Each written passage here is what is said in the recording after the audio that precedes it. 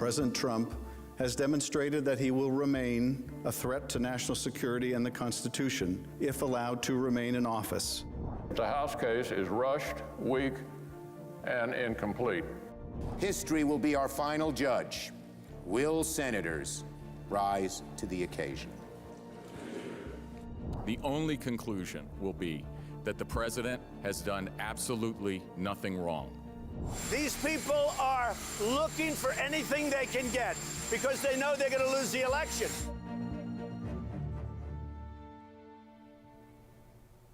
It's day 3 of the impeachment trial of President Donald Trump. You're looking at a live shot of the nation's Capitol, where the proceedings will get underway at 1 o'clock Eastern Time. Welcome to live coverage from the Washington Post. I'm Libby Casey. The House impeachment managers continue to present their case this afternoon. As a reminder, each side has up to 24 hours to be used over no more than 3 days, and this is the second day of Democrats prosecuting their case, led by Congressman Adam Schiff. With me to look ahead at what's next, James Hohmann, author of The Daily 202, and Aaron Blake, senior political reporter. Thanks to both of you for being here. James, as Democrats continue to build their case, what were your big takeaways yesterday? Was it tone? Was it the case that Adam Schiff and the rest of the impeachment managers laid out? Was it the response we saw from Republicans? I think it was a mix of all of the three. I mean, impeachment is an inherently political process, and a lot of this is stagecraft. And I think one of the Republican talking points is we're not learning anything new. But Adam Schiff was kind of weaving together what we were following closely day in and day out over 3 or 4 months, putting it all together.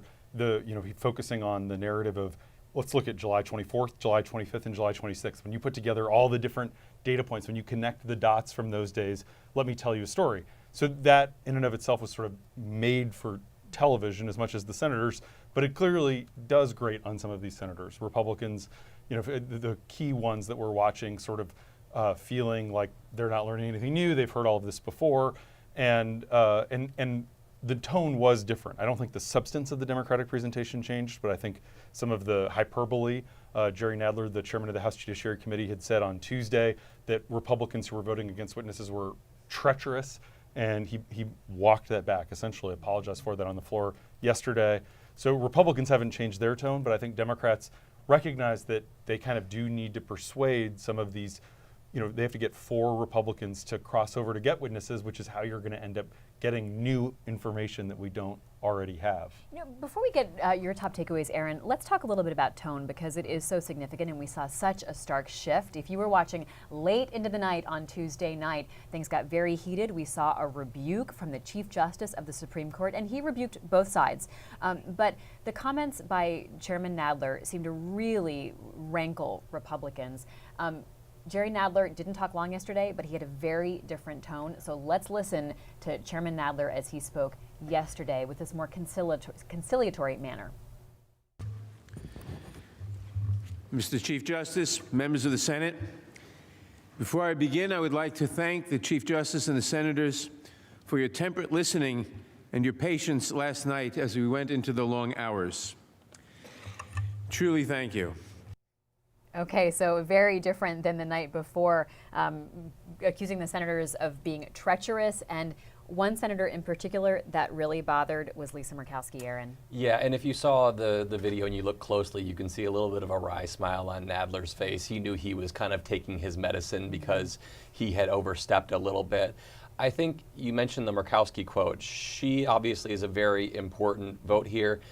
She reacted very negatively to that and said that this was not something that was going to win over people like her. I think she said it was very offensive, and that's what she told reporters. And if you saw comments from Mitt Romney the day before, he offered something that was, I think, a little bit similar. And of course, he's another swing vote here, a vote that Democrats need to get these new witnesses and evidence. He said something to the effect of, Democrats need to stop expressing outrage about everything. If you're outraged about everything, then you're outraged about nothing.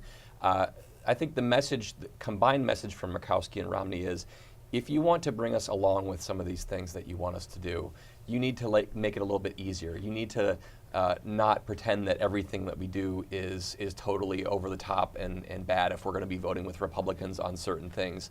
And I think that the change in tone was partly a reflection of this not being a back and forth day. It was all Democrats just speaking without responses from the Trump team, but also a recognition that they recognize they need to appeal to these very select group of Republican senators, even if they're not going to win over the vast majority of them. You know, we keep talking about these moderate senators as being a key voting bloc. Lisa Murkowski, Susan Collins, Mitt Romney, and then a question mark who a fourth person might be. Would it be Lamar Alexander, who's someone who's very focused on sort of the Senate's reputation and doing things by the book?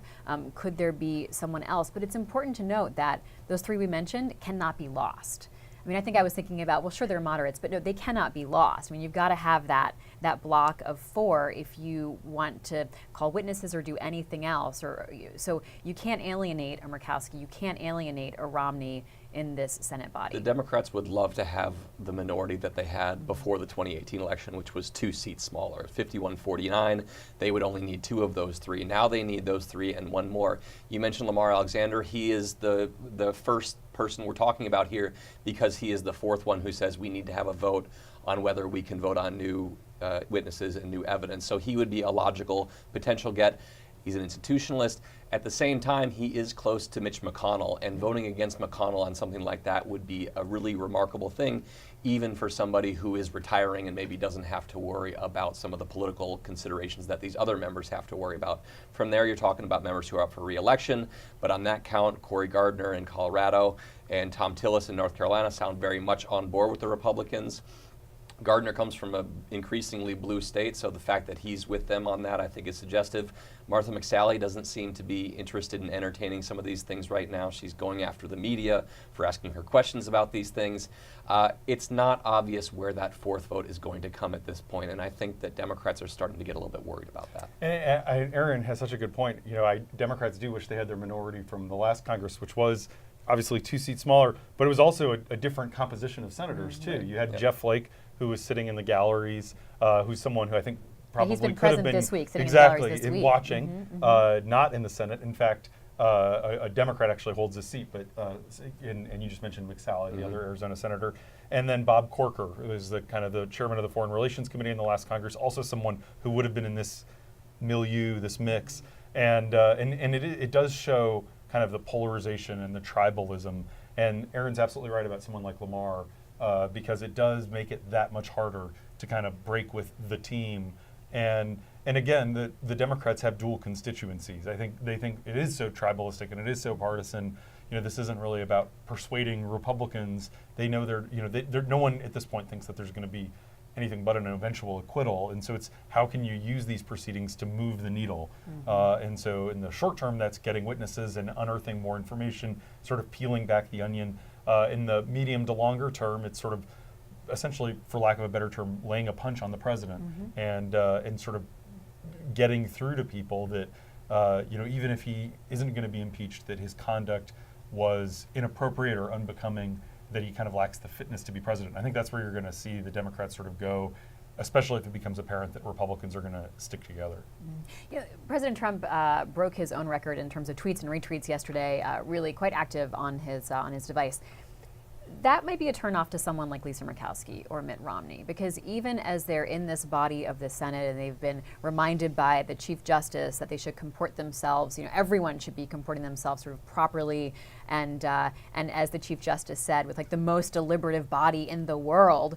The president's outside of these confines, and it's not like a regular trial. These jurors are not secluded. They leave here and they turn on the TV and they get updated on what exactly has been going on the whole time they've been inside the Senate chamber. And that punchback, that fury from President Trump might be effective for his base, but it's not going to win over some of these moderates. Yeah, I think that the defense here that the president is demanding is that he did absolutely nothing wrong. It's not that, okay, maybe it was inappropriate, but it's not impeachable or it wasn't illegal. It's that he did nothing wrong, and we're seeing the likes of Pat Cipollone, the White House counsel, essentially making that argument on the Senate floor. I think when you provide that kind of, that absolute of an argument, that becomes harder for somebody like Lisa Murkowski, Susan Collins, and Mitt Romney to sign on to, because they have expressed reservations about this. If they're suddenly voting with Republicans on these, do they feel they're suddenly signing off on the idea that there was absolutely nothing wrong here? I think if you made perhaps a more nuanced argument, it would be easier for them to go along with their party on these things. But that's not what the president is demanding. This legal team is very much making the arguments that he is demanding, and we're going to see how that shakes out. Let's go to Capitol Hill, where our colleague Rhonda Colvin is reporting on the trial and following all of its twists and turns. Rhonda, hello. I'd love to hear from you what we expect today. Chairman Schiff did give us an indication as he wrapped things up yesterday about what he and his team will be doing. That's right, Libby. Adam Schiff did give that indication that today is going to be about applying the law to the abuse of office impeachment clause. So yesterday was all about the chronological time frame that call took and also the other evidence that they have. But today is going to be about the legal standard of abuse of power. Now, why is that important? It's important because a lot of lawmakers, moderates, as well as legal experts have always said that abuse of power clause may be easy for the House Democrats to prove. There was evidence of a call. There was evidence that the aid was withheld. So that's easier to understand. That's easier to convince moderates, perhaps, who may feel more comfortable voting for, when we get to that vote, voting for abuse of power. Now, you'll remember back when the House took a vote for impeachment, there was a higher vote margin for abuse of power. Jay Golden of Maine decided, he's a Democrat, he decided to vote for abuse of power, and he said it was because there was more evidence leaning that way than there was for the obstruction clause. So you could see that when we get to the vote in the Senate. But altogether, today is going to look just like it did yesterday, probably in terms of structure, in terms of length. I would not anticipate it's going to be a shorter day, but it will be focusing on that abuse of power clause. All right, Rhonda, any idea about today's length and just what we're in for? Yeah, so as we have already said, the Democrats have 8 hours, possibly like they did yesterday, to go over their argument today. It's interesting, from the Clinton impeachment trial, the House managers then, the Republicans, they did not use all of their 24 hours. But, observers here on the Hill, you might expect to think that those who are going to be arguing this case, the House managers, they may take every single minute that they have. They've been saying over and over again in the last few months that there has been overwhelming evidence, and they are probably going to go through that throughout today and tomorrow. So I don't think we're going to see a shorter day today. I could be wrong, but I don't think it's going to be any shorter. Right. Rhonda Colvin, thank you so much from Capitol Hill. Aaron, what were your big takeaways from yesterday's proceedings? What really stood out to you? It is a situation where the Democrats are essentially recapping information that is already out there, trying to package it in a way that is understandable, not just for the senators, but for people who are tuning in on cable news. I think that maybe, given the first day we had a little bit more of a back and forth, the more interesting thing is when the House impeachment managers are maybe not directly addressing the president, but are addressing arguments that him, the White House, the Trump campaign are putting forward. The White House made a series of very strained claims yesterday, including the idea that not only was there no pressure with regards to withholding meetings from Ukraine, but also that the meetings were not withheld. They said essentially the president met with Zelensky September 25th at the United Nations, so he followed through and gave him the meeting.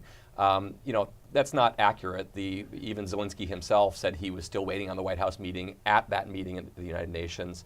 And I think we saw Schiff walk through the idea that the meetings were used as pressure on Wednesday in a very succinct way, especially with regard to the Vice President Pence trip to Zelensky's inauguration. This was one of the earliest evidences of leverage potentially being used against Ukraine, and we've actually gotten more information about that over the last week with the documents and the public comments of Lev Parnas. Schiff kind of used those without relying too heavily on Parnas, whose credibility is not quite established, and basically argued that Rudy Giuliani was setting himself up to be the go-between for Ukraine. He got rid of Ambassador Yovanovitch to establish himself with Ukrainians as the guy they need to deal with. Then as of mid-May, when Lev Parnas and Rudy Giuliani are kind of upping their pressure campaign, Giuliani ultimately canceled his trip, but Parnas was talking to top Zelensky aides. He said those Zelensky aides didn't give them what they were looking for as far as investigations. And then Parnas said specifically that he told those aides that Vice President Pence was not going to go to the inauguration if they didn't get what they wanted. The next day, according to Pence aides, Pence was pulled back from that trip.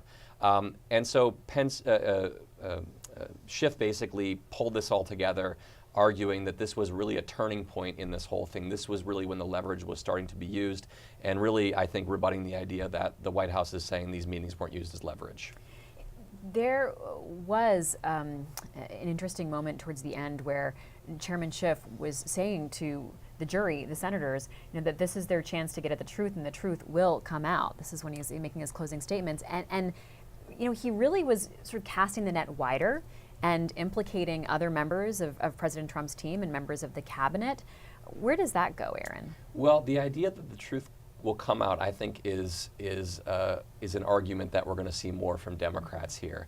John Bolton has a book coming out.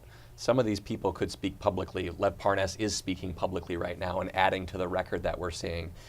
If these Republicans, the argument is, if these Republican senators don't demand new evidence, they don't demand new witnesses like Bolton, like Mick Mulvaney, what happens when more damning information perhaps comes out later? Do these Republicans look like they weren't interested in that, like they were, as Jerry Nadler said, engaging in a cover-up for the president? This could get worse for the president outside the bounds of this impeachment trial, and that's something that I think he will do well to remind these Republican senators that they need to think about when they're casting some of these votes. Chairman Schiff said, the only question is, do you want to hear it now, this information now? Do you want to know the full truth now? And do you want to know just who was in the loop? And that does raise some questions about, who else might be implicated or involved. James, let's talk about what this all means outside of the confines of Washington. First, let's go to Lindsey Graham, though. The senator is at the microphones. Let's listen in. So what I said, I thought he's well-spoken, did a good job of creating a tapestry, taking bits and pieces of evidence and emails and giving a rhetorical flourish, making the email come alive, sometimes effectively, sometimes a little over the top. But quite frankly, I thought they did a good job of taking bits and pieces of the evidence and creating a quilt out of it. So what I will tell my colleagues is the other side gets to talk and see if they can pull a thread here and pull a thread there and see if it holds up. But the thing that I wanted to talk to you about was the Biden connection. I don't know how many times it was said by the managers that the Biden conflict of interest allegations has been debunked and has been, there's no scintilla of evidence in terms of conflicts of interest and potential wrongdoing. I know a lot about the Trump family and their dealings in Russia. I don't know anything about the Biden connection to the Ukraine. So when the managers tell me this has been looked at and debunked, by who? So that's becoming relevant because they talked about it almost 50 times that the president had no reason to believe that anything improper occurred in the Ukraine with the Bidens, and he was just out to create a political advantage. The question is, will that withstand scrutiny?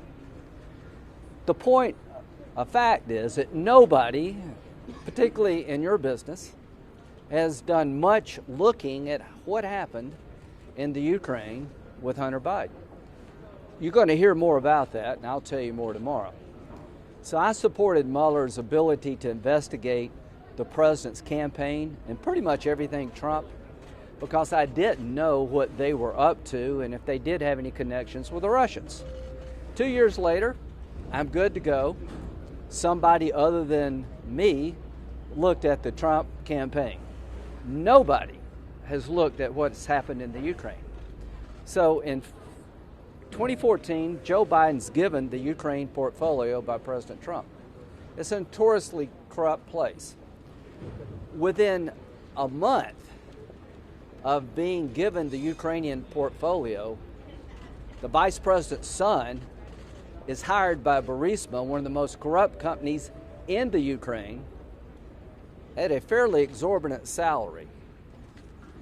They also, Burisma, hires John Kerry's stepson, and on and on and on. The point is that the prosecutor, who I think was corrupt, opened up a case in May of 2014 against Burisma, raided the president's home, Burisma's president's home, in February of 2016, and 7 weeks later, was fired. In 2015, the president of Burisma, Zolcheka, was named by our ambassador as somebody the Ukrainian prosecutor should look at for corruption. The person who followed the fired prosecutor dropped the case against Burisma. I don't know. Doesn't pass the smell test to me. Why are you paying Hunter Biden? You can say they're corrupt, but they're not stupid.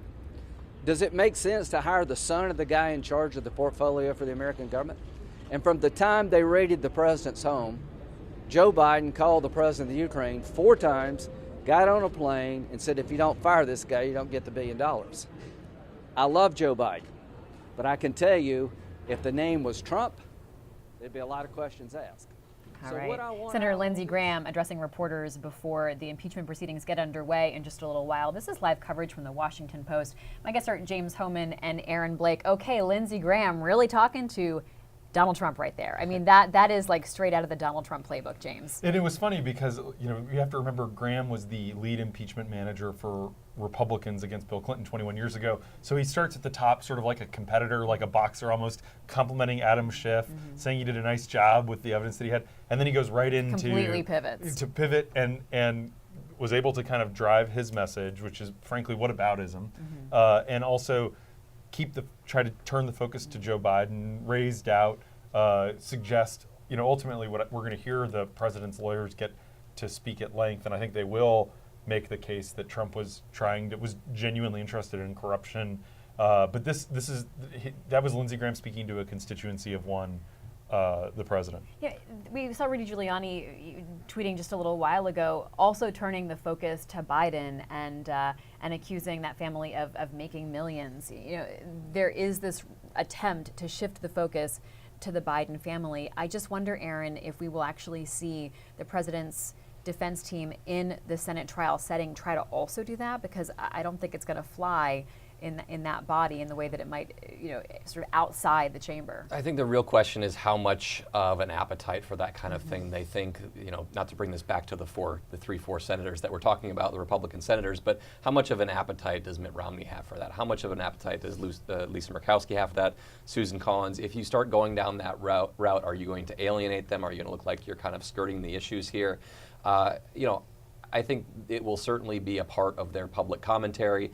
I think they need to talk about it to some extent, because you need to establish the idea that this, basically what amounts to a conspiracy theory involving the Bidens here has some heft to it to prove the idea that the president was actually interested in the concept of corruption in Ukraine and that this was not a personal errand for him. So I don't think that they can totally ignore that, whether it's in their opening statement or in questions from the senators. They need to at least entertain the idea that this was a legitimate effort to gain real information that was of interest to the U.S. government. By the way, despite Rudy Giuliani's comments back in May that this was not on behalf of U.S. foreign policy and that this was on behalf of his client. And it's clear, I think I talked about how the House impeachment managers have 2 audiences. Their audiences, these 4 Republican senators or more, but also the American people. And but also Republicans have dual audiences. Remember, allegedly, the whole point of this kind of conspiracy to coerce, the alleged conspiracy to coerce Ukraine, was about getting dirt on Joe Biden, trying to damage Biden, because especially at that point in last year, Trump and his team viewed Biden as the biggest potential threat in 2020. And indeed, there were new polls yesterday that showed Biden is the most competitive general election candidate, him and Mike Bloomberg at this point in head-to-head matchups against the president. So another kind of ancillary benefit for Republicans of Graham going out there in addition to everything Aaron just said, is sort of continuing to bloody the vice president as part of this trial, and that's been one of the unpredictable dynamics. So it's really interesting because Biden's whole campaign pitch is that he is going to be able to bridge partisan divides and reach across the aisle and make deals with his good longtime friends in the Senate, people like Lindsey Graham. And he and Lindsey Graham have both called each other best friends. They were buds in the Senate. They've traveled together around the world. And I think there's this paradox because that's literally the message, to use a Biden word, literally the message that Biden is pushing out there in the country. And then I think you kind of look at it against what we just saw from Lindsey Graham, and it does kind of undercut that idea that if Biden's president, he's somehow going to be able to get them to work with him, just like when he was vice president, he wasn't able to get Republicans to work with Obama on confirming Merrick Garland, for example. And so I think it's one of that may end up kind of just the optics of that undercutting Biden as much as any of sort of the conspiracy theories about what he was or wasn't doing with Burisma. Well, let's remember where this started, and Aaron, you're so wise to bring it back to that because there was this like conspiracy theory that was getting traction on like right wings of the internet and conservative media circles, not like legitimate publications reporting things, and that fueled the fire. It got President Trump's interest and got his focus and attention. And if you're part of the Biden camp, this must be crazy making because what started off as something that was not true has fanned the flames, and now we see Senator Graham, pumping more oxygen into that all over again. And we've seen this over and over again, the Trump presidency. Oftentimes he will put something out there that his party is reluctant to sign on to because it's either speculative, it's a conspiracy theory, there's not a whole lot behind it, and eventually it becomes necessary for them to kind of entertain this idea because it becomes vital to the idea of defending him in any way and of lining up with the party. To be clear, the Burisma thing, Joe Biden and his son have talked about how maybe it wasn't a great idea for Hunter Biden to have been employed by this company, even given his dad was involved in foreign policy. But the removal of that prosecutor was something that was the overwhelming consensus of the Western world. The threat that he made to withhold loan guarantees to Ukraine has been compared to a quid pro quo by the Trump team. This was official U.S. foreign policy. There is no evidence that Biden was doing this to protect his son. And then the Ukraine server, which is the other conspiracy theory that they were pursuing with these investigations, is something that is, it doesn't even connect on a basic level. At least the Biden's thing kind of makes sense and it's totally speculative, but you could maybe connect the dots if there were certain things that we learned. The point is that these are extremely speculative. They are not based in anything that we know. If the and we saw people like Fiona Hill just really pushing back hard, testifying before the American public and congressional committees. This idea that Ukraine was involved in interfering with the election is not just flat out false. It really plays into exactly what Russia wants. You can investigate anything that is speculative. You can put these things out there and raise suggestions about things, but at some level, the investigation itself is the currency here. It's not getting at the truth, and that's what Fiona Hill said. This is playing into Russia's hands. This is exactly what they want. And even the effort by the Trump team in this regard, you can see witnesses saying the ultimate goal was not to get investigations. It was to get announcements about investigations. It was about getting the political capital that comes with saying Joe Biden's under investigation for this corruption right now. And so I think we need to recognize that when Lindsey Graham is out there and he's pushing that idea, it may sound to people like, what's the harm in investigating? There are offshoots of that can matter politically. James, you just got back from Iowa last night. Yeah. Okay, so what's going on in terms of the campaign trail and how all of this impeachment drama is impacting the candidates? Well, Joe Biden has the state to himself because 4 of the top 6 candidates are senators who are stuck in the Senate as jurors in the trial Monday through Saturday. So Biden yesterday, and actually Pete Buttigieg is also here in D.C. right now for the Conference of Mayors. So Biden kind of barnstorming the state, holding events, not bringing impeachment up.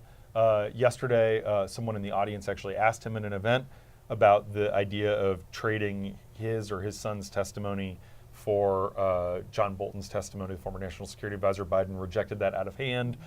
His team is clearly on edge about this. Frustrated, absolutely.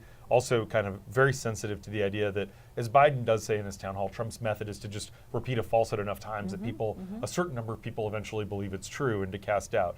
And so it was interesting, Biden had a town hall meeting at Iowa State University, and he didn't bring up impeachment, but he did sort of go on a riff about supporting allies, and he started talking about Ukraine and saying, you know, as I'm speaking to you, people are dying in Ukraine because the Russians are still in the Donbass region. And, you know, I think, I'm not sure how intentional that was, because I think in some ways his campaign is trying to get away from it. But they've made a strategic decision to sort of, instead of pretending like impeachment's not going on and ignoring it, to engage selectively. There was actually a funny video. His rapid response director went to a bar in Philadelphia. His campaign is headquartered in Philadelphia, and recorded a 4-minute YouTube video of himself drinking a beer and talking straight to camera about why Biden did nothing wrong, and used several profanities in that video. And I think they were trying to be kind of conversational or whatever, but I think it was sort of a revealing window into how much they still stress that this whole process could end up bruising Biden. And there's only 2 weeks to go until the Iowa caucuses. So if Republicans, especially as Trump's defense team, get on stage and they make persuasive, or they kind of are able to cast some doubt upon Biden, that could end up in unpredictable ways hurting him. The witness swap that James mentioned that Biden dismissed out of hand, I think it's important to note. Yep. He wasn't the only one. Adam Schiff said this is, he called it a fantasy football trade and suggested that it's not something they should be engaged in.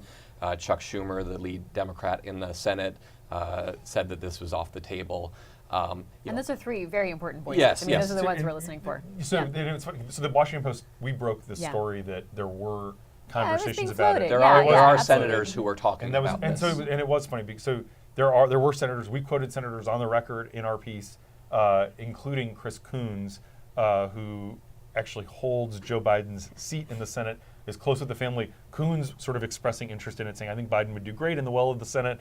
And then it was funny, yesterday in Iowa, reporters were chasing after Biden after that event in Osage, Iowa, and asking him, and he said, not a single senator is talking about this. No one is talking about it. There's no discussion about it, and trying to shut it down. But it's a reflection of that tension there, that there is some nervousness, and Biden does not want this to become about him. He doesn't want to get pulled into the process. Aaron, we're going to let you go. Thank you so much for hanging with us. James, stick around. I want to play some of that tape from the former Vice President Joe Biden yesterday. This is when a voter in Iowa asked him if he would agree to be part of this witness deal or witness swap. Let's listen. The reason why I would not make the deal, the bottom line is, this is a constitutional issue, and we're not going to turn it into a farce, into some kind of political theater. They're trying to turn it into political theater, but I want no part of being any part of that. But I'm not going to play his game, and my job, the House and Senate, the Senate's job now to try him. My job is to beat him. Biden going with that line of, it's my job to beat him. You heard applause there from people listening. I want to hear from you, James, though. Could there still be a way that the Bidens would be called in to testify as part of this process? Yes. So Democrats now rejecting it out of hand. As Aaron noted, Adam Schiff, Chuck Schumer saying, no, this is not on the table. Republicans still talking about what they're calling reciprocity. Maybe we'll trade one witness for another witness. Or remember, you just need 51 votes to call a witness. So hypothetically, those 4 moderates we were talking about a couple minutes ago, they come over, say, we're going to vote to try to compel John Bolton. He said he'll appear if he's subpoenaed. Then Republicans saying, okay, if you do that, at least using that threat to exert leverage, we're going to have a vote that we can pass with only Republican votes, and we're going to subpoena Hunter Biden and then have him try to not appear. So Republicans are kind of holding that over this process. So they're not totally out of the woods there, and I think that's one of the reasons you saw Democrats emphasize so much yesterday that it's not on the table. They're not looking to negotiate. Adam Schiff said, in a real trial, in a criminal court trial, you don't trade witnesses for witnesses. That's not how it's supposed to work. But of course, this is a political proceeding as well as a trial. Let's welcome to the table Shane Harris, national security reporter. Shane, thanks for being here. Yesterday, Adam Schiff, as the lead impeachment manager, and the rest of his team really tried to create a narrative and tell some stories. And in fact, Schiff at the very beginning said, we're gonna create a narrative here. And they tried to create some evocative moments of, what it would be like for a soldier on the Ukrainian battlefield at a moment when you're waiting for military aid. That was the job of Jason Crow, who is himself an Army veteran. We heard them trying to sort of paint some pictures in the minds of the American public, as well as these senators who are listening to the trial. Why is that an important part of their job? Well, I think that it's always been kind of a key strategy. That since we had those testimonies in the House, where you had, it was Ambassador Taylor, I think, was one of the first ones, who really vividly painted, why does it matter that we withheld aid from Ukraine? Why does it matter that we're giving aid to Ukraine? What did they actually do with those funds? What do they do with the training and the equipment that they receive? And trying to put this in terms of geopolitical strategy and bringing it down even to the level of the individuals on the front line. That, when we saw that testimony in the House hearings last year, was really kind of the first moment, I thought, where people from government were saying, let me tell you what the whole story behind aid actually is, and putting a name and a face on that. And it was very compelling. That is one way that Democrats can get across this message, that this isn't about sort of bureaucratic turf fighting or some kind of formalities and things like the Impoundment Act, which no one's really ever heard of. This is about really supporting our interests and people who we support on the front lines. If they're going to move the needle, Democrats, and that's a huge hill that they have to climb, that's obviously one way they can try to do that, by making this personal, so that if you're tuning into this for the first time saying, wow, you mean there was really an impact to withholding this aid, or, oh, that's why we're giving money to Ukraine, right, because we're trying to keep the Russians at bay. It's been sort of a visceral kind of approach, I think. And they've been using a lot of the tape and footage and highlights from that House process of sort of digging in, finding evidence, and we're seeing some of those faces come back in the form of video clips. Exactly, and it's effective to kind of put it all together now in a narrative, right? I mean, it is a marathon session, and kudos to you if you're watching at home and you've seen the whole thing. And if you're tuning in by now, you probably know these facts, but this is what they have to do now, is create a narrative and do it in kind of these three big acts with the 3 days. The video clips, I think, are actually really quite effective, and you even saw some senators saying, wow, I learned things that I hadn't heard before, which is kind of astonishing, I suppose, on its own. But this is now the moment to do that, and if they can't get witnesses, they're going to get those kind of made-for-TV moments, and people like Fiona Hill and Marie Yovanovitch, who, remember when they were testifying, were front page news. These were suddenly stars for 48 hours. Of course, the Democrats are going to pull that back and do the kind of the greatest hits reel. Today, the goal of Adam Schiff and his team is to build the case for the first article of impeachment, abuse of power. What will you be listening for, James? Well, one of the things that's funny is we've heard from Trump's defense lawyers that abuse of power isn't actually an impeachable offense, and then that is something constitutional scholars don't really agree with. Even Bill Barr, now the Attorney General, when he was in private practice, wrote a memo saying the president could be impeached for abuse of power that was kind of private during the Mueller probe. And so I think you wouldn't necessarily think it would normally matter to kind of explain the legal rationale for why abuse of power is in and of itself an impeachable offense. So I think there will be kind of some, what will feel to people who aren't lawyers, like legalistic jargon at points during the presentation today. But then I think that they'll connect sort of the legal rubric for abuse of power to the president's underlying conduct, which goes back to what Shane's talking about, which is that narrative arc of telling that story, and I love that, using the greatest hits, the highlight reel, because that's exactly what we're going to continue to see today. And it will be interesting to see whether, I guess what I'm watching for, and we heard from Rhonda a few minutes ago, is whether Democrats do use all their time. One of the things those four kind of key senators were saying was that it kind of dragged on, that it was a little too repetitive, that they were kind of bored. And that's not a reason to not use all the time. In fact, Tuesday was really a fight about Democrats trying to get more time to make their case.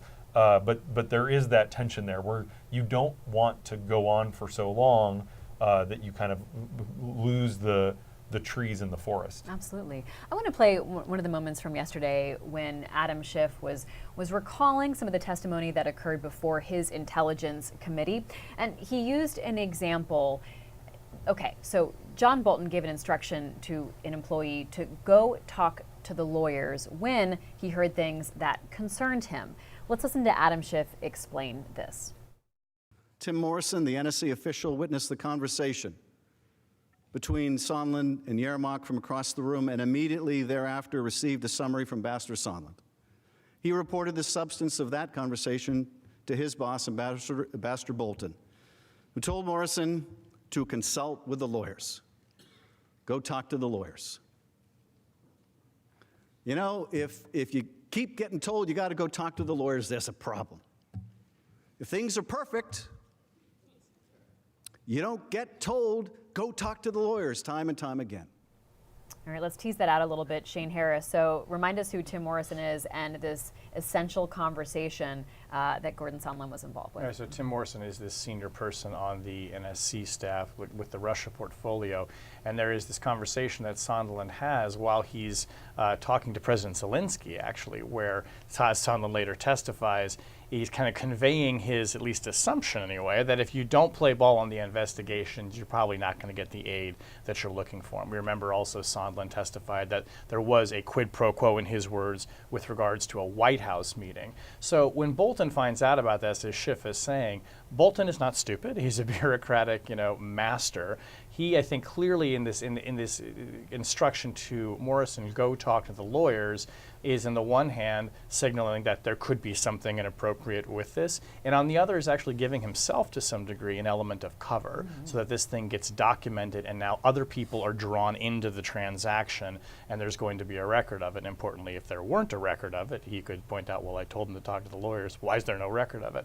So Bolton, you see him doing this at various points in the story as it unfolds, is kind of bringing people in and making sure that his views are clear, that he doesn't support this kind of push effort that seems to be going on largely at the behest of Rudy Giuliani and Levin Igor. It'll be fascinating. This is why people are also so interested in hearing John Bolton testify, right? Because he will have an iron trap memory about exactly what happened. He will sort of metaphorically bring receipts. And when you give instructions like that, as Schiff said, go talk to the lawyers, it's not because you think everything is being done by the book. Yeah.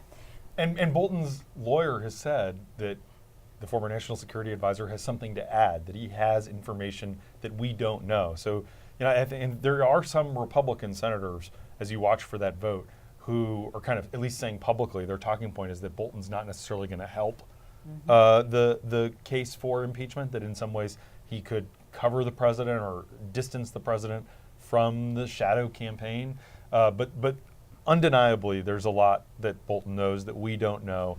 And that's why he was able to get a multi-million-dollar book deal, because he does have an iron trap. And this is a guy, that Shane has covered so well. But, he had important jobs in the Ronald Reagan administration, the George H.W. Bush administration, the George W. Bush administration. In many ways, he had more kind of experience in the executive branch than anyone else who has sort of worked for Trump at a high senior level.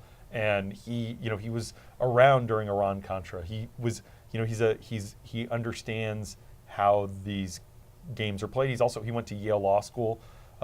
He was smart about this stuff, and that's why I think he does have something important to say, and that's why Democrats are trying to do that, because if you can peel that layer of the onion, then it might sort of break open other layers or prompt calls for more witnesses, and that's why I think they're trying so hard to keep the focus on Bolton more than other witnesses who kind of might be able to offer, just as statements of fact, new information, like Mike Duffy, the former executive director of the Wisconsin Republican Party, who's an associate director at the Office of Management and Budget for National Security Programs. He's the one who sort of sent what Democrats are calling the smoking gun email a few hours after that July 25th call between President Trump and Volodymyr Zelensky, saying, let's keep it quiet, but put the hold on the aid.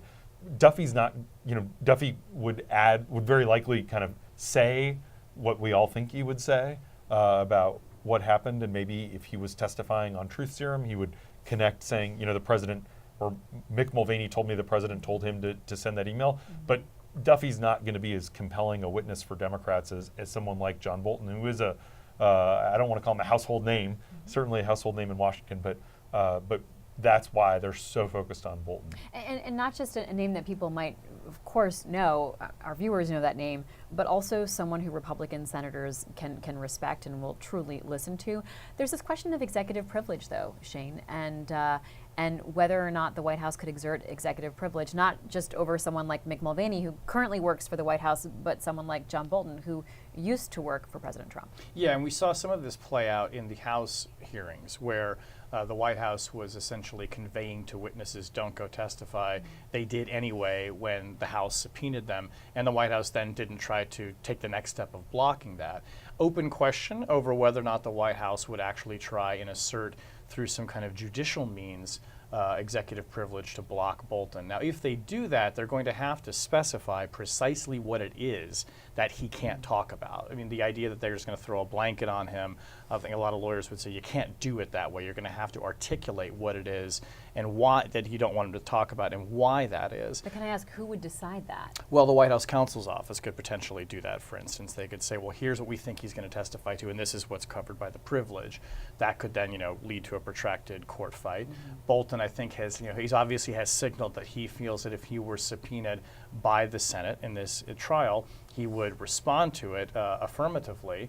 Now, that doesn't necessarily mean he'll do what other administration officials and U.S. officials did, which is just to go march up to the Hill and give the testimony. He might then stand back and wait for the White House to see if they wanted to try and block it as well. So that's potentially a wild card in this. But, I color me a little bit skeptical, as I think you are too, about John Bolton kind of becoming the John Dean in this situation, right? I think clearly, Donald Trump did a lot on foreign policy that he approved of, got us out of the Iran deal.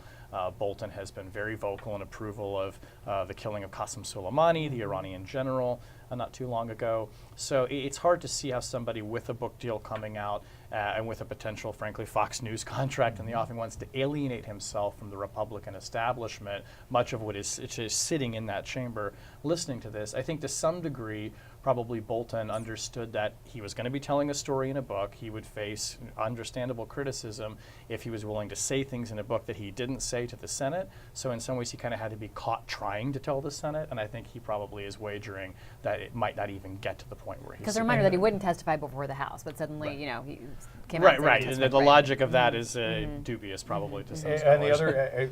the other point to add to that is that there are discussions among Republicans and White House lawyers, if it seems like Bolton's going to testify, if there's a way to do it so that it's not on television, that it's not in that it would be kind of saying, well, some of it's going to be privileged, but also because some of it's sensitive for national security purposes, let's do it in a closed, classified session where only the senators see it and there are no TV cameras. So there's a lot of conversation among Republicans about if it comes to that, where Bolton is compelled to come, where there are the votes to subpoena him, how do they blunt its potential impact? And I do color myself skeptical as well that Bolton's not going to come in and kind of spike the football. It was Trump at his news conference before he returned from Davos yesterday said, I never like having anyone testify in a trial who left my employment on bad terms. It was just kind of funny, but I don't think Bolton, Bolton allies have told me that he still sees a future for himself in Republican politics. He's someone who, he was someone who went to all the kind of the Republican cattle calls in 2015 and thought very seriously about running for president in 2016. This isn't just some kind of just a bureaucrat, which he is. This is someone who wants to, he has a political action committee that raises money, and that kind of money would dry up. So those are all factors he's sensitive to. And he also, to that point too, sees a future for himself in foreign policy and respect Republican circles. This is a guy who said there was a drug deal going on in the White House, so he's going to want to distance himself to some degree. You could imagine him maybe coming forward if you really had him with with the truth serum, as you say, saying, well, I don't think the president should be removed from office, but by no means do I approve of what happened here, because if he does sort of go on record or says nothing about that, then you're left with, well, how did you feel about this, Ambassador Bolton? Did you approve of this this kind of transaction that you were so critical of at the time? So he's going to want to speak his mind at some point, and maybe in the book, but at some point he's going to have some negative things to say about what happened. We're going to let you go, Shane Harris. Thank you so much. James, stick around. There's this real question of witnesses and documents and whether or not someone like a John Bolton could be called before the Senate in this trial setting. And we heard Chuck Schumer, the top Democrat in the Senate, talk about this morning, this question of whether or not Republicans can both push back against a call for documents and witnesses and also yet say that they're hearing a lot of things repeated. Let's listen to this. Republicans are saying that they heard nothing new. But these Republicans voted 9 times on Tuesday against amendments to ensure new witnesses and new documents to come before the Senate. Let me repeat, the same Republicans saying they heard nothing new just voted 9 times on Tuesday to hear nothing new. If they want new stuff, there's plenty of it. As the managers made clear, a lot of the documents are sitting there, all compiled, all ready to go, with simply a vote of 4 Republicans to subpoena them. So this argument that they heard nothing new when they vote against new evidence repeatedly rings very, very hollow. All right, for more on this, let's go to Rhonda Colvin, our colleague on Capitol Hill, who's following all of this. So, Rhonda, let's talk about this question of witnesses and if we might not see any more. Well, Libby, the Democratic senators that I spoke with this week, they are nervous that once we get to that witness vote portion of this trial, they're nervous that it's not going to go their way. They think that Republicans may vote for appearances for witnesses, but then try to do that trade deal that we have been talking about, and they said that's not going to work. But we have received some hints in terms of a contingency plan that Democrats might have in the event that witnesses won't be a part of this trial. One of those was over the weekend during the Sunday shows. A few top Democrats in the House did float the idea that the House could call witnesses themselves. Now, how that will look, we're unsure. That could be a public testimony. That could be a private closed-door deposition. But they said that if the Senate doesn't handle the witness item of this, they will pick it up and continue this.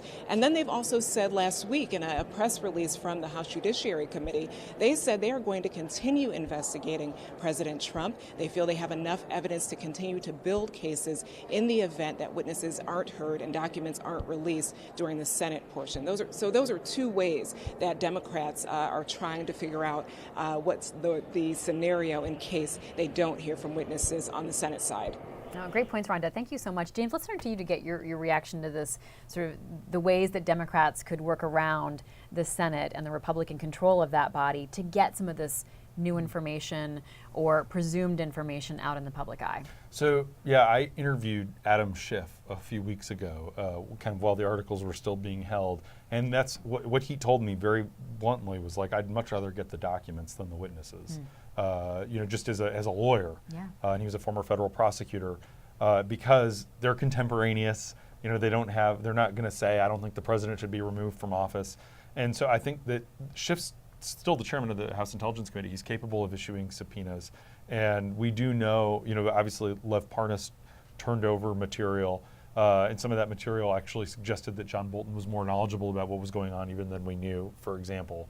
And so I think the House can still impanel, can still vote to do subpoenas. Now the question is whether people are going to comply with them. It's traditionally not something that would be in dispute, like, oh, are you going to comply with a House subpoena or not? A Senate subpoena, as far as the law is concerned, they're of equal import. But that is an avenue that Democrats do have. The question is, not just about information, what could they get, but also like politically, like what does Speaker Pelosi have to consider, and how does she talk to her chair people on these various committees as they investigate President Trump and as they investigate this administration? Speaker Pelosi has tried so hard to say we could do 2 things at once. Yeah. We can, focus on other issues that are of importance to the American people. As this all moves closer to Election Day, how does that play into the calculation of someone like Chairman Schiff? So it's interesting that, they did make a very strategic decision to focus on the Ukraine controversy and obstruction. They could have had, in past impeachments, it was kind of 11 articles, and they chose to have 2 articles and to keep them focused. And that is a reflection of Nancy Pelosi, Adam Schiff. Both of them were hesitant about moving toward this impeachment route. Both of them worried that the eventual likely acquittal of the president by the Senate would be kind of called a vindication by the president, that he was exonerated, which it is obviously not. But there is concern about that. So I think the strategic balancing act is looking like you're focused on the pocketbook issues voters care about. Something like 30 plus House Democrats are up for re-election this November in congressional districts that Donald Trump carried in 2016. Many of them he'll carry again in 2020. And so giving those people sort of wins, and then simultaneously also kind of trying to do everything you can to make the president, for lack of a better word, in their view, look corrupt and, look like he's not on the people's side, that he's self-serving, self-dealing, all those different things. And different committees can do that in different ways. But I think that trying to be strategic about how they roll those things out and not just looking like they're out to obstruct the president, but that they're trying to do things. And I think the best illustration of that came the day after the House voted to impeach last month. They voted to ratify the USMCA, the U.S.-Mexico-Canada trade agreement, on overwhelming bipartisan lines. And that's a victory that's designed for those members in those districts I was just talking about. And then, in fact, last week, the very same day that the Senate accepted the articles of impeachment, they also voted to ratify that major trade deal, the biggest rewrite of a trade deal in a generation since 1993. And so that is kind of the balancing act that Pelosi is going to be pursuing. She wants to not just look like she's single-mindedly obsessed with thwarting the president. And so that will be the balancing act. The other balancing act for Democrats is these presidential candidates. It's hard to overstate. A few minutes ago, I just got a scheduling press release saying that Michael Moore is going to be campaigning with Alexandria Ocasio-Cortez for Bernie Sanders in Iowa on Saturday, because Sanders is going to be here at the trial, so they're going to be by themselves in Iowa. I may end up having to go to that, but that's the challenge. These candidates, four of the 48 Democratic senators desperately want to be in Iowa, and so they don't want this to necessarily drag on, 2-3 more weeks. When you talk about the balancing act, the White House also wants Americans to get the sense that they are able to do two things at once, too, right? So USMCA is a win for the White House, the trade deal with China, win for the White House. Let's talk about what else the president and his team are trying to do. We saw him address prayers in school last week, and we're going to see him at the March for Life rally, this anti-abortion rally. A presidential appearance is a very significant thing. We saw Vice President Pence go before, but even just having the White House represented in some way was seen as very significant. President Trump making these big appeals to his base. And the base is what that is. I mean, this is the president made a strategic decision that he will win re-election if he holds his base. So overall, his approval rating is about 40%, but he believes if he holds on to that 40%, he can grow it.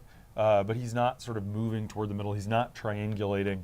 And the decision to go to the March for Life is a reflection of that. And it was a huge deal when Mike Pence went in person. It's a huge deal that the president's going. And this is tomorrow. It's tomorrow, and he's going to be in Washington as the Senate trial is going on. And it's all about keeping them close. Let's go hear what Senator Warren has to say to the microphone. And that is to uphold the Constitution. This is only our third impeachment in the history of the United States.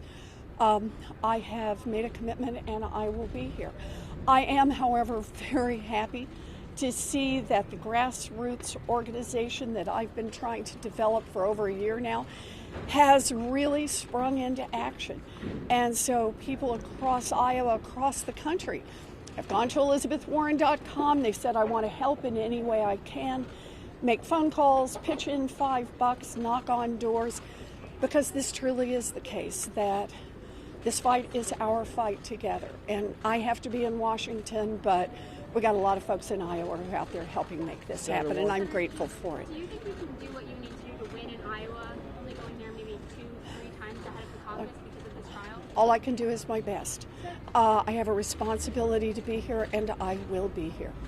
Okay, thank you guys. The Republicans that say you have a conflict of interest running for president and also taking part in impeaching the president that you're running against. That's not what a conflict of interest is. Maybe they don't understand the concept.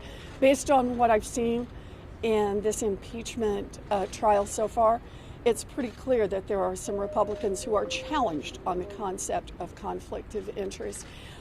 We see in the documents in the timeline laid out yesterday by Adam Schiff just evidence of mounting corruption within the Trump administration. That's basically what this impeachment is all about.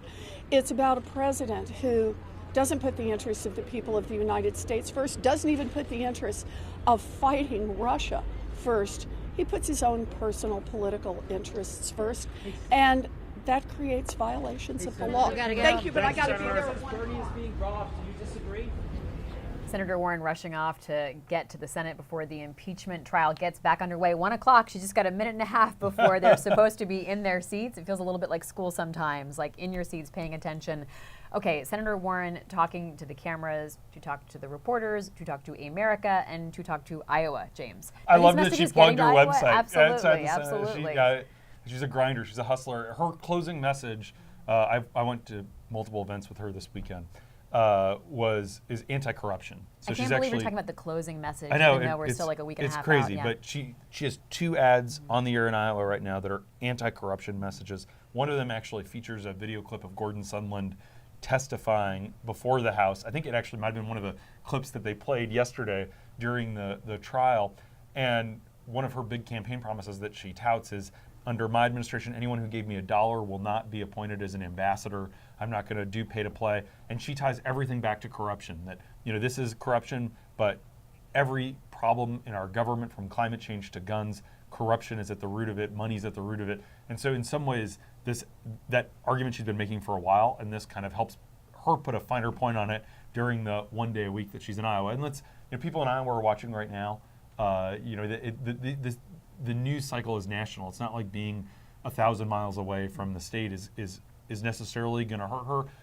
These 4 senators do have organizations on the ground. They do have surrogates who are out there. Senator Warren's husband, Bruce Mann, is a law professor at Harvard, is holding rallies and events for her today in Iowa, doing things on her behalf. Amy Klobuchar is talking about how her family's out there. Her daughter took over her Twitter account to speak for her mom while her mom is locked up here in the Senate chambers. So you're seeing some live images now of the Senate chamber, and we'll watch to see when the Chief Justice takes his seat. I'll remind you that we will bring this all to you live and in full. During the breaks, we'll have our journalists, my colleagues in here, talking things through with us to give their analysis and preview what's to come. You can continue to follow this, whether it's on our main website, WashingtonPost.com.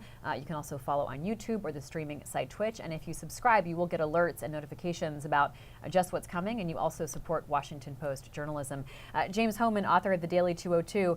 In the little bit of time we've got left, let's talk about what you wrote about today, because you examined this Pew Research Center poll that broke down the numbers of how Americans are feeling about whether or not President Trump acted illegally, and the Republican numbers are especially striking. Yeah, so about half the country's evenly divided on impeachment and removal. We know that. That's every kind of poll. We're basically evenly split as a country. But about 70% of Americans think that the president has acted in ways that are unethical, and about 60% of Americans believe he's acted in ways that are illegal. What's interesting is 1 in 3 Republicans believe that the president has probably broken the law. Of that group, the majority, about 59%, believe he should definitely not be removed from office after that trial.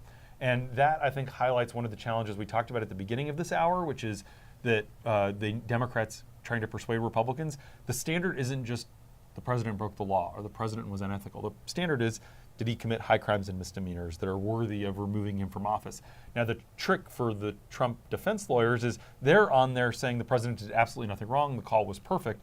And what this new poll shows is a lot of Republicans, the majority of Republicans, frankly, don't buy that. They don't think that this behavior was perfect. They think there was something wrong with it. They don't want him to lose his job for it. But that's a poll number I think that both the Democratic managers and the Trump defense lawyers need to grapple with and be cognizant of as they're making these arguments in the Senate. What we're going to be seeing today is House impeachment managers led by Adam Schiff making the case for Article 1, abuse of power. You can see there Barry Black, chaplain of the Senate, beginning the prayer. The Chief Justice right next to him. There is a goal here by the Democrats to say, we gave you some evidence yesterday, we laid out what happened, and today we're showing you why this is abuse of power. Part of the Republican counter-argument is that no crime was done, no law was technically broken. But we saw Democrats, even in their first day when they were arguing process, make a case for why these articles of impeachment are totally valid and within still the right of what they can be doing here. Yeah, so there's no requirement in the Constitution that to be impeached, you need to have committed a crime. In fact, the founders, when they were kind of designing this clause of the Constitution, envisioned many scenarios where the president would not commit a crime and be removed from office. And then the other thing Democrats are citing is that GAO report from last week that found that by not distributing money that Congress had approved, by holding on to it and not disclosing it to Congress, that they actually were breaking the impoundment law or whatever. But that's not what impeachment's really about. And can I just pause you there, James, because that GAO report, was significant because it did undercut some of the Republican message of no law was broken, no law was broken, and whether or not you think this is a very significant law or not, it is super important. Yeah, right. And it's only an 8-page report. It's worth reading because it does lay out and we know from some of the redacted emails that have been released, the White House knew they were likely breaking the law. They knew that this was likely running afoul of statute, which is why they tried to keep it quiet because they didn't want that legal scrutiny. So, no question, that's an important piece of evidence and something that Republicans kind of have to accommodate their talking points to address. And one of the goals today will be Democrats to win over both this Senate body as well as the American public in their argument that this not only broke the law, but is a removable offense. Let's go now live to the Senate chamber. James Hohman, thanks so much for being with me. If there is no objection, the Journal of Proceedings of the trial are approved to date. The Sergeant at Arms will make the proclamation. Hear ye, hear ye, hear ye. All persons are commanded to keep silent on pain of imprisonment while the Senate of the United States is sitting for the trial of the articles of impeachment exhibited by the House of Representatives against Donald John Trump, President of the United States. Mr. Chief Justice. Majority Leader is recognized. It's my understanding the schedule today will be similar to yesterday's proceedings. We'll plan to take short breaks every 2 or 3 hours, and we'll accommodate a 30-minute recess for dinner, assuming that is needed. Thank you. Pursuant to the provisions of Senate Resolution 483, the managers of the House of Representatives have 16 hours and 42 minutes remaining to make the presentation of their case. The Senate will now hear you. The presiding officer recognizes Mr. Manager Schiff to continue the presentation of the case for the House of Representatives.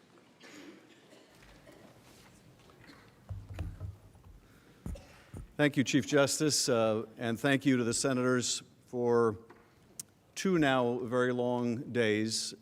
We're greatly appreciative, Chief Justice, knowing that prior to your arrival in the chamber each day, you have a lot of work at the court, necessitating our beginning in the afternoon and going into the evening. But I also want to again take this opportunity to thank the senators for their long and considerable attention over the course of the last 2 days. I'm not sure the Chief Justice is fully aware of just how rare it is, how extraordinary it is for the House members to be able to command the attention of senators sitting silently for hours, or even for minutes for that matter. Of course, it doesn't hurt that the morning starts out every day with the Sergeant at Arms warning you that if you don't, you will be imprisoned. It's our hope that when the trial concludes, and you've heard us and you've heard the President's counsel over a series of long days, that you don't choose imprisonment instead of anything further. 2 days ago, we made the case for documents and for witnesses in the trial. Yesterday, we walked through the chronology, the factual chronology at some length. Today, we'll go through Article 1, the constitutional underpinnings of abuse of power, and apply the facts of the President's scheme to the law and Constitution. And here I must ask you for some forbearance. Of necessity, there will be some repetition of information from yesterday's chronology, and I want to explain the reason for it. You've now heard hundreds of hours of deposition and live testimony from the House, condensed into an abbreviated narrative of the facts. We will now show you these facts and many others and how they are interwoven. You will see some of these facts and videos therefore, in a new context, in a new light, in the light of what else we know and why it compels a finding of guilt and conviction. So there is some method to our madness. Tomorrow, we will conclude the presentation of the facts and law on Article 1, and we will begin and complete the same on Article 2, the President's unconstitutional obstruction of Congress. The President's counsel will then have 3 days to make their presentations, and then you will have 16 hours to ask questions, and then the trial will begin. And then you will actually get to hear from the witnesses yourself, and then you will get to see the documents yourself, or so we hope, and so do the American people. And after their testimony and after we've had closing arguments, then it will be in your hands. So let's begin today's presentation, and I yield to House Manager Nadler.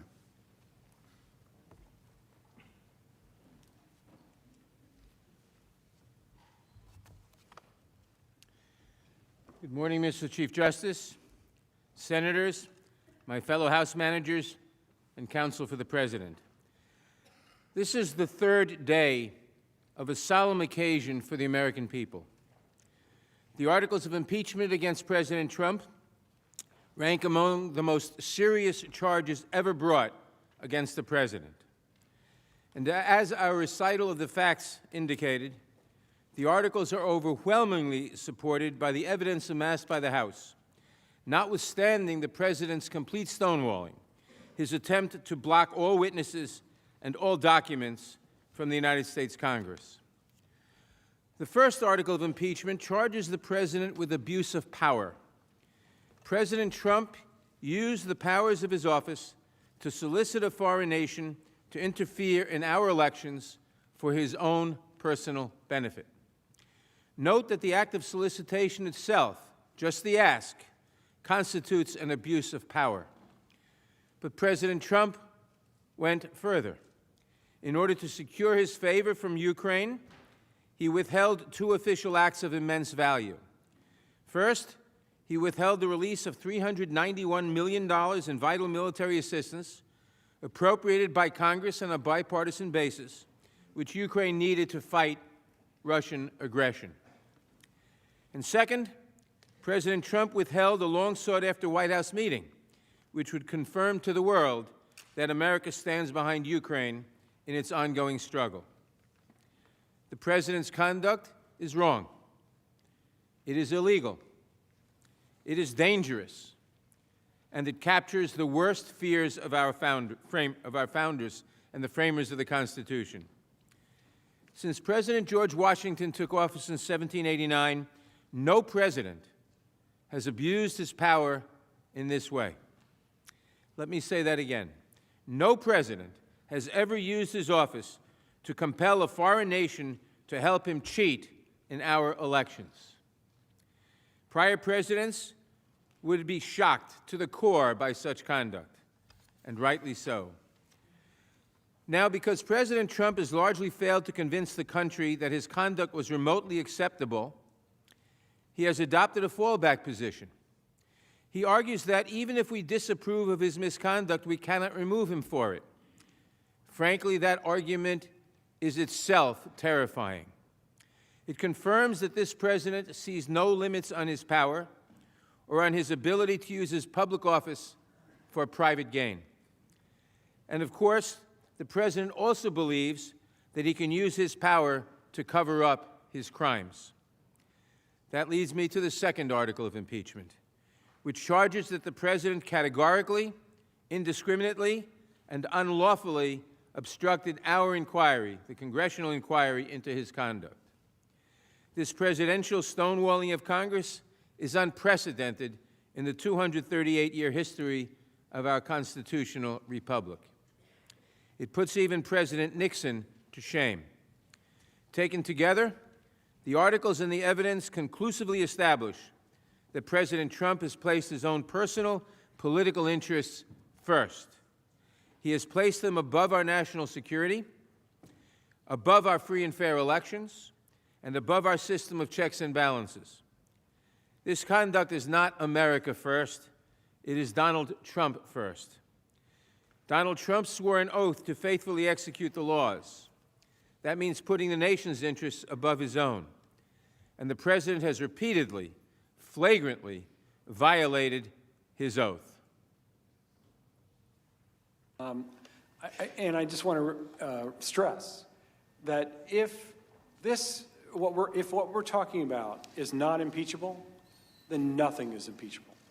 This is precisely the misconduct that the framers created a Constitution, including impeachment, to protect against. All of the legal experts who testified before the House Judiciary Committee, those invited by the Democrats and those invited by the Republicans, all agreed that the conduct we have charged constitutes high crimes and misdemeanors. Professor Michael Gerhardt, the author of 6 books and the only joint witness when the House considered President Clinton's case, put it simply: if what we're talking about is not impeachable, then nothing is impeachable. Professor Jonathan Turley, called by the Republicans as a witness, agreed that the articles charge an offense that is impeachable. In his written testimony, he stated, "The use of military aid for a quid pro quo to investigate one's political opponent, if proven, can be an impeachable offense." Close quote. Thus far, we have presented the core factual narrative. None of that record can be seriously disputed, and none of it will be disputed. We can predict what the President's lawyers will say in the next few days. I urge you, Senators, to listen to it carefully. You will hear accusations and name-calling. You will hear complaints about the process in the House and the motives of the managers.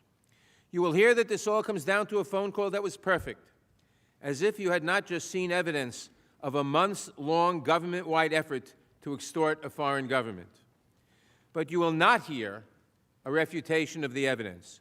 You will not hear testimony to refute the testimony you have seen. Indeed, if the President had any exculpatory witnesses, even a single one, he would be demanding their appearance here instead of urging you not to permit additional witnesses to testify. So now let me offer a preview of the path ahead. First, we will examine the law of impeachable offenses with a focus on abuse of power. That will be the subject of my presentation. Then my colleagues will apply the law to the facts. They will demonstrate that the President has unquestionably committed the high crimes and misdemeanors outlined in the first article of impeachment. Once those presentations are concluded, we will take the same approach to demonstrating President Trump's obstruction of Congress, the second article of impeachment. We will begin by stating the law. Then we will review the facts, and then we will apply the law to the facts, proving that President Trump is guilty on the second article of impeachment as well. With that roadmap to guide us, I will begin by walking through the law of abuse of power. Here I'll start by defining the phrase in the Constitution, high crimes and misdemeanors. When the framers selected this term, they meant it to capture, as George Mason put it, all manner of great and dangerous offenses against the nation. And in contemporary terms, the framers had 3 specific offenses in mind: abuse of power, betrayal of the nation through foreign entanglements, and corruption of elections. You can think of these as the ABCs of high crimes and misdemeanors: abuse, betrayal, and corruption. The framers believed that any one of these standing alone justified removal from office. Professor Noah Feldman of Harvard Law School explained this well before the House Judiciary Committee. Here is his explanation of why the framers created the impeachment power.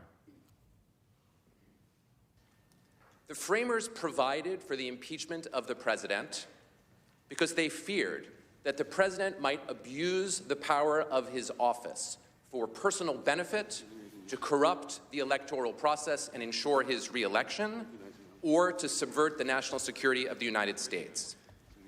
That is the standard as described by Professor Feldman.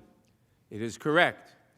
And of course, where all 3 of these concerns appear at once, abuse, betrayal, and corruption, that is where we have the strongest possible case for removing a president from office. Later on, we will apply this rule to the facts. Abuse.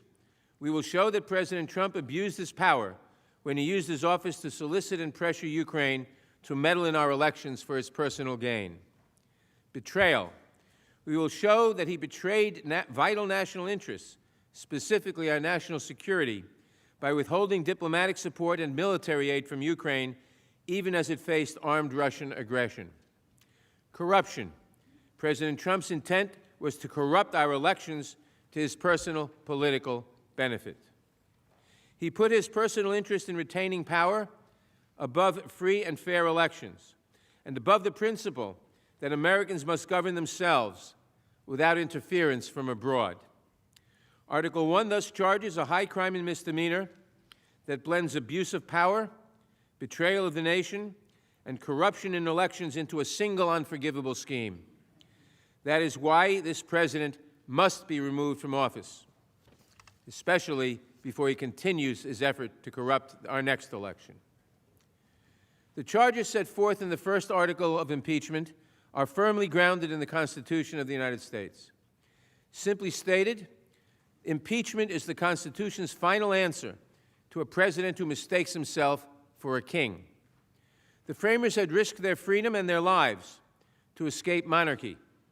Together, they resolved to build a nation committed to democracy and the rule of law, a beacon to the world in an age of aristocracy. In the United States of America, we, the people, would be sovereign. We would choose our leaders and hold them accountable for how they exercise power in our behalf. In writing our Constitution, the framers recognized that we needed a chief executive who could lead the nation with efficiency, energy, and dispatch. So they created a powerful presidency and vested it with immense public trust. But this solution created a different problem. The framers were not naive. They knew that power corrupts. They knew that republics cannot flourish and that people cannot live free under a corrupt leader. They foresaw that a president faithful only to himself would endanger every American. So the framers built guardrails to ensure that the American people would remain free and to ensure that out-of-control presidents would not destroy everything that they sought to build.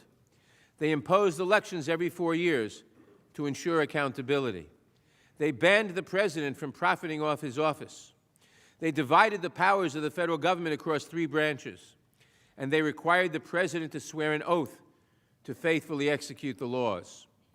To the framers, the concept of faithful execution was profoundly important. It prohibited the president from exercising power in bad faith or with corrupt intent, and thus ensured that the president would put the American people first, not himself. A few framers would have stopped there. This minority feared vesting any branch of government with the power to remove a president from office. They would have relied on elections alone to address rogue presidents. But that view was decisively rejected at the Constitutional Convention. Convening in the shadow of rebellion and revolution, the framers would not deny the nation an escape from presidents who deemed themselves above the law. Instead, they adopted the power of impeachment. In so doing, they offered a clear answer to George Mason's question, shall any man be above justice? As Mason himself explained, some mode of displacing an unfit magistrate is rendered indispensable by the fallibility of those who choose, as well as by the corruptibility of the man chosen. Unlike in Britain, the president would answer personally to Congress and thus to the nation for any serious wrongdoing. But this decision raised the question, what conduct would justify impeachment and removal? As careful students of history, the framers knew that threats to democracy can take many forms. They feared would-be monarchs, but also warned against fake populists, charismatic demagogues, and corrupt kleptocrats. In describing the kind of leader who might menace the nation, Alexander Hamilton offered an especially striking portrait. Mr. Schiff read this portrait in his introductory remarks, and it bears repetition. When a man unprincipled in private life, desperate in his fortune, bold in his temper, known to have scoffed in private at the principles of liberty, when such a man is seen to mount the hobby horse of popularity, to join in the cry of danger to liberty, to take every opportunity of embarrassing the general government and bringing it under suspicion, to flatter and fall in with all the nonsense of the zealots of the day, it may justly be suspected that his object is to throw things into confusion, that he may ride the storm and direct the whirlwind. Hamilton was a wise man. He foresaw dangers far ahead of his time.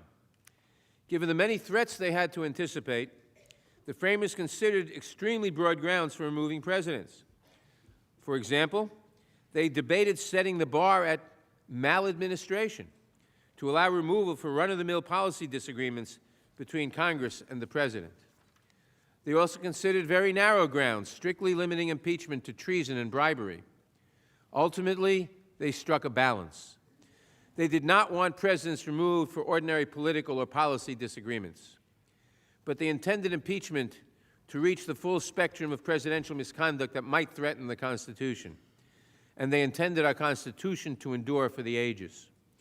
So they adopted a standard meant, as Mason put it, to capture all manner of great and dangerous offenses incompatible with the Constitution. This standard, borrowed from the British Parliament, was high crimes and misdemeanors. In England, the standard was understood to capture offenses against the constitutional system itself. That is confirmed by the use of the word high, as well as by parliamentary practice. From 1376 to 1787, the House of Commons impeached officials on a few general grounds, mainly consisting of abuse of power, betrayal of national security and foreign policy, corruption, treason, bribery, and disregarding the powers of Parliament. The phrase high crimes and misdemeanors thus covered offenses against the nation itself. In other words, crimes against the British Constitution. As scholars have shown, the same understanding prevailed on this side of the Atlantic. In the colonial period and under newly ratified state constitutions, most impeachments targeted abuse of power, betrayal of the revolutionary cause, corruption, treason, and bribery. These experiences were well known to the framers of the Constitution. History thus teaches that high crimes and misdemeanors referred mainly to acts committed by officials using their power or privileges that inflicted grave harm on society. Such great and dangerous offenses included treason, bribery, abuse of power, betrayal of the nation, and corruption of office. And they were unified by a clear theme. Officials who abused, abandoned, or sought to benefit personally from their public trust and who threatened the rule of law if left in power faced impeachment and removal. Abuse, betrayal, corruption. This is exactly the understanding that the framers incorporated into the Constitution. As Supreme Court Justice Robert Jackson wisely observed, the purpose of the Constitution was not only to grant power, but to keep it from getting out of hand. Nowhere is that truer than in the presidency. As the framers created the formidable chief executive, they made clear that impeachment is justified for serious abuse of power. James Madison stated that impeachment is necessary because the president, quote, might pervert his administration into a scheme of oppression, close quote. Hamilton set the standard for removal at an abuse or violation of some public trust. And in Massachusetts, Reverend Samuel Stillman asked, with such a prospect of impeachment, who will dare to abuse the powers vested in him by the people? Time and again, Americans who wrote and ratified the Constitution confirmed that presidents may be impeached for abusing the power entrusted to them. To the framing generation, moreover, abuse of power was a well-understood offense. It took two basic forms. The first occurred when someone exercised power in ways far beyond what the law allowed, or in ways that destroyed checks on their own authority. The second occurred when an official exercised power to obtain an improper personal benefit while ignoring or injuring the national interest.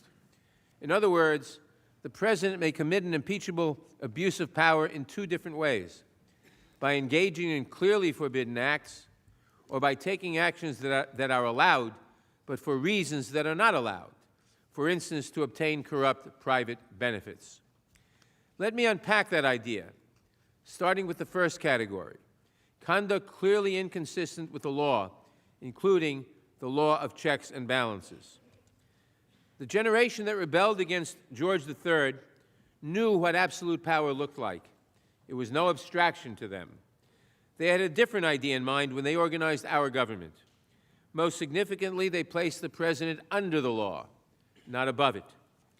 That means the president may exercise only the powers vested in him by the Constitution.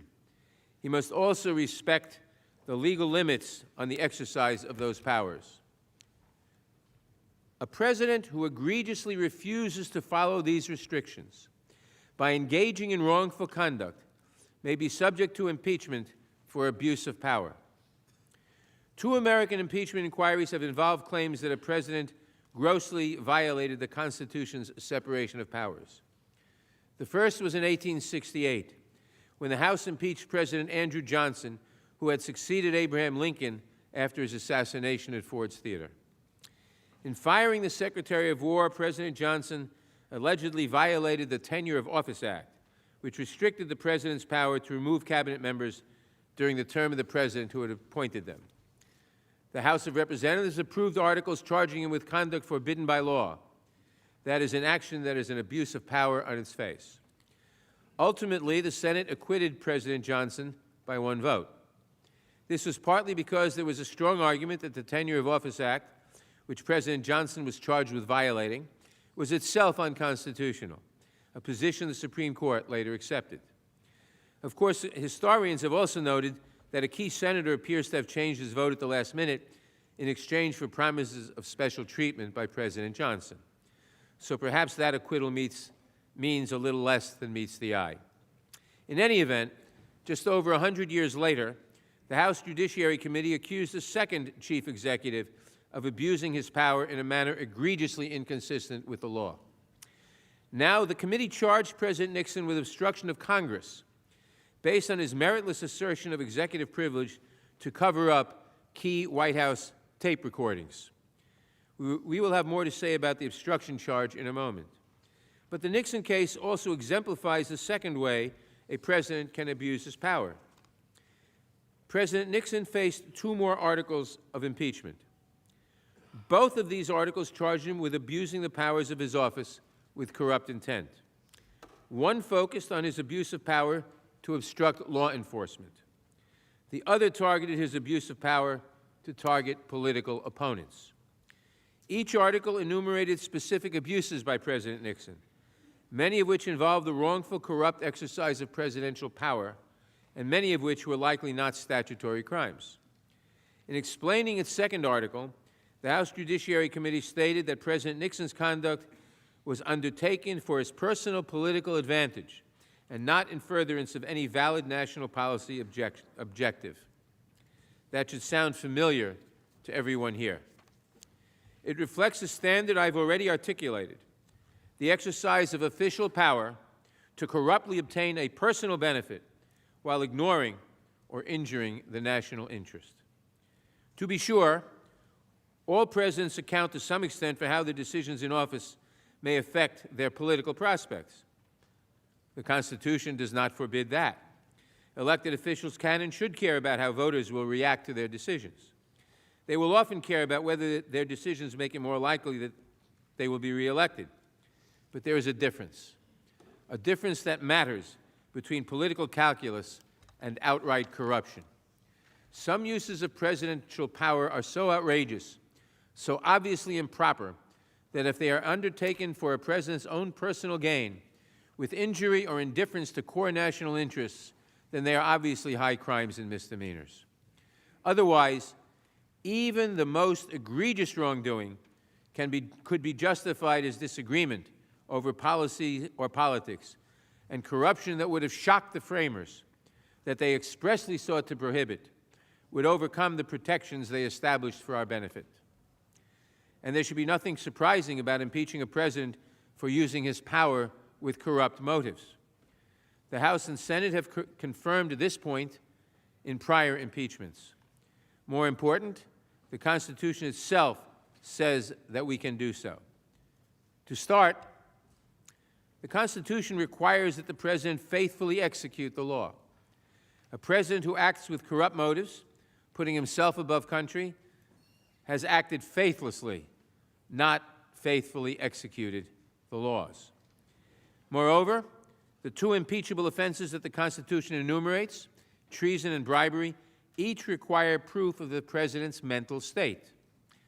For treason, he must have acted with a disloyal mind, according to the Supreme Court. And it is well established that the elements of bribery include corrupt motives. In sum, to the framers, it was dangerous for officials to exceed their constitutional power. But it was equally dangerous, perhaps more so, for officials to use their power with corrupt, nefarious motives, thus perverting public trust for private gain. Abuse of power is clearly an impeachable offense under the Constitution. To be honest, this should not be a controversial statement.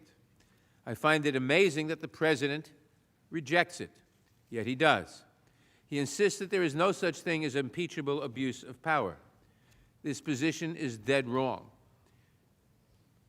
All prior impeachments considered of high office have always included abuse of power. All of the experts who testified before the House Judiciary Committee, including those called by the Republicans, agreed that abuse of power is a high crime and misdemeanor. Here is testimony from Professor Pam Karlan of Stanford Law School, joined by Professor Gerhardt. Do scholars of impeachment generally agree that abuse of power is an impeachable offense? Yes, they do. Professor Gerhardt, do you agree that abuse of power is impeachable? Yes, sir. Professor Turley, who testified at Republican invitation, echoed that view. In fact, he not only agreed, but he, quote, stressed that it is possible to establish a case for impeachment based on a non-criminal allegation of abuse of power. Professor Turley is hardly the only legal expert to take that view. Another who comes to mind is Professor Alan Dershowitz, at least Alan Dershowitz in 1998. Back then, here is what he had to say about impeachment for abuse of power.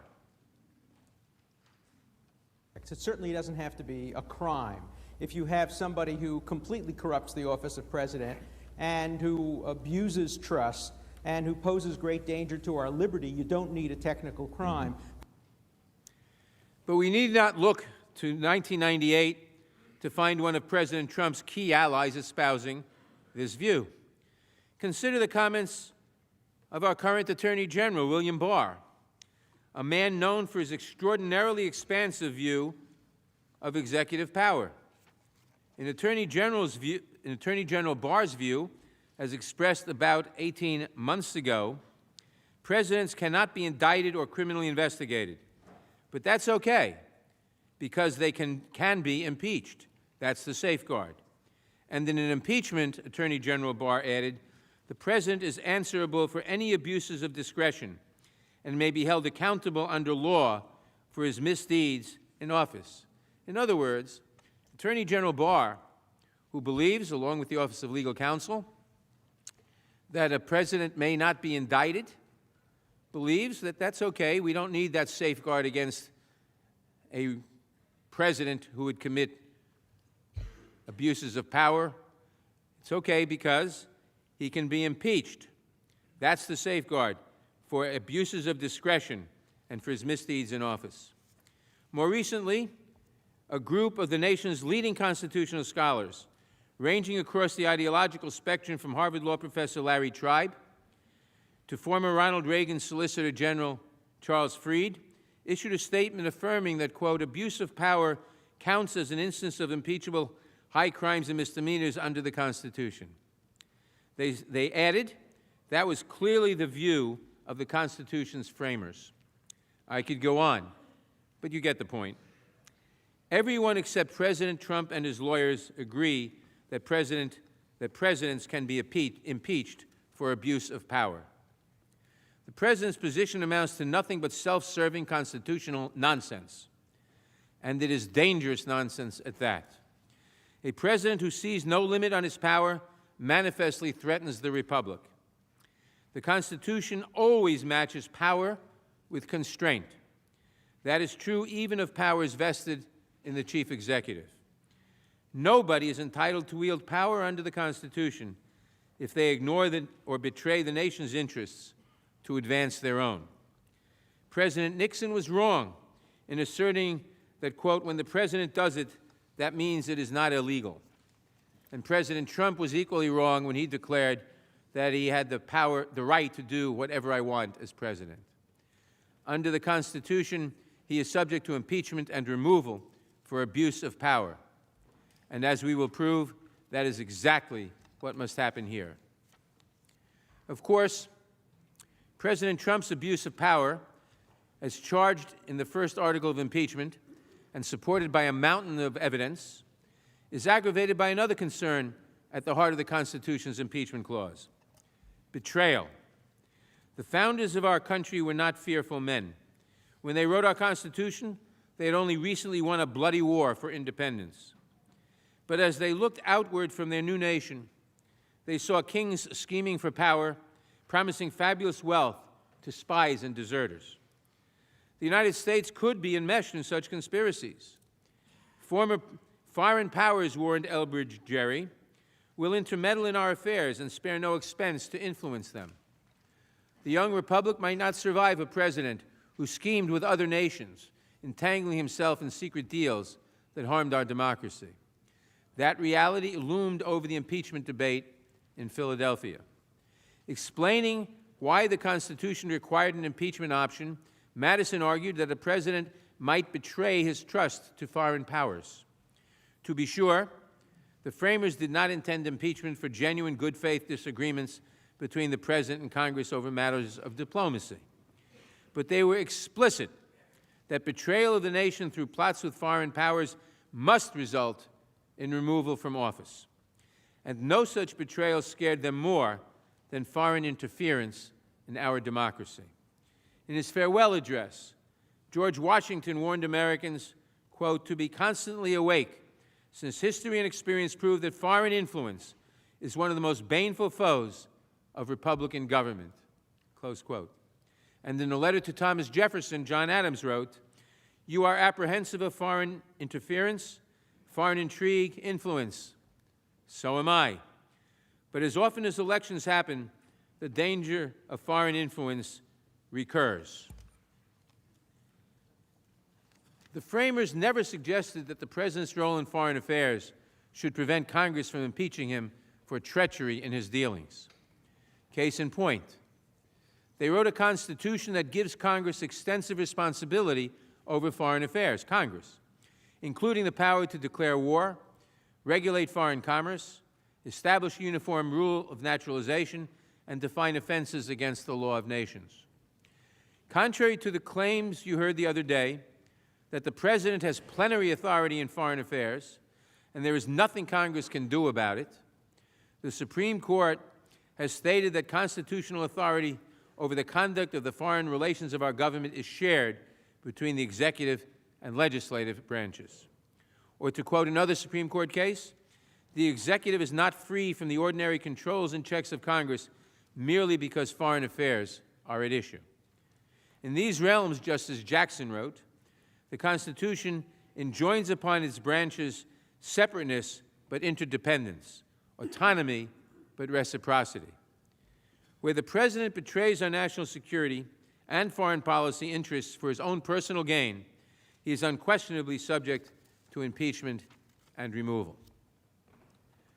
The same is true of a different concern raised by the framers, the use of presidential power to corrupt the elections and the office of the presidency. The framers were no strangers to corruption. They understood that corruption had broken Rome, debased Britain, and threatened America. They saw no shortage of threats to the Republic and fought valiantly to guard against them. But as one scholar writes, the big fear underlying all the small fears was whether they'd be able to control corruption. So the framers attempted to build a government in which officials would not use public power for personal benefits, disregarding the public good in pursuit of their own advancement. This principle applied with special force to the presidency. As Madison emphasized, because the presidency was to be administered by a single man, his corruption might be fatal to the republic. Indeed, no fewer than 4 delegates to the Constitutional Convention, Madison, plus Morris, Mason, and Randolph, listed corruption as a central reason why presidents must be subject to impeachment and removal from office. Impeachment was seen as especially necessary for presidential conduct corrupting our system of political self-government. The framers foresaw and feared that a president might someday place his personal interest in re-election above our abiding commitment to democracy. Such a president, in their view, would need to be removed from office. Professor Feldman made this point in his testimony before the House Judiciary Committee. The framers reserved impeachment for situations where the president abused his office, that is, used it for his personal advantage, and in particular, they were specifically worried about a situation where the president used his office to facilitate corruptly his own re-election. That's in fact why they thought they needed impeachment and why waiting for the next election wasn't good enough.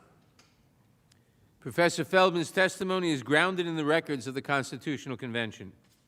There, William Davey warned that a president who abused his office might spare no efforts or means whatever to get himself reelected, and thus to escape justice. George Mason built on Davey's position, asking, "Shall the man who has practiced corruption, and by that means procured his appointment in the first instance, be suffered to escape punishment by repeating his guilt?" Mason's concern was straightforward. He feared that presidents would win election by improperly influencing members of the Electoral College. Governor Morris later echoed this point, urging that the executive ought therefore to be impeachable for corrupting his electors. Taken together, these debates demonstrate an essential point. The framers knew that a president who abused power to manipulate elections presented the greatest possible threat to the Constitution. After all, the beating heart of the framers' project was a commitment to popular sovereignty. At a time when democratic self-government existed almost nowhere on earth, the framers imagined a society where power flowed from and returned to the people. That is why the President and members of Congress must stand before the public for re-election on fixed terms. And if a president abuses his power to corrupt those elections, he threatens the entire system. As Professor Carlin explained in her testimony, drawing a foreign government into our elections is an especially serious abuse of power because it undermines democracy itself. Our Constitution begins with the words, "We the people," for a reason. Our government, in James Madison's words, derives all its powers directly or indirectly from the great body of the people. And the way it derives these powers is through elections. Elections matter, both to the legitimacy of our government and to all of our individual freedoms, because as the Supreme Court declared more than a century ago, voting is preservative of all rights. Professor Carlin is right. Elections matter. They make our government legitimate, and they protect our freedom. A president who abuses his power in order to kneecap political opponents and spread Russian conspiracy theories, a president who uses his office to ask for, or even worse, to compel foreign nations to meddle in our elections, is a president who attacks the very foundation of our liberty. That is a grave abuse of power. It is an unprecedented betrayal of the national interest. It is a shocking corruption of the election process. And it is without doubt a crime against the Constitution, warranting, demanding removal from office. The framers expected that free elections would would be the usual means of protecting our freedoms. But they knew that a president who sought foreign assistance in his campaign must be removed from office before he could steal the next election. In a last-ditch legal defense of their client, the president's lawyers argue that impeachment and removal are subject to statutory crimes or to offenses against established law, that the president cannot be impeached because he has not committed a crime. This view is completely wrong. It has no support in constitutional text and structure, original meaning, congressional precedents, common sense, or the consensus of credible experts. In other words, it conflicts with every relevant consideration. Professor Gerhardt succinctly captured the consensus view in his testimony. Professor Gerhardt, does a high crime and misdemeanor require an actual statutory crime?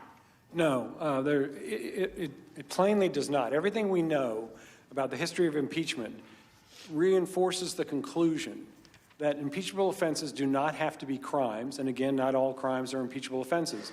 We look at, again, at the context and gravity of the misconduct. This position was echoed by the Republicans' expert witness, Professor Turley, in his written testimony. There he stated that it, quote, "It is possible to establish a case for impeachment based on a non-criminal allegation of abuse of power." He also stated, "It is clear that high crimes and misdemeanors can encompass non-criminal conduct." More recently, Professor Turley, again the Republican witness at our hearing, wrote an opinion piece in the Washington Post entitled, "Where the Trump Defense Goes Too Far." In this piece, he stated that the president's argument is as politically unwise as it is constitutionally short-sighted. He added, if successful, it would also come at a considerable cost for the Constitution. Although I disagree with Professor Turley on many, many issues, here he is clearly right. And I might say the same thing of then-House Manager Lindsey Graham, who in President Clinton's trial flatly rejected the notion that impeachable offenses are limited to violations of established law. Here is what he said. What's a high crime? How about if an important person hurts somebody of low means? It's not very scholarly, but I think it's the truth. I think that's what they meant by high crimes. Doesn't even have to be a crime. It's just when you start using your office and you're acting in a way that hurts people, you've committed a high crime. There are many reasons why high crimes and misdemeanors are not and cannot be limited to violations of the criminal code. We address them at length in the briefs we have filed and the report of the House Judiciary Committee respecting these articles of impeachment. But I would like to highlight a few especially important considerations. I'll tick through them quickly. First, there is the matter of the historical record. The framers could not have meant to limit impeachment to statutory crimes. Presidents are to be impeached and removed from office for treason, bribery, and other high crimes and misdemeanors. But bribery was not made a statutory crime until 1837. Second, the president's position is contradicted by the Constitution's text. The framers repeatedly referred to crimes, offenses, and punishment elsewhere in the Constitution. But here they refer to high crimes. That matters. It matters because the phrase high crimes refers to offenses against the state rather than to workaday crimes. And it matters because the phrase high crimes and misdemeanors had a rich history in England where it had been applied in many, many cases that did not involve crimes under British law.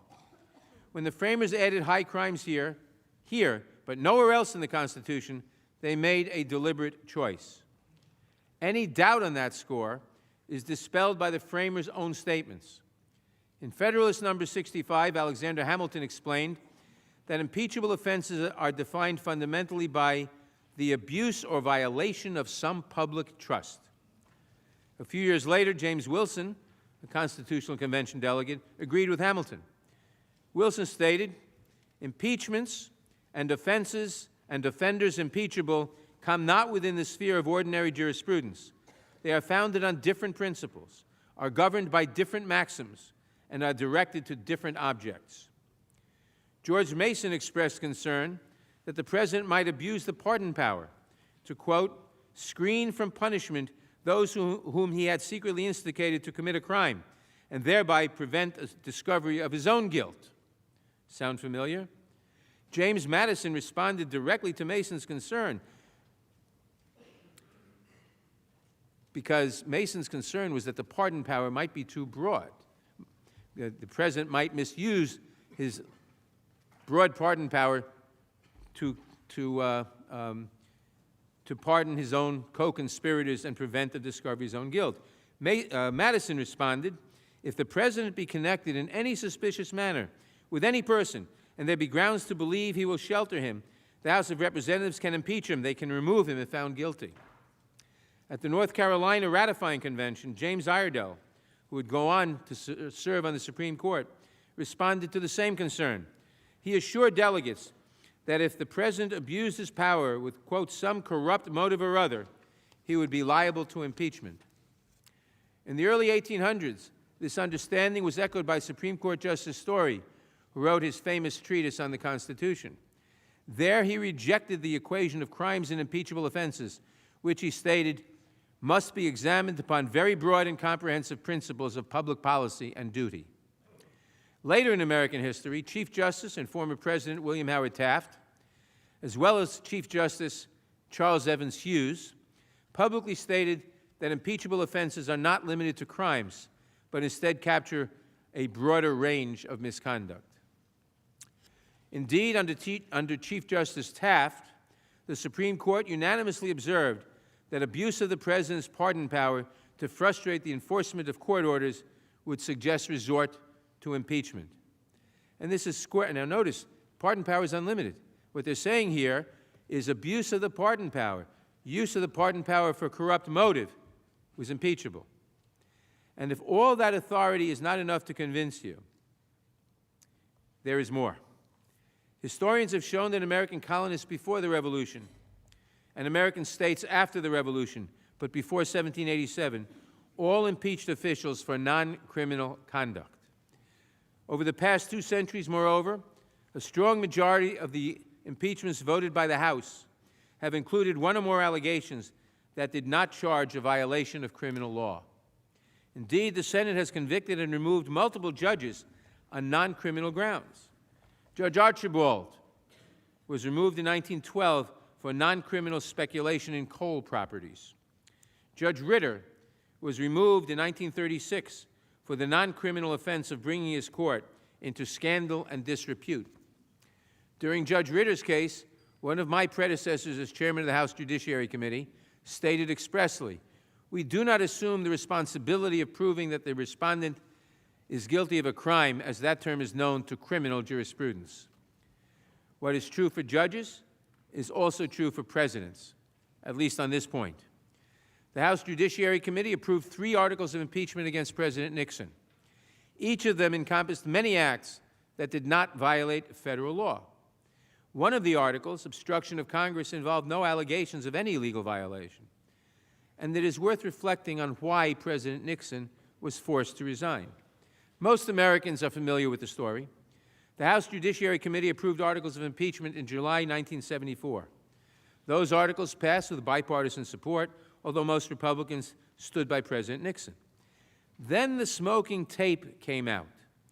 Within a week, almost everyone who supported the President a week before changed his position, and the President was forced to resign because of what was revealed on the smoking gun tape. Within a week, Senator Goldwater and others from the Senate went to the President and said, you won't have a single vote in the Senate. You must resign or you will be removed from office because of the evidence on the smoking gun tape. But what was on the smoking gun tape? The smoking gun tape were recordings of President Nixon instructing White House officials to pressure the CIA and the FBI to end the Watergate investigation. No law explicitly prohibited that conversation. It was not in that sense a crime. But President Nixon had abused his power.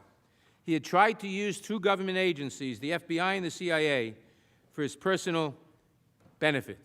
His impeachment and removal was certain, and he announced his resignation within days.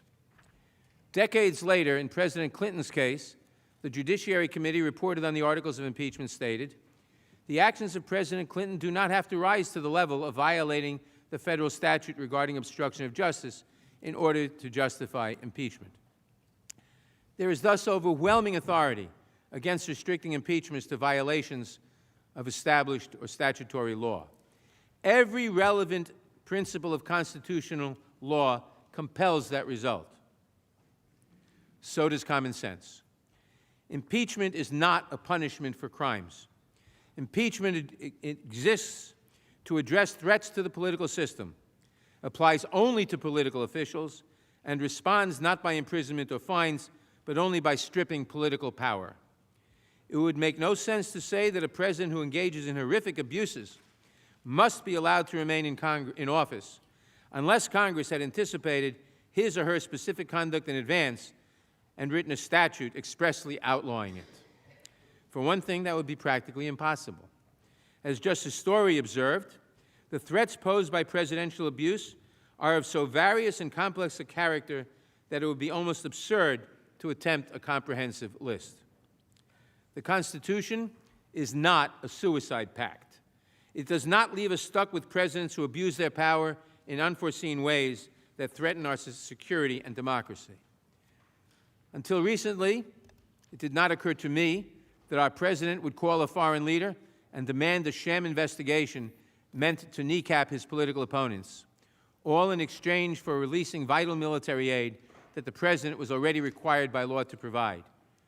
No one anticipated that a president would stoop to this misconduct, and Congress has passed no specific law to make this behavior a crime. Yet this is precisely the kind of abuse that the framers had in mind when they wrote the impeachment clause.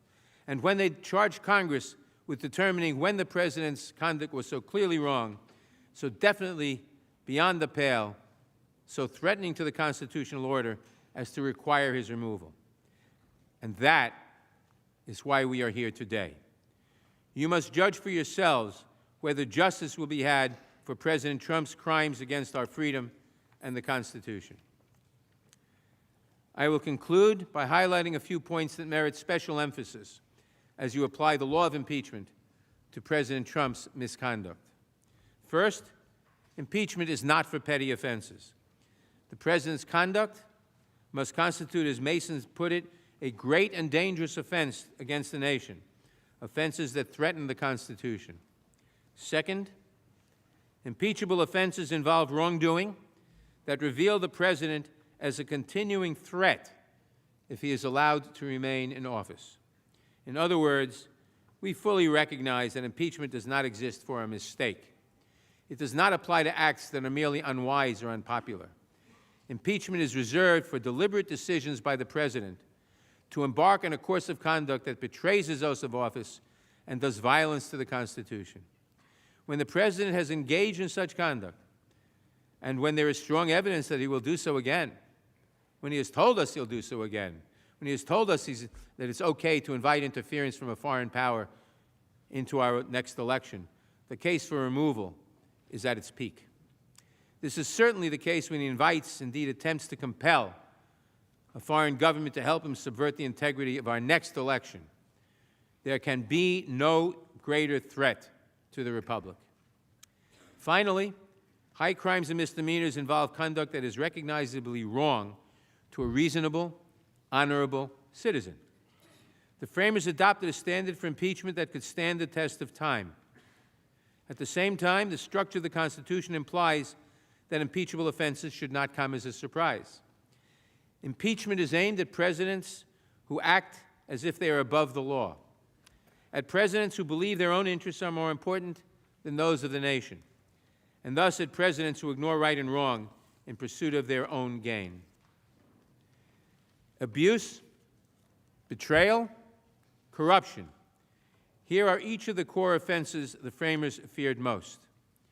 The President's abuse of power, his betrayal of the national interest, and his corruption of our elections plainly qualify as great and dangerous offenses. President Trump has made clear in word and deed that he will persist in such conduct if he is not removed from power. He poses a continuing threat to our nation, to the integrity of our elections, to our democratic order. He must not remain in power one moment longer.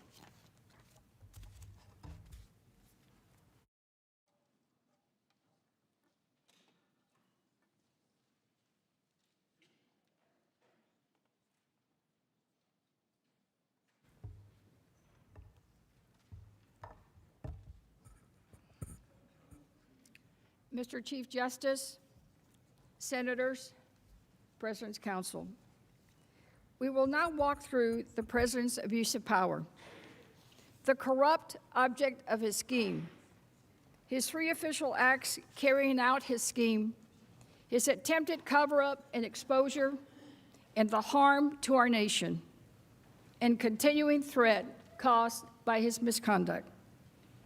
Let's start first with the object of the President's scheme. And Senators, we have today provided handouts that you can follow along in our slides.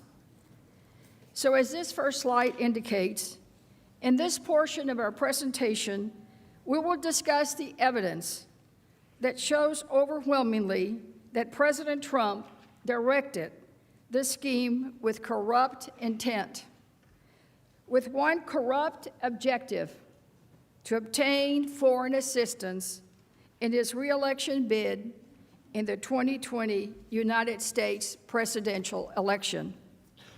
We will walk through first how the president wanted Ukraine to help in his re-election campaign.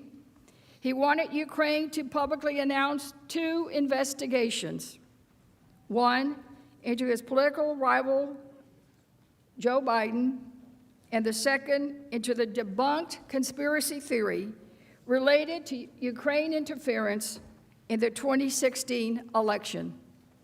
President Trump himself later confirmed this intent in public statements. We will then explain how we know these investigations were solely for President Trump's personal political gain. First, President Trump made clear he cared only about the announcement of the investigations, not the actual investigations. Second, President Trump similarly made clear he cared only about the big stuff, meaning his political investigations. Third, he used his personal attorney, Mr. Giuliani, who repeatedly told us he was pursuing the investigations in his capacity as the president's personal lawyer, and that this wasn't about foreign policy. Fourth and fifth, there is no real dispute that these investigations were never part of an official U.S. policy, and they, in fact, went outside official channels. The Department of Justice even publicly confirmed that they were never asked to talk to Ukraine about these investigations. Never. 6 multiple officials who knew what was going on repeatedly reported these concerns to supervisors and even the NSC legal advisors. 7th, Ukraine expressed concerns multiple times that these were political investigations and Ukraine didn't want to get involved in domestic U.S. politics. 8th, the White House tried to bury the call. 9th, President Trump himself told us he really wanted and cared about, in his own words, in many public statements. And finally, despite the President's Council's attempts to justify his actions, the evidence makes clear that President Trump did not care about anti-corruption efforts in Ukraine. This was only about one thing: his political investigations. you're following along on the slide. Now, as I mentioned, the object of the president's scheme is clear. 2 investigations to help his political reelection. The Constitution grants the president broad authority to conduct U.S. foreign policy. He is our commander-in-chief and chief diplomat. When the President of the United States calls a foreign leader, a president's first and only objective should be to get foreign leaders to do what's best for the U.S. national interest, consistent with the faithful execution of his oath of office, and consistent with official U.S. policy. But on July 25, when President Trump called the president of Ukraine, President Trump did the opposite. Instead of following official U.S. talking points, instead of listening to his staff on what was important to our national interests, President Trump asked Ukraine for something that benefited only himself: his political investigations. And not only did these investigations diverge from U.S. national interests, as you'll hear, President Trump's actions harmed our national security. In putting himself above our country, he put our country at risk. And that is why his actions are so dangerous. Now let's take a moment and look carefully at the 2 investigations that President Trump sought from Ukraine, which are at the heart of the president's scheme, and how he stood to benefit politically from Ukraine's announcement of each. As you can see on the slide, the first investigation was, of course, of former Vice President Biden. Let's go straight to that July 25 telephone call again, where President Trump stated clearly each of these investigations he wanted. So let's start with Vice President Joe Biden and the removal of corrupt prosecutor in Ukraine. The first investigation related to former Vice President Joe Biden and the Ukrainian gas company Burisma Holdings, on whose board his son, Hunter Biden, used to sit. President Trump himself summarized the theory behind his request in broad strokes in his July 25 call with President Zelensky. Here's what he said. The other thing, there's a lot of talk about Biden's son, that Biden stopped the prosecution, and a lot of people want to find out about that, so that whatever you can do with the Attorney General would be great. Biden went around bragging that he stopped the prosecution, so if you can look into that, it sounds horrible to me. Now let's look carefully at the investigation President Trump was asking for and what it was based on. In short, President Trump asked for the investigation into Biden based on a made-up theory that no one agreed with. No one. We'll go into this in more detail, but at a high level, the allegation is that late in 2015, Biden pressured Ukraine to remove the then Prosecutor General, Viktor Shokin, by threatening to withhold approximately $1 billion in loan guarantees if he was not removed. According to this theory, Vice President Biden did this in order to help his son in a company called Burisma. Vice President Biden's son sat on the board of Burisma. As the theory goes, Vice President Biden tried to remove Ukraine's prosecutor, all to make sure the prosecutor wouldn't investigate that specific company, Burisma, because, again, his son was on the board. Then, senators, if that doesn't sound far-fetched and complicated to you, it should. So let's take this step by step and start from the beginning. In 2014, Vice President Biden's son, Hunter, joined the board of the Ukrainian natural gas firm Burisma Holdings.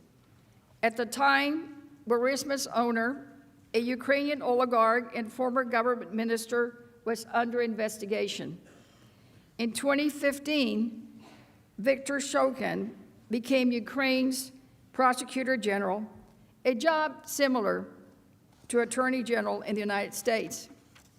Although Shokin vowed to keep investigating Burisma amid an international push to root out corruption in Ukraine, he allowed the Burisma investigation to go dormant. Allowed it to go dormant. That is when he was removed. He was not actively investigating Burisma. He had let it go dormant. Moreover, Shokin was widely perceived as ineffective and corrupt. George Kent, the second most senior official at the U.S. Embassy in Kyiv at the time, described Shokin as, quote, a typical Ukraine prosecutor who lived a lifestyle far in excess of his government salary, who never prosecuted anybody known for having committed a crime, and covered up crimes that were known to have been committed. In late 2015, Vice President Biden, who had assumed a significant role in U.S. policy toward Ukraine, publicly called for the removal of Mr. Shokin because of his failure to adequately combat corruption. But Vice President Biden wasn't alone. The European Union, our European allies, the International Monetary Fund, reformers inside Ukraine also wanted Mr. Shokin removed to reform the Ukrainian Prosecutor General's office, to reform it. Reforming the Prosecutor General's office was also supported on a bipartisan basis by the Ukrainian caucus here in the Senate. On February 12, 2016, after Vice President Biden had urged for the removal of Mr. Shokin, but before the Ukrainian parliament voted to remove him, a bipartisan group of senators, including Senators Portman, Durbin, Shaheen, Ron Johnson, Murphy, Kirk, Blumenthal, and Sherrod Brown, sent a letter to President Poroshenko that urged him to make urgent reforms to the Prosecutor General's office.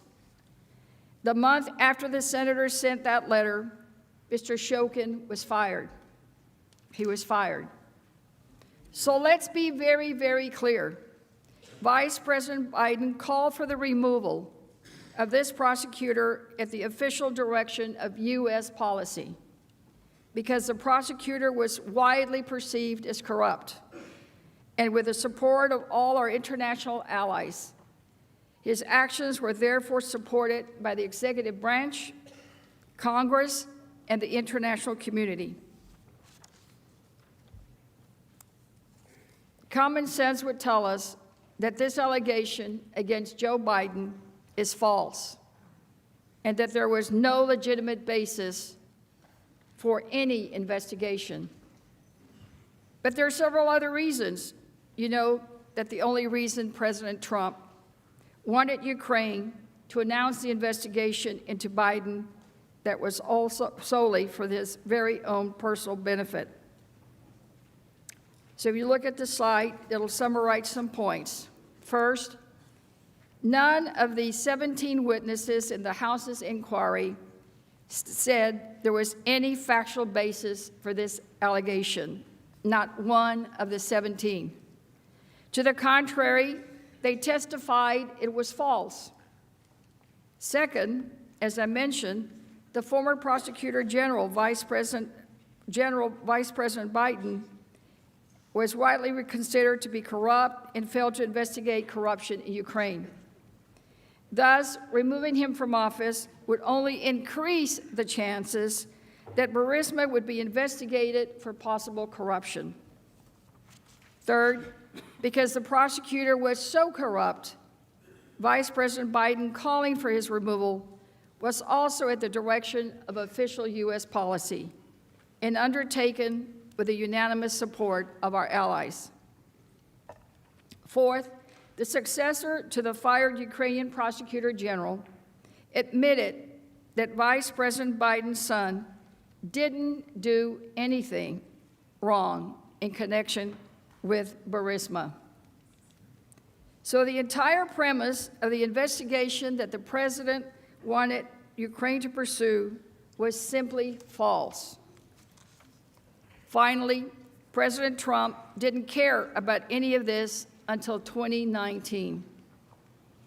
But when Vice President Biden became the front runner for the Democratic presidential nomination, and polls showed that he had the largest head-to-head lead against President Trump, that became a problem. Let's start with the first and second points. Vice President Biden's conduct was uniformly validated by the witnesses in the House investigation who confirmed his conduct was consistent with U.S. policy. Every single witness who was asked about the allegations again said that Biden had nothing to do with it and it was false. They testified that he acted properly. Every witness with knowledge of this issue testified that Vice President Biden was carrying out official U.S. policy in calling for Shokin's removal. Shokin was corrupt. And these witnesses explained the U.S. was not alone in this view. All of our European allies also supported this action. There is simply no evidence, nothing, nada, in the record to support this baseless allegation. I'd like to go through some of that testimony now. First, here are Dr. Hill and Mr. Holmes, so let's watch. Now, Dr. Hill, are you aware of any evidence to support the allegations against Vice President Biden? I'm not, no. And in fact, Mr. Holmes, the former Prosecutor General of Ukraine, who Vice President Biden encouraged to fire, was actually corrupt, is that right? Correct.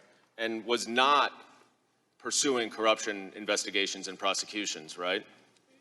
My understanding is the Prosecutor General at the time, Shokin, was not at that time pursuing investigations of Burisma or the Bidens.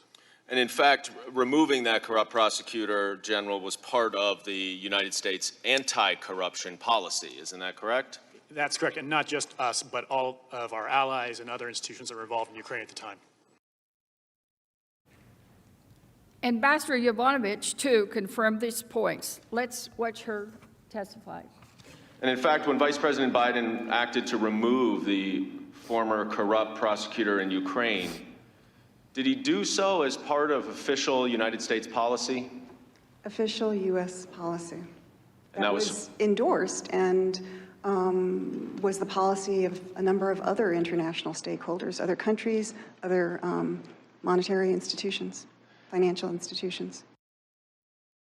And similarly, when asked if there was any factual basis to support the allegations about Biden, George Kent replied, none whatsoever.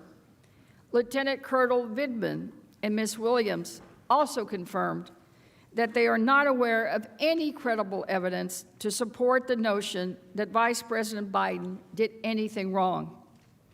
And Ambassador Volker testified that the Biden allegations were not credible and that Biden, quote, respects his duties of higher office. Now, as I mentioned, there was also concrete reason that the U.S. government wanted Shokin removed.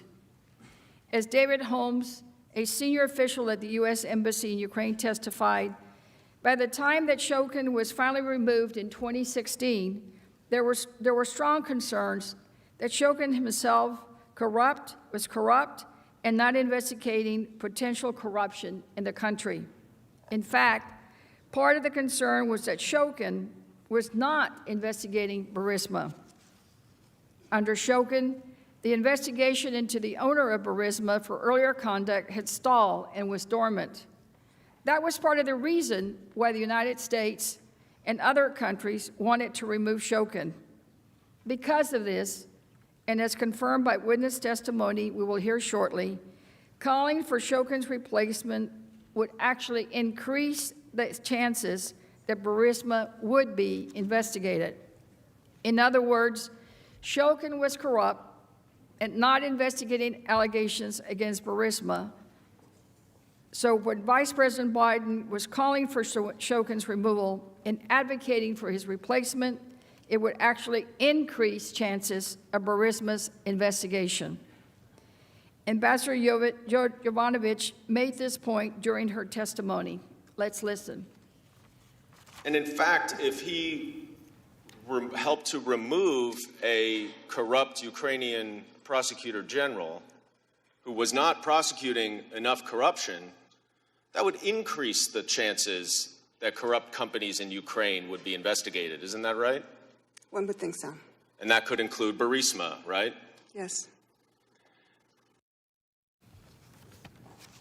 President Trump and his allies have tried to justify President Trump's withholding of military aid and a White House meeting unless Ukraine announced the investigations he wanted, by saying it's the same thing Vice President did when he called for Ukraine to remove its corrupt prosecutor.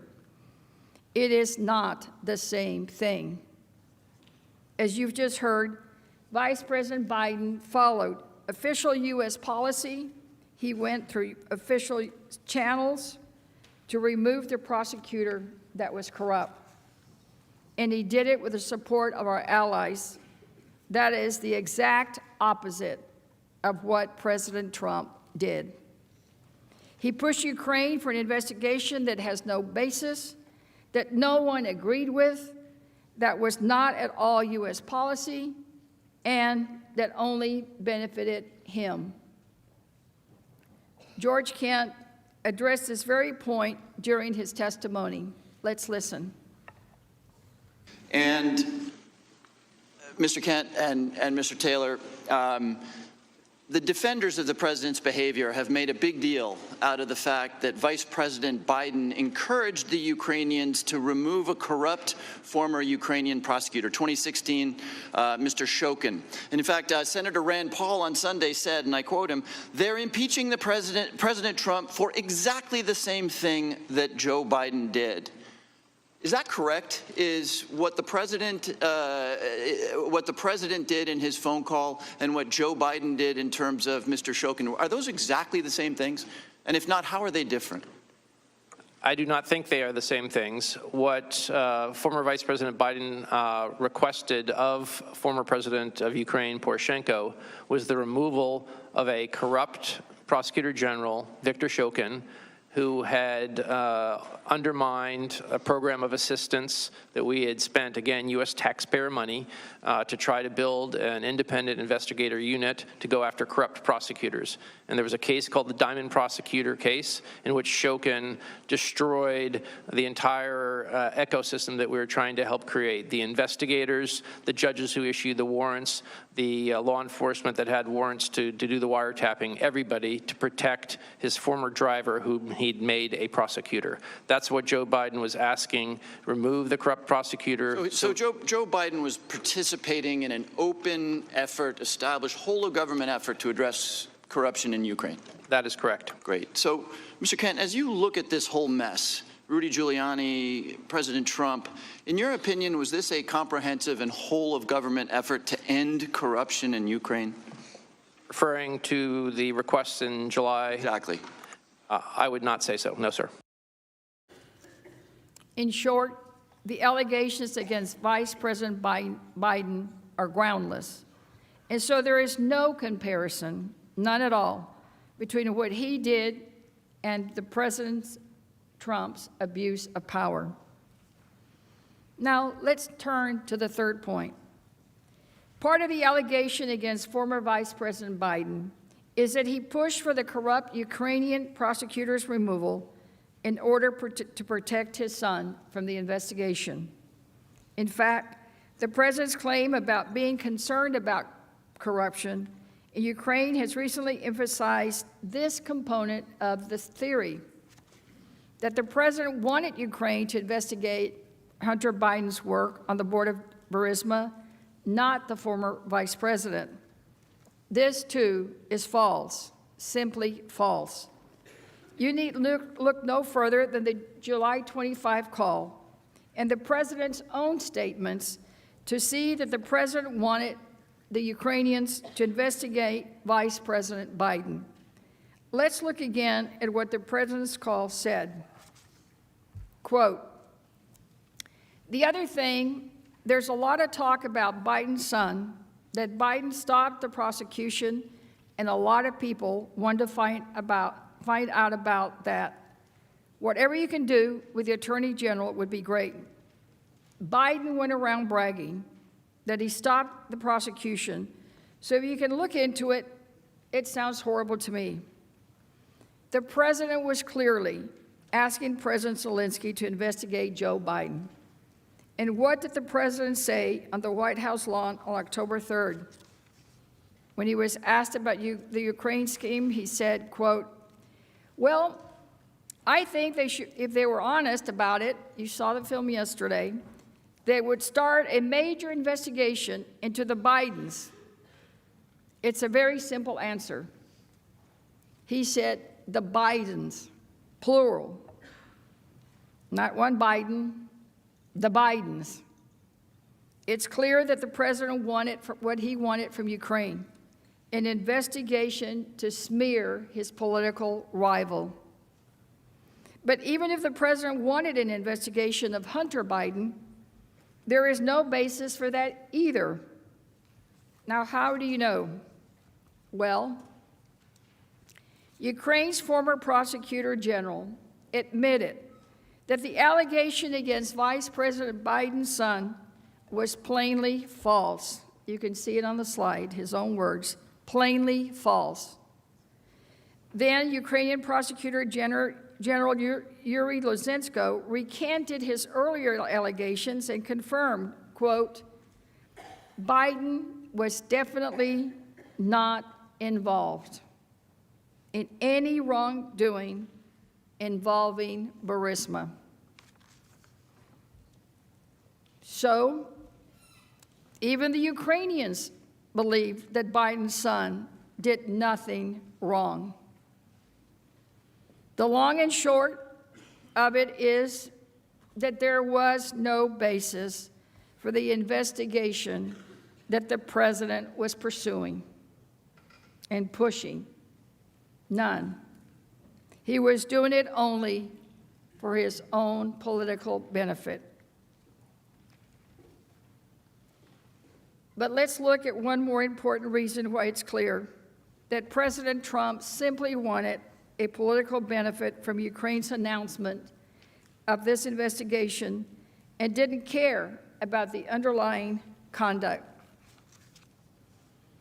The allegations against Vice President Biden were based on events that occurred in late 2015 and early 2016.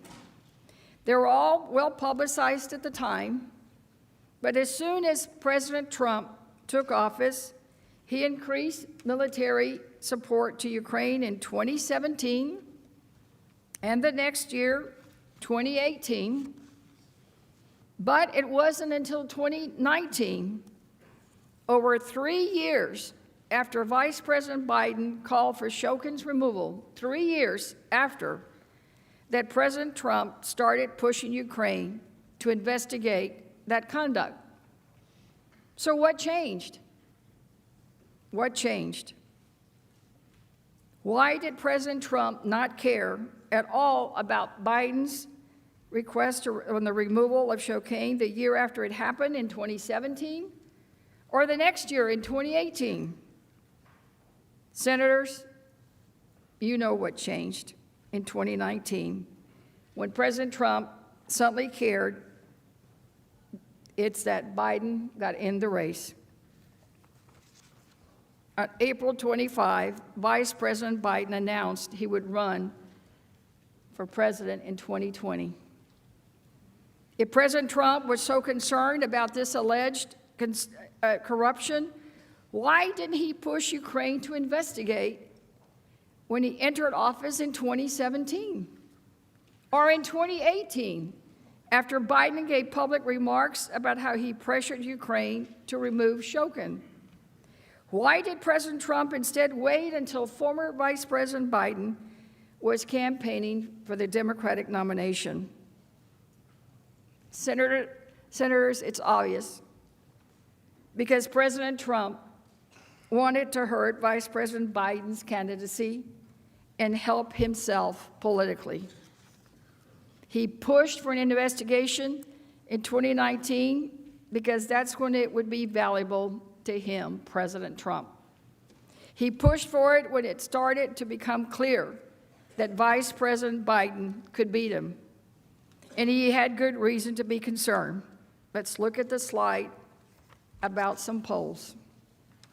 Throughout the scheme, polling had consistently shown the former vice president handily beating President Trump by significant margins in head-to-head matchups. The chart on the screen shows a Fox News polls emphasizing this point. The chart shows that from March through December, Vice President Biden had consistently led President Trump in national polls by significant margins. So beginning around March, Vice President Biden is beating the president in polls, even on Fox News. In April, Biden officially announces his candidacy. And then when the president gets worried.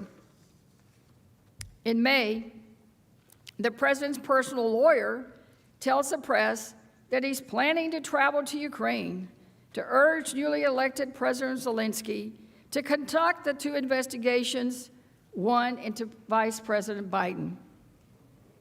You know what else happened in May? A Fox News poll showed Biden beating Trump by 11 points. This clearly did not go unnoticed. On May 9, the president's personal lawyer, Mr. Giuliani, said in an interview, and this is a quote, "I guarantee you Joe Biden will not get to Election Day without this being investigated." And by July, right before President Trump's call with President Zelensky, where he asked for the investigation into Biden, the Fox News poll showed Biden beating Trump by 10 points. And then, on July 25th, after years of not caring what Vice President did, does President Trump ask for an investigation in his formidable political rival in the 2020 election. Senators, looking at this timeline of events, it is not difficult to see why the investigation of the Bidens would be helpful to President Trump. The mere announcement of such an investigation would immediately tarnish the former vice president's reputation by embroiling him and his son in a foreign criminal investigation, even if the charges were never pursued, just the mere announcement.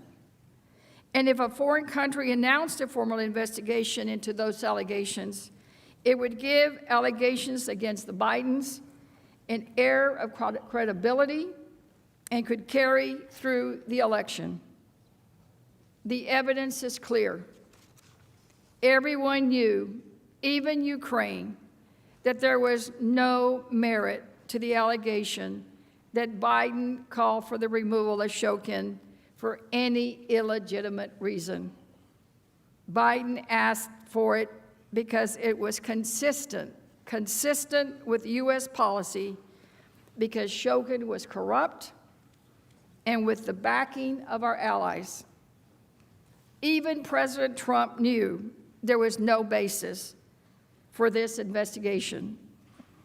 That is why for years after Shokin's removal, he continued to support Ukraine, never once raised the issue.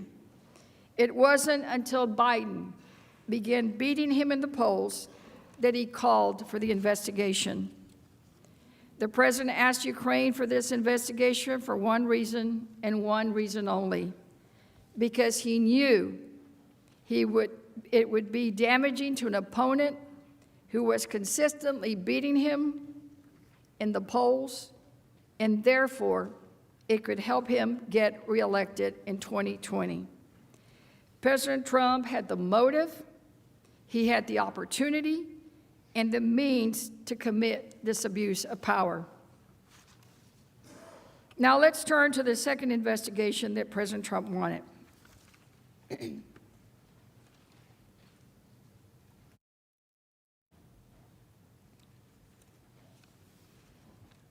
What he wanted is a widely debunked conspiracy theory that Ukraine, rather than Russia, interfered in the 2016 U.S. election to benefit President Trump's opponent. As we will explain, the allegation that Ukraine interfered in the 2016 elections, just like the allegation that Biden improperly removed the Ukraine prosecutor, has absolutely no basis in fact. In fact, this theory ignored the unanimous conclusions of the U.S. Intelligence Agency, the Congressional Intelligence Committees, and Special Counsel Mueller, which found that Russia attacked our elections.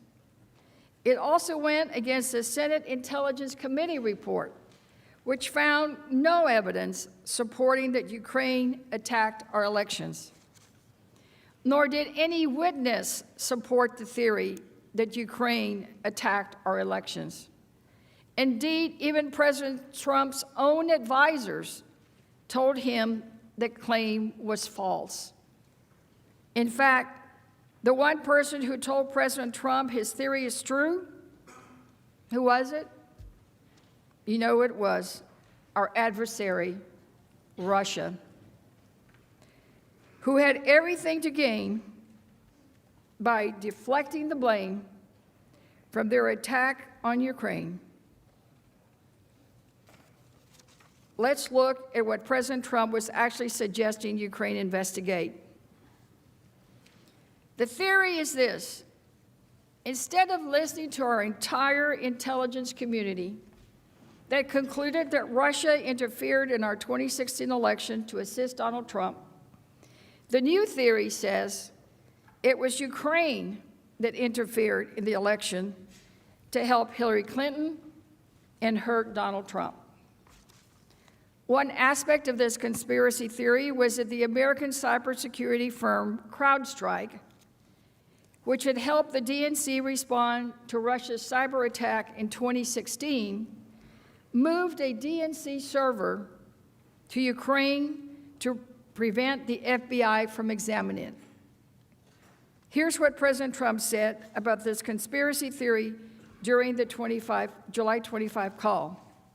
Quote, I would like you to find out what happened with this whole situation with Ukraine. They say CrowdStrike. I guess you have one of your wealthy people. The server, they say Ukraine has it.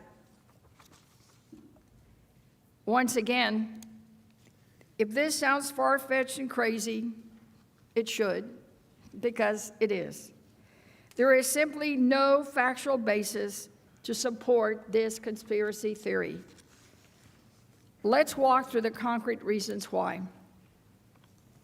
First, as I mentioned, our entire U.S. intelligence community, the Senate Select Committees on Intelligence, and Special Counsel Mueller all unanimously found that Russia, not Ukraine, interfered in the 2016 elections.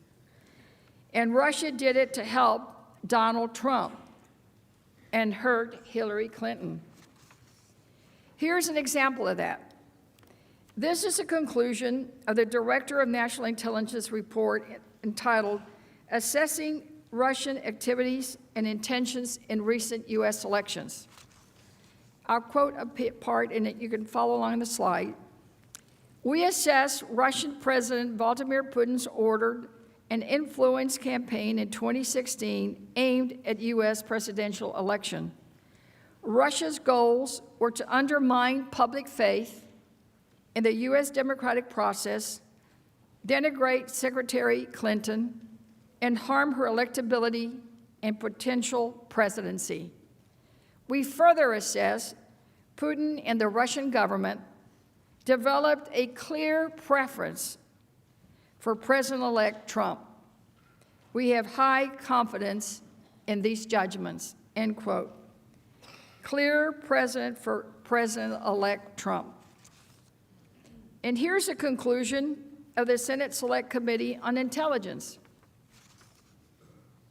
Quote, the committee found that the Russia-based Internet Research Agency sought to influence the 2016 U.S. presidential election by harming Hillary Clinton's chances of success and supporting Donald Trump at the direction of the Kremlin. The committee found that the Russian government tasked and supported the IRA's interference in the 2016 U.S. elections, end quote. Supporting Donald Trump at the direction of the Kremlin.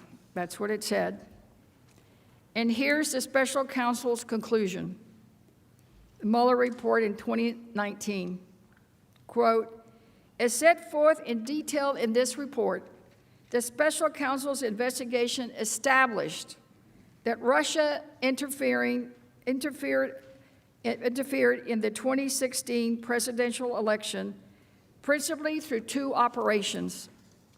First, a Russia entity carried out a social media campaign that favored presidential candidate Donald J. Trump and disparaged presidential candidate Hillary Clinton. Second, a Russian intelligence service conducted computer intrusion operations against entities, employees, and volunteers working on the Clinton campaign and then released stolen documents. On December 9, 2019, even President Trump's own FBI director, Christopher Wray, stated unequivocally that there is no evidence to support the theory that Ukraine interfered in our election in 2016. Here's a video of that interview. Let's watch. It's all those threats. Did the government of Ukraine directly interfere in the 2016 election on the scale that the Russians did? We have no information that indicates that Ukraine interfered with the 2016 presidential election. When you see politicians pushing this notion, are you concerned about that in terms of its impact on the American public? Well, look, there's all kinds of people saying all kinds of things out there. I think it's important for the American people to be thoughtful consumers of information, to think about the sources of it, and to think about the support and predication for what they hear. And I think part of us being well protected against malign foreign influence is to build together an American public that's resilient, that has appropriate media literacy, and that takes its information with a grain of salt. And Putin has been pushing this theory. And your message to him in terms of the American public? Stop trying to interfere with our elections. We recently heard from the president himself that he wanted the CrowdStrike portion of this whole conspiracy in the Ukraine investigated. And I'm hearing you say there's no evidence to support that, as far as you know. As I said, we at the FBI have no information that would indicate that Ukraine tried to interfere in the 2016 presidential election. Should the president? You heard him. He said no information that would indicate that Ukraine tried to interfere in the 2016 presidential election. So to be really, really clear, there is no real dispute that Russia, not Ukraine, attacked our elections. But it's not just that there is no evidence to support this conspiracy theory, it's more dangerous than that. Because where did this theory come from? You guessed it, the Russians. Russia, Russian President Vladimir Putin and Russian intelligence services perpetuated this false, debunked conspiracy theory. Now remember, there is no dispute among the intelligence community that Russia attacked our 2016 election. The Senate's own Intelligence Committee published a report telling us that as well. So it's no surprise that Russia wants to blame somebody else. In fact, President Trump even said that. President Putin is the one who told him it was Ukraine who interfered in our elections. In short, this theory that the Russians are promoting to interfere yet again in our democratic process and deflect blame from their own attacks against us. But what is so dangerous is that President Trump is helping them perpetuate this. Our own president is helping our adversary attack our processes and to help his own reelection. Dr. Hill, an expert on these matters, explains it in more detail as to why this is very concerning. Let's watch. This relates to the second thing I want to communicate. Based on questions and statements I've heard, some of you on this committee appear to believe that Russia and its security services did not conduct a campaign against our country, and that perhaps, somehow, for some reason, Ukraine did. This is a fictional narrative that has been perpetrated and propagated by the Russian security services themselves. The unfortunate truth is that Russia was the foreign power that systematically attacked our democratic institutions in 2016. This is the public conclusion of our intelligence agencies, confirmed in bipartisan congressional reports. It is beyond dispute, even if some of the underlying details must remain classified. The impact of the successful 2016 Russian campaign remains evident today. Our nation is being torn apart. Truth is questioned. Our highly professional and expert career foreign service is being undermined. US support for Ukraine, which continues to face armed Russian aggression, has been politicized. The Russian government's goal is to weaken our country, to diminish America's global role, and to neutralize a perceived US threat to Russian interests. Their goal is to weaken our country, to diminish America's global role, and to neutralize a perceived U.S. threat to Russian interests. That's why it's so dangerous. Because despite the lack of any evidence to support this debunked conspiracy theory, the unanimous conclusion of the intelligence community, Congress, Special Counsel Mueller, and the FBI to the contrary, President Trump continued to promote this fake conspiracy theory just because it would be beneficial and helpful to his own reelection campaign. Even President Trump's own senior advisors told him these allegations were false. Tom Bossert, President Trump's former Homeland Security advisor, stated publicly that the CrowdStrike theory had been debunked. Here's that interview. Let's watch. It's not only a conspiracy theory, it is completely debunked. You know, I don't want to be glib about this matter, but last year, retired former Senator Judd Gregg wrote a piece in the Hill magazine saying the 3 ways or the 5 ways to impeach oneself. And the third way was to hire Rudy Giuliani. And at this point, I am deeply frustrated with what he and the legal team is doing and repeating that debunked theory to the president. It sticks in his mind when he hears it over and over again. And for clarity here, George, let me just again repeat that it has no validity. The United States government reached its conclusion on attributing to Russia the DNC hack in 2016 before it even communicated it to the FBI and long before the FBI ever knocked on the door at the DNC. So a server inside the DNC was not relevant to our determination to the attribution. It was made up front and beforehand. And so while servers can be important in some of the investigations that followed, it has nothing to do with the U.S. government's attribution of Russia for the DNC hack. The theory has no validity. That's what he said.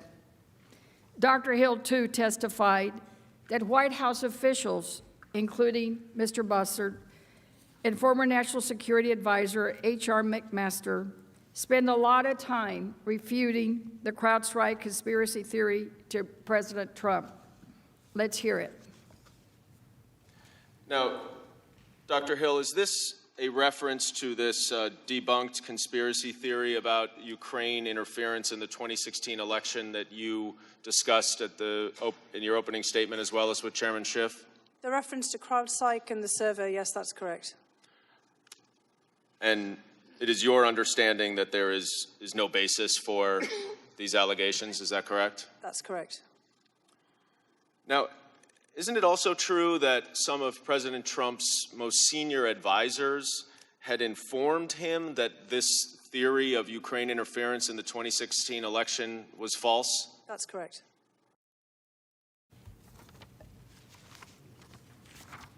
When she was asked, is it false, she said, that's correct.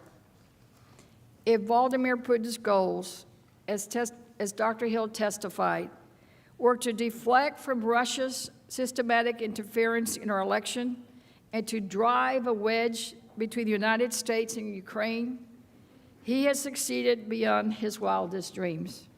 The alternative narrative of Ukrainian interference on the 2016 election has now been picked up by the president's defenders and the conservative media.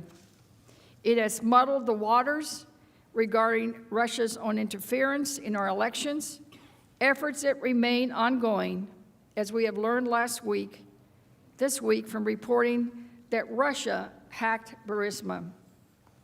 If there were any doubt about how President Putin feels about the president's conduct, you need only look to Putin's own words. His statement on November 20 tells it all. Quote, "Thank God nobody is accusing us anymore of interfering in U.S. elections. Now they're accusing Ukraine." That's a short quotation from Putin, but it speaks volumes. Even though President Trump knew that there was no factual basis for the theory that it was Ukraine that interfered in the 2016 election rather than Russia, and knew that Russia was perpetuating this theory, he still wanted President Zelensky to pursue the investigation. Why? Because while Putin and Russia clearly stood to gain by promoting this conspiracy theory about Ukraine, so did Donald Trump. He knew it would be politically helpful to his 2020 election. An announcement of an investigation by Ukraine would have breathed new life into a debunked conspiracy theory that Ukrainian election interference was there in 2016, and it lended great credibility. It would have cast doubt on the conclusions of the Intelligence Committee and Special Counsel Mueller that Russia interfered in the 2016 election to help President Trump. And it would have helped eliminate a perceived threat to the legitimacy of Donald Trump's presidency, that he was only elected because of the help he received from President Putin. I now yield to Mr. Schiff. The Majority Leader is recognized. Demand that we take a 15-minute break at this point. Without objection, so ordered.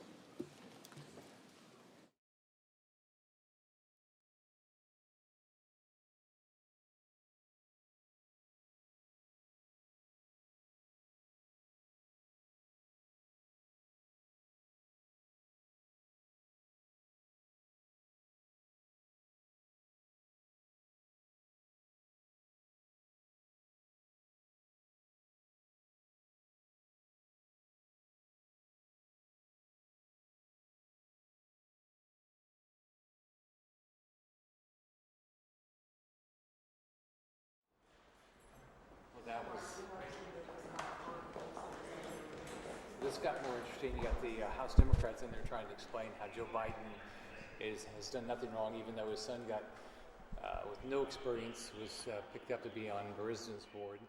And they want to know. I hope they're not wearing a green tie.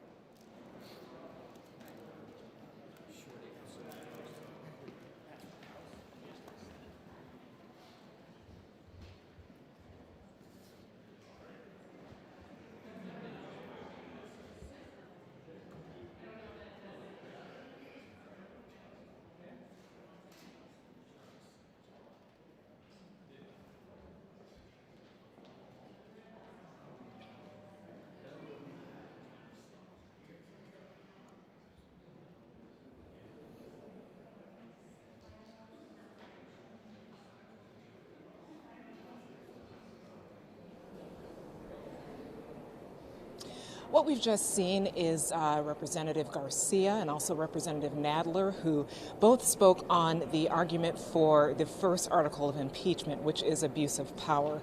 And today that is the main focus. These members, it was talked about earlier that these members were likely going to use a lot of legalese, that they were going to have some very hard to understand terms while applying the legal standard to the abuse of power article. But what we're finding is they're actually doing this in plain speak. In fact, about an hour ago when Representative Nadler spoke, he broke this down in a very nonpartisan way. Take a listen. A group of the nation's leading constitutional scholars, ranging across the ideological spectrum from Harvard Law professor Larry Tribe to former Ronald Reagan Solicitor General Charles Fried, issued a statement affirming that, quote, abuse of power counts as an instance of impeachable high crimes and misdemeanors under the Constitution. They added, that was clearly the view of the Constitution's framers. I could go on, but you get the point.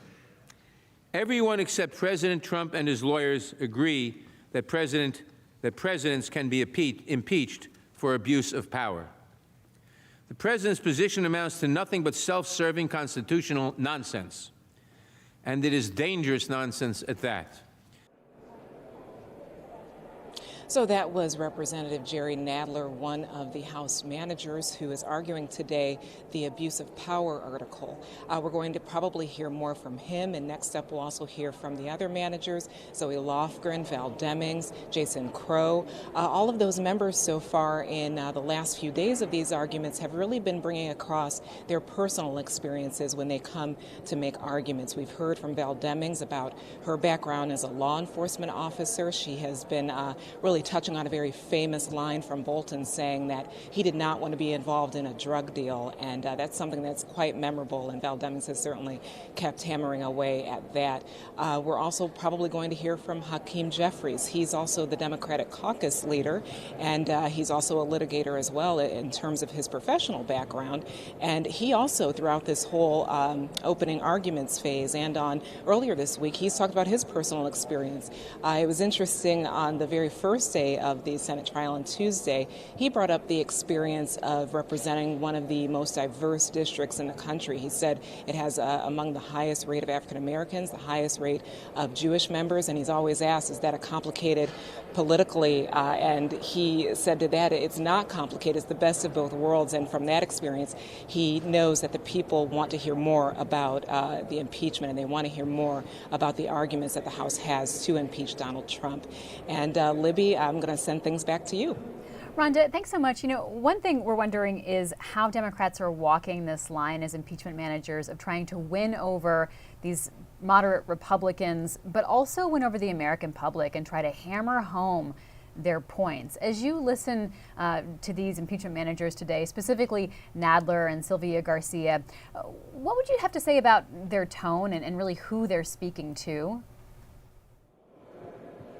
Well, I definitely think the tone has been tempered a little bit from the beginning of this week after that clash with Representative Nadler and the White House counsel. So it is sort of a tempered tone. I do think, and we're seeing this again and again today, that they are using a lot of common language. And I think they know that they have to do that in order to keep the American public engaged in days that could be very dense, in days that could include a lot of legal matters. And I think we are really seeing them try to convey that these terms that they believe are impeachable offenses, these are something that everyone can understand. Val Demings usually does Let me just cut you off there, Rhonda, because Jay Sekulow is talking right now, one of the president's lawyers. Let's see if we can go to him live.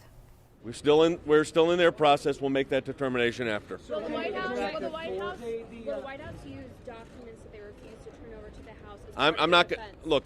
The White House will use and we will use appropriate documents that will be admissible for what this record is. That's the way we're going to do it. I'm not going to respond to anything particular. Yes. What do you make of the fact that four of the president's allies, some players in this trial, Lindsey Graham, Alan Dershowitz, even the Attorney General, have made statements to the effect of abuse of power is impeachable? You know, we've got something very different than what you're hearing up here.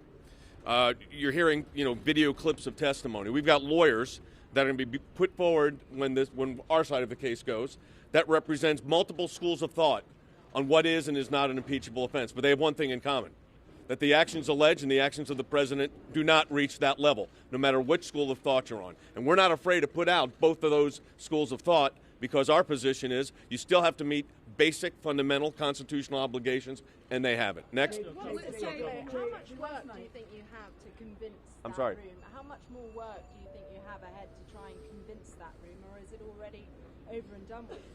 Look, I told you, I said this yesterday, we're prepared for any contingency that may arise. The case has a long way to go then. Remember this. This is the second day of their case. They get another day. Then we get our time. Then there could be 2 days of questions. And then more voting. So we may be at this for a little bit. Last night, the Democrats submitted supplemental testimony that Jennifer Williams and Penn State provided. Why shouldn't the president declassify that document? I'm not going to discuss anything involving national security matters. Jay, will you go short on Saturday so the big show can be on Monday and Tuesday for all Americans to see? Look, here's the situation. The senators are they have the rules. Our job is to play by the rules they set. If they want to go 2 hours, great. If they say they want to go longer, 8 hours, we have to, look, this is the way it is. I am confident. Let me say this. I am confident that whether it is Saturday or Monday or Tuesday, that the case will be made defending the president. I have no doubt. Thanks, everybody. Jay Sekulow, part of the president's defense team there, talking to reporters. This is the way that they can talk. We do see some other Republicans, Lee Zeldin, Elise Stefanik, heading up to the microphones. Interesting that they're coming out because they have become defenders of the president.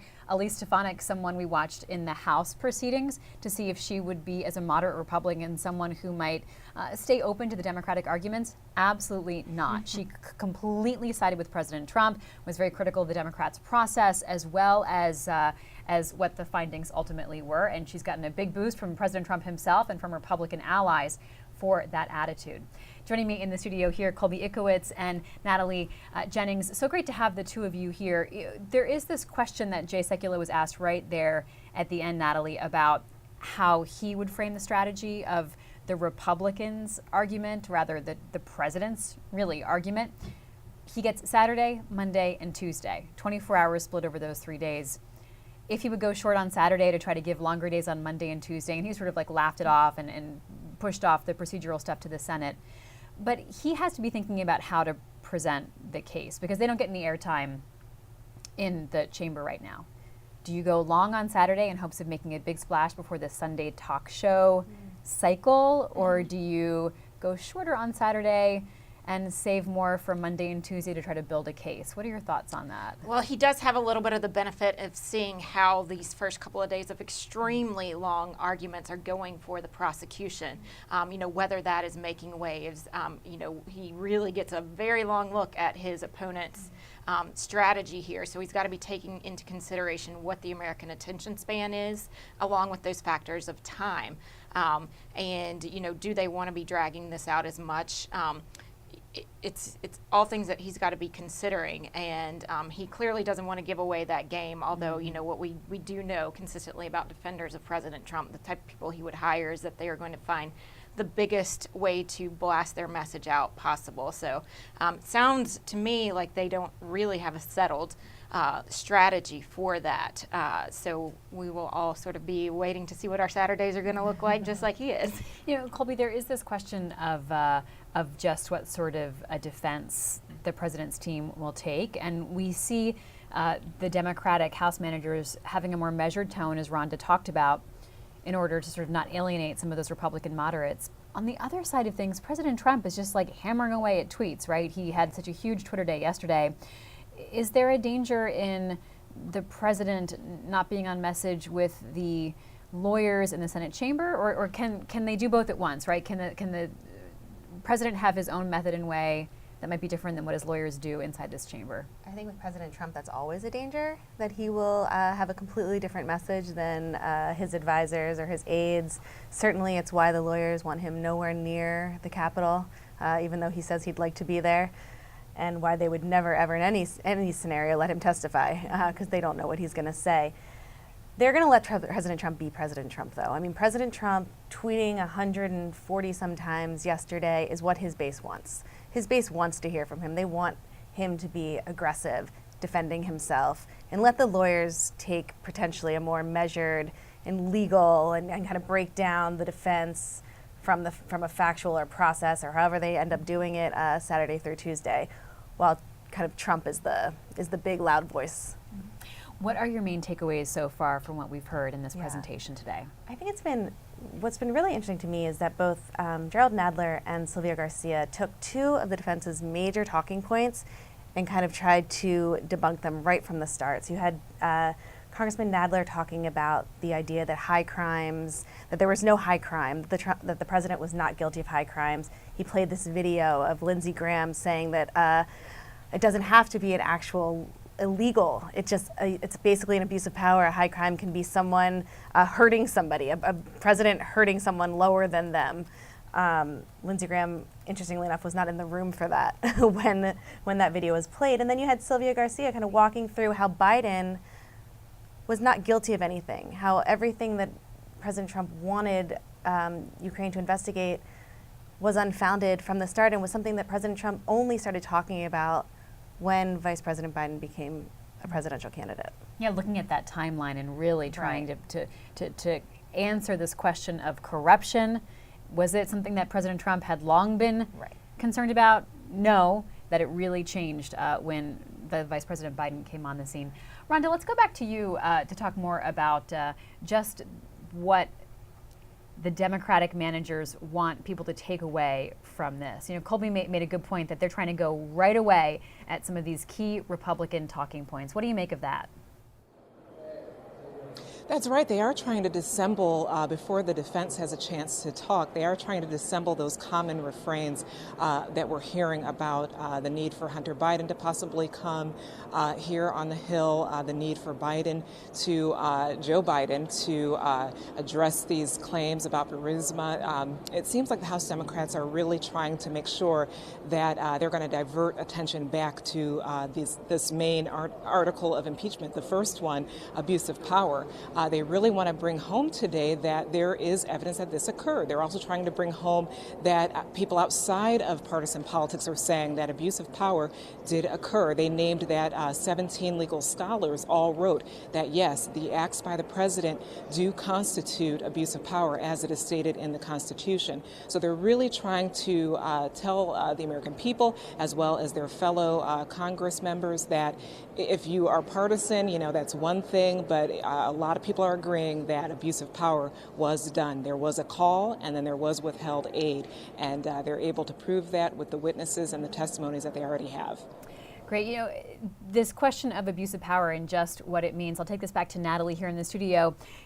Jerry Nadler really tried to say that it's not just the withholding of the aid and it's not just withholding of a White House meeting, that just the act of attempting to do any of this in and of itself, just the basis of all of this is an abuse of power. So it's this thing that we heard from Democrats during the House phase of this. You know, if you attempt murder, are you still committing a crime in that case, even if you don't actually commit a murder? And Nadler was trying to make the argument that at the basic level that the president was abusing power, even if the aid was ultimately not withheld, forever.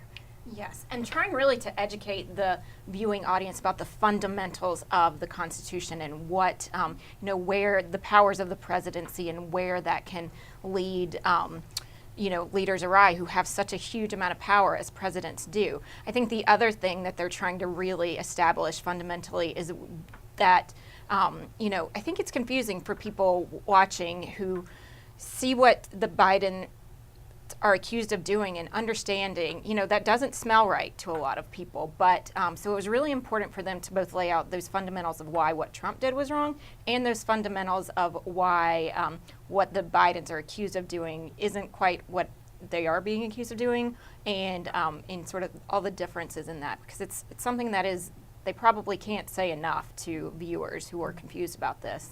Colby, you were talking about this throwback bit of tape that Jerry Nadler played of Lindsey Graham, and the House impeachment managers had been preparing these multimedia presentations. So let's watch this clip where Chairman Nadler used a 21-year-old piece of tape. Lindsey Graham, who in President Clinton's trial flatly rejected the notion that impeachable offenses are limited to violations of established law. Here is what he said. What's a high crime? How about if an important person hurts somebody of low means? It's not very scholarly, but I think it's the truth. I think that's what they meant by high crimes. Doesn't even have to be a crime. It's just when you start using your office and you're acting in a way that hurts people, you've committed a high crime. There are many reasons why high crimes and misdemeanors are not and cannot be limited to violations of the criminal code. Colby, we do see this change in perspective, not just on Republicans who have changed their bar of what impeachment is, but also for some Democrats as well, sort of changing their standard of what's an impeachable offense. Sure, to be expected, right? I mean, certainly the Democrats were defending President Clinton and taking the opposite approach in 1999. Now that the tides have turned, you can make the same argument about Ken Starr, right? It was on one side of this issue, now he's on the other. And so that's not particularly surprising, but to hear Lindsey Graham, who is probably President Trump's greatest ally in the Senate, one of his closest friends, to hear him say a high crime, an impeachable offense, is just simply hurting somebody. And if one can make the case that President Trump was hurting Ukraine, then that alone would be an impeachable offense. And as I noted before, it seems like Senator Graham may have actually had advance notice that this was coming. They have PowerPoint presentations with them, they have packets. And so the fact that Lindsey Graham was not in the room may have been because he knew this was coming and he walked out before his Blast in the Past played. Avoid a little bit of embarrassment, I guess. Seems like a safe guess to me. Well, Lindsey Graham was out defending the president this morning and was trying to turn the attention back to the Bidens. But he did say today that he wants this trial to end as soon as possible. Let's listen to Lindsey Graham. This is from just today, not from 1999. I have said consistently I'm not going to grant witness requests by the defense. They could have called all of these people if they'd wanted them in the House. They denied the president his day in court, and I'm not going to legitimize that. There are a bunch of people on my side who want to call Joe Biden and Hunter Biden. I want to end this thing sooner rather than later. I don't want to turn it into a circus. I think Schumer said yesterday we're not willing to trade Joe Biden for anybody. I think I know why. I want the American people to pick the next president, not me. And so what I think is the best thing to happen is to have oversight of Ukrainian potential misconduct and move on to the election. I am not going to use my vote to extend the trial. Senator Lindsey Graham shutting down the potential for witnesses or even really documents which might extend things and be something that would draw out this process. Also really appealing to that audience of one, President Trump, and how he's trying to push this back onto the Bidens, Natalie. Yes, and Lindsey Graham has a unique knack for that. As Colby was saying, the two are, seem to be in lockstep increasingly over the past year or so. And I think Lindsey Graham feels like he has a good amount of influence on the president, and we see him very often trying to wield that. And you can bet that the president has noted his defense of him over the last couple of days. You can see President Trump there in the lower right-hand part of your screen. He is heading to Doral, Florida. This is to deliver remarks at the Republican National Committee winter meeting. So he's heading down to Florida for that. He will be back, however, in Washington tomorrow because he'll be addressing the March for Life. This is an anti-abortion group that gathers every year here in Washington, sort of floods Union Station, makes traffic downtown pretty snarled. There's a lot of school groups come in, especially religious-oriented school groups come in for this. And President Trump is going to be making remarks. It is very rare to have a president be at that event, so you can see how he's trying to appeal to his base, Colby, even as he deals with impeachment. I believe, if I'm not incorrect, that he's the first president to actually appear live. Rather than on a screen or exactly. something. So there have been presidents in the past that have done a video address. But for President Trump to actually be there is pretty huge. And he has tried successfully over the course of his presidency and candidacy to appeal to a base that cares very much about the issue of abortion. And so for him to make being there a priority speaks volumes to that base. And we've seen that in how loyal they've remained to him, despite everything else, despite anything else that seems untoward about any behavior that might be unethical. That issue is so important, and the president has done such a good job at convincing them that it is important to him, and that's why he'll be there tomorrow. Yeah, I don't know what time the president is speaking, but you can imagine this is an event that happens on the National Mall, so literally full view of the Capitol where all of this is going to be going on. And you can bet that he will be reminding his supporters about what Democrats are trying to do to him at this moment. Let's go listen to Senator Schumer as he addresses the cameras. Have any relevance to the charges against the president. Thank you, everybody. Senator, appreciate it very much. All right, Senator Schumer talking to reporters there. This is the opportunity that these members have to talk to reporters because there has been a slight loosening of areas that cameras can be in the Capitol, but very slight, and reporters are still largely hemmed in. And so we're not getting quite as much one-on-one time. We're not seeing our reporters be able to catch senators in quite the way they would be able to otherwise. And senators are a bit stuck in how they relay their messages. And so we see Trump's team eager to come out to the microphones because they can't say anything during this process, Natalie. But also senators can use this opportunity to try to get their 2 cents out of what they're hearing inside the trial. Yep, and for the people who really want to be front and center, we can expect them to be coming out a lot. I know I've seen Senator Klobuchar come out a couple of times, who is, of course, running for president and cannot be in Iowa right now. The only other option for gauging what these people are feeling is looking at their body language inside the room. So we're hearing a little bit from our colleagues about that. One thing that Senator Schumer was focusing on is that the Republicans are picking a new manager to pick on every day. There is this question of just how much Republicans can go after the impeachment managers themselves, right? If they can focus it on Schiff or Nadler. We heard President Trump himself criticizing the impeachment managers by name and in mockery from Davos. Talk to us, Colby, about this question of pinning the focus on these Democrats who are standing up and speaking. And you heard Chairman Nadler address that head on this morning. He said to the senators in the room, I want you to listen carefully to the defense when they come here, because what you're going to hear is them talk about the managers, talk about the process, complain about us, complain about how it's gone. What you won't hear is any bit of refuting the actual facts or evidence that is presented by the prosecution. And so that was a really powerful point for Nadler to get across right at the start, And if any Americans heard that, then they're going to be too listening to the defense and thinking, well, yeah, they haven't refuted the idea that he had this call or that he requested the investigation or that the military aid was held. They're going to complain about the process being unfair and that the managers have a vendetta against the president. Natalie? Yeah, and I think we saw a bit of blowback to probably Nadler more than anyone about the tone that was taken both by the Democratic impeachment managers and Trump's defense team. Justice Roberts called them out on the first day of the trial, and yesterday there was quite a bit of I would say hand-wringing about how that will affect Democrats' attempts, because they really need some Republicans on their side, and they really cannot step out of line,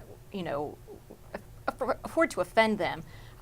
It seems like Nadler is also saying there's a limit to how much of, that hand-wringing he is going to engage in when he doesn't feel like that's a fair charge from the other side. Yeah, we keep talking about these moderate Republicans that are crucial to the Democrats' call for more witnesses, for more documentary evidence to be admitted.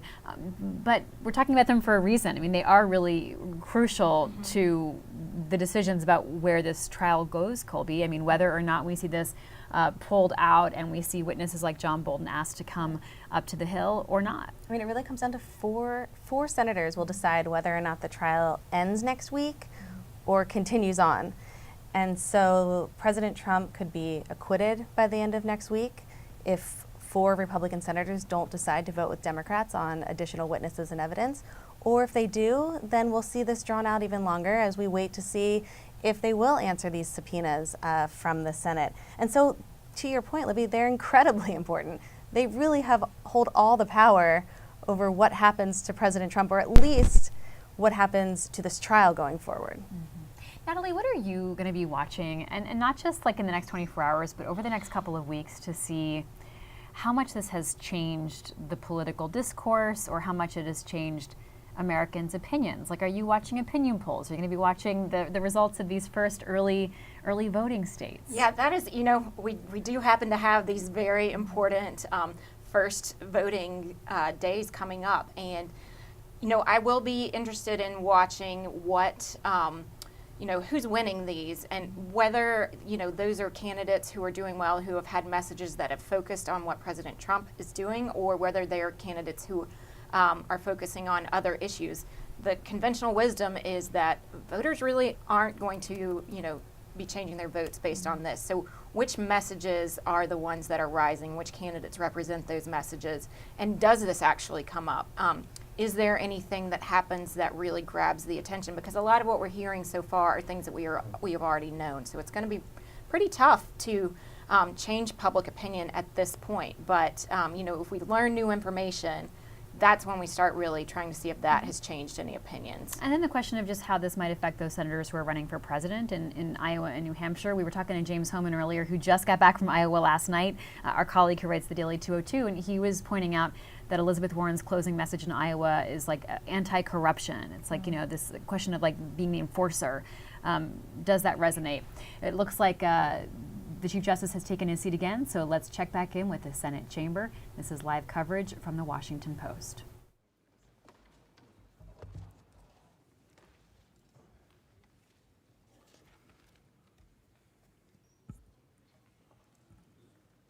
Senators, I'm going to pick up where my colleague from Texas left off, but I wanted to begin by underscoring a few of the points that she made in listening to her presentation that really leapt out at me in a way they hadn't leapt out at me before.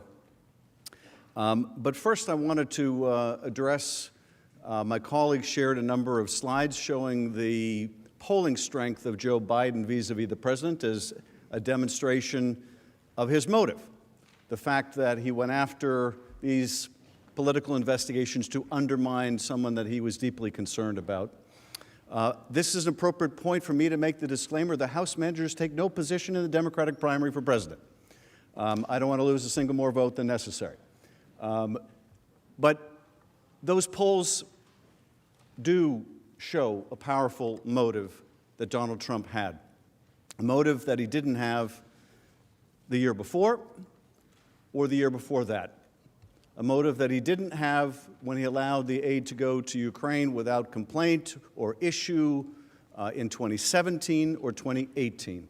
It was only when he had a growing concern with Joe Biden's candidacy that he took a sudden interest in Ukraine and Ukraine funding and the withholding of that aid.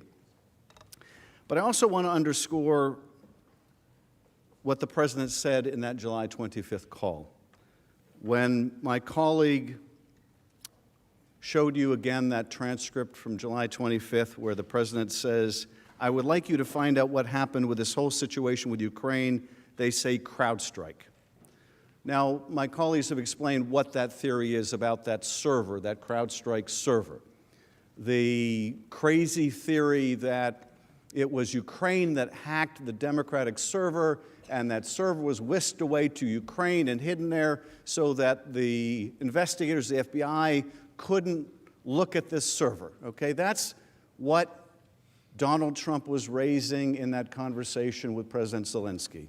Now, I bring this point up again, because you may hear from my colleagues, the President's lawyers, as we heard during the testimony in the House, that the concern was over Ukrainian interference in the election, and why isn't it possible that both Russia and Ukraine interfered in the election? Now, never mind, that's contrary to all the evidence. But it's important to point out here that we're not talking about generic interference. We're not talking about, as we heard from some of my colleagues in the House, a tweet from a Ukrainian here or an op-ed written by somebody there and equating it with the kind of systematic interference of the Russians. What we're talking about here, what the President is talking about here, is a very specific conspiracy theory going to the server itself, meaning that it was Ukraine that hacked the Democratic server, not the Russians. This theory was brought to you by the Kremlin. Okay? So we're not talking about generic interference. We're talking about the server. We're talking about CrowdStrike. At least that's what Donald Trump wanted to investigate or announced. This completely bogus, Kremlin-pushed conspiracy theory. Now, I was also struck by that video you saw of Tom Bossert, the former Homeland Security advisor for the President, in which he talked about how completely debunked and crazy this conspiracy theory is. And there was that, rather glib line that was, he admitted was glib, but nonetheless made a point. The 3 or 5 ways to impeach oneself, and the third way was to hire Rudy Giuliani. Now, it struck me in watching that clip again that it's important to emphasize that Rudy Giuliani is not some Svengali here who has the president under his control. There may be an effort to say, okay, the human hand grenade Rudy Giuliani, it's all his fault. He had the president in his grip. And even though the U.S. intelligence agencies and the bipartisan Senate Intelligence Committee and everyone else told the president time after time, this is nonsense, the Russians interfered, not the Ukrainians, that he just couldn't shake himself of what he was hearing from Rudy Giuliani. You can say a lot of things about President Trump, but he is not led by the nose by Rudy Giuliani. And if he is willing to listen to his personal lawyer over his own intelligence agencies, his own advisors, then you can imagine what a danger that presents to this country. Now, my colleague also played for you that interview with Director Wray, and again, I was just struck anew by that interview. And in that interview, Director Wray says, we have no information that indicates that Ukraine interfered with the 2016 presidential election. That is Donald Trump's director of the FBI. We have no information that indicates Ukraine interfered with the 2016 election. None, as in zero. The reporter then says, when you see politicians pushing this notion, are you concerned about that in terms of the impact on the American public? And the director says, well, look, there's all kind of people saying all kind of things out there. Well, Yes, there are, but this person was the President of the United States.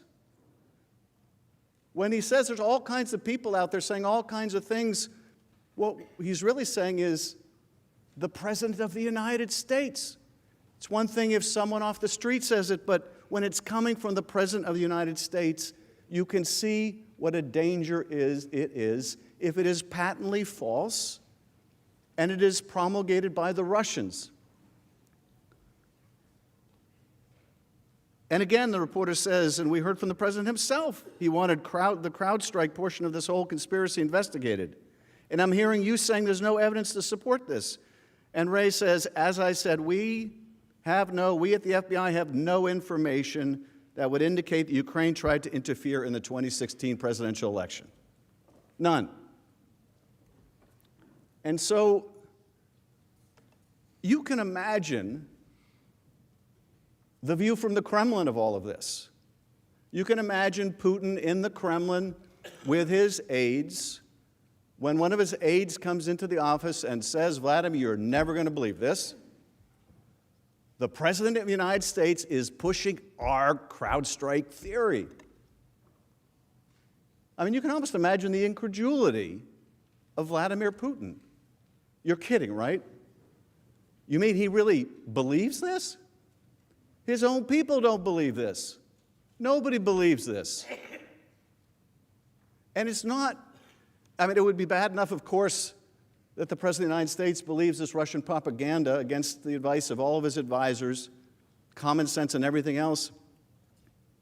But it's worse than that. It's worse than that.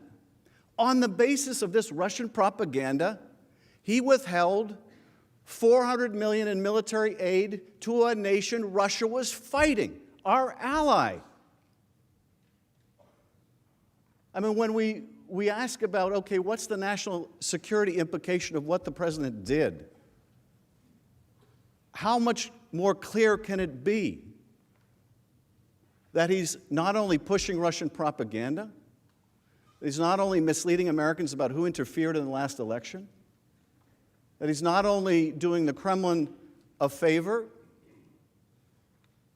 but that he's withholding aid from a nation at war. The Russians not only got him to deflect blame from their interference in our democracy, but they got him to withhold military aid.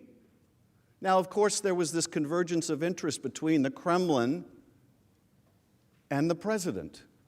The president wasn't pushing Kremlin talking points just to do Vladimir Putin a favor. He was doing it because it helped him. Because it helped him. Because it could get these talking points for him in his re-election campaign. And for that, he would sacrifice our ally and our own security.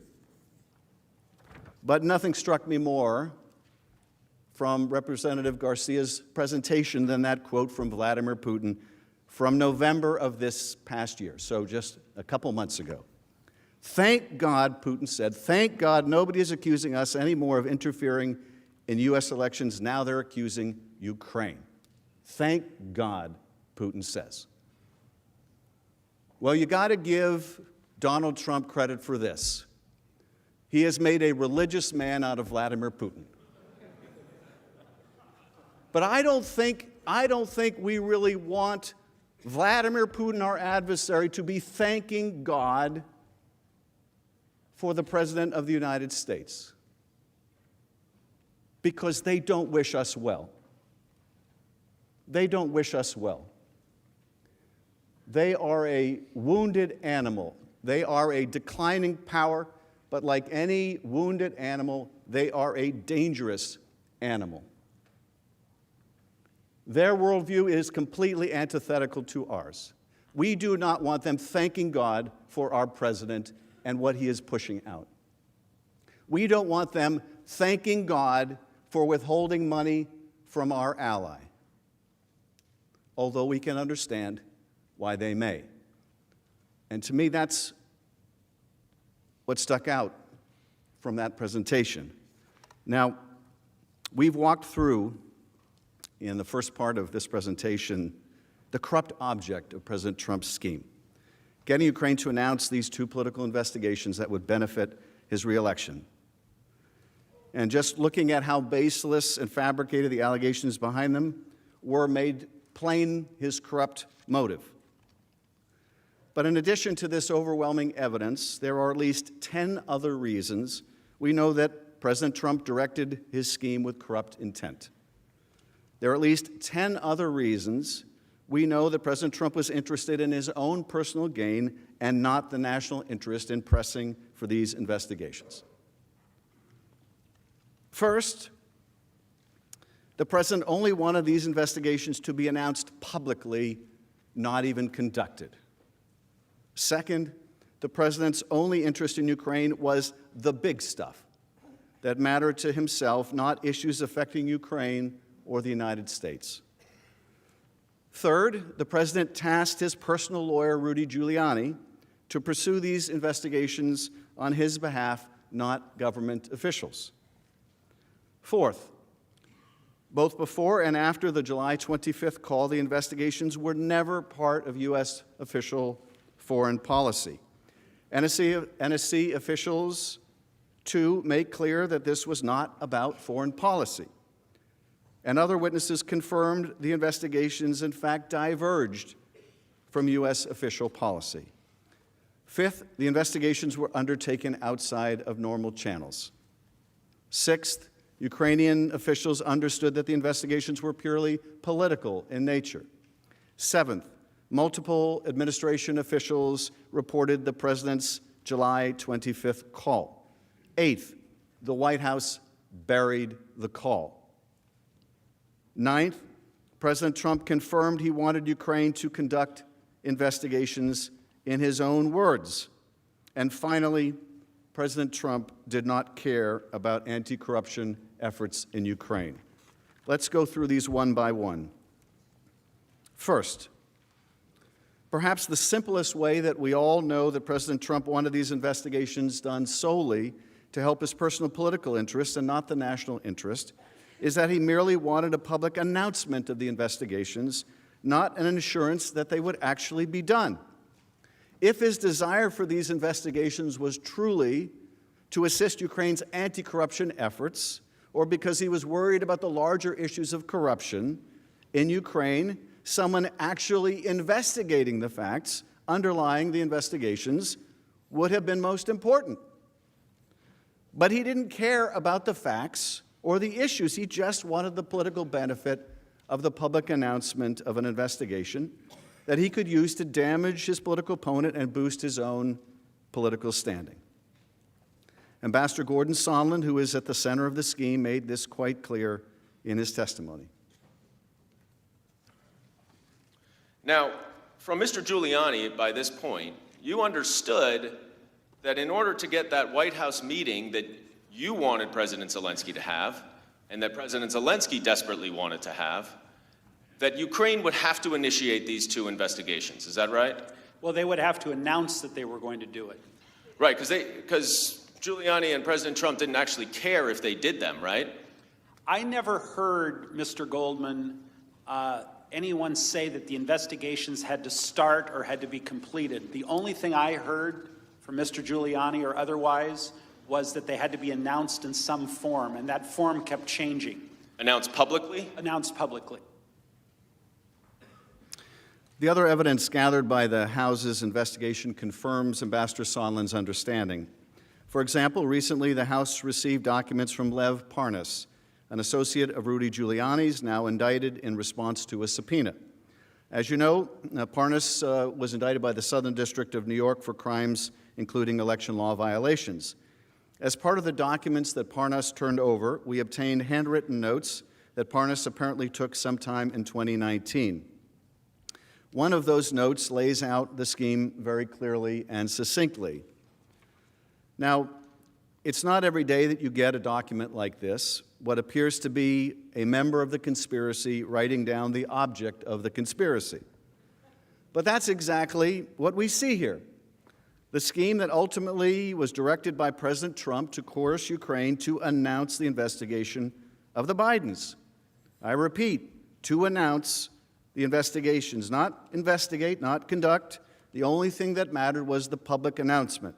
As this note says with an asterisk, get Zelensky to announce that the Biden case will be investigated.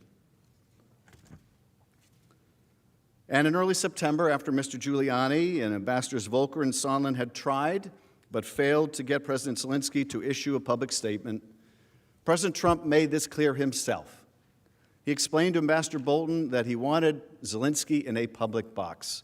That is, President Trump would only be satisfied if Zelensky made a public announcement of the investigations, which he subsequently agreed to do on CNN.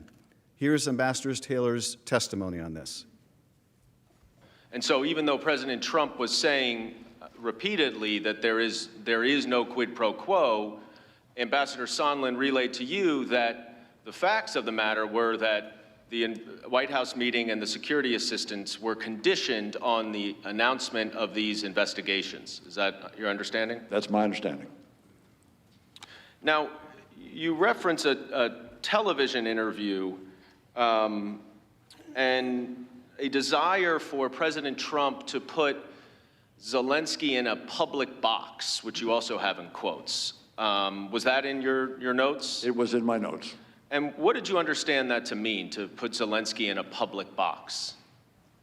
I understood that to mean that President Trump, through Ambassador Sondland, was asking for President Zelensky to very publicly commit to these investigations, that it was not sufficient to do this in private, that this needed to be a very public statement. The fact that the president only wanted a public announcement and not the investigations to actually be conducted demonstrates that his desire for investigations was simply and solely to boost his reelection efforts.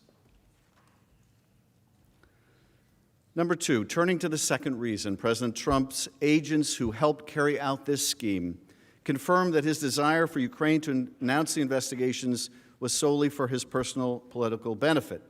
As we will explain in more detail in a few minutes, President Trump never expressed any interest in the United States' anti-corruption policy towards Ukraine, nor did he care about Ukraine's war against Russia.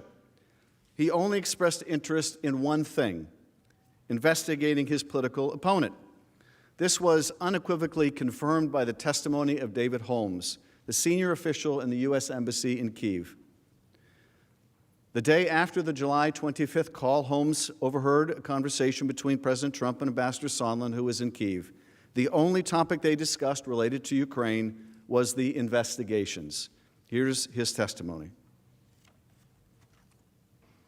Ambassador Sondland placed a call on his mobile phone, and I heard him announce himself several times along the lines of Gordon Sondland holding for the president. It appeared that he was being transferred through several layers of switchboards and assistants, and I then noticed Ambassador Sondland's demeanor changed and understood that he had been connected to President Trump. While Ambassador Sondland's phone was not on speakerphone, I could hear the president's voice through the earpiece of the phone. The president's voice was loud and recognizable, and Ambassador Sondland held the phone away from his ear for a period of time, presumably because of the loud volume. I heard Ambassador Sondland greet the president and explain he was calling from Kyiv. I heard President Trump then clarify that Ambassador Sondland was in Ukraine. Ambassador Sondland replied, yes, he was in Ukraine, and went on to state that President Zelensky, quote, loves your ass. I then heard President Trump ask, so he's going to do the investigation.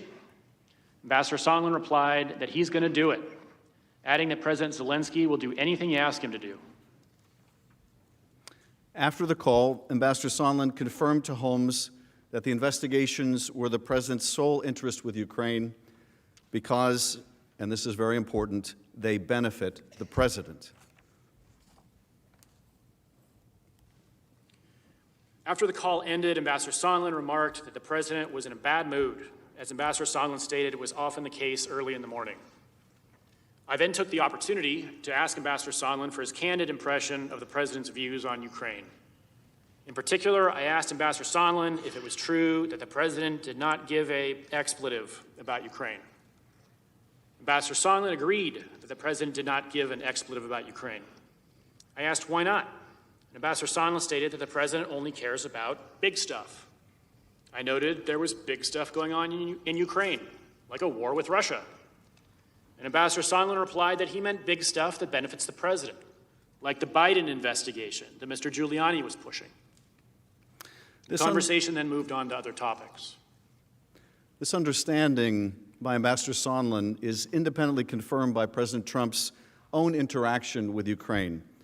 During his 2 telephone calls with President Zelensky, first on April 21st and then on July 25th, President Trump did not refer to any anti-corruption efforts or the war against Russia. He never even uttered the word corruption. Instead, he only spoke about investigating his political opponents. He later confirmed this narrow and singular focus to the press. On October 3rd, when asked about the Ukraine scheme, he said, "Well, I would think if they were honest about it, they would start a major investigation into the Bidens. It's a very simple answer." Here's that conference. What exactly did you hope Zelensky would do about the Bidens after your phone call? Exactly. Well, I would think that if they were honest about it, they'd start a major investigation into the Bidens. It's a very simple answer. So we know from witnesses, the president's personal agents, and most importantly, the president himself, the only thing President Trump cared about with Ukraine was his investigations to benefit himself. To see this even more starkly, it's helpful to remember what presidential head of state calls are normally used for. Talk to any former occupant of the Oval Office, and they will tell you that the disparity in power between the President of the United States and other heads of state is vast.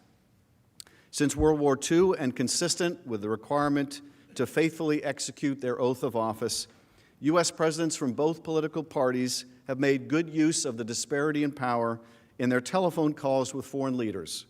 They've used those calls to secure commitments that bolstered American security and prosperity. Acting as our chief diplomat, President Reagan used his calls to European allies like Prime Minister Margaret Thatcher to rally the world against the Soviet threat, the shining city on the hill standing up to the evil empire. His calls laid the foundation for landmark nonproliferation agreements that averted a nuclear Armageddon.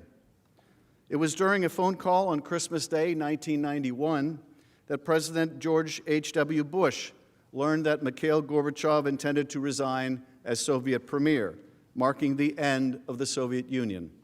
Historians credit his deft diplomacy, including numerous one-on-one phone calls, for bringing about a peaceful end to the Cold War. Following September 11th, President George W. Bush used his calls with heads of state to rally global support for the U.S. campaign to defeat al-Qaeda, to work with our allies to protect and defend U.S. national security and combat terrorism. President Obama used his calls with foreign leaders to contain the fallout from the global economic crisis, assemble an international coalition to fight the Islamic State, and of course to rally support for Ukraine following Russia's invasion of Crimea. No matter what you think of the policy views or priorities of these prior presidents, there is no question that they are examples of the normal diplomacy that happens during presidential telephone calls.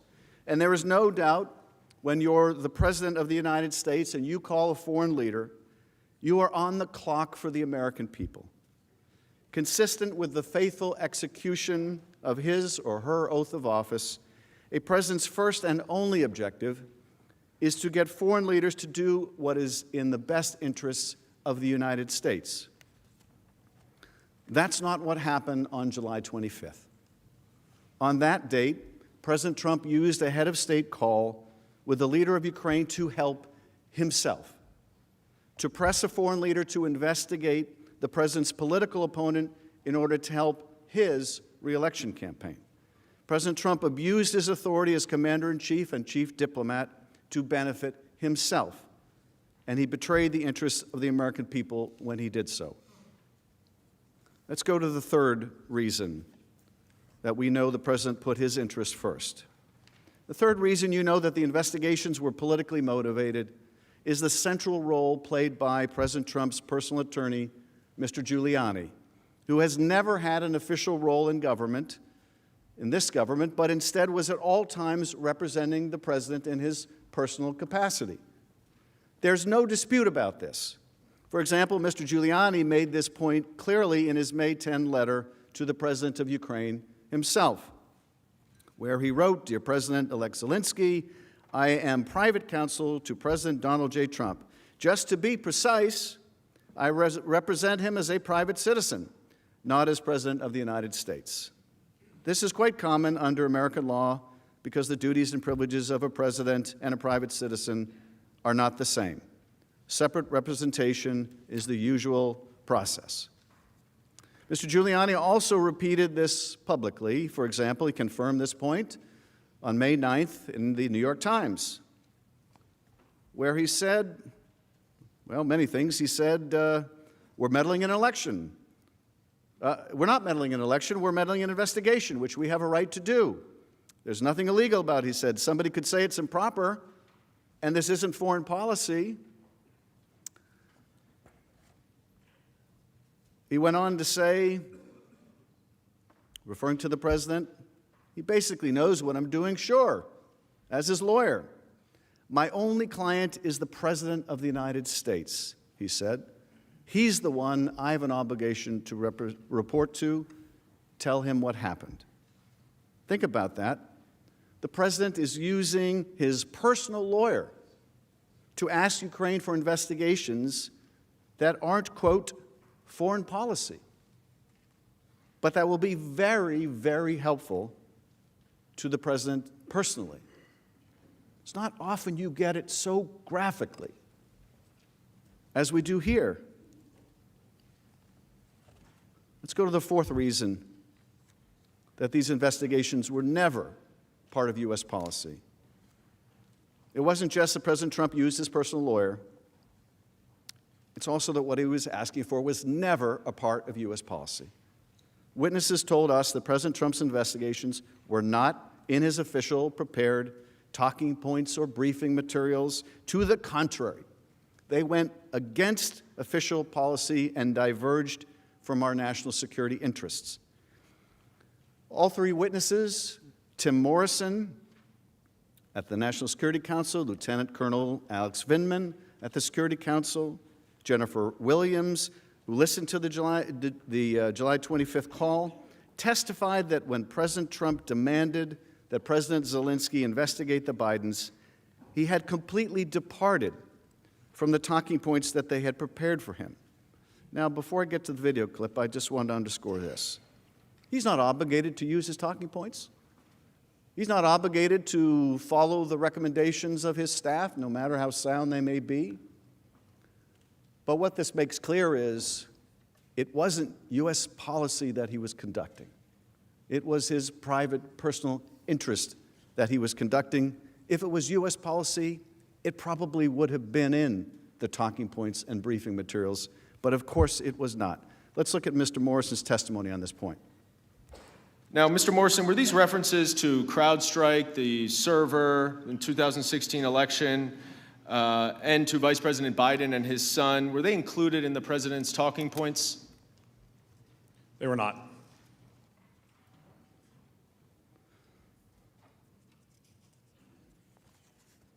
And here's Lieutenant Colonel Vindman on this point. Colonel Vindman, you are the National Security Council's director for Ukraine. Did you participate in preparing the talking points for the president's call?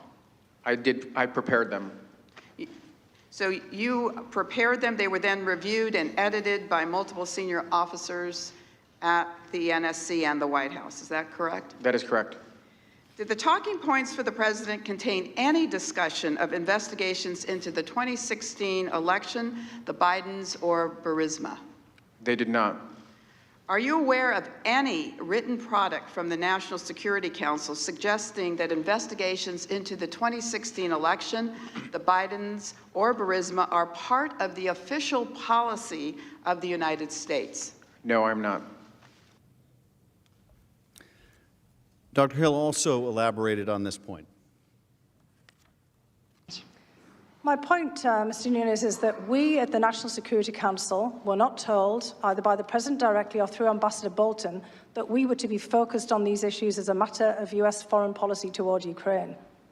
So when you're talking about Ukraine in 2016, I never personally heard the President say anything specific about 2016 in Ukraine. I've seen him saying plenty of things publicly, but I was not given a directive.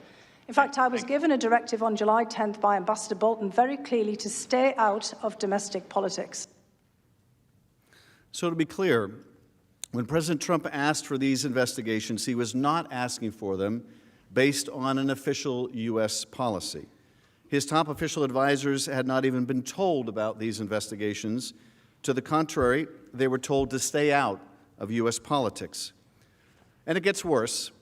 It was not just that President Trump ignored official U.S. policy and the talking points he was given. It was that what he was doing, withholding support from Ukraine, was actually contrary to and harmful to U.S. policy. There is clear and undisputed bipartisan support for Ukraine. Ukraine is our ally. What's more, they're at war with our adversary.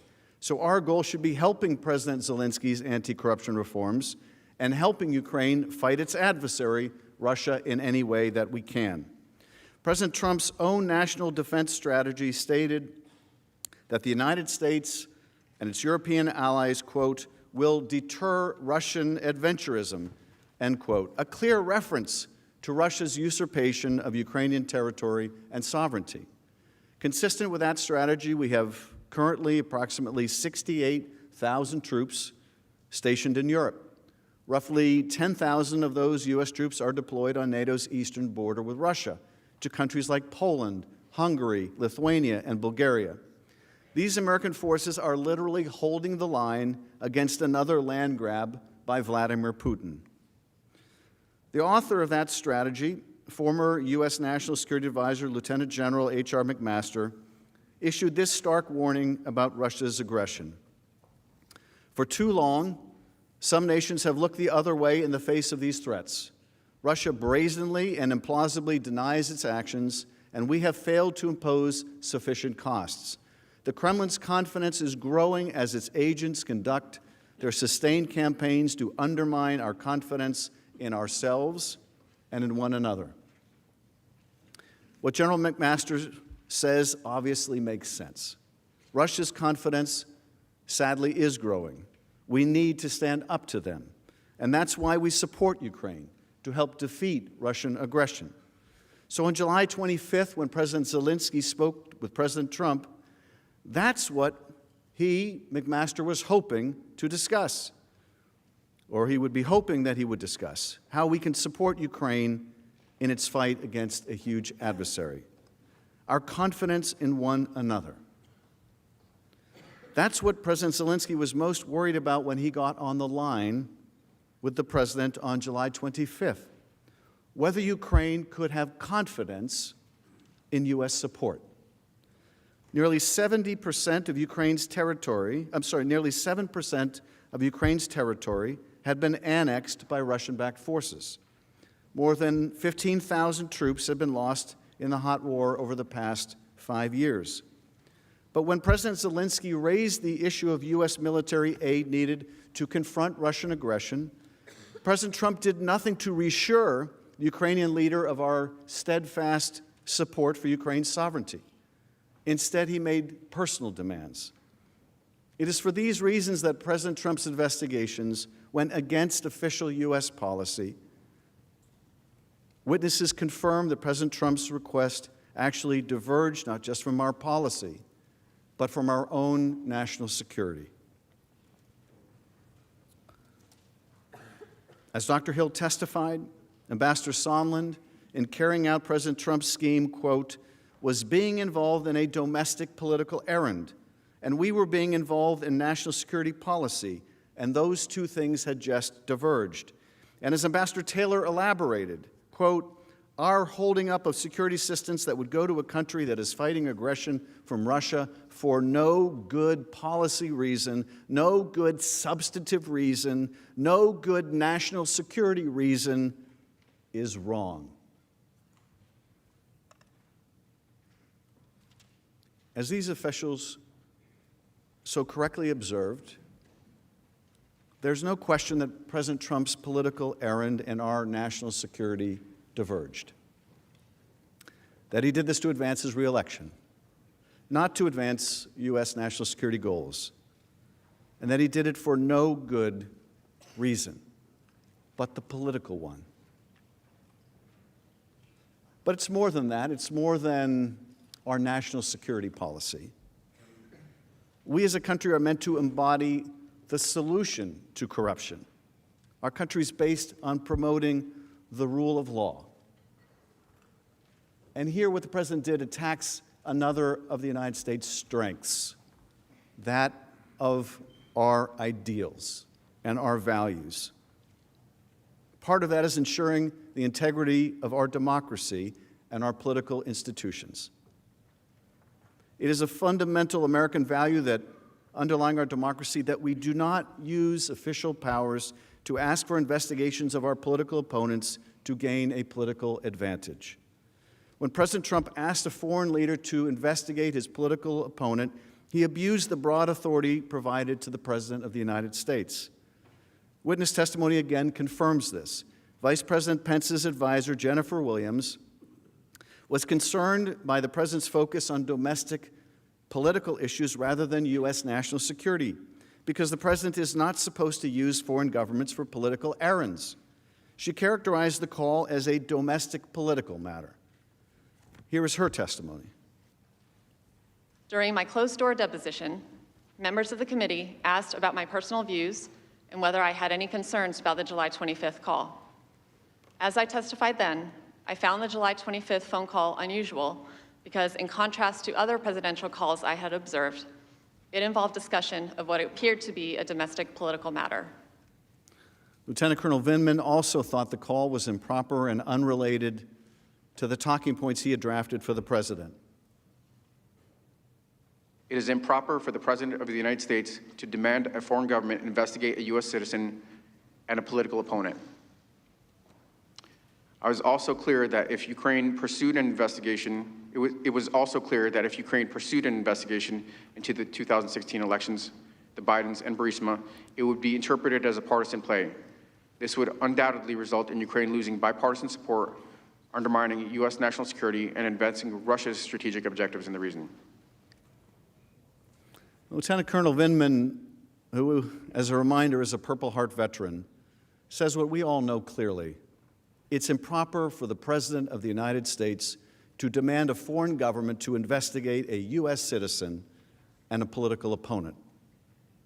And it wasn't just that Colonel Vindman thought that it was wrong. He was so concerned that he warned Ukraine, too, not to get involved in our domestic politics.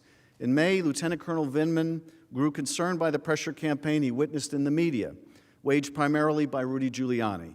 During a meeting with President Zelensky on May 20th, Lieutenant Colonel Vindman warned the Ukrainian leader to stay out of U.S. politics, because that is our official U.S. policy. During a bilateral meeting in which the whole delegation was meeting with President Zelensky and his team, I offered two pieces of advice. To be particularly cautious with regards to Ukraine, to be particularly cautious with regards to Russia and its desire to provoke Ukraine, and the second one was to stay out of U.S. domestic policy. You mean politics? Politics, correct. And why did you feel it was necessary to advise President Zelensky to stay away from U.S. domestic politics? Chairman, in the March and April timeframe, became clear that there were actors in the U.S.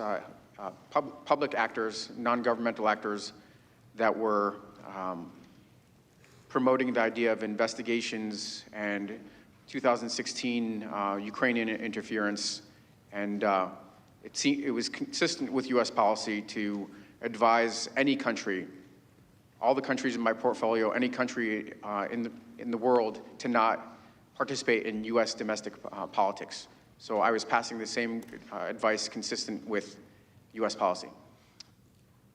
He once again makes this clear. It was consistent with U.S. policy to advise any country. All the countries in my portfolio, any country in the world, we do not participate in U.S. domestic politics.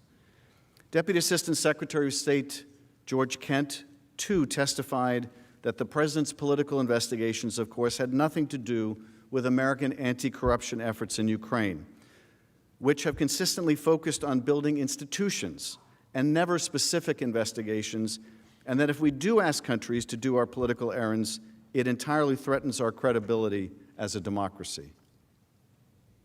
You also testified on October 15th in the deposition about fundamental reforms necessary for Ukraine to fight corruption and to transform the country. And you cited the importance of reforming certain institutions, notably the Security Service and the Prosecutor General's office. Was investigating President Trump's political opponents a part of those necessary reforms? Was it on that list of yours, sir, or indeed was it on any list? No, they weren't.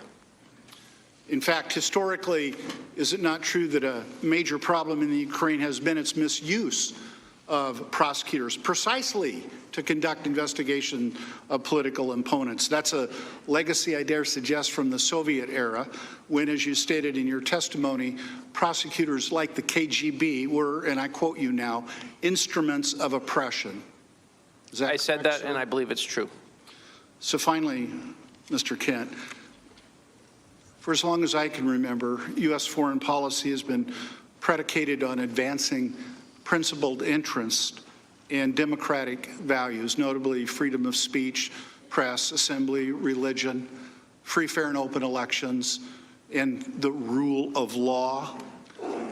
Mr. Kent, when American leaders ask foreign governments to investigate their potential rivals, doesn't that make it harder for us to advocate on behalf of those democratic values?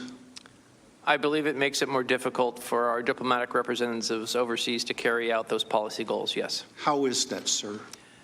Well, there's an issue of credibility. They hear diplomats on the ground saying one thing, and they hear other U.S. leaders saying something else. The bottom line is this. What was in the best interests of our country was to help Ukraine, to give them the military aid, to fight one of our greatest adversaries, and to help promote the rule of law. And what was in President Trump's personal interest was the opposite, to pressure Ukraine to conduct investigations against his 2020 rival to help ensure his reelection. And when what is best for the country and what was best for Donald Trump diverged, President Trump put himself above the best interests of our country. Let's now go to the fifth reason that you know the President put himself first. The fifth reason is that the request for these investigations departed not just from U.S. policy, but from established U.S. government channels. On the July 25th call, President Trump told President Zelensky that he should speak to Mr. Giuliani and Attorney General Barr. But after the July 25th transcript was released, the Department of Justice disclaimed any knowledge or involvement in the President's political investigations. The Department of Justice statement from the day the July 25th call was released says this. This was from September 25th. The President has not spoken with the Attorney General about having Ukraine investigate anything relating to former Vice President Biden or his son.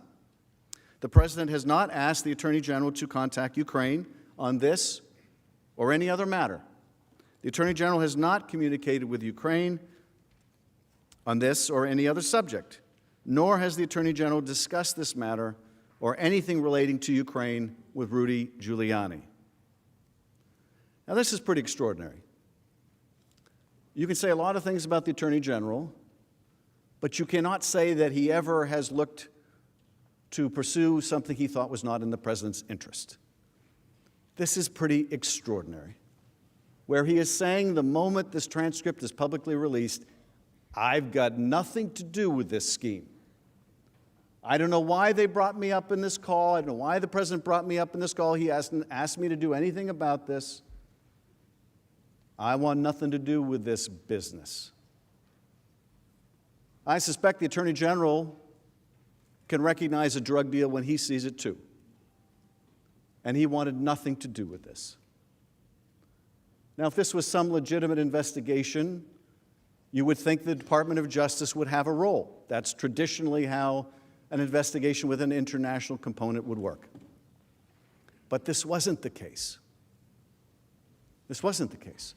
And the Attorney General wanted nothing to do with it.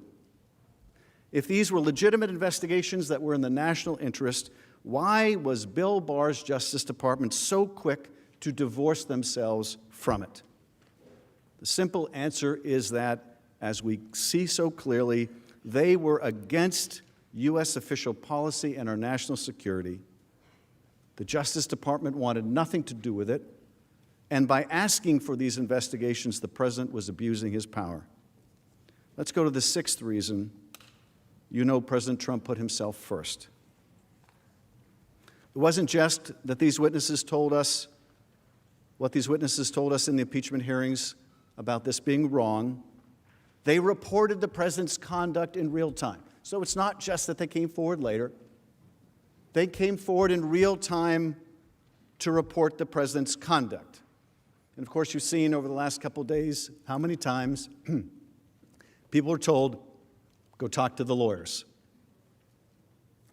Both Tim Morrison, former Republican congressional staffer, and Colonel Vindman were sufficiently concerned by what they heard President Trump solicit on that July 25th call that they both immediately went to speak to the lawyers. John Eisenberg, the NSC legal advisor. Let's take a look. Now, Mr. Morrison, shortly after you heard the July 25th call, you testified that you alerted the NSC legal advisor, John Eisenberg, pretty much right away. Is that right? Correct.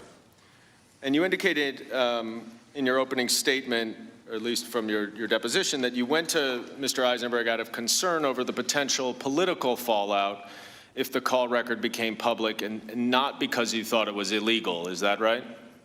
Correct. But you would agree, right, that asking a foreign government to investigate a domestic political rival is inappropriate, would you not? It's not what we recommended the president discuss. Well, I think that's a profound understatement. Mr. Morrison clearly recognized that the request to investigate Biden and Burisma was about U.S. domestic politics and not U.S. national security. Lieutenant Colonel Vindman knew this too, and he reported his concerns to the White House counsel. Now, you said you also reported this incident to the NSC lawyers, is that right? Correct. And what was their response? John Eisenberg said that he took notes while I was talking, and he said that he would look into it.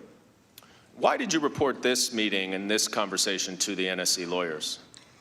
Because it was inappropriate, and following the meeting, I had a short conversation, following the post-meeting meeting in the wardroom, I had a short conversation with Dr. Hill, and we discussed the idea of needing to report this.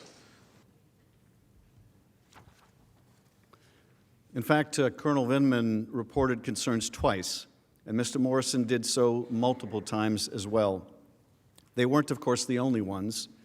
As this slide shows, Dr. Hill reported her concerns to the NSC legal advisor. Mr. Kent reported his concerns at the State Department's failure to respond to House document requests. The lawyers were awfully busy. And why did President Trump's own officials, not so-called never-Trumpers, not Democrats or Republicans, but career public servants, report this conduct in real time? Because they knew it was wrong. Dr. Hill said it was improper and it was inappropriate, and we said that in real time. Lieutenant Colonel Vindman said the July 25th call was wrong, and he had a duty to report it. Ambassador Taylor said, quote, holding up of security assistance for no good policy reason, no good substantive reason, no good national security reason is wrong. Mr. Morrison admitted that he reported the July 25th call pretty much right away and recommended to them that we restrict access to the package. And Ms. Williams said that the July 25th call struck me as unusual and inappropriate and more political in nature. The consensus is once again clear. The President's demand for political investigations was improper, inappropriate, and wrong, and again confirms that these requested investigations were not about anything except Donald Trump's political gain. Let's go to the seventh reason why you know President Trump put himself first. American officials weren't the only ones who recognized the political nature of these requests. Ukrainian officials did too. And that brings us to the seventh reason we know that this was against our national interest. Ukrainian officials themselves expressed concern that these corrupt investigations would drag them into U.S. domestic politics. For example, in mid-July, Ambassador Taylor texted Sondland, and Taylor explained President Zelensky's reluctance to become a pawn in U.S. politics. Ambassador Taylor said, Gordon, one thing Kurt Volker that is, one thing Kurt and I talked about yesterday was Sasha Danliuk's point, and he's a top advisor to President Zelensky, Sasha Danliuk's point that President Zelensky is sensitive about Ukraine being taken seriously, not merely as an instrument in Washington domestic re-election politics.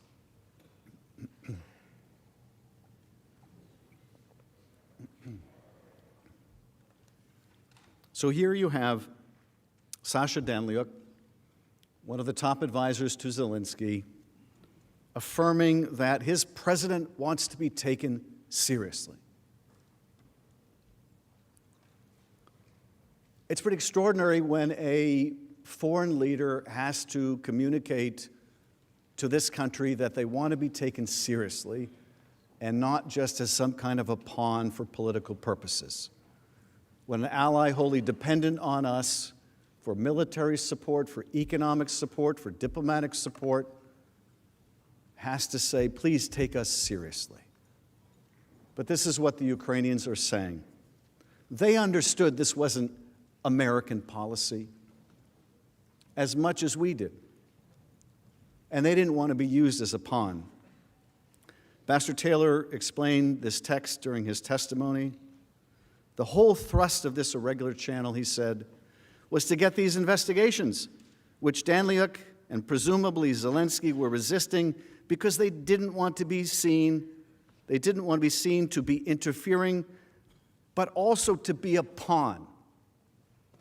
So this is an important point too, which is it wasn't just that they didn't want to be seen as getting involved in U.S. politics, because if they did, and it looked like they were getting involved on the side of Donald Trump, then it would hurt their support with Democrats. If it looked like they were getting involved on the other side, it would hurt them with the president. It wasn't just that there was no benefit to Ukraine to be dragged into this. There was no benefit to Ukraine by this. But they also didn't want to be viewed as a pawn. I mean, President Zelensky's got his own electorate. He's this new leader. He's a former comedian. And he wants to be taken seriously. He needs to be taken seriously, because if the U.S. won't take him seriously, you can darn well bet Vladimir Putin isn't going to take him seriously. And so the perception, not just that there's a rift, that he can't get military aid or it's in doubt or in question, but the impression that he's nothing more than a pawn. You could see how problematic that was for President Zelensky.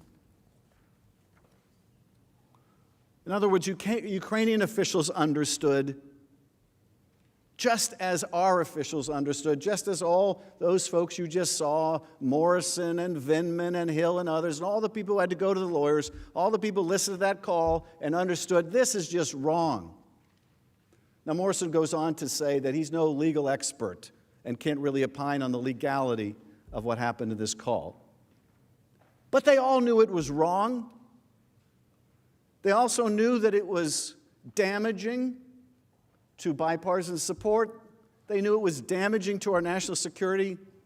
But here we see it wasn't just our people, it was Ukrainians who also understood this was a pure political errand they were being asked to perform. It's no way to treat an ally at war.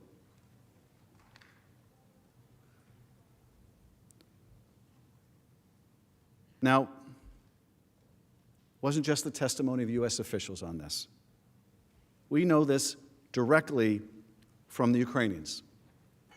Indeed, we know this directly from President Zelensky himself, who said, quote, "I'm sorry, but I don't want to be involved to democratic open elections of the USA." Here's Zelensky saying, I don't want to be involved. I don't want to be involved. And he shouldn't be involved. He shouldn't be involved in our elections. That's not his job.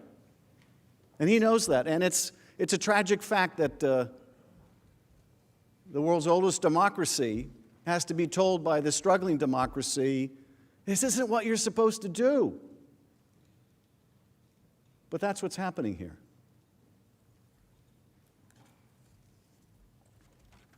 Let's go to the 8th reason why you can know that President Trump put himself first. And that is, there's no serious dispute that the White House tried to bury the call record. They tried to bury the call record. Although President Trump has repeatedly insisted that his July 25th conversation with President Zelensky was perfect, the White House apparently believed otherwise. Their own lawyers apparently believed otherwise. Following a head of state call, the White House normally issues a public summary or readout to lock in any commitments made by the foreign leader and publicly reinforce the core elements of the president's message. However, no public readout was posted on the White House website following the July 25th call. I wonder why that was. The White House instead provided reporters with a short, incomplete summary that, of course, omitted the major elements of that conversation. The short summary said, today, President Donald J. Trump spoke by telephone with President Vladimir Zelensky of Ukraine to congratulate him on his recent election. President Trump and President Zelensky discussed ways to strengthen the relationship between the United States and Ukraine, including energy and economic cooperation. Both leaders also expressed that they look forward to the opportunity to meet. That was it. Now, I don't know about you, but that does not seem like an accurate summary of that call. As you can see, that summary did not mention President Trump's repetition of a debunked conspiracy theory about the 2016 election promoted by Russian President Putin. The summary did not mention President Trump's demand that Ukraine announce an investigation into his domestic political rival, former Vice President Biden. The summary did not mention that President Trump praised a corrupt Ukrainian prosecutor who to this day continues to feed false claims to the president through Rudy Giuliani. If the call was perfect, if these investigations were legitimate, if the White House had nothing to hide, then ask yourselves, why did the White House readout omit any mention of these investigations? Why not publicly confirm that Ukraine had been asked by the president to pursue them? Why? Because it would have exposed the president's corruption. But sanitizing the call readout wasn't the only step taken to cover up the president's wrongdoing. The White House counsel's office also took irregular efforts to hide the call record away on a secure server used to store highly classified information. National Security Council Senior Director Tim Morrison, who you saw video clips of, testified that he requested that access to the electronic file of the call record be restricted so that it couldn't leak. Mr. Morrison said the call record did not meet the requirements to be placed on the highly classified system, and Mr. Eisenberg later claimed the call record had been placed on the highly classified system by mistake. Sure, it was a very innocent mistake. However, mistake or no mistake, it remained on that system until at least the third week of September 2019.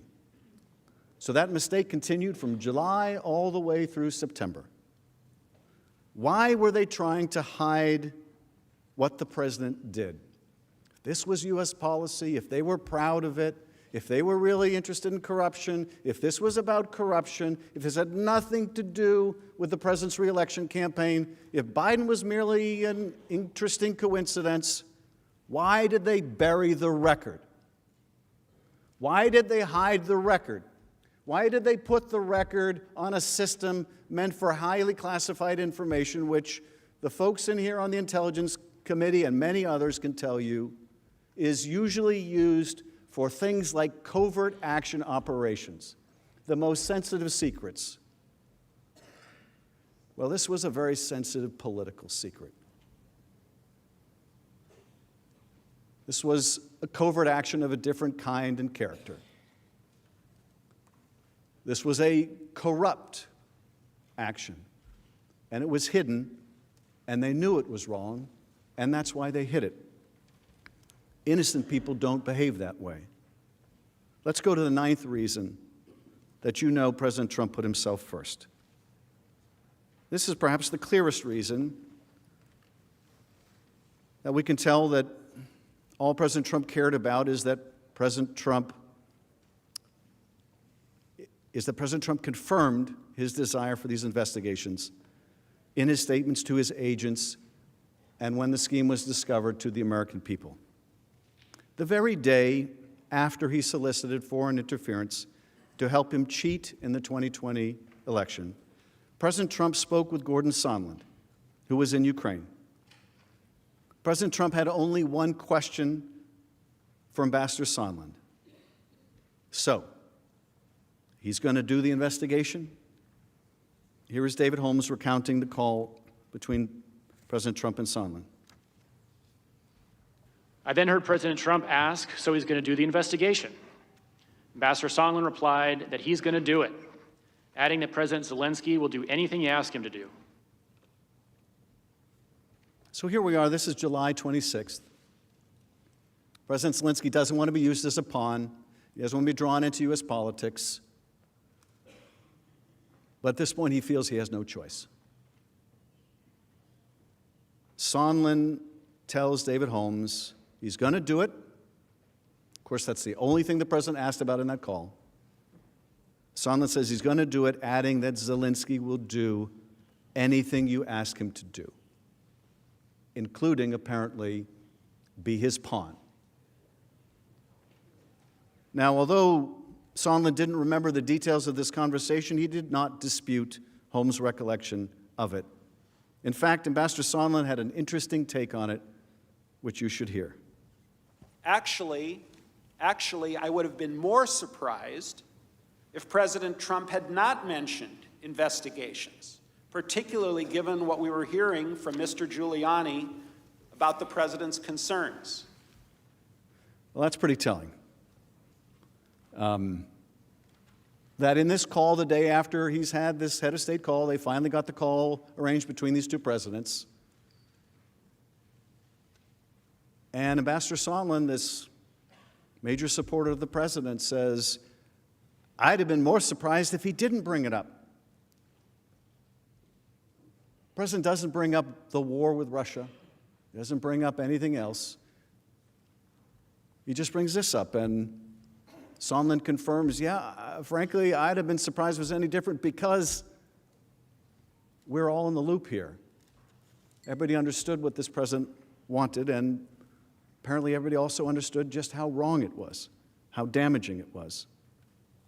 In September 2019, even after President Trump learned that his scheme was in danger of becoming publicly exposed, he would not give up. He still expected Ukraine to announce the investigations into Joe Biden and this alleged Ukrainian interference in 2016. According to 3 witnesses, President Trump emphasized to Ambassador Sondland during a call on September 7th that President Zelensky, quote, should want to do it.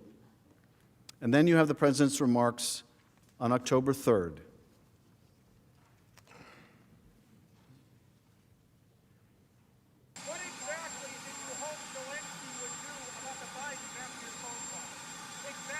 I would think that if they were honest about it, they'd start a major investigation into the Bidens.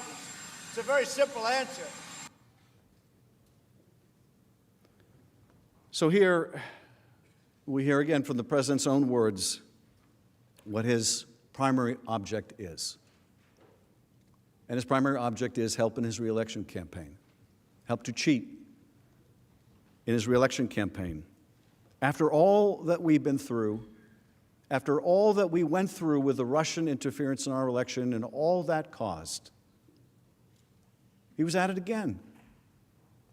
Unrepentant, undeterred, if anything, emboldened by escaping accountability from his invitation and willful use of Russian hacked materials in the last election, and unconstrained. This is a president who truly feels that under Article 2 he can do whatever he wants. And that includes coercing an ally to help him cheat in an election. And if he's successful, the election is not a remedy for that. A remedy in which the president can cheat is no remedy at all, which is why we are here. This was not about corruption, which brings me to number 10. The 10 reasons you know President Trump put himself first. Ironically, the president has argued that his corrupt conduct in soliciting sham investigations from Ukraine was driven by his concerns about corruption in Ukraine. This attempt to legitimize his efforts is simply not credible, not the least bit believable, given the mountain of evidence in the record of President Trump's corrupt intent. There is no evidence that President Trump cared one whit about anti-corruption efforts at all. That's the 10th reason you know this was all political. First, the evidence and President Trump's own public statements that make clear that when the president talks about corruption in Ukraine, he's only talking about that sliver, that little sliver of alleged corruption that just somehow happened to be affected by his own political interests, specifically 2 investigations that would benefit his reelection. For example, on September 25th, in a joint press availability with President Zelensky, the man who doesn't want to be a pawn, at the United Nations General Assembly, President Trump emphasized his understanding of corruption to relate to the Biden investigation. Now, when Biden's son walks away with millions of dollars from Ukraine and he knows nothing, and they're paying him millions of dollars, that's corruption. I mean, you can imagine how President Zelensky feels sitting there and hearing this. The man who does not want to be a pawn, the man who doesn't want to be pulled into American politics, and there is the president at it again, trying to draw his nation in, even while they've got a war to fight. Another example was on September 30th, when President Trump stated, Now, the new president of Ukraine ran on the basis of no corruption. That's how he got elected. And I believe that he really means it. But there was a lot of corruption having to do with the 2016 election against us. And we want to get to the bottom of it, and it's very important that we do. Thank you very much. This is, of course, again bringing up the CrowdStrike conspiracy theory. What does the president say? Corruption against us. He's not concerned about actual corruption cases, only matters that affect him personally. 2 days later, President Trump again tried to link corruption with the Biden investigation. The only thing that matters is the transcript of the actual conversation that I had with the president of Ukraine. It was perfect. We're looking at congratulations. We're looking at doing things together. And what are we looking at? We're looking at corruption. And in, I believe, 1999, there was a corruption act or a corruption bill passed between both and signed between both countries, where I have a duty to report corruption. And let me tell you something. Biden's son is corrupt, and Biden is corrupt. Just 2 days after that, the president again equated corruption with actions by others to hurt him politically. Here's what's okay. If we feel there's corruption, like I feel there was in the 2016 campaign, there was tremendous corruption against me. If we feel there's corruption, we have a right to go to a foreign country. So here again, the president is pushing out the Kremlin talking point of Ukrainian interference in 2016 and the CrowdStrike conspiracy theory. Again, when President Trump is talking about corruption, he's talking about perceived efforts by political opponents to hurt him. It's personal, it's political, but it is not anti-corruption policy. Ambassador Volker confirmed this fact. Fighting corruption in Ukraine, when used by President Trump and Giuliani, in fact, refers to the investigation of the Bidens and 2016. Volker said, "In hindsight, I now understand that others saw the idea of investigating possible corruption involving the Ukrainian company Burisma as equivalent to investigating former Vice President Biden." So again, although President Trump and Mr. Giuliani have used the general term corruption to describe what they want Ukraine to investigate, it wasn't about anything actually related to corruption. The evidence, including the president's own statements, make clear this is simply code for the specific investigations that President Trump wanted Ukraine to pursue.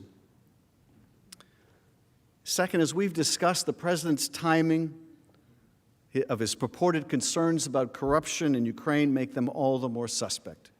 Before news of Vice President Biden's candidacy broke, President Trump showed no interest in Ukraine. He gave Ukraine hundreds of millions of dollars under a regime that lost power because of mounting concerns about corruption. So here we are, the president in these prior years giving money to a government of Mr. Poroshenko that is viewed as corrupt, and Zelensky comes and runs against him. Underdog campaign. Underdog campaign of Zelensky against Poroshenko. And what's the heart of Zelensky's campaign? That Poroshenko's government is corrupt. And he's running to clean it up. He's the reformer. And he succeeds because the Ukrainians really want to clean up their government. We see this reformer win and carry the hopes of the Ukrainian people. Now, President Trump had no problem giving money appropriated by Congress to Ukraine under the corrupt regime of Poroshenko, or the corruption that existed during Poroshenko. But a reformer gets elected, devoted to fighting corruption, and suddenly there's a problem. That was a reason to give more support to Ukraine. They had a president, this was their central pillar of his campaign. He came from outside of the government. People placed their hopes in him.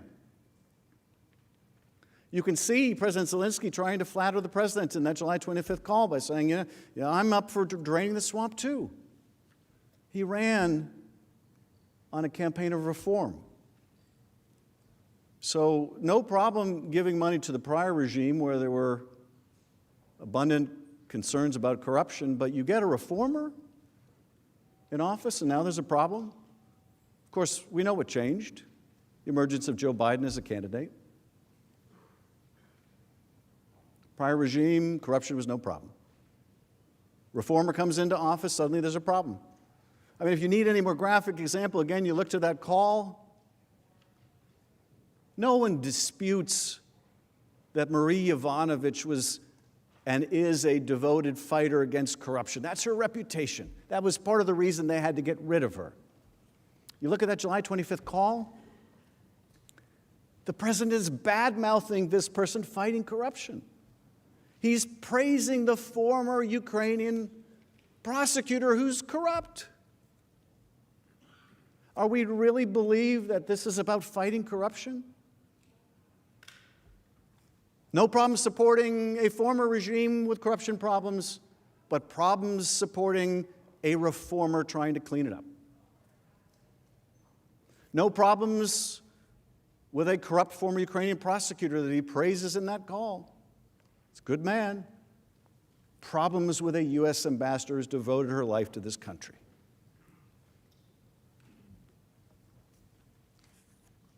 It wasn't until 2019, after Biden emerged as a considerable opponent, after Special Counsel Mueller confirmed that President Trump's campaign had welcomed Russian assistance in 2016, that President Trump, we are to believe, suddenly developed an interest in anti-corruption reforms in Ukraine.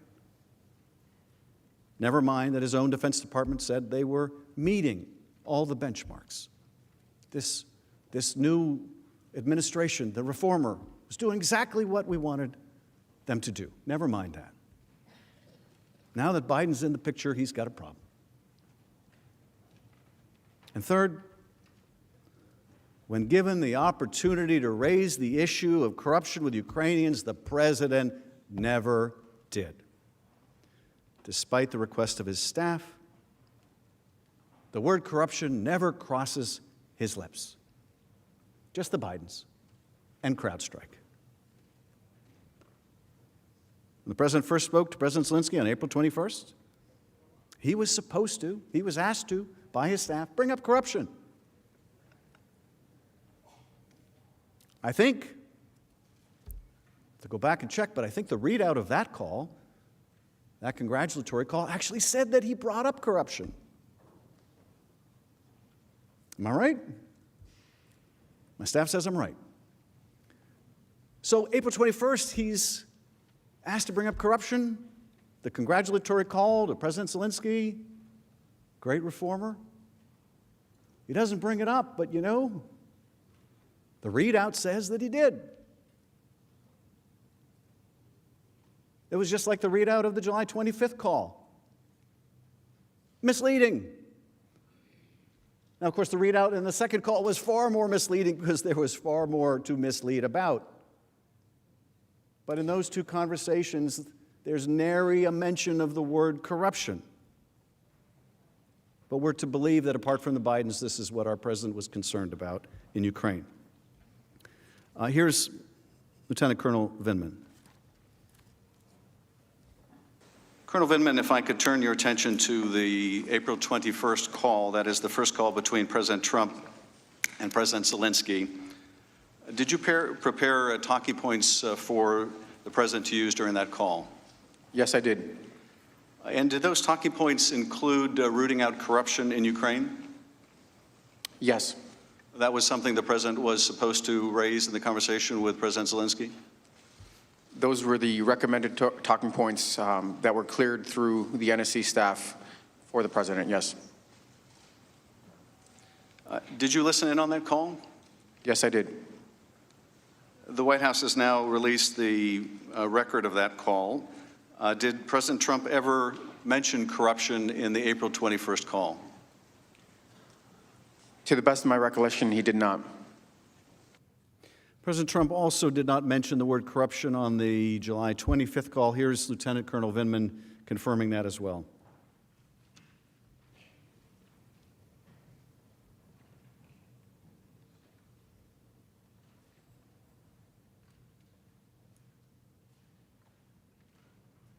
Well, that slide is what I was referring to earlier, the good work of my staff. This is the readout of the April 21st call, which ends by saying, well, it says, President Trump spoke today with President-elect Vladimir Zelensky to congratulate him on his victory in Ukraine's April 21st election. The president wished him success and called the election an important moment in Ukraine's history, noting the peaceful and democratic manner of the electoral process. President Trump underscored the unwavering support of the United States for Ukraine's sovereignty and territorial integrity within its internationally recognized borders and expressed his commitment to work together with President Zelensky and the Ukrainian people to implement reforms that strengthen democracy, increase prosperity, and root out corruption. Except that he didn't. Let's hear Colonel Vindman. Oh, we don't have that?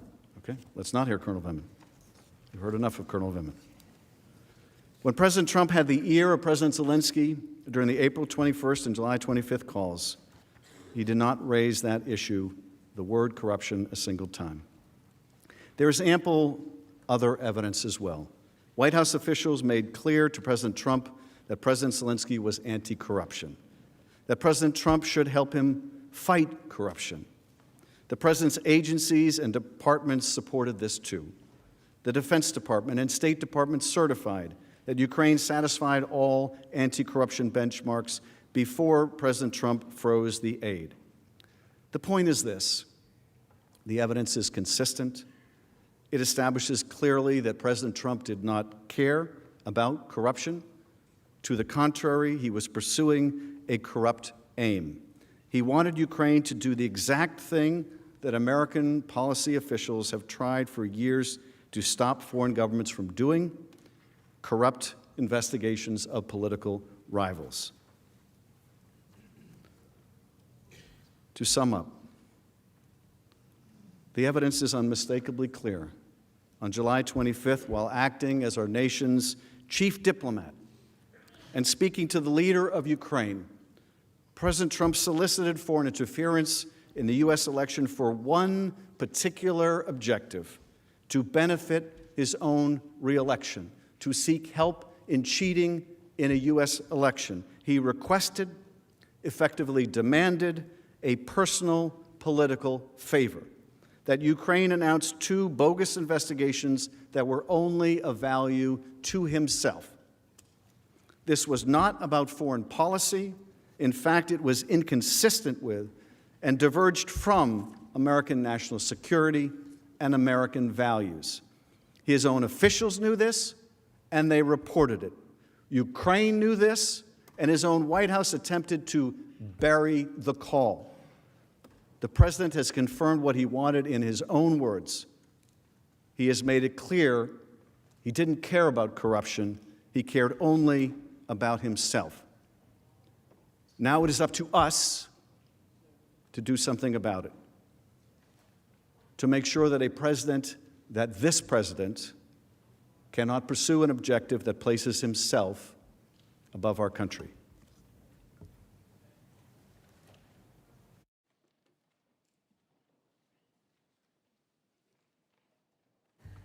Well, we've gone through the object of President Trump's scheme, getting Ukraine to announce that investigations would be held, that would help him cheat and gain an advantage in the 2020 election. Those sham investigations were to advance his personal political interests, not the national interests of America. So let's drill down on how. How the president abused the power of his office and executed his corrupt scheme.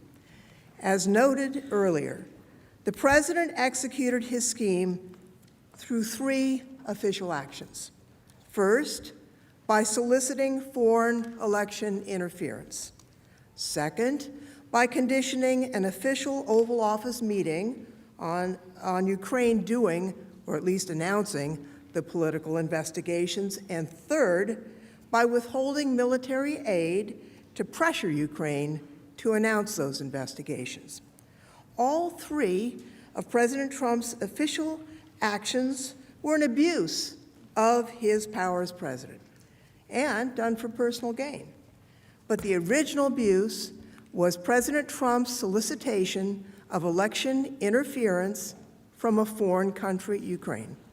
He tried to get an announcement of investigations designed to help him in the 2020 presidential election, so let's start there. President Trump's corrupt demands of President Zelensky in the July 25th phone call were not just a spontaneous outburst. They were a dramatic crescendo in a months-long scheme to extort Ukraine into assisting his 2020 re-election campaign. As was shown, there's evidence of President Trump himself demanding that Ukraine conduct the investigations. But President Trump also delegated his authority to his political agent, Rudy Giuliani, to oversee and direct this scheme, and that was beginning in late 2018 and early 2019. And here's how that scheme worked.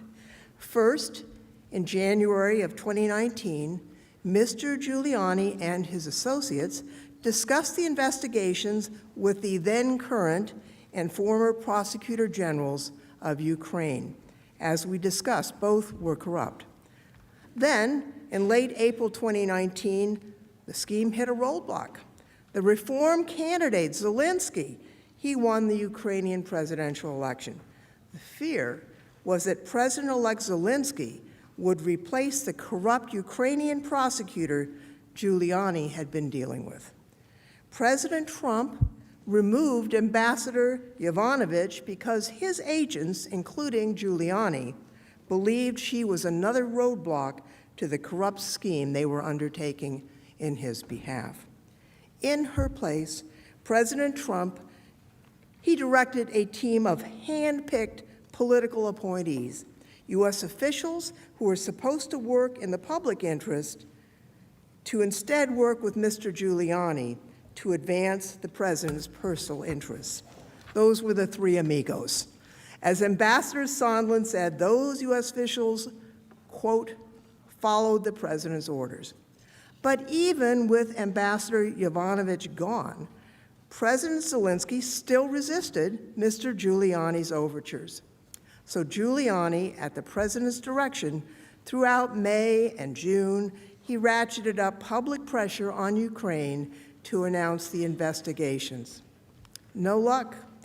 It was only then, when Mr. Giuliani could not get the deal done, that President Trump turned to the second official action, using the Oval Office meeting to pressure Ukraine.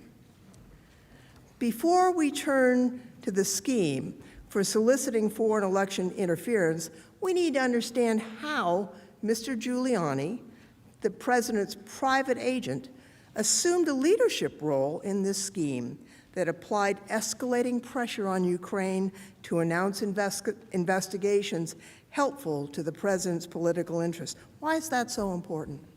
First, let's be clear. Mr. Giuliani is President Trump's personal lawyer. He represented President Trump with his knowledge and consent. The evidence shows Mr. Giuliani and President Trump were in constant contact in this time period. Both U.S. and Ukrainian officials knew Mr. Giuliani was the key to Ukraine. Let's review the president's use of Mr. Giuliani to advance his scheme. First, no one disputes that Mr. Giuliani was and is President Trump's personal lawyer. President Trump has said this, Mr. Giuliani says it, we all know it's true. Second, President Trump at all times directed and knew about Mr. Giuliani's actions. How do we know this? Let's start with a letter signed by Giuliani to President Zelensky. And here is that letter. On May 10th, 2019, Mr. Giuliani wrote to a foreign leader, President-elect Zelensky. The letter reads, and I quote, "In my capacity as a personal counsel to President Trump and with his knowledge and consent, Rudy Giuliani, not a government official, to speak about President Trump's specific request." And he makes it clear it was in his role as the president's counsel. Now, Mr. Giuliani didn't just tell the foreign leader that, he also told the press. The day before Mr. Giuliani's letter to Zelensky, the New York Times published an article about Mr. Giuliani's upcoming trip to Ukraine. And here is the slide about that article. It said, and I quote, "Rudy Giuliani plans Ukraine trip to push for inquiries that could help Trump." Mr. Giuliani said his trip was to press Ukraine to initiate investigations into false allegations against the Bidens and the 2016 election, and that it was at the request of the president. He stated that President Trump, and I quote, basically knows what I'm doing, sure, as his lawyer. President Trump repeatedly admitted knowledge of Mr. Giuliani's activities and to coordinating with him about the Ukrainian activities. Politico reported on May 11th, 2019, and I quote, in a telephone interview with Politico on Friday, Trump said he didn't know much about Giuliani's planned trip to Ukraine, but wanted to speak with him about it. I've not, and this is a quote of the president, I've not spoken to him in any great length, but I will, Trump said in the interview. I will speak to him about it before he leaves.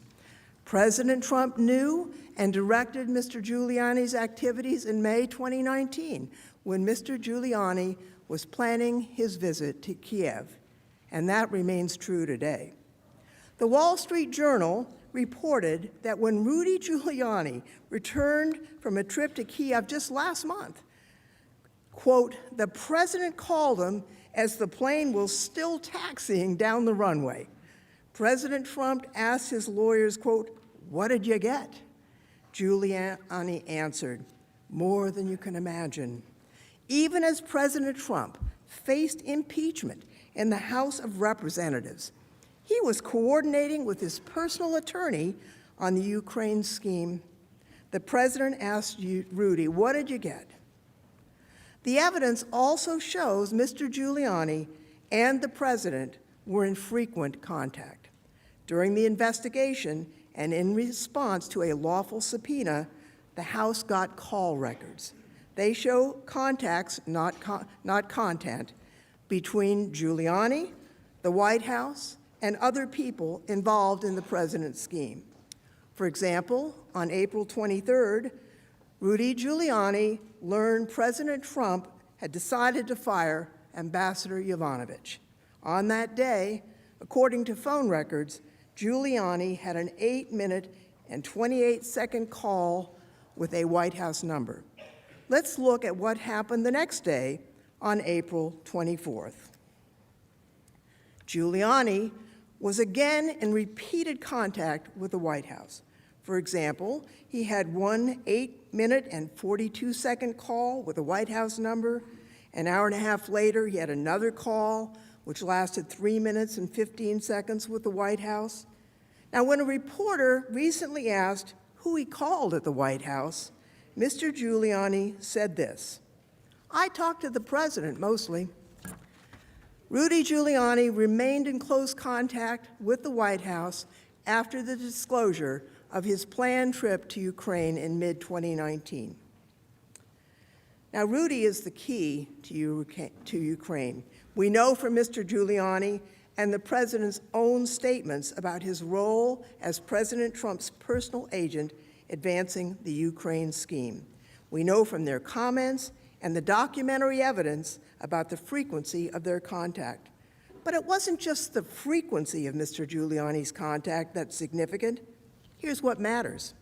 President Trump directed U.S. officials to work with this personal agent who was pursuing investigations not at all related to foreign policy. U.S. officials, including the president's own national security advisor, knew there was no getting around Rudy Giuliani when it came to Ukraine. Witnesses repeatedly testified to the constant presence of Rudy Giuliani on television and in the newspapers. A State Department official, Christopher Anderson, said that John Bolton, quote, joked about every time Ukraine is mentioned, Giuliani pops up. After Ambassador Yovanovitch's dismissal, Ambassador Bolton told Dr. Hill that Rudy Giuliani was a, quote, hand grenade that's going to blow everybody up. Dr. Hill testified that Ambassador Bolton issued guidance for the National Security Council staff to not engage with Rudy Giuliani. That made sense. Why? Because Mr. Giuliani was not conducting official U.S. foreign policy. He was doing a domestic political errand for President Trump. Now, these phone records, as I say, lawfully obtained, reveal potential contact between Ambassador Bolton and Rudy Giuliani on May 9th, the day the New York Times reported his trip to Kiev. Rudy Giuliani's role in Ukraine policy is yet another topic that Ambassador Bolton could speak to. You should call him and hear what he has to say about it. Even without Ambassador Bolton's testimony, multiple other administration officials confirmed Mr. Giuliani's central role. Ambassador Sondland said, quote, "It was apparent to everyone that the key to changing the president's mind on Ukraine was Giuliani." David Holmes, the U.S. political counselor in Kiev, said Giuliani, a private lawyer, was taking a direct role in Ukrainian diplomacy. Bad enough that the president ordered U.S. diplomats to, quote, talk to Rudy about Ukraine. The scheme got worse. The evidence shows that Ukrainian officials also came to recognize the important role of Mr. Giuliani. On July 10th, 2019, Andrei Yermak, the top aide to President Zelensky, sent a text to Ambassador Volker about Rudy Giuliani. In that text, the Ukrainian official said this, quote, "Thank you for meeting and your clear and very logical position. Will be great meet with you before my departure and discuss. I feel that the key for many things is Rudy, and I ready to talk with him at any time." Let me repeat that, quote, "The key for many things is Rudy." So, the president used his personal agent to conduct his scheme with Ukraine. They were in frequent contact. Everyone, White House officials and Ukrainian officials, knew they had no choice but to deal with Giuliani.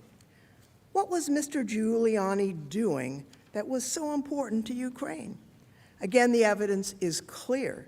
Mr. Giuliani's focus was to get investigations into President Trump's political rival to help the president's reelection. Now, we've walked through some of the timeline of Mr. Giuliani's actions and statements about Ukraine, but let's just line them up briefly because it makes the story so clear. April 2019, Vice President Biden officially announced his campaign for the Democratic Party's presidential nomination. And a reminder, at the time of Biden's announcement and for months after, public polling, including from Fox News, showed that Biden would beat President Trump. The Fox News polling data is up on the chart. Right after President Biden announced his candidacy, and while Biden was beating President Trump in the polls, Mr. Giuliani said in a public interview with the New York Times that he was traveling to Ukraine to pursue investigations. He wanted to make sure that, quote, "Biden will not get to Election Day without being investigated." The scheme was all about President Trump's reelection. This continued in June. Mr. Giuliani tweeted on June 21st and urged President Zelensky to pursue the investigation. The scheme continues even now. Mr. Giuliani has tweeted about Joe Biden over 65 times since September. And President Trump told you himself. He admitted on October 2nd, quote, "We've been investigating on a personal basis through Rudy and others, lawyers, corruption in the 2016 election." Again, to review, President Trump used his personal agent for Ukraine. He's made this clear to U.S. officials and to the Ukrainians. The evidence shows President Trump and Rudy Giuliani were in constant contact during this period. President Trump directed him to pursue investigations. He told U.S. officials to work with Rudy. He told Ukrainians to work with Rudy. Rudy and his associates pressed Ukraine for investigations into the president's political rival. Giuliani said, quote, "Biden will not get to Election Day without this being investigated." Keeping all this in mind, let's turn to the President's first official act, soliciting foreign interference. As we mentioned, in late 2018 and early 2019, Rudy Giuliani and his associates, Lev Parnas and Igor Fruman, were busy soliciting information from corrupt Ukrainians to help President Trump. They pursued a months-long campaign to dig up dirt on Biden. In late 2018 and early 2019, Parnas, Fruman, and Giuliani met extensively with two corrupt Ukrainian prosecutors, Yuri Lutsenko and Viktor Shokin, to gather information they believed would help President Trump. As you'll recall, Shokin was corrupt. George Kent described Shokin as, quote, a typical Ukrainian prosecutor who lived a lifestyle far in excess of his government salary, who never prosecuted anybody known for having committed a crime, and who covered up crimes that were known to have been committed. And remember, because Shokin was corrupt, Vice President Biden had urged his removal. This was in accordance with U.S. policy. Shokin blamed former Vice President for his dismissal by the Ukrainian parliament. He wanted to revive his political fortunes in Ukraine by assisting with Giuliani's effort. At the end of January, Giuliani, Parnas, and Fruman participated in a conference call with Shokin. He made allegations about Vice President Biden and Burisma.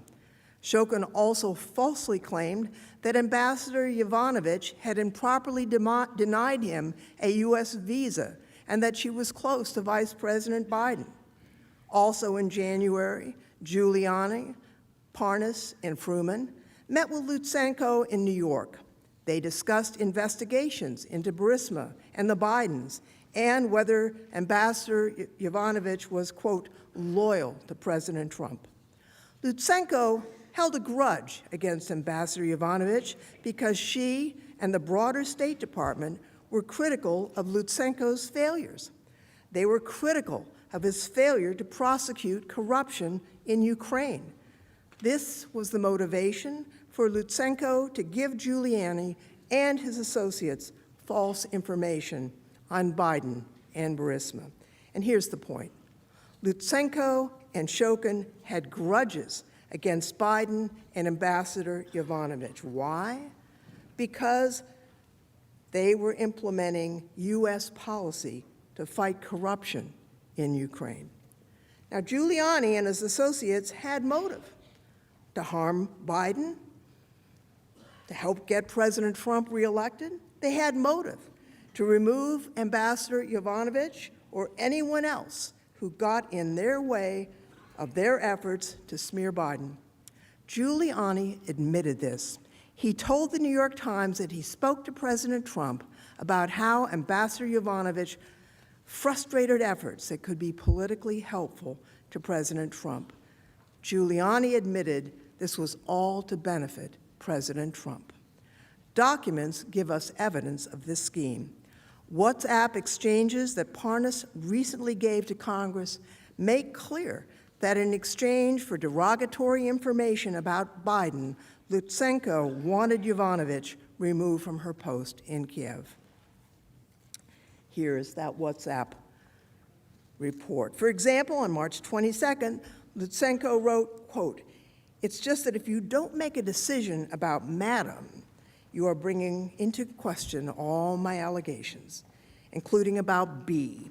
Now, here B could either be Biden or Burisma or both, but M, Madam, is Ambassador Yovanovitch. In the March 22 text, Lutsenko implied that if Parnas wanted dirt on Biden, Burisma, he needed to do something about Ambassador Yovanovitch. Days later, on March 28, Parnas assured Lutsenko that his efforts were being recognized in the United States and that he'd be rewarded. Parnas wrote, quote, "I was asked personally to convey to you that America supports you and will not let you be harmed, no matter how things look now. Soon, everything will turn around and we'll be on the right course.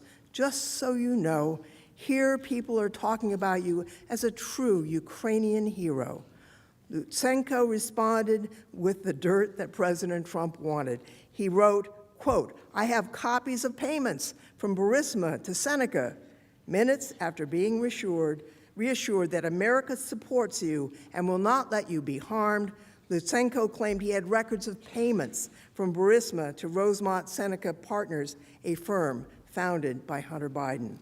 This text message, along with others, show that Lutsenko was providing derogatory information on the Bidens in exchange for Parnas pushing for Ambassador Yovanovitch's removal. Now, in late March and throughout April 2019, the smear campaign against the Bidens and against Ambassador Yovanovitch entered a more public phase through a series of opinion pieces published in The Hill. The public airing of these allegations was orchestrated by Giuliani, Parnas, and Lutsenko. We know from records produced by Parnas that he played an important role in getting derogatory information from Lutsenko and his deputy to John Solomon, who wrote the opinion pieces in The Hill. According to The Hill articles, Ukrainian officials falsely claimed to have evidence of wrongdoing about the following. One, that Vice President Biden's efforts in 2015 to remove Shokin. Two, Hunter Biden's role as a Burisma board member. 3, Ukrainian interference in the 2016 election in favor of Hillary Clinton. 4, the misappropriation and transfer of Ukrainian funds abroad. This was what President Trump wanted from the Ukrainians. The same information Mr. Giuliani and his agents were scheming up with Ukraine to hurt Biden and in exchange to have Ambassador Yovanovitch removed. Now, Mr. Giuliani was very open about this, and here is a clip worth watching. Let me tell you my interest in that. I got information about 3 or 4 months ago that a lot of the explanation for how this whole phony investigation started will be in the Ukraine. That there were a group of people in the Ukraine that were working to help Hillary Clinton and were colluding, really, with the Clinton campaign, and it stems around the ambassador and the embassy being used for political purposes. So I began getting some people that were coming forward and telling me about that. And then all of a sudden, they revealed this story about Burisma and Biden's son, okay, let me just explain to the audience, this is a big... Well, Mr. Giuliani got laughed at on Fox News for advancing the crowdsourced conspiracy theory, but the clip shows that he had been making an effort to get derogatory information from the Ukrainians on behalf of his client, President Trump. My colleague, Ms. Demings, will now further detail how the scheme evolved.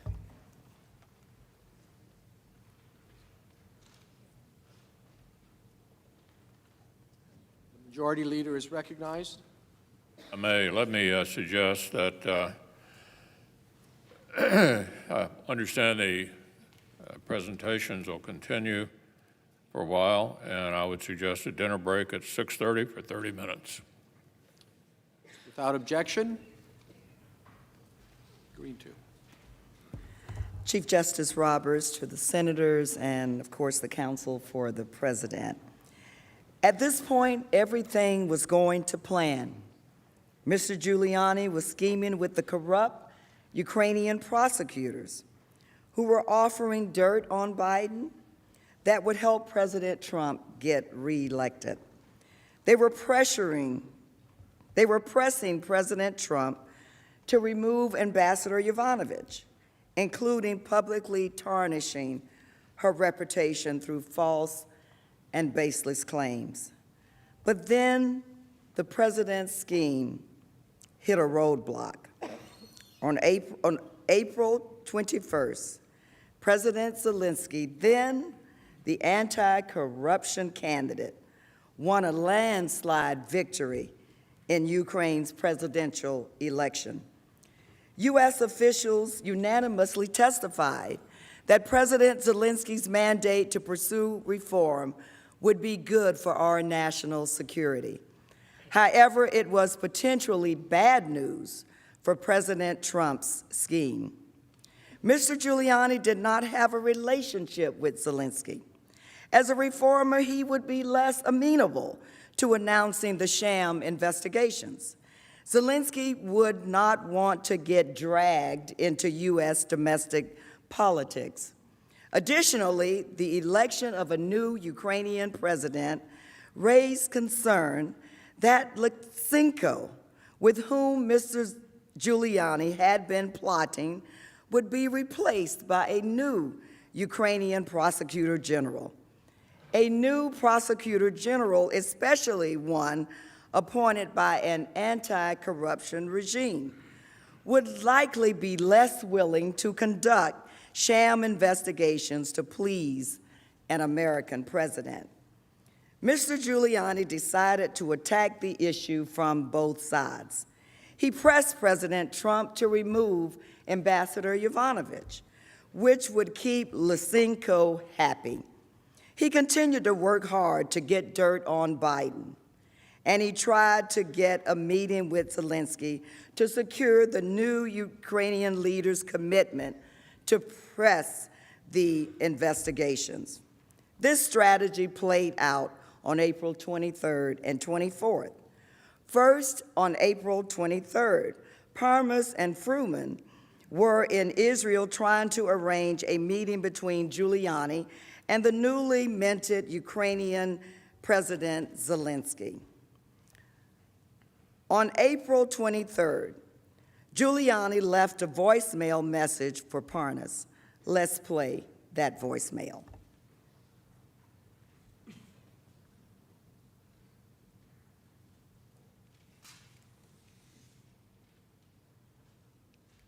Well, I was going to say it would be difficult to hear, but I'm sure you cannot hear it at all. But let me tell you what it says. He says, "It's Rudy. When you get a chance, give me a call and bring me up to date, okay? I got a couple of things to tell you too." Parnas and Giuliani eventually spoke on that same day. We have the phone records that prove that. According to phone records, Parnas and Giuliani had a 1-minute, 50-second call. 15 minutes after they hung up, the records also show that Mr. Giuliani placed 3 short phone calls to the White House. Shortly thereafter, the White House called Giuliani back. Giuliani spoke with someone at the White House for 8 minutes and 28 seconds. I will just quickly note that at the time the Intelligence Committee issued its report in mid-December, we did not know whether that 8-minute, 28-second call was from the White House. We have since received information from a telecom company that it was indeed the White House. Now we don't have a recording of that call. Neither the White House nor Giuliani produced any information to Congress about what was discussed. Of course, the White House has refused, as you already know, to cooperate in any way. But even without the evidence that the White House is hiding, with the evidence we do have, these phone records prove that Mr. Giuliani was keeping President Trump informed about what was going on when he was trying to meet President Zelensky and get Ukraine to commit to the investigations. Now let's look at President Trump's decision to remove Ambassador Yovanovitch. Following the call between Mr. Giuliani and the White House on April 23rd, Parnas asked Giuliani for an update. And Parnas texted, and I quote, "Going to sleep, my brother. Please text me or call me if you have any news." Giuliani responded, "He fired her again." That was, of course, in reference to Ambassador Yovanovitch. Her removal would no doubt please the corrupt Ukrainian prosecutor, Lysenko, who offered derogatory information about Hunter Biden. It also eliminated a potential obstacle identified by Giuliani. Parnas responded, and I quote, "I pray it happens this time. I'll call you tomorrow, my brother." And it did, because we know that the very next day, on April 24th, Ambassador Yovanovitch received 2 frantic phone calls from Ambassador Carol Perez at the State Department. The second call came at 1 a.m. According to Ambassador Yovanovitch, as you can see from the slide on the screen, the Director General of the Foreign Service told her, and I quote, "There was a lot of concern for me that I needed to be on the next plane to Washington." Yovanovitch recalled, and I was like, "What? What happened?" And Perez said, "I don't know, but this is about your security. You need to come home immediately. You need to come home on the next plane." Yovanovitch asked what Perez meant by, quote, "physical security." Perez didn't get that impression, but repeated that Yovanovitch needed, and I quote, "to come back immediately." This was no coincidence. Mr. Giuliani and his agents conspired to meet President Zelensky. They conspired for Ambassador Yovanovitch to be removed, and within hours of Mr. Giuliani saying he prayed Ambassador Yovanovitch would get fired, Ambassador Yovanovitch got a frantic phone call to get on the next plane. And that same day, on April 24th, Giuliani appeared on Fox and Friends and promoted the false conspiracy theories about Ukraine and Vice President Biden that were all part of his agreement. Let's look and listen to what he said. I ask you to keep your eye on Ukraine, because in Ukraine, a lot of the dirty work was done in digging up the information. American officials we used, Ukrainian officials we used, that's like collusion with the Ukrainians, and, or actually in this case, conspiracy with the Ukrainians. I think it gets some interesting information about Joe Biden from Ukraine, about his son, Hunter Biden, about a company he was on the board of for years, which may be one of the most crooked companies in Ukraine, Ukrainian-Russian company. Not a Ukrainian, you know, big difference there. Yanukovych, the guy they tossed out and Manafort got in all the trouble with, the guy who owns it worked for Yanukovych, pulled $10 billion out of the Ukraine, has been a fugitive, was a fugitive when Biden's kid first went to work there. And Biden bragged about the fact that he got the prosecutor general fired. Prosecutor General was investigating his son, and then the investigation went south. Ambassador Yovanovitch was never provided justification for her removal. She was an anti-corruption crusader, a highly respected diplomat, and she had been recently asked to extend her stay in Ukraine. While American ambassadors serve at the pleasure of the president, we do understand that. I am sure you would all agree that the manner and circumstances surrounding the ambassador's removal were unusual and raised questions of motive. Every witness who testified confirmed that there was no factual basis to the accusations Lysenko lodged against Ambassador Yovanovitch. Undersecretary of State David Hale, the most senior career diplomat at the State Department, testified that Marie Yovanovitch was an outstanding ambassador and should have been permitted to remain in Kyiv. Even more significant, several witnesses testified that President Trump's decision to remove Ambassador Yovanovitch undercut U.S. national security objectives in Ukraine during a critical time. Dr. Hill, for example, explained that many of the key U.S. policies towards Ukraine were being implemented by the U.S. Embassy in Kyiv. And then suddenly, quote, we had just then lost the leadership. This created what Hill labeled, and I quote, a period of uncertainty as to how our government was going to execute U.S. policy.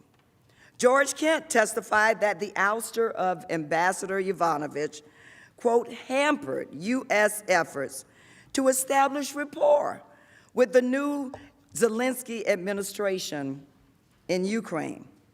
So why did President Trump remove a distinguished career public servant, an anti-corruption crusader, and a top diplomat in the State Department? Well, we know why. The answer is simple. President Trump removed Ambassador Yovanovitch because she was in the way. She was in the way of the sham investigations that he so desperately wanted. Investigations that would hurt former Vice President Biden and undermine the Mueller investigation into Russia election interference. Investigations that would help him cheat in the 2020 elections. Rudy Giuliani admitted that he personally told President Trump about his concern that Ambassador Yovanovitch was an obstacle to securing Ukrainian cooperation on the 2 bogus investigations they solicited from Ukraine.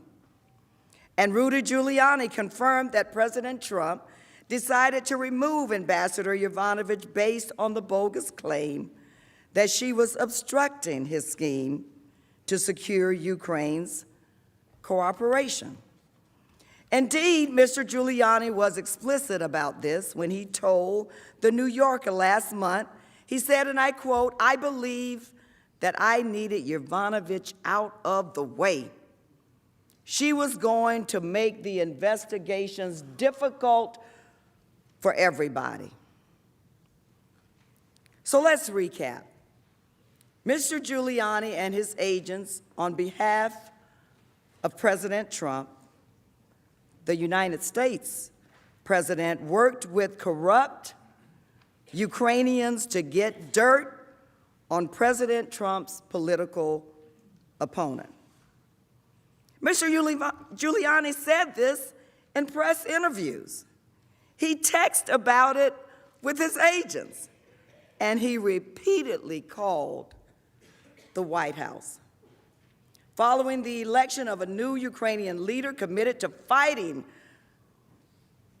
corruption, President Trump removed Ambassador Yovanovitch, an anti-corruption crusader. And Mr. Giuliani told us why: to get her out of the way for the investigations to move forward. That's how far President Trump was willing to go to get his investigations, to smear a highly respected, dedicated Foreign Service officer who had served this country unselfishly for his own selfish political interests. And I think that's disgraceful. Even with the removal of Ambassador Yovanovitch, President Zelensky's election victory threw a wrench into the president's scheme. That's because Lysenko was reportedly going to be replaced. And after Mr. Giuliani told the New York Times on May 9th that he intended to travel to Ukraine on behalf of President Trump in order to, and I quote, meddle in an investigation, Ukrainian officials publicly pushed back.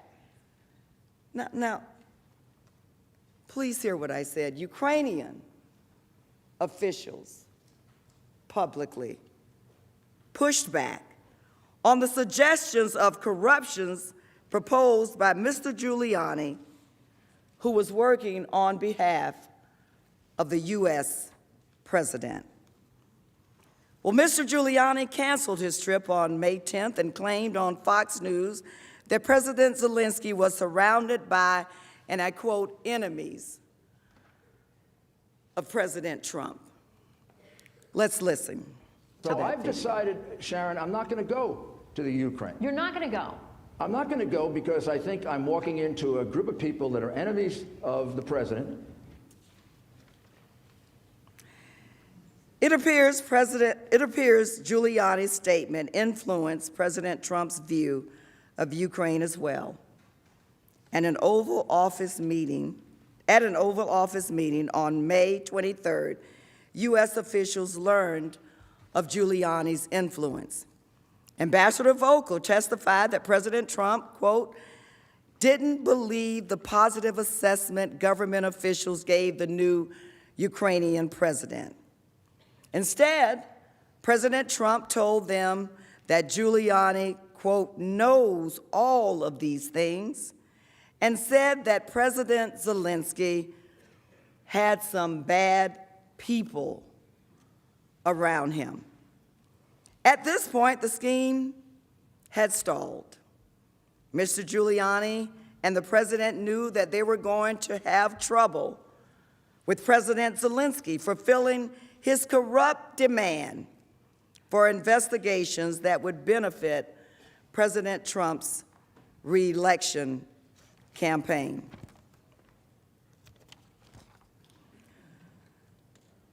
That brings us to the next phase of this scheme. Although his corrupt scheme was in trouble due to the unexpected results of the Ukrainian election, the election which yielded an anti-corruption reformer, President Trump doubled down on his scheme to solicit investigations for his personal benefit. On May 19th, or in May of 2019, with a gap in American leadership in Ukraine after Ambassador Yovanovitch was removed, President Trump enlisted U.S. officials to help to do his political work. The scheme grew from false allegations by disgruntled, corrupt Ukrainian prosecutors to a plot by the President of the United States to extort the new Ukrainian president into announcing his political investigations. During the May 23rd Oval Office meeting, President Trump directed Ambassador Sondland, Ambassador Volker, and Secretary Perry to work with Mr. Giuliani on Ukraine. Giuliani had made clear he was pursuing investigations for President Trump in a personal capacity. He said that publicly on numerous instances.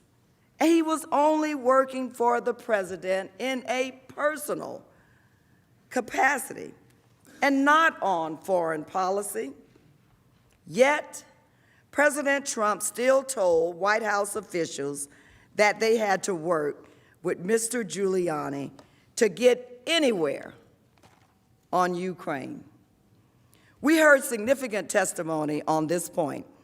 For example, Ambassador Volker recalled that at the Oval Office meeting on May 23rd, President Trump directed the U.S. officials to talk to Rudy. Ambassador Sondland testified that President Trump directed them to talk to Rudy, and that in that moment, the U.S. diplomats saw the writing on the wall and concluded, quote, that if we did not talk to Rudy, nothing would move forward on Ukraine. Pay attention to Ambassador Sondland's testimony. In response to our persistent efforts in that meeting to change his views, President Trump directed us to, quote, talk with Rudy. We understood that talk with Rudy meant talk with Mr. Rudy Giuliani, the president's personal lawyer. Let me say again, we weren't happy with the president's directive to talk with Rudy. We did not want to involve Mr. Giuliani. I believe then, as I do now, that the men and women of the State Department, not the president's personal lawyer, should take responsibility for Ukraine matters. Nonetheless, based on the president's direction, we were faced with a choice. We could abandon the efforts to schedule the White House phone call and a White House visit between Presidents Trump and Zelensky, which was unquestionably in our foreign policy interest, or we could do as President Trump had directed and talk with Rudy. We chose the latter course, not because we liked it, but because it was the only constructive path open to us. And just like that, U.S. officials charged with advancing U.S. foreign policy, U.S. officials who were supposed to act in our country's interest, were directed to instead advance President Trump's personal interests. From that point on, they worked with the president's personal agent on political investigations to benefit the president's re-election. Their work on President Trump's behalf to solicit foreign interference in our elections continued throughout all of June. For instance, on June 21st, Mr. Giuliani tweeted that President Zelensky had not yet publicly committed on 2 politically motivated investigations designed to benefit President Trump. And when Mr. Giuliani's public efforts and his tweets didn't move President Zelensky to announce the investigations, he used U.S. diplomats as directed by President Trump. This is important. After Giuliani canceled his trip to Ukraine in May and commented that President-elect Zelensky had enemies of President Trump around him, Giuliani had minimal access to the new Ukrainian leader's inner circle.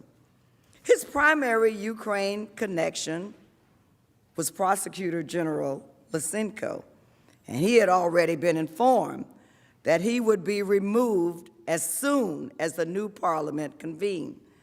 So President Trump gave him U.S. diplomats and directed them to work with Mr. Giuliani on his scheme. As you heard, President Trump told Ambassadors Sondland and Volker to talk with Rudy and work with Rudy on Ukraine. And what did that mean? Well, Mr. Giuliani tried to use Ambassadors Sondland and Volker to gain access to President Zelensky and his inner circle through their official State Department channels, and make clear to President Zelensky that he had to announce the investigations.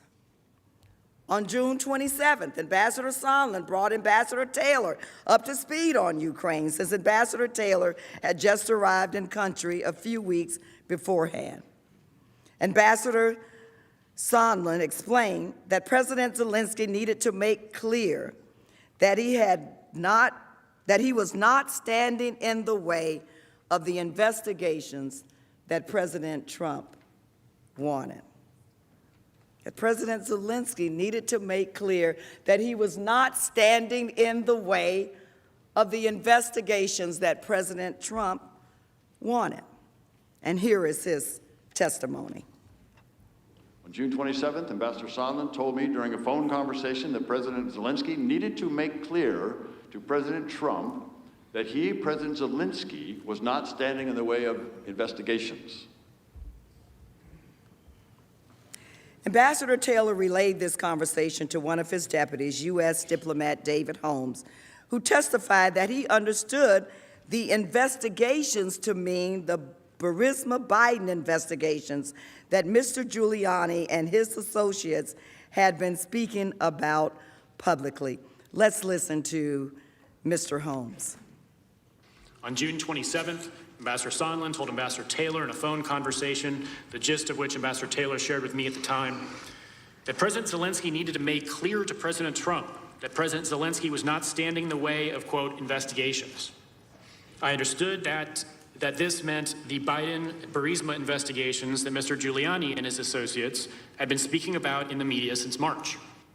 Even with the addition of President Trump's political appointees to aid Mr. Giuliani's efforts, President Zelensky did not announce the investigations. As Mr. Giuliani's June 21st tweet shows, the Ukrainian president was resisting President Trump's pressure. So what happened? Well, that brings us to the president's next official act, turning up the pressure by conditioning an official White House meeting on Ukraine announcing his political investigations. Senators, I know we have covered a lot of ground, but as we have shown, there is overwhelming and uncontradicted evidence of the president's scheme to solicit foreign interference in this year's presidential election. Now let me say this also. Each time that we remind this body of the president's scheme to cheat to win, some of his defenders say that we are only concerned about winning the next election, that Democrats are only doing this to win the next election, but you know better. Because this trial is much bigger than any one election, and it's much bigger than any one president. This moment is about the American people. This moment is about ensuring that every voter, whether a maid or a janitor, whether a nurse, a teacher, or a truck driver, whether a doctor or a mechanic, that their vote matters, and that American elections are decided by the American people. President Trump acted corruptly. He abused the power of his office by ordering U.S. diplomats to work with his political agent to solicit two politically motivated investigations by Ukraine. The investigations were designed solely to help his personal interests, not our national interests. Neither investigation solicited by President Trump had anything to do with promoting U.S. foreign policy or U.S. national security. Indeed, as we will discuss later, both investigations and the president's broader scheme to secure Ukraine's interference was a threat. It was a threat. It was a threat to our national security. The only person who stood to benefit from the abuse of office and solicitation of these investigations was Donald Trump, the 45th president of the United States. A violation of public trust, a failure to take care that the laws be faithfully executed. But when it came down to choosing between the national interests of the country and his own personal interest, his reelection, President Trump chose himself.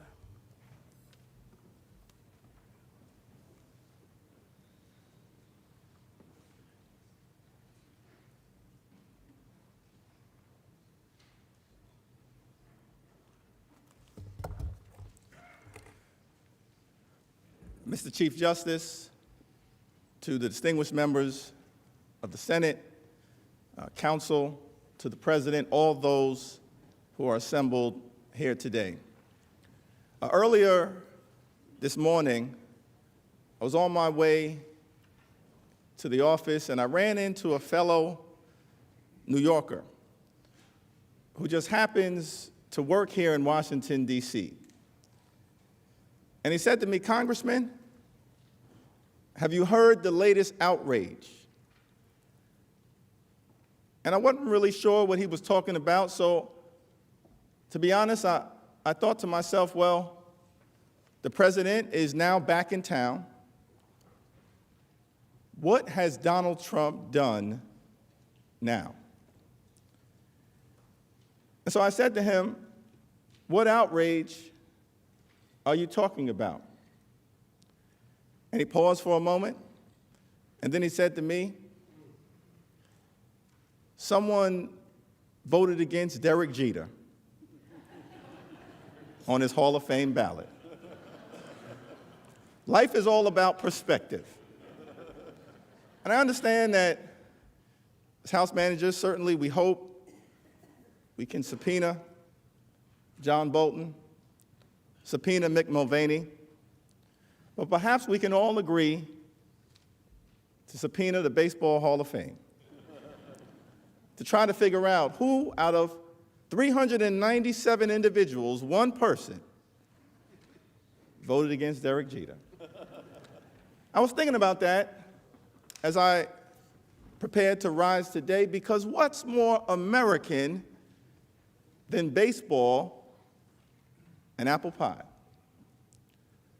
What's more American than baseball and apple pie? Or perhaps the one thing that falls into that category is the sanctity and continuity of the United States Constitution. And House managers, we're here in this august body because we believe it's necessary to defend our democracy. Some of you may agree with us at the end of the day, and others most likely will not.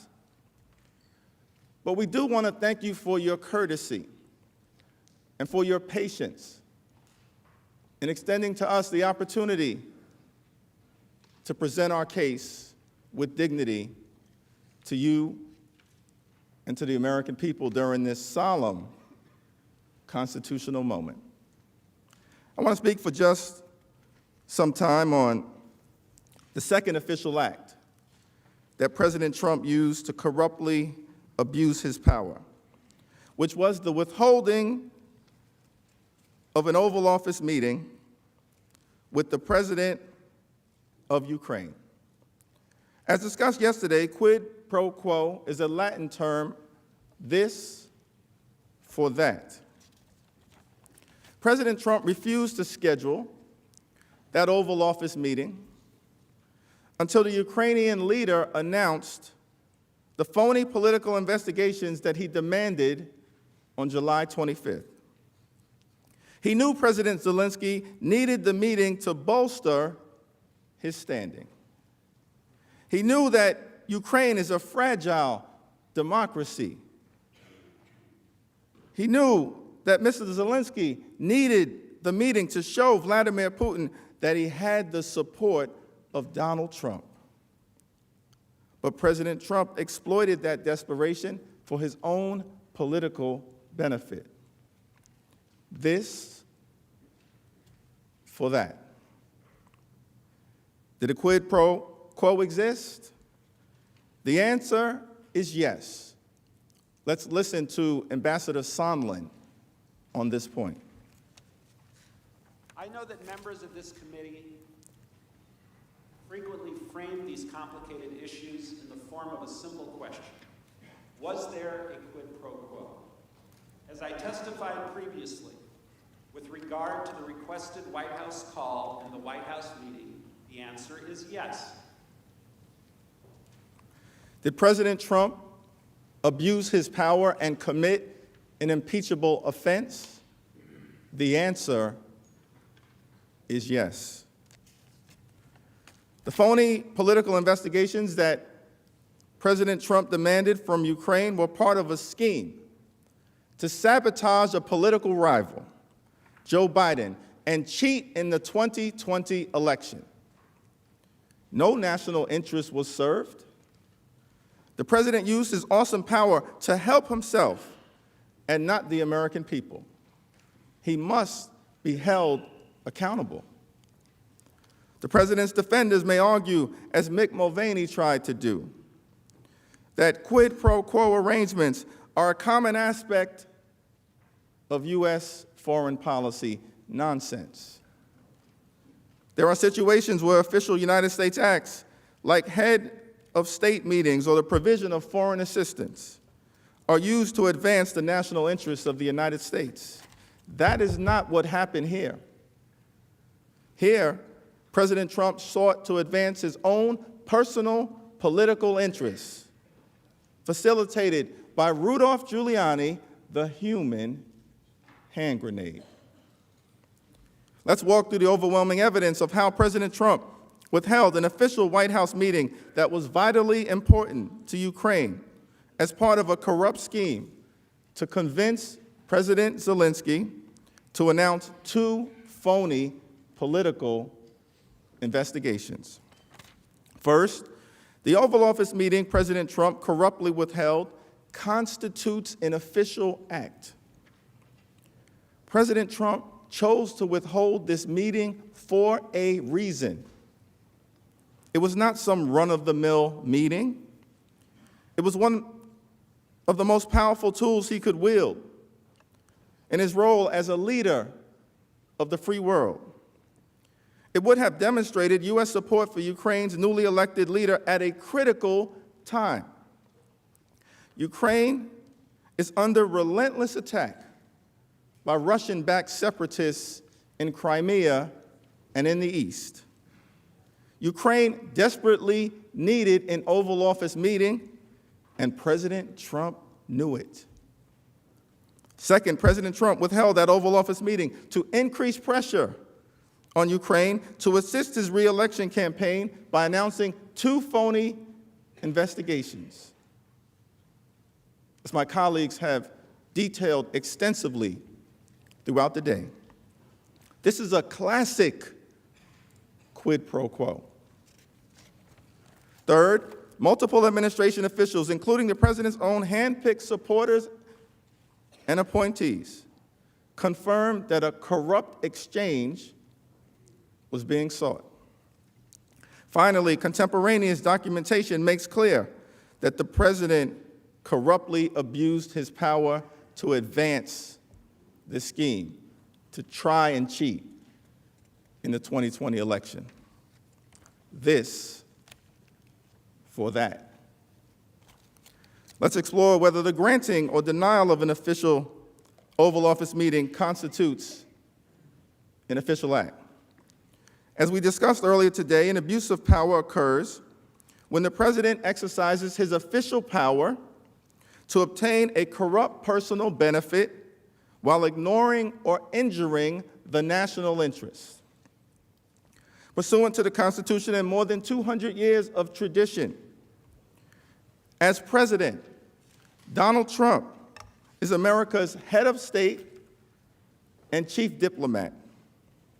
Article 2 grants the president wide latitude to conduct diplomacy and specifically receive ambassadors and other public ministers. The president decides which head of state meetings best advance the national interest and which foreign leaders are deserving of an official reception in the Oval Office. Perhaps one of the most prestigious non-religious venues in the world. In diplomacy, perception matters.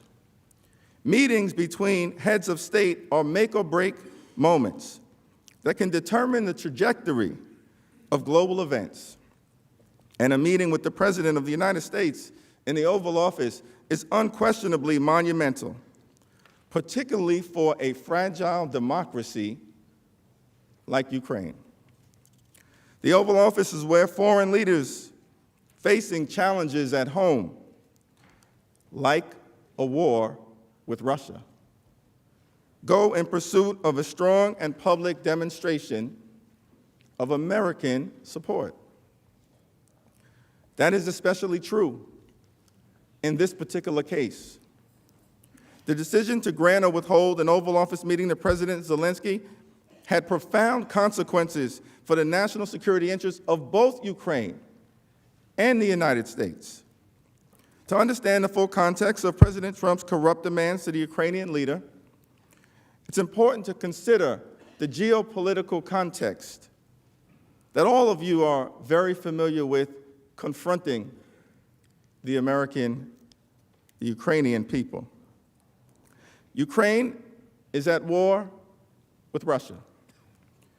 In 2014, Russia annexed Crimea by force. The United States and other European countries rallied to Ukraine's defense, providing economic assistance, diplomatic support, and later, with strong advocacy from this body, lethal aid. This support meant Russia faced consequences for its aggression. Here is Ambassador Yovanovitch's testimony explaining just how important the United States is to Ukraine.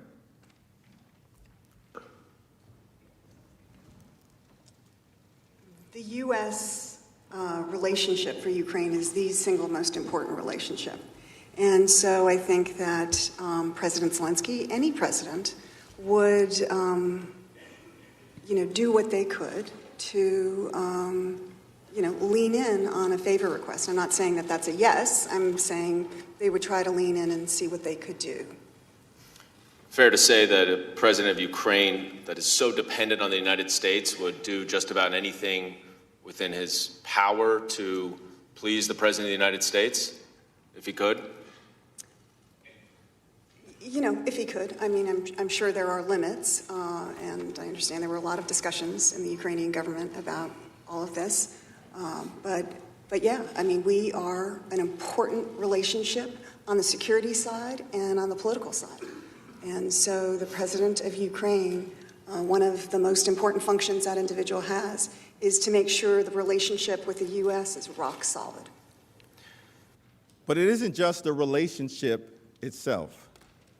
It was a public meeting in the White House that would show U.S. support for Ukraine. A meeting with the President of the United States in the Oval Office is one of the most forceful diplomatic signals of support that the United States can send. Veteran diplomat George Kent testified to this. New leaders, particularly countries that are trying to have good footing in the international arena, see a meeting with the U.S. President in the Oval Office at the White House as the ultimate sign of endorsement and support from the United States. President Zelensky was a newly elected leader. He was swept into office on a pledge to end pervasive corruption. He also had a mandate to negotiate an end to the war with Russia. To achieve both goals, he needed strong U.S. support, particularly from President Trump, which Zelensky sought in the form of a White House meeting. David Holmes, political counselor to the embassy in Kyiv, described the particular importance of a White House visit to Ukraine in the context of its war with Russia. It is important to understand that a White House visit was critical to President Zelensky. President Zelensky needed to show U.S. support at the highest levels in order to demonstrate to Russian President Putin that he had U.S. backing, as well as to advance his ambitious anti-corruption reform agenda at home. In other words, Ukraine knew that Russia was watching carefully. That was particularly true in the spring of 2019, when Donald Trump launched the scheme at the center of the abuse of power charge. During this time period, Vladimir Putin was preparing for peace negotiations with the new Ukrainian leader. Putin could choose to escalate, or he could choose to de-escalate Russian aggression. And influencing his decision was an assessment of whether President Trump had Ukraine's back. The Russians, as I said at my deposition, would love to see the humiliation of President Zelensky at the hands of the Americans. An Oval Office meeting would have sent a strong signal of support that President Trump had Ukraine's back. The absence of such a meeting could be devastating. Indeed, Ukraine made very clear to the United States just how important a White House meeting between the two heads of state was for its fragile democracy. At the deposition, as the one on the screen reveals, of Lieutenant Colonel Alexander Vindman, the director for Ukraine on the National Security Council, he recalled that following President Zelensky's inauguration, at every single meeting with Ukrainian officials, they asked their American counterparts about the status of an Oval Office meeting between the two presidents. Initially, the Ukrainians had reason to be optimistic that a White House meeting would be promptly scheduled. On April 21st, during President Zelensky's first call with President Trump, the new Ukrainian leader asked about a White House visit 3 times. As part of that brief congratulatory call, President Trump himself did extend an invitation. Ukraine's dependence on the United States and its desperate need for a White House meeting created an unequal power dynamic between the two presidents. As Lieutenant Colonel Vindman testified, it is that unequal power dynamic that turned any subsequent request for a favor from the president into a demand. Now, Colonel, you've described this as a demand, this favor that the president asked. What is it about the relationship between the President of the United States and the President of Ukraine that leads you to conclude that when the President of the United States asks a favor like this, it's really a demand? Chairman, the culture I come from, the military culture, when a senior asks you to do something, even if it's polite and pleasant, it's not to be taken as a request. It's to be taken as an order. In this case, the power disparity between the two leaders, my impression is that in order to get the White House meeting, President Zelensky would have to deliver these investigations. Ambassador Gordon Sondland, Trump appointee, also acknowledged the importance of this power disparity and how it made President Zelensky eager to satisfy President Trump's wishes. Holmes then said that he heard President Trump ask, quote, "Is he," meaning Zelensky, "going to do the investigation?" To which you replied, "He's going to do it."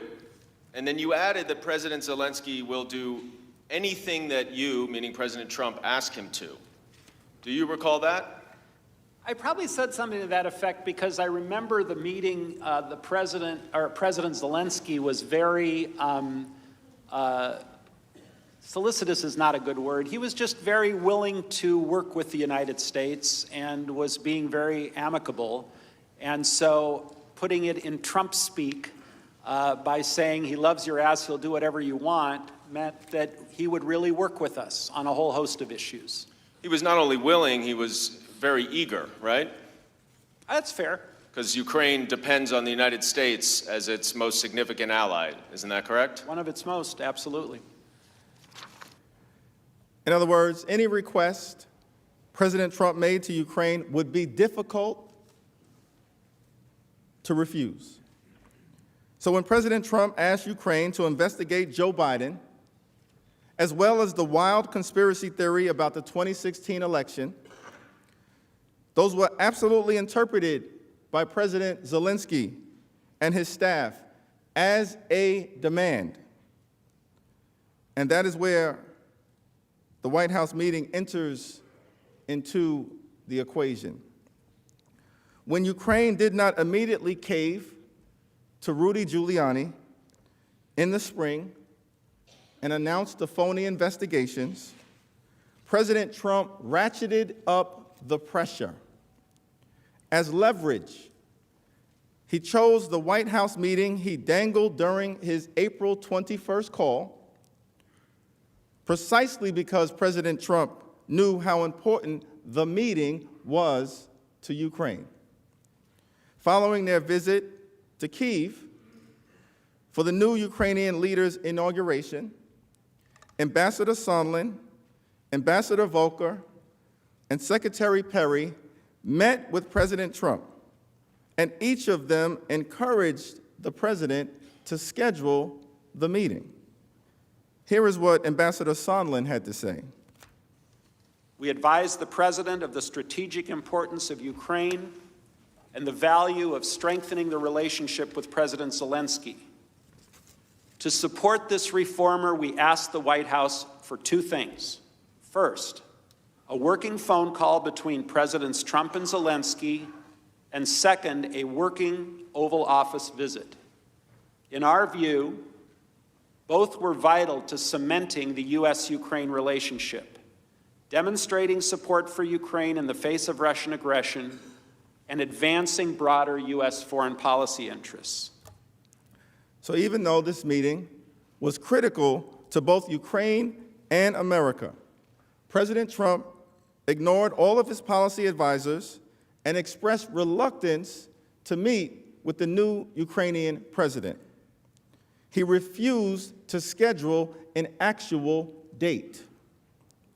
He claimed that Ukraine tried to take me down in 2016 and directed that the three U.S. officials, quote, talk to Rudy. And even though on May 29th, the president signed a letter reiterating his earlier invitation for President Zelensky to visit the White House, he still did not specify a date. But then President Trump went further. He met with Ukraine's adversary, Ukraine's enemy, our enemy. President Trump met with Russia. This didn't go unnoticed. Ukrainian officials became concerned when President Trump scheduled that face-to-face meeting with Vladimir Putin at the G20 summit in Japan on June 28th. Mr. Holmes testified on this particular point and the troubling signal that meeting sent to our friend, to our ally, Ukraine. Also on June 28th, while President Trump was still not moving forward on a meeting with President Zelensky, he met with Russian President Putin at the G20 summit in Osaka, Japan, sending a further signal of lack of support to Ukraine. Now let's discuss how exactly President Trump used the withholding of the White House meeting to pressure Ukraine for his phony investigations. his quid pro quo scheme. It's important to understand that the pressure exerted on Ukraine by delaying the White House meeting didn't just occur right before the July 25th call. That pressure existed during the entire scheme, and it continues to this day. We know this from the efforts of administration officials to secure the meeting and from the Ukrainians continuously trying to lock down a date. For example, even after President Trump expressed reluctance about Ukraine on May 23rd, his administration officials continued working to secure a White House meeting. On July 10th, for instance, they raised it again when Mr. Yermak and Ukraine's national security advisor met with John Bolton at the White House. And then we knew that the Ukrainians would have on their agenda, inevitably, the question about a meeting. And so, as we get through the main discussion, we're going into that wrap-up phase. The Ukrainians, Mr. Danylyuk, starts to ask about a White House meeting, and Ambassador Bolton was trying to parry this back. As you've seen, President Zelensky didn't just raise the Oval Office meeting on his April 21st call. He raised the meeting on July 21st, fifth call with President Trump again. President Zelensky said on the July 25th call, "I also wanted to thank you for your invitation to visit the United States, specifically Washington, D.C." After the July 25th call, the Ukrainians continued to press for the meeting, but that meeting never happened. Only on September 25th, after the House announced its investigation into the president's misconduct as it relates to Ukraine, and the existence of a whistleblower complaint became public, did President Trump and President Zelensky meet face-to-face for the first time. That meeting was on the sidelines of the UN General Assembly in New York. It was dominated by public release of the July 25th call record that had occurred the day before. It was a far cry from the strong demonstration of support that would have been achieved by an Oval Office meeting.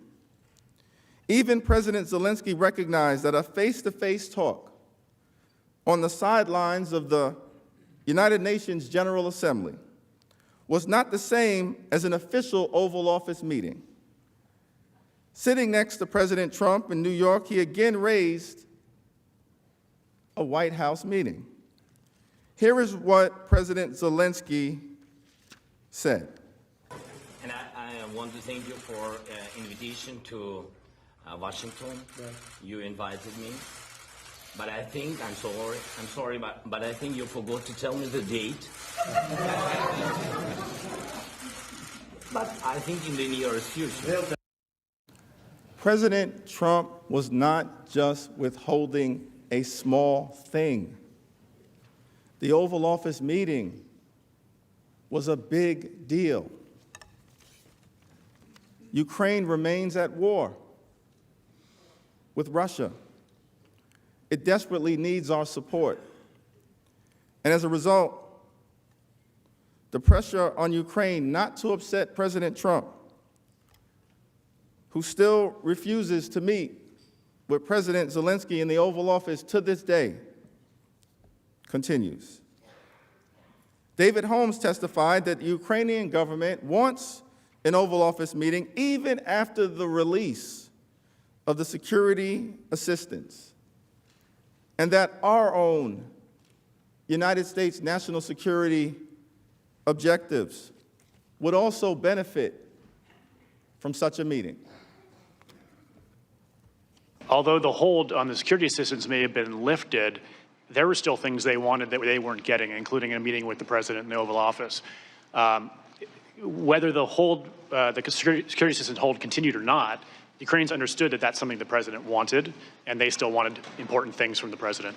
So and I think that continues to this day. I think they're being very careful. They still need us now going forward. In fact, right now, President Zelensky is trying to arrange a summit meeting with President Putin in the coming weeks, to his first face-to-face meeting with him to try to advance the peace process. He needs our support. He needs President Putin to understand that America supports Zelensky at the highest levels. So this doesn't end with the lifting of the security assistance hold. Ukraine still needs us, and as I said, still fighting this war this very day. Now, let's evaluate how exactly President Trump made clear to Ukraine that a White House meeting was conditioned on Ukraine announcing 2 phony political investigations that would help with President Trump's re-election in 2020, help him cheat and corrupt our democracy. By the end of May, it was clear that President Trump's pressure campaign to solicit foreign election interference wasn't working. President Zelensky had been elected and was rebuffing Mr. Giuliani's overtures. Even when President Trump directed his official staff to work with Mr. Giuliani in an effort to get President Zelensky to announce the 2 phony political investigations, that didn't work. So President Trump apparently realized that he had to increase the pressure. That's when he explicitly made clear to Ukraine that it would not get the desperately sought after Oval Office meeting unless President Zelensky publicly announced the phony investigations that President Trump sought. On July 2nd, 2019, Ambassador Volker personally communicated the need for investigations directly to President Zelensky during a meeting in Toronto. After weeks of reassuring the Ukrainians that it was just a scheduling issue, I decided to tell President Zelensky that we had a problem with the information reaching President Trump from Mayor Giuliani.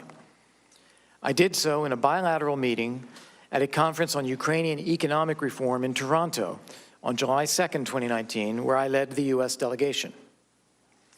I suggested that he call President Trump directly in order to renew their personal relationship and to assure President Trump that he was committed to investigating and fighting corruption, things on which President Zelensky had based his presidential campaign. I was convinced that getting the 2 presidents to talk with each other would overcome the negative perception of Ukraine that President Trump still harbored. After Ambassador Volker instructed President Zelensky in Toronto on what to do, he updated Ambassador Taylor on his actions. He told Ambassador Taylor that he had counseled the Ukrainian president on how to, quote, prepare for the phone call with President Trump. He also told Ambassador Taylor that he advised Zelensky that President Trump would like to hear about the investigations. In addition to Ambassador Volker's direct outreach to President Zelensky, Ambassador Sondland continued to apply pressure as well. During 2 White House meetings that took place on July 10th with Ukrainian officials. The first meeting included National Security Advisor John Bolton, Dr. Fiona Hill, Lieutenant Colonel Alexander Vindman, Secretary Rick Perry, Ambassador Volker, as well as Bolton's Ukrainian counterpart and Ukrainian presidential aide, Andriy Yermak. After a discussion on Ukraine's national security reform plans, Ambassador Sondland broached the subject of the phony political investigations. Fiona Hill, who attended the meeting, recalled that Ambassador Sondland blurted out the following in that meeting with the Ukrainians. Well, We have an agreement with the Chief of Staff for a meeting if these investigations in the energy sector start. That's code for Burisma, which is code for the Bidens. Ambassador Volker also recalled that Ambassador Sondland raised the issue of the 2016 election and Burisma investigations. Ambassador Volker found Ambassador Sondland's comments in that meeting to be inappropriate. I participated in the July 10th meeting between National Security Advisor Bolton and then Ukrainian Chairman of the National Security and Defense Council, Alex Danylyuk. As I remember, the meeting was essentially over when Ambassador Sondland made a general comment about investigations. I think all of us thought it was inappropriate.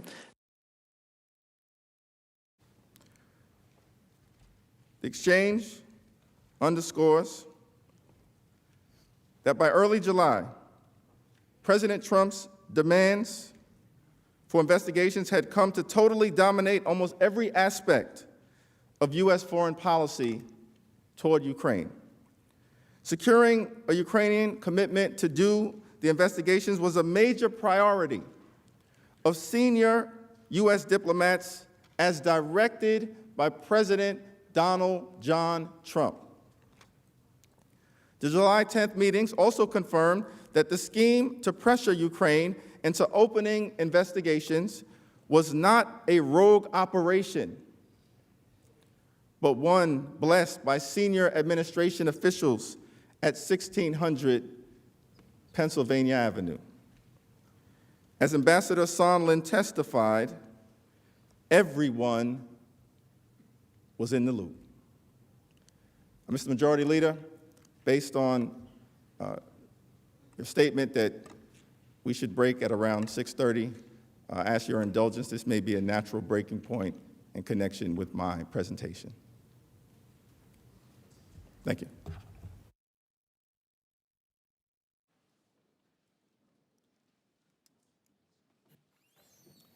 Mr. Majority Leader? I ask consent that we have a break for 30 minutes. Without objection, so ordered.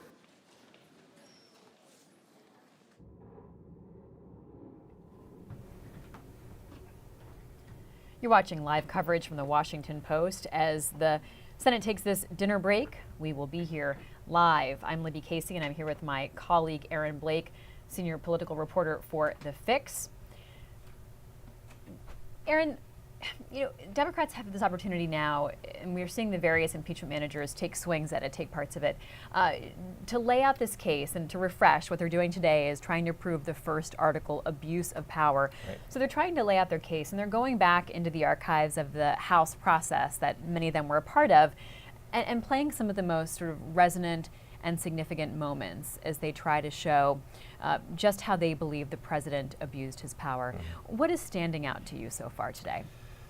I think the degree of the use of those clips, there was some criticism from Republicans about the allegations that Democrats have made, that they're over the top, that they're complaining too much about process. There seems to be a concerted effort by the Democrats today to put these in the words of the witnesses as much as possible. This is not the Democrats saying this is kind of what they're saying. These are what the witnesses actually said, and we're going to craft this together. We're going to pull it together in a way that crafts a narrative, and then we're going to kind of add our views about what this means as far as impeachment goes. It's a very elaborately crafted presentation that they've been putting on the last couple days, and I think that you saw that even with Lindsey Graham's comments, kind of off-the-cuff comments yesterday to Adam Schiff in the hallways of the Capitol. He said, good job, very well spoken. He said that they kind of weaved a quilt. He added the comments this morning, and he said they kind of weaved the quilt of what this impeachment process looks like to them. And I think that today the use of clips is extensive, and I think that was clearly something that they wanted to do. Make sure it wasn't just in their words, that this was in the words of the witnesses who were more intimately involved in this. So there's the question that Democrats are trying to prove, does what President Trump is accused of rise to the level of an impeachable offense and now removal from office offense? Yeah, and I thought that one of the interesting ways in which they did that is Jerry Nadler, who has had his own comments from the previous impeachment kind of thrown back in his face. Of course, Jerry Nadler, back in the late 90s in the Clinton impeachment, said we shouldn't have purely partisan impeachments. It shouldn't just be one party or the other voting for these things. That's not what we want. Of course, that's now essentially what we have. At least the House vote was that way. And so Nadler pulled some old clips of what some of these top Republican Trump supporters said back then, and also more recently. He pulled a clip of Lindsey Graham, who of course was an impeachment manager back in the late 90s, arguing that you don't need to have a statutory crime in order for there to be an impeachable offense. He said basically it's a crime against people who are lower than you, against the people. He pulled a 2018 document that William Barr, the Attorney General, has obviously been very supportive of the president, in which William Barr talked about how you can have an impeachable offense be an abuse of power, which is what the Democrats are accusing him of. And of course, there's the Alan Dershowitz reference, which has made news this week, in which Dershowitz has now recanted from back in the late 90s, where he said something similar to what Graham said. You don't need to have an actual crime for this to be an impeachable offense. And of course, Alan Dershowitz is on the president's defense team. We expect him to be part of these arguments as President Trump's team makes an argument as to why he should not be removed from office. Dershowitz has said he'll be dealing with the part that's about the constitutional nature of this and really the bar for impeachment. Right, and so that old comment really speaks directly to that, and that's why he had to recall that past statement. I think in a lot of ways, if you look at what Democrats have been doing today, it is kind of a pre-buttal of what they know the Trump team is going to say, either because of the arguments the president has been making or his supporters have been making, or the document that the president's legal team put out over the weekend that laid out this case. And part of that case was you need to have a crime, or you really should have a crime if you are going to impeach. This is, of course, something that is against the consensus of the legal community. That includes Jonathan Turley, who was a Republican witness in the House impeachment inquiry. There are very few scholars who believe that you need to have a statutory crime in order to impeach a president. It is important to mention the GAO report, and I sort of wonder how much attention that would get, since it came out just last week. It didn't come out as the House was building its case and voting on impeachment, but it did find that the White House broke the law. This has been a really confusing part of the Democrat strategy to me. There was a time during the impeachment inquiry where they were floating the idea that they might accuse the president of bribery, which of course bribery is one of the enumerated impeachable offenses along with treason, and then those are lumped into the broader category of high crimes and misdemeanors. Democrats opted not to include bribery in the actual articles, but then in their impeachment report, they used the word and suggested that the president had indeed bribed a foreign country.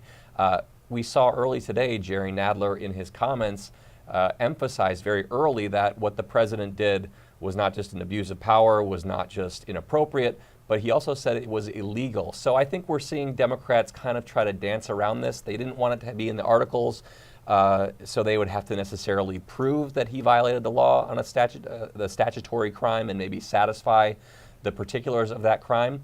But they also want to say, look, we are saying that what he did was illegal at the same time, and that's a little bit confusing. And so I think that the GAO report that came out last week, which basically said that the freeze on Ukraine hold did violate the law, it didn't indict the president for breaking the law, but it did say that this effort, which was his initiative, was in violation of the law because Congress had appropriated that money, and you need to have a very specific and narrow reason for pulling that money back or in delaying that money. So the Democrats can make a credible case that at least a congressional watchdog has ruled that something about this effort, the leveraging by itself, was in fact against the law. I want to play some of this tape as we saw Chairman Nadler try to build his case specifically on this question of abuse of power. Listen to this. This is the third day of a solemn occasion for the American people. The articles of impeachment against President Trump rank among the most serious charges ever brought against the president. And as our recital of the facts indicated, the articles are overwhelmingly supported by the evidence amassed by the House, notwithstanding the president's complete stonewalling, his attempt to block all witnesses and all documents from the United States Congress. The president's conduct is wrong. It is illegal. It is dangerous. And it captures the worst fears of our founders and the framers of the Constitution. Since President George Washington took office in 1789, no president has abused his power in this way. Important to point out that Jerry Nadler is the chairman of the Judiciary Committee. So we did hear him take a crucial role in this argument today. Yeah, and it's an interesting argument. I think that it is a recognition of the idea that even if you don't need a statutory crime to impeach the president, there was a statutory crime with Clinton, there was a statutory crime with Andrew Johnson. I think Jonathan Turley actually said it well in his impeachment hearing. It may not be required, but it's probably helpful to have it. If you're asking people to impeach the president for something that it's not a crime, it may seem like you're lowering the bar a little bit. And so that's really what I thought Jerry Nadler was addressing there. There was another point where, and I can't remember if it was Nadler or Adam Schiff, argued that what the president had done was actually worse than Richard Nixon, which I thought was a pretty remarkable claim given the degree of wrongdoing, basically forced Nixon to resign before the impeachment process even concluded. So I think there was a concerted effort here to argue that even if there wasn't a crime, what we're talking about here is very bad, maybe even worse than some of these other instances that arguably did include crimes. Okay, well, the Senate is on this dinner break, so we are watching the Senate floor, and when they head back in, we'll go back to it live and uninterrupted. We just saw some senators wandering out, including Amy Klobuchar, surrounded by sort of staffers. She is, of course, one of these 2020 candidates that is stuck here in Washington and can't be out on the campaign trail in Iowa. None of this is happening in a vacuum. And so even as we're watching what's happening on the Senate floor, there's a lot else to talk about. Let's go now to Rhonda Colvin, who's been monitoring this trial and so much more throughout this week. Rhonda, so what's going on outside the Senate chamber today? Well, Libby, we are at least halfway through tonight's opening arguments, day 2 of opening arguments for the House Democrats. And what's being talked about outside of the chamber is a focus on what's going to happen on Saturday when the president's defense, they get their chance. And we're thinking that they are going to possibly increase that pressure to have the Bidens here. And that's going to be a very large part of their defense. I just spoke to my colleague, Rachel Bade. She talks about a story that she has upcoming where she thinks that Trump's defense really will try to put a lot of pressure on Democrats to agree on a trade to bring the Bidens here. Take a listen. Earlier this week, we were sort of hearing some scuttlebutt about a trade-off of Hunter Biden for John Bolton trade-off in terms of witnesses. And, you know, it was interesting because the whole line from Democrats from the past few weeks has been, the Bidens have nothing to do with this.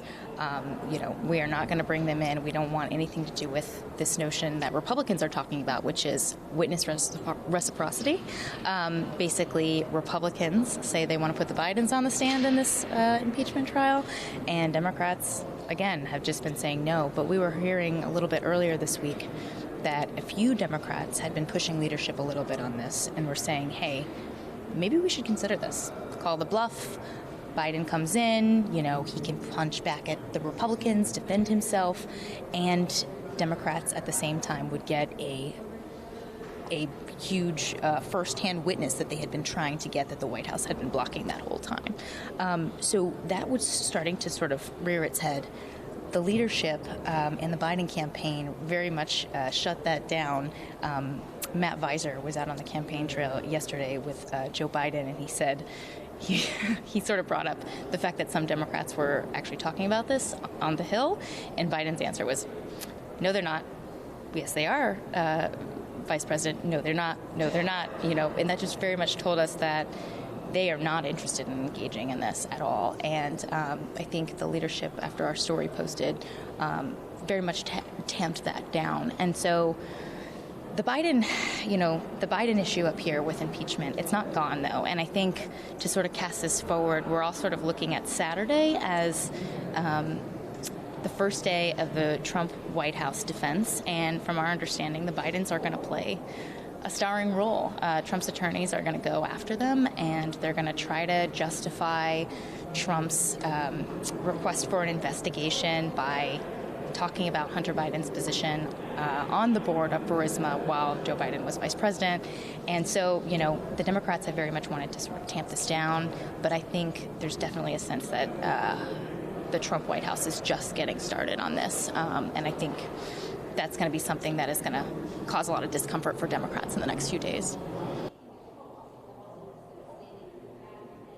So yes, that's sort of what's being talked about here, is that trade deal is still very much going to be a part of the discussion as we head into the days where the defense will be able to give their arguments. Another thing, and I believe you and Aaron just mentioned it about today, is those clips that were used by Democrats where they replayed the words of Lindsey Graham and others back to them in some of their videos that they put out. And Rachel did mention that she was in the gallery watching that moment, and she noticed that Lindsey Graham was not in his seat. And she said a lot of reporters now want to know, was he not in his seat and had advanced knowledge that they were about to bring that tape up? So those are some of the things that are being talked about outside in the hallways, the big moments of the day, and what we can expect moving forward. All right, Rhonda Coleman, thank you so much. Aaron, let's talk a little bit about this question of witnesses and the question of whether or not they'll be included. Now, Rhonda was previewing the defense. Let's hear from Jay Sekulow himself at the microphones. About what they said was about impeachment. It wasn't about impeachment. It was a letter regarding policy disputes between Hamilton and Washington 5 years after the Constitution was adopted. 5 years after the period of time when any of this was going on. So they're not only taking the wrong law, they're taking the wrong quotes from the Founding Fathers. Let me say this. One of the things I said day before yesterday was that the heart of the Constitution is what controls this.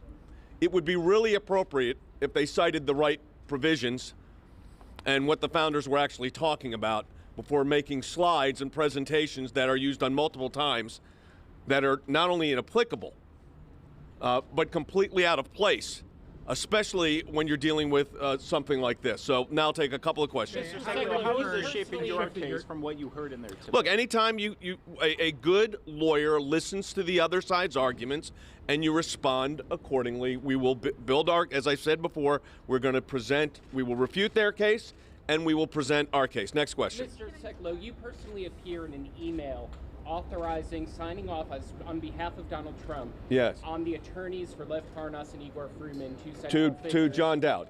To John Dowd. Yeah, it's called the Professional Responsibility and Ethics. That's how you do it. Next question. No. Yes. Have the House managers informed you that they're going to run late tonight and go possibly? I'm hearing that it could go. I heard to 1 o'clock in the morning. I don't know if that's true or not. Next question. Jay, understanding y'all don't make the Senate rules. Would it have been helpful for y'all to present y'all's case if y'all could do a tick for tack instead of waiting 3 days? It's just not the way. It's just not the way it's done. I mean, it's in a Supreme Court argument. It's one side goes for 30 minutes, the next side goes for 30 minutes, and then there's sometimes they'll occasionally allow for, you can have rebuttal if you reserve time. We did that kind of in the motions. You saw more of that. But once the proceedings start for that party, in this case the managers, they get, under the rules that were adopted, the resolution adopted by the Senate, they get 24 hours over 3 session days. So there's no, I know people are looking for objections, and there's not. That's just not the way it works. Is there any new evidence or any new witnesses that you plan to introduce? Excuse me? Is there any new evidence or any new witnesses that you want to introduce, since Republicans have the majority and can do that? Well, I'm not talking, I just said, we're not talking about witnesses right now. No, I mean, well, if we thought witnesses were not necessary, we would not bring witnesses ourselves unless we thought that there was a need for witnesses. If the other side were to get witnesses, we would have a series of witnesses. But we are nowhere near that process yet. Next question. How important to your defense is putting the Bidens on trial and not President Trump? Well, I mean, what I don't understand is for the last 5 hours, it's been a lot about Joe Biden and Burisma. They kind of opened the door for that response. So we'll determine as a defense team the appropriate way to do it. Let's do one more. Yep, one more.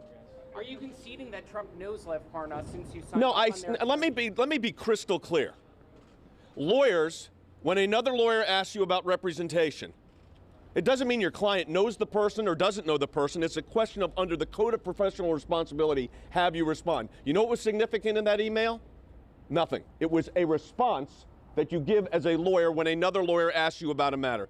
Because John Dowd, remember, represented the president. That's why you have representation issues that you make sure comply with ethics. So that's the end of that question. I'm going to take one more because that was a repeat.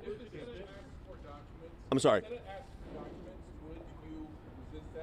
Well, that's already been, those motions have been tabled as for, documents and witnesses. So here, let me tell you, can I give you how I think this is going to, the time frame here, without giving you exacts, because I don't know how long everybody's going to go. What's going to happen is, remember, there'll be another day of this tomorrow. I'm assuming they'll go, pretty long, I have no idea, but they'll get 24 hours. Then we will go. We will take our period of time, of which I cannot tell you how long that case will be. We will take the appropriate time to respond and present our case. Then remember, there are 16 hours of questioning. So that, I suspect, will take place over a day and a half or two, followed by then arguments on the motion regarding witnesses, which I believe is 4 hours, 2 hours each side. So we're going to get to know each other very well over the next week, I suspect. All right, very good. Thank you, everybody. Jay Sekulow taking opportunity to talk to the microphones because he doesn't have a chance, as he explained the process, of course, to talk during this phase as Democrats mount their case. Aaron Blake, I feel like you were tailor-made for this moment because you were actually writing about the Founding Fathers quotes that Democrats have been using, which Jay Sekulow took issue with just now. Yeah, he was referring to the use of an Alexander Hamilton quote, which appeared very early on in the day for both Adam Schiff on Wednesday and Jerry Nadler today. There's this Alexander Hamilton quote where he basically talks, and I don't have the exact quote in front of me here, but talks, here it is. When a man unprincipled in private life, desperate in fortune, bold in temper, possessed of considerable talents, living the advantage of military habits. Basically, to kind of not read the whole thing, a lot of people think this quote describes Donald Trump almost to a T. And it's been circulating for a while. The idea that Alexander Hamilton was warning the world against leaders like Donald Trump. And so that's what Schiff, and I think to a greater degree Nadler, were trying to say by using this Hamilton quote very early on, basically saying this is a reason to impeach. The Founding Fathers warned us about just this kind of leader, and that's why we have this responsibility. Certain people have tied this directly to the constitutional impeachment debate. As Jay Sekulow accurately noted, it actually came 5 years after the Constitution was drafted. This was not Alexander Hamilton arguing for impeachment and having impeachment in the Constitution. It was actually an exchange with George Washington about tax policy, as it happens. At the same time, it is a note in which Alexander Hamilton is talking about the kind of fear he has of a populist leader who takes advantage of people's apprehensions and their grievances, essentially.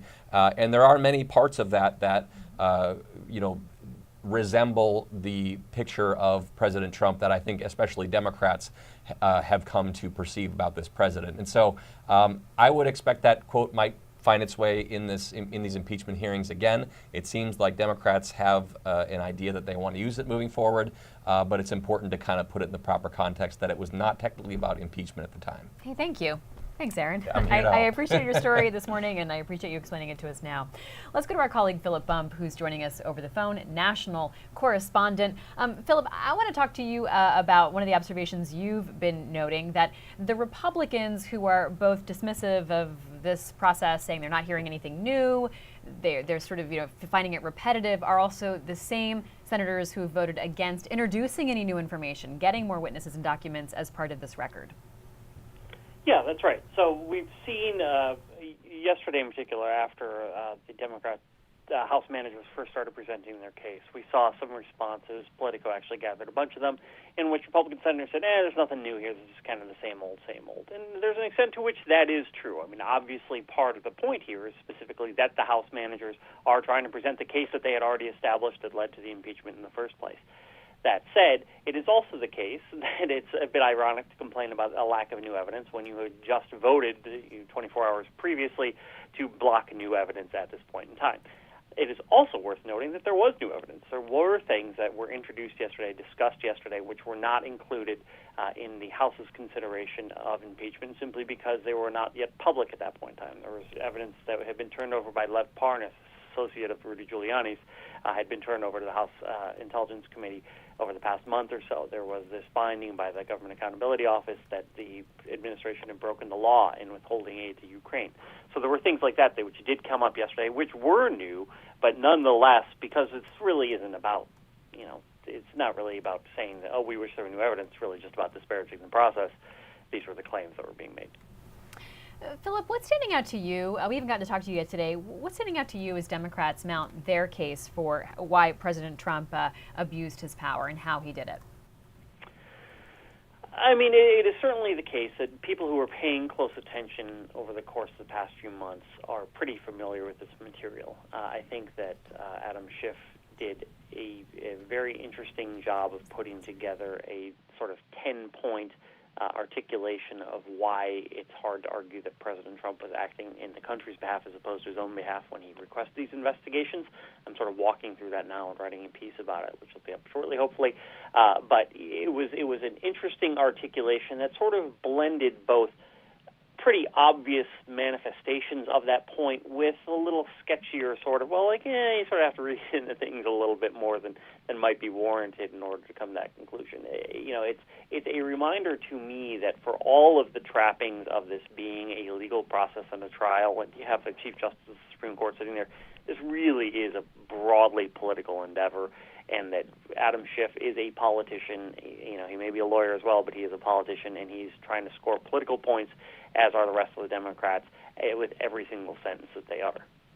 We were talking a little bit earlier, Philip, about something that you wrote about, this ability that Chairman Nadler had to play lawyers, tapes, comments from constitutional scholars, people who perhaps are even sitting in the jury here in the Senate, like Lindsey Graham, playing these old archival tapes of them and showing some of the contradictions inherent in their positions right now. This, has been something that's been done on news. We've certainly written about it here at the Washington Post, but to see it actually used by the Democrats in this trial setting did sort of hit some notes. And it, we saw Lindsey Graham wasn't even in the chamber at the point when, not in his seat, when Jerry Nadler played some old tape of him.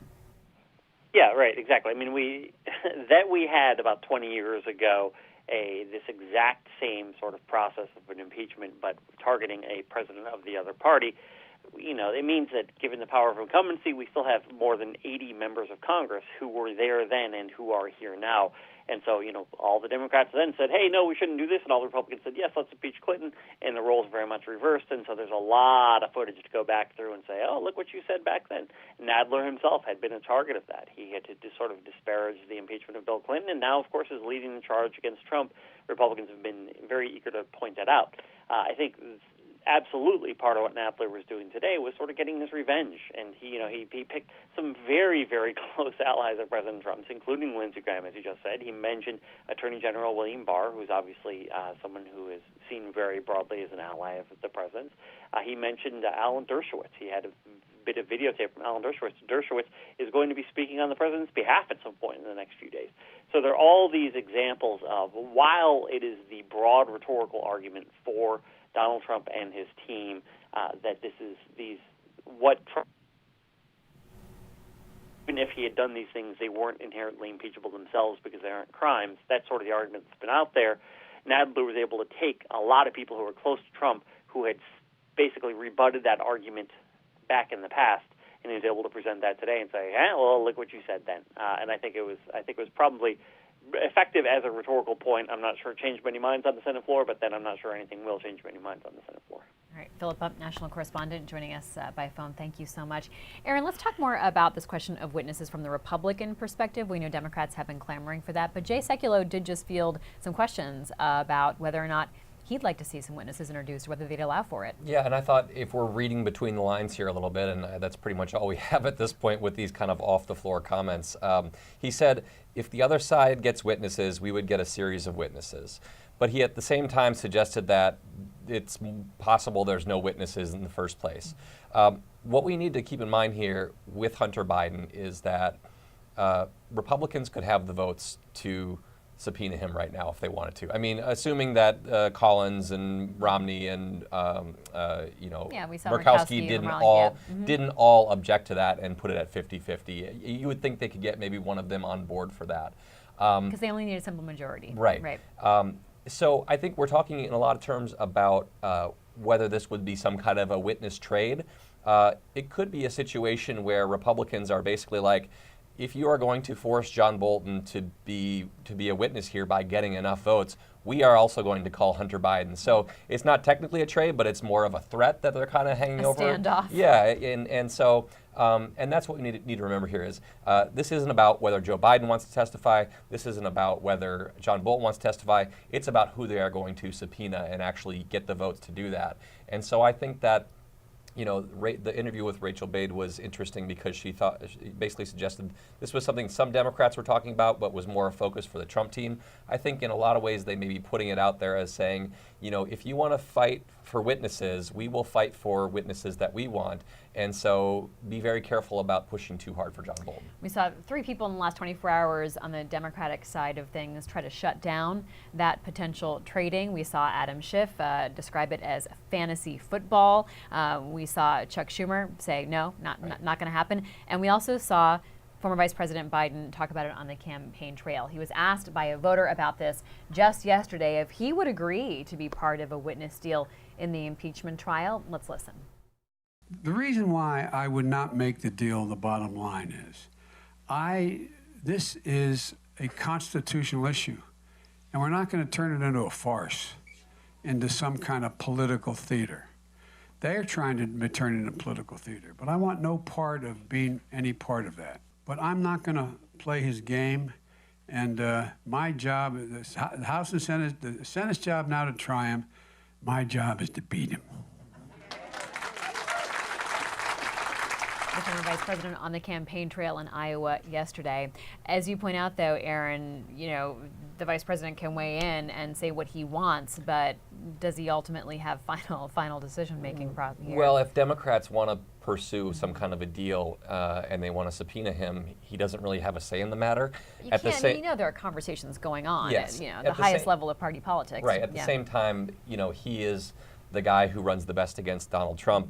And you would think that if he doesn't want to do it... And that's according to polls, the latest right, polls. Right, if he doesn't want to do it, you would think that his party would not necessarily force him to unless they really thought that it was that important.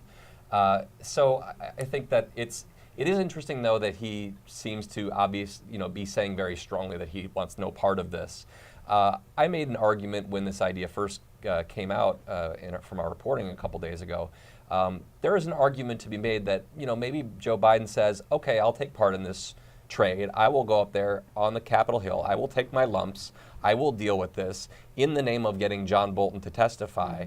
And maybe that could be a compelling argument for Democratic primary voters, saying, look, I helped get the truth out about this doing my patriotic duty. Yes. And as a colleague, the now Senator Chris Coons from the same state, from Delaware, pointed out, Joe Biden is a creature of the Senate. He was here for decades. He's very comfortable. He knows many of these members. He is truly at home in this chamber.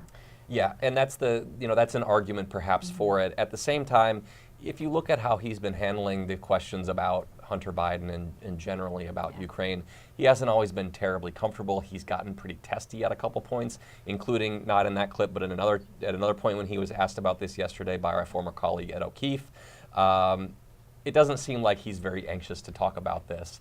And testifying under oath is never a fun thing to do, especially for people who are really interested in pulling you down and making sure that you can't win the 2020 election. I think one thing that we did sort of see threatened a little bit or dangled out a little bit yesterday was this question of whether executive privilege would come into play, Aaron, and whether even if John Bolton was called before the Senate, if the White House would be able to sort of shut down some lines of questioning, which would make all of this ultimately painful for the Democrats in a way that the Republicans might not have to, really feel that same squeeze.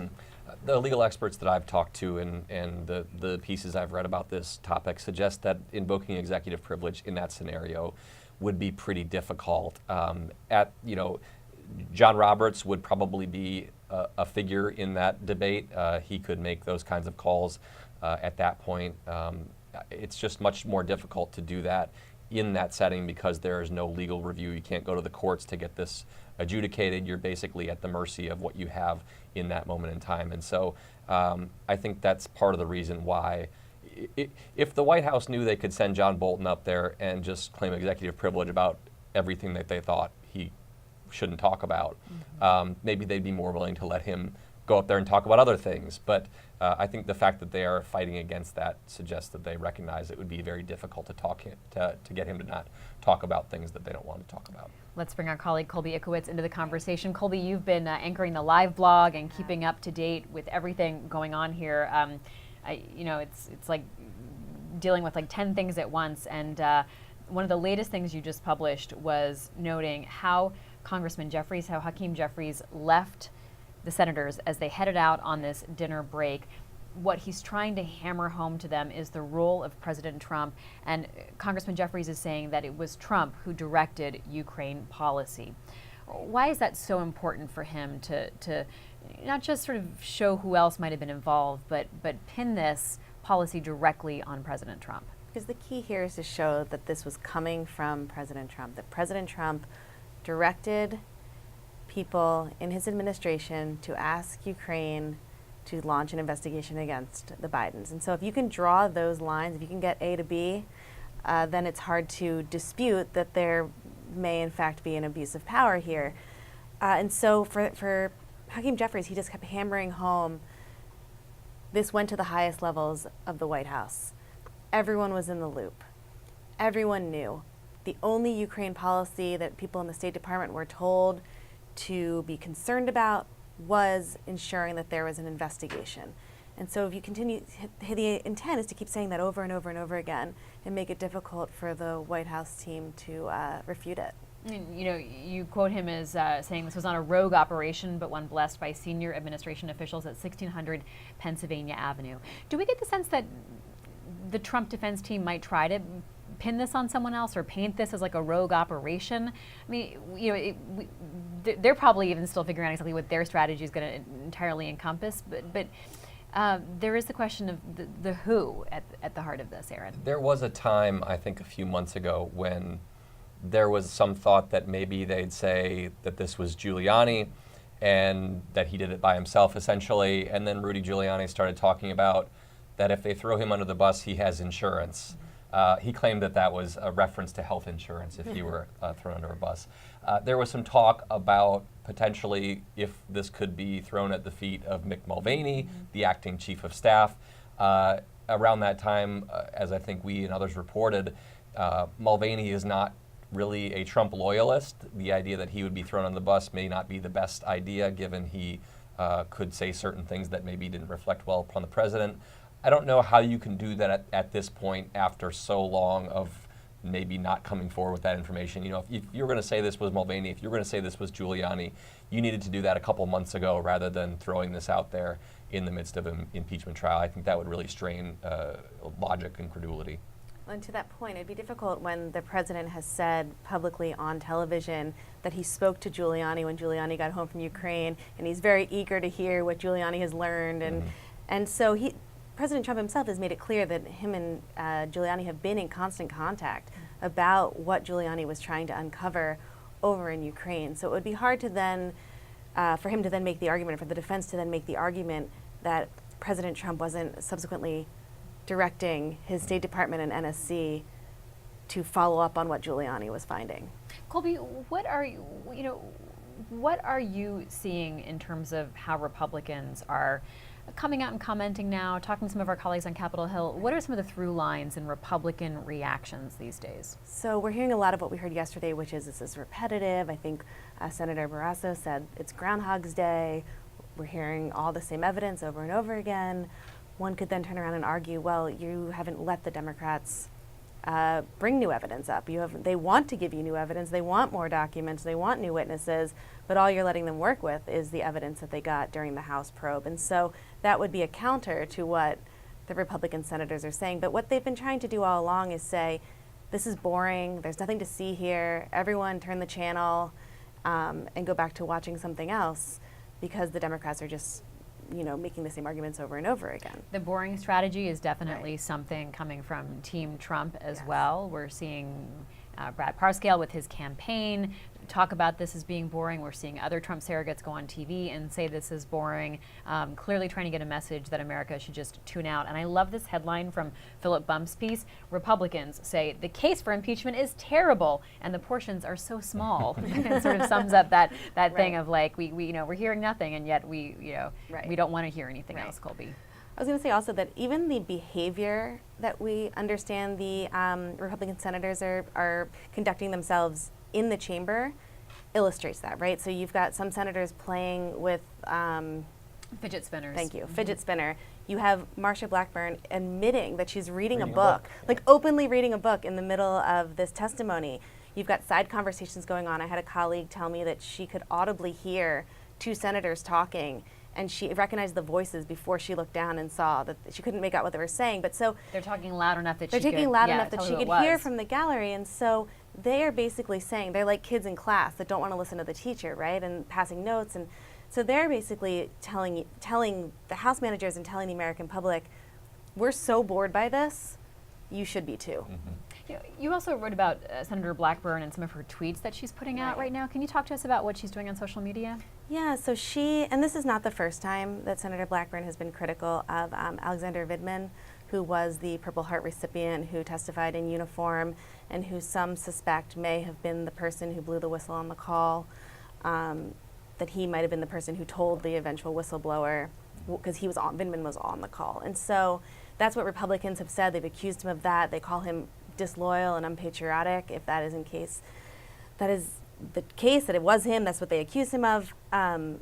What the pushback on Marsha Blackburn has been, you are calling a Purple Heart recipient who served in Iraq and was injured by an IED for this country unpatriotic and disloyal to the flag. That doesn't square. Well, social media is certainly a question. We're watching to see how people are comporting themselves there as well as inside the chamber. So let's bring our colleague Rhonda Colvin on Capitol Hill, who's been paying attention to this. Rhonda. That's right, Libby. Even though they're not allowed to have their devices, their phones in the chamber, they are finding ways to connect with their voters. If you look at some of the closely watched senators, someone like Cory Gardner, he has not been doing a lot of media in-person interviews, but online he has put out his statement on how he feels about impeachment. If we can bring that up right now, it's a very simple statement of this is the way that I see how these proceedings are going, and he put that up a couple days ago. And if you look at Mitt Romney's Twitter page, it's the same thing, just a single statement. Susan Collins, same thing, single statement. On the Democrat side, someone like Senator Doug Jones of Alabama, he is actually doing like almost hourly reports back to voters where he is trying to explain what is happening today. He had a few videos yesterday, he had a few videos today, and when I spoke to him last week, he said he's doing this because he represents a state that overwhelmingly voted for Trump, and he thinks that if anyone needs to hear what's going on, it's people who voted for Trump. So it seems like a lot of senators are trying different ways to keep the messaging in line with how they are going to vote ultimately on impeachment. Some are keeping it close to the vest, like I mentioned Cory Gardner. He is not being very clear about his stance. We're also seeing a lot of senators find the microphones, find the scrums that are throughout the hallways. They they don't seem afraid of cameras this time around. A lot of them want to get their points across. This morning, we saw 2020 candidate Elizabeth Warren. She stopped at the microphone, and she even sort of plugged her campaign website while she was giving a statement on impeachment. So it seems like a lot of senators, when they do get the chance, they are coming out into the hallways. They are trying to find media, or they're trying to structure their messaging on their own through tweets and videos. Thanks so much, Rhonda. You know, I noticed Lisa Murkowski on her Facebook page has been posting videos and updates. She has one from today, and it is very straightforward. It's very direct. It's very informative. It's sort of like eating your spinach rather than taking like a strong stance on anything. She really takes constituents in Alaska through the process of just what has happened so far. Not breaking any major news here, Aaron. Yeah, I mean, it is different than what Tom Tillis is doing, for instance, a Republican senator who's up for re-election in North Carolina, who basically put out a tweet yesterday calling this a sham. Different than what Martha McSally is doing, yelling at reporters who ask her questions about this situation. I think that, and I've said this before, I think that Lisa Murkowski is going to probably try to talk as much as she can without actually saying much of anything, because she doesn't want to go either way and really kind of get herself committed to one side or the other, because she maybe doesn't know exactly how she'll vote eventually. One thing that does come across in this video that she posted is that she's taking this seriously. And it's written in here, we've sworn to deliver impartial justice under the Constitution. She's talking viewers through the process of how they worked with McConnell to get this organizing resolution kicked off. And so you don't get a tip of the hand as to how she might vote on future elements of this trial, but you also do get a sense of solemnity and responsibility, Colby. Sure. And Murkowski, more than anyone, is the Democrats' most likely senator, I would think, to vote with them on allowing more evidence and witnesses, more so than even Susan Collins and Mitt Romney. And so I've seen this said on social media that, if Murkowski decides not to vote, then you might as well just assume that none of them are going to vote for more evidence and more witnesses. And so what's interesting is what's going on behind the scenes. What's the arm-twisting conversations like between Republican leadership and those senators to try to convince them to stay unified and to end this trial next week? I mean, that's what the White House defense is saying. This thing could end by the end of next week if those 4 senators stay united. There's also the question of how the tone is impacting their decision-making process, these moderate senators, how they're feeling about the presentation Democrats are making, both in tone and in substance. It's important to point out that a lot of members of the Senate are trained lawyers, so they do come at this with like the legal mind and the legal reading. So some of them have been spending their time reading briefs and reading information related specifically to this case. And Murkowski's comment yesterday about Nadler having called the Republicans complicit in a cover-up, I think, is an example of how she doesn't want them to. She found it offensive. She doesn't want a little bit of a warning sign. I think we talked about this before to the Democrats, not to cast aspersions, be informational without calling people who might vote against you evil, because you're just going to alienate them, and why would they vote with you on certain things if you're going to say that they're evil for voting against you on other things. So I think it's Lisa Murkowski was one of those senators who, during the Kavanaugh hearings, was a swing vote. Susan Collins was certainly in on that too. She lost a Republican primary a number of years ago. She won re-election as a write-in candidate, and I think ever since then has shown more of an independent streak because she recognized that maybe the Republican Party is a little bit different from her, and she didn't necessarily need it so much.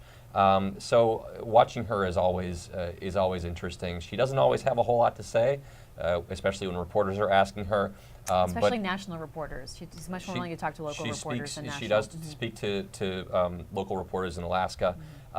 She speaks less than Mitt Romney and Susan Collins do, but as Colby said, I think if you're looking for kind of a weather vane about which way this is going, she's as good as anybody.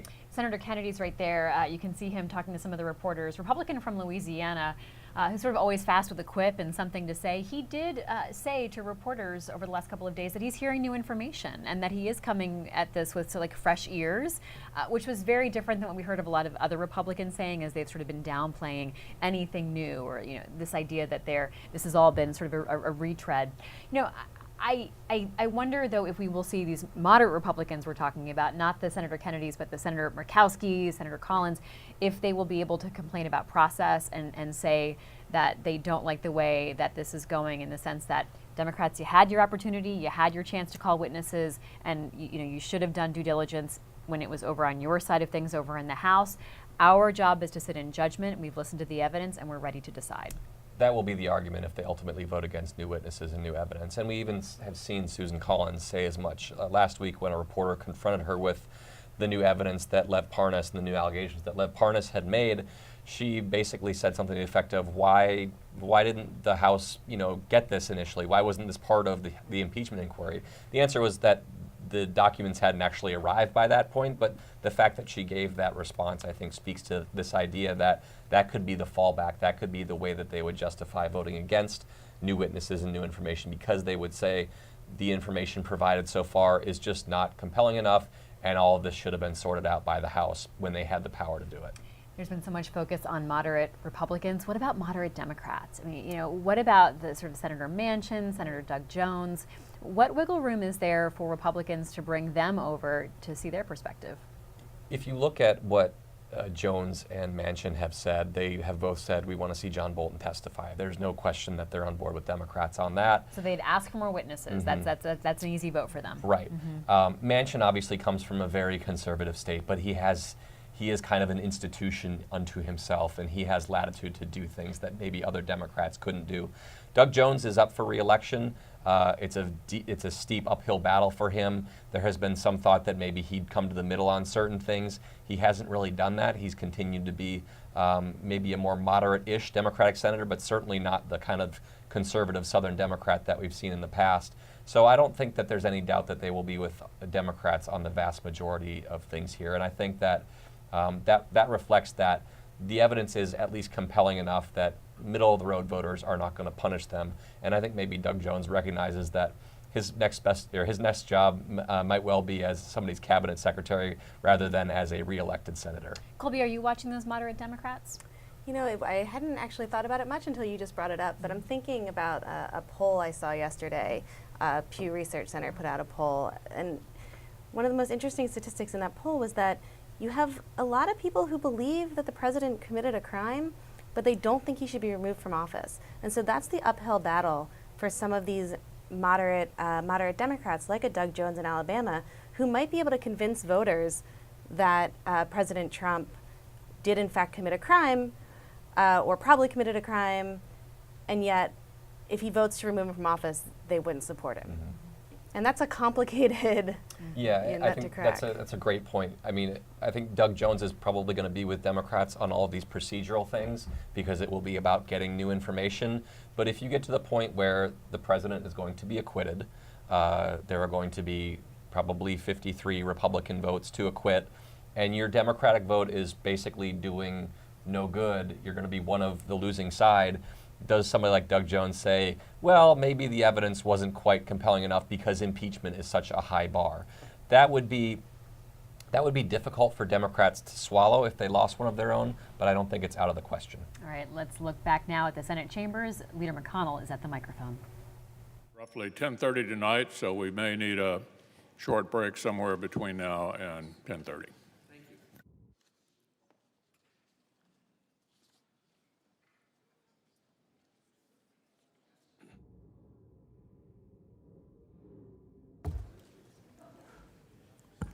Mr. Chief Justice, distinguished members of the Senate, counsel to the President, my colleagues, the American people.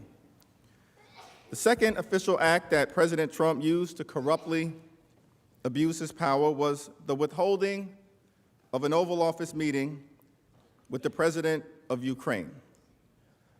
Before we took the break, we started walking through the overwhelming evidence about how President Trump withheld this official White House meeting that was vitally important to Ukraine as part of a corrupt scheme to convince President Zelensky to announce 2 phony political investigations.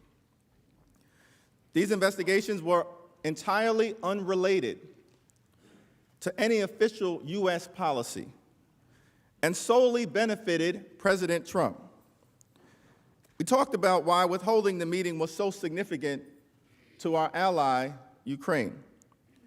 Ukraine is a fragile democracy under relentless attack from Russian-backed separatists in the east. U.S. support is vitally important to Ukraine in that war. They desperately need our support. They desperately need our assistance. Because of this vast power disparity, President Trump had immense power over Ukraine, and President Trump knew it. So when President Trump asked for a favor on a July 25th call, he knew that President Zelensky would feel incredible pressure to do exactly what President Trump wanted. President Trump used his agents, both his administration appointees and his personal attorney, Rudolph Giuliani, to make clear to Ukraine, even in early July, that much-needed White House meeting that they requested would only occur if they announced these phony political investigations. Now, to be clear, as Ambassador Sondland testified, everyone was in the loop. That includes Acting Chief of Staff Mick Mulvaney, Secretary of State Mike Pompeo, and Secretary of Energy Rick Perry. Even ahead of the July 25th call, Ambassador Sondland was in close, repeated contact with these officials. His mission? Schedule a telephone conversation during which the new Ukrainian leader would personally commit to do the phony investigations sought by President Trump in order to unlock a meeting in the Oval Office. This for that, a quid pro quo. Now, this isn't just based on the testimony of witnesses. It is corroborated by texts and emails as well. Let's look at some of that evidence now. On July 13th, for example, Ambassador Sondland emailed National Security Council official Timothy Morrison and made the case for President Trump to call the Ukrainian leader prior to the parliamentary elections scheduled for July 21st. In that email, as the highlighted text shows, Ambassador Sondland said, the sole purpose of the call was to assure President Trump that investigations will be allowed to move forward.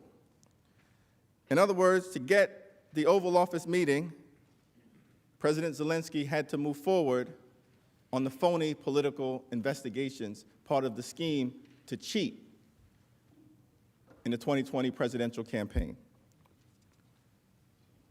This for that. On July 19th, Ambassador Sondland spoke directly with President Zelensky. He spoke directly with President Zelensky to prepare him for a call with President Trump. Ambassador Sondland coached President Zelensky to use key phrases and reassure President Trump of Ukraine's intention to bend to President Trump's will with respect to the phony investigations that President Trump sought. Ambassador Sondland told Kurt Volker that he gave the Ukrainian leader a full briefing. He's got it. That's what Sondland told Volker. In response, Volker texted, most important, is for Zelensky to say that he will help with the investigations. That same day, Ambassador Sondland emailed top administration officials, including Acting Chief of Staff Mulvaney, Secretary Pompeo, and Secretary Perry, to summarize his conversation with Zelensky. In that email, Ambassador Sondland said Zelensky is, quote, prepared to receive POTUS's call. Will assure him, meaning POTUS, that he intends to run a fully transparent investigation and will turn over every stone. Both Acting Chief of Staff Mulvaney and Secretary Perry responded to the email, noting that the head of state call would be scheduled. Secretary Perry wrote, "Mick just confirmed the call being set up for tomorrow by NSC, the National Security Council." And Mulvaney responded, "I asked NSC to set it up for tomorrow." Neither Mulvaney nor Secretary Perry took issue with the fact that Sondland coached Zelensky to yield to President Trump's pressure campaign. But instead, they took steps to connect the two leaders. Everyone was in the loop. They were aware that during the July 20th call, President Trump intended to solicit foreign interference in the 2020 election and press the Ukrainian leader to announce investigations into former Vice President Biden and the CrowdStrike conspiracy theory.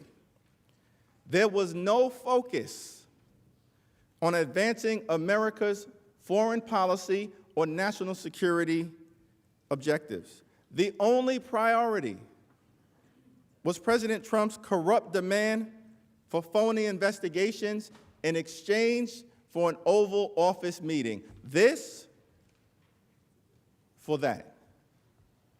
Here's Ambassador Sondland's testimony confirming this scheme. Everyone was in the loop. It was no secret. Everyone was informed via email on July 19th, days before the presidential call. As I communicated to the team, I told President Zelensky in advance that assurances to run a fully transparent investigation and turn over every stone were necessary in his call with President Trump. In his call with President Trump. Now we come to July 25th, the morning of the infamous phone call, the culmination of a months-long campaign to engineer a corrupt quid pro quo. That morning, before the call took place, President Trump provided guidance to Sondland. On the morning of July 25th, he told him that President Zelensky should be prepared to announce the investigations in exchange for the White House meeting. After Sondland's call with President Trump on the morning of July 25th, Sondland urgently tried to reach Kurt Volker. When he could not reach Ambassador Volker by phone, he sent a text that said, "Call ASAP," and he left a message. Volker testified that he indeed received that message, which involved the following content. Quote, "President Zelensky should be clear, convincing, forthright with President Trump about his commitment to fighting corruption, investigating what happened in the past." That refers to the Russian-inspired, fake, phony, and false conspiracy theory about Ukraine having been involved in interfering in our 2016 elections. And if he does that, President Trump was prepared to be reassured that he would say yes. Come on, let's get this date for this visit scheduled. Ambassador Volker then conveyed that message approximately 30 minutes before the Trump-Zelensky call to Zelensky's top aide, Andrei Yermak.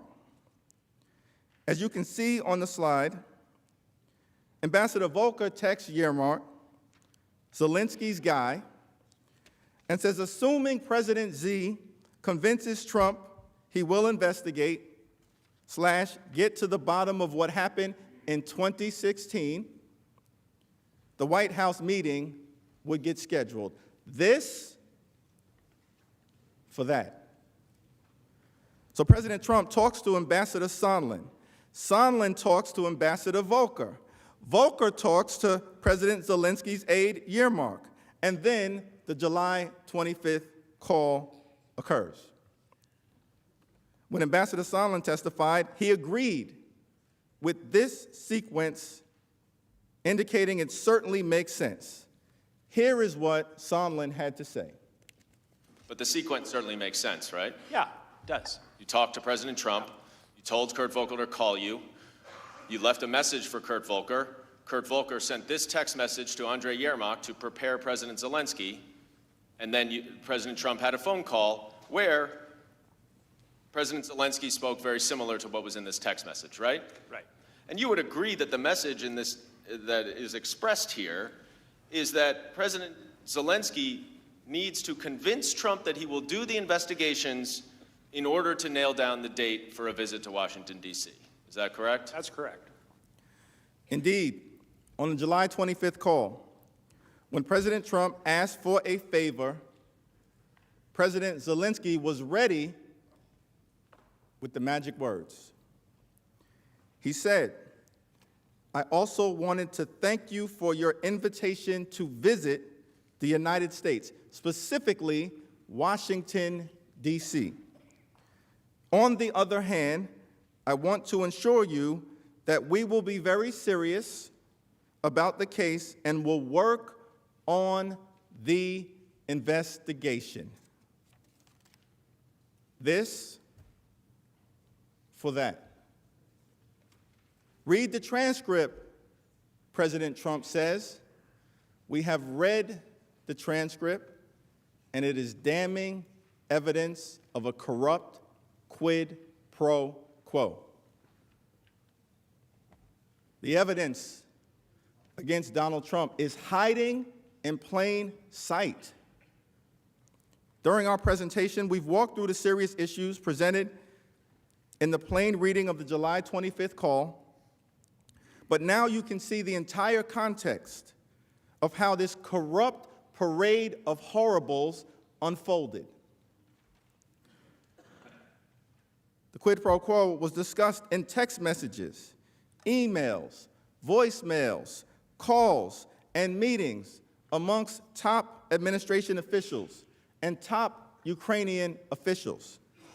Indeed, President Trump's message was delivered to either President Zelensky or his top aides on 4 different occasions in the month of July.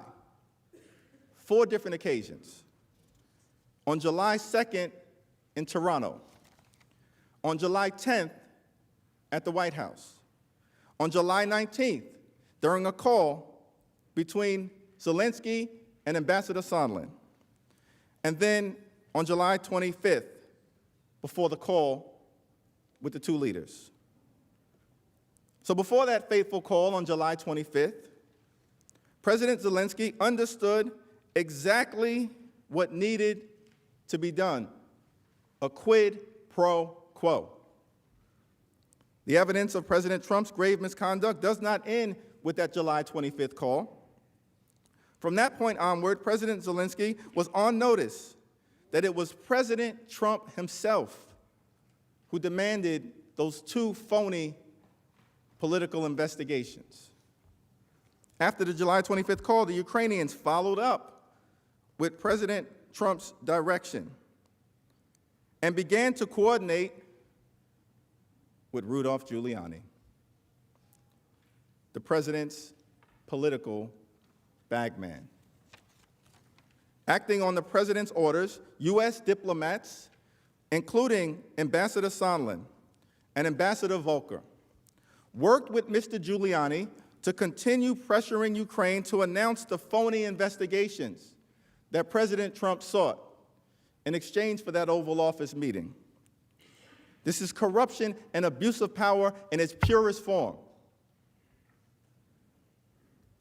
Over the next 2 weeks, Mr. Giuliani directed Ambassadors Sondland and Volker to negotiate a public statement from President Zelensky announcing the investigations that President Trump corruptly demanded.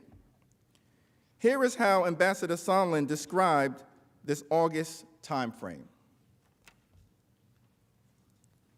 Mr. Giuliani conveyed to Secretary Perry, Ambassador Volker, and others that President Trump wanted a public statement from President Zelensky committing to investigations of Burisma and the 2016 election. Mr. Giuliani expressed those requests directly to the Ukrainians, and Mr. Giuliani also expressed those requests directly to us.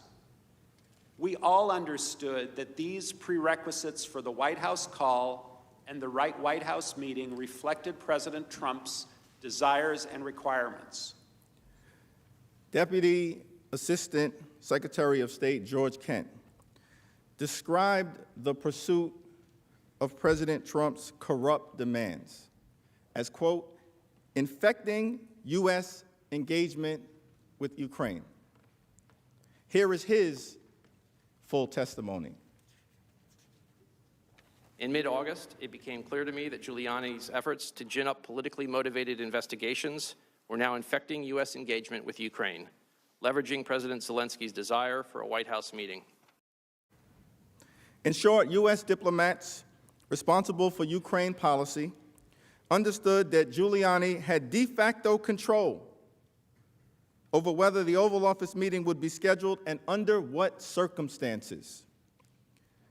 Mr. Giuliani had been given that level of authority by President Trump, and it was infecting official U.S. policy toward Ukraine. To shake loose the White House meeting, top Ukrainian officials knew that they had to meet with Mr. Giuliani, who John Bolton described as a human hand grenade, who was going to blow everybody up. So on August 2nd, Mr. Giuliani met with Mr. Yermak, President Zelensky's top aide, in Madrid. Giuliani in Madrid, meeting with Zelensky's top aide on August 2nd. Mr. Giuliani made clear in that meeting that President Trump needed more private assurances that Ukraine would pursue the investigations. Mr. Giuliani made clear that President Trump needed a public statement.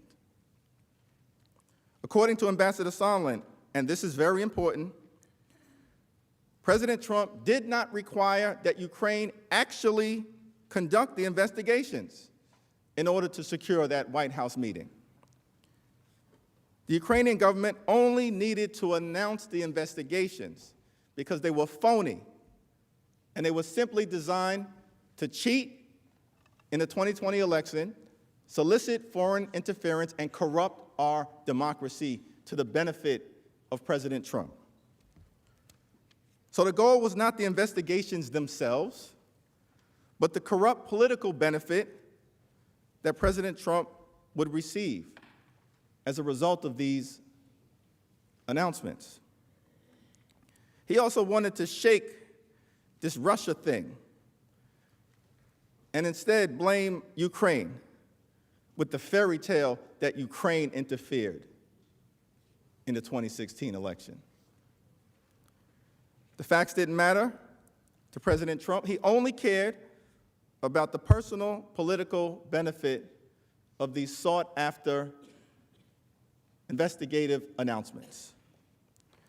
Over the next few weeks, Ambassadors Sondland and Volker worked with Mr. Yermak to draft a public statement for President Zelensky to issue.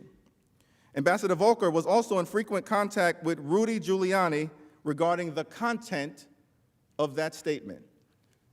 Now, Rudy Giuliani, of course, is not a Secretary of State, he's not an ambassador, he's not a member of the diplomatic corps. He was working in the political, personal interests of President Trump, interacting with Ukrainian officials. On August 9th, Ambassador Volker texted Mr. Giuliani and requested a call to update him on the progress of the negotiations for the statement and discuss the content of what it should include. Volker said that Yermak had, quote, mentioned President Zelensky, making a statement. He suggested that he and Mr. Giuliani get on the phone to make sure I advise Zelensky correctly as to what he should be saying. Later that afternoon, Ambassador Sondland suggested to Ambassador Volker that they obtain a draft statement from the Ukrainian government to avoid misunderstandings, or in other words, make sure that President Trump's political objectives were met. Ambassador Sondland also reiterated that President Trump would not be satisfied by a vague statement. The Ukrainian leader needed to commit to the phony investigations in explicit terms in order to secure the sought-after Oval Office meeting. This for that. Call records subpoenaed by the House show multiple communications between Ambassador Sondland and Mr. Giuliani on the one hand, and numbers associated with the Office of Management and Budget and the White House on the other. On August 8th, around the time of direct communications between Mr. Giuliani and Mr. Yermak, Mr. Giuliani communicated repeatedly with the White House, sending or receiving 6 text messages and completing several calls. Most notably, late in the evening on August 8th, Mr. Giuliani called the White House in a highly distinctive pattern. At 8:53 p.m., Giuliani texted a White House number. At 10:09, a number identified only as -1 in the White House call records called Mr. Giuliani 5 times in rapid succession. 2 minutes later, Mr. Giuliani attempted to return the call, trying an Office of Management and Budget number, then the White House Situation Room, then the White House switchboard. At 10:28, 16 minutes after Mr. Giuliani tried to call the White House back frantically, Situation Room, Office of Management and Budget, switchboard. 16 minutes after Mr. Giuliani tried to call the White House back, Giuliani and the -1 number connected for 4 minutes and 6 seconds. We should be clear. We do not know what Mr. Giuliani said or even who he talked to. We do not know who was on the other end of that mysterious call with the -1. President Trump refused to produce documents and ordered key witnesses not to testify, hiding part of the truth from the American people. He obstructed our congressional investigation. But we do know that Rudolph Giuliani frantically called the White House late into the night. We do know that he talked to someone at 1600 Pennsylvania Avenue. And we know that Mr. Giuliani likely talked about the drug deal that John Bolton characterized. Over the next few days, President Zelensky's aide, Mr. Yermak, exchanged drafts of the public statement with Ambassadors Volker and Sondland, who consulted on these drafts with Mr. Giuliani. The Ukrainian officials appeared to finally relent. They agreed to Mr. Giuliani's specific language about the phony political investigations in exchange for the Oval Office meeting. On August 10th, Yermak texted Volker that the Ukrainians were willing to make the requested statements, but only if they received a date for the White House meeting first. Mr. Yermak texted, quote, "I think it's possible to make this declaration and mention all these things." Yermak, again, is Zelensky's top guy. He later wrote the statement would come out after we receive a confirmation of a date for the White House visit. Ambassador Volker counter-proposed. They would iron out the statement in private, use that to get the date for the meeting in the Oval Office, and then President Zelensky would make the public statement. This for that.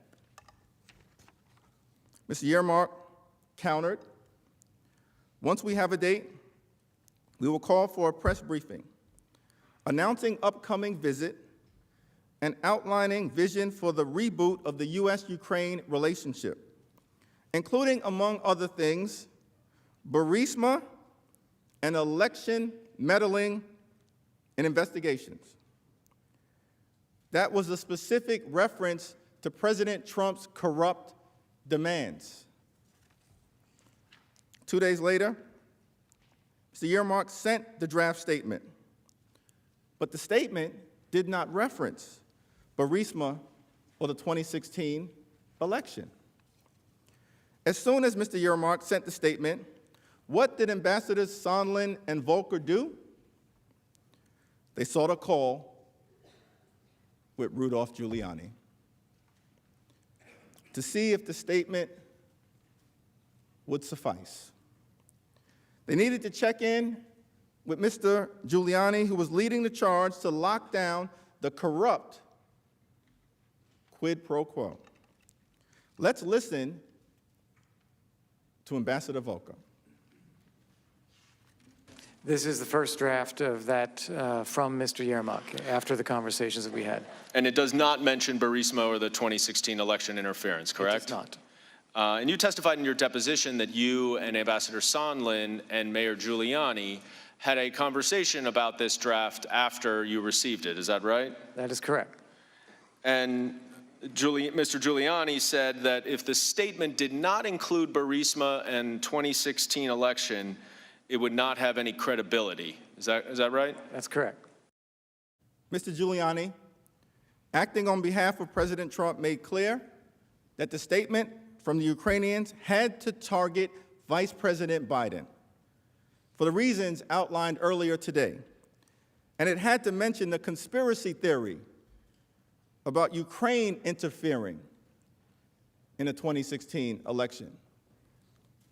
After Mr. Giuliani conveyed this on the telephone call, Ambassadors Volker and Sondland texted Mr. Yermak and requested a call to convey that message. Ambassador Volker says, "Hey, Andre, we spoke with Rudy.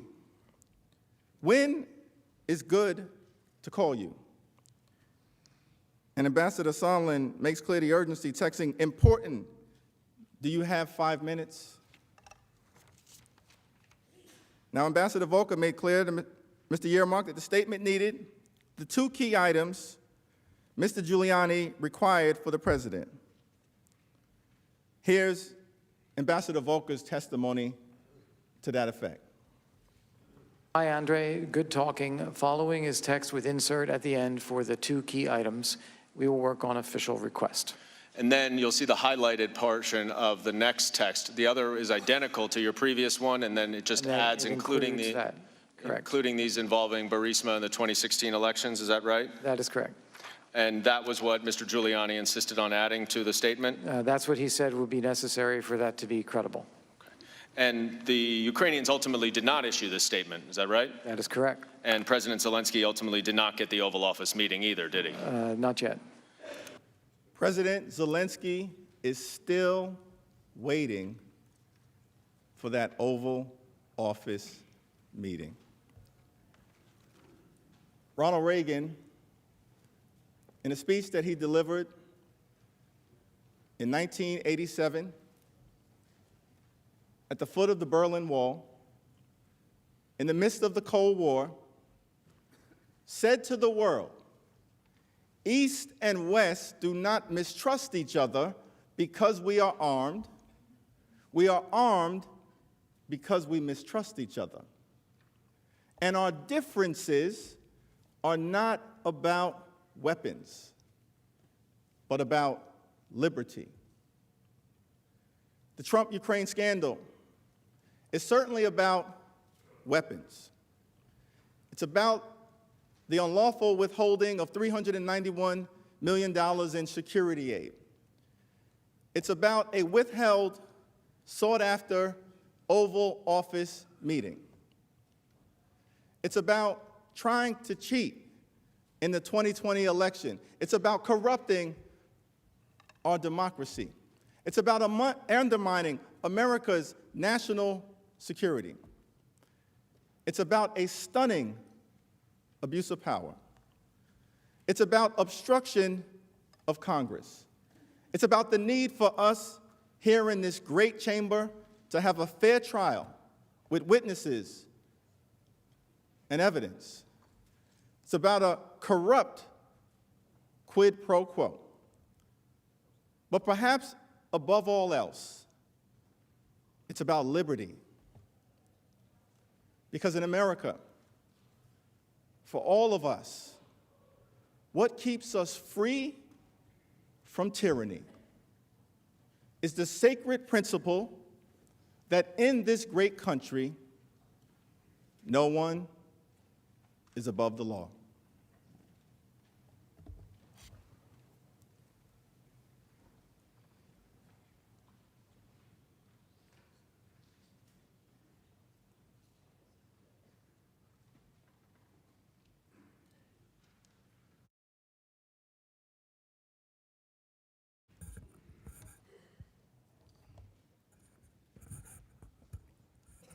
Mr. Chief Justice, Senators, President's Council, we reviewed the mountain of evidence that proves the President's officials act in his scheme.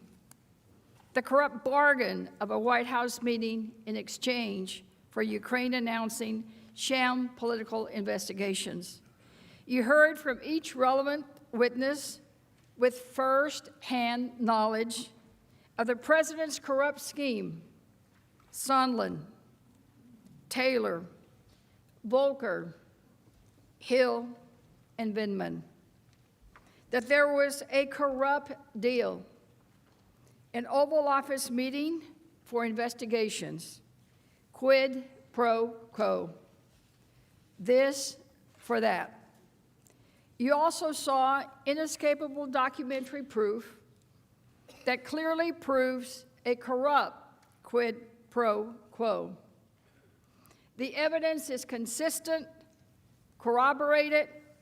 It comes from in many forms, from many individuals who are lifelong public servants with no motivation to lie.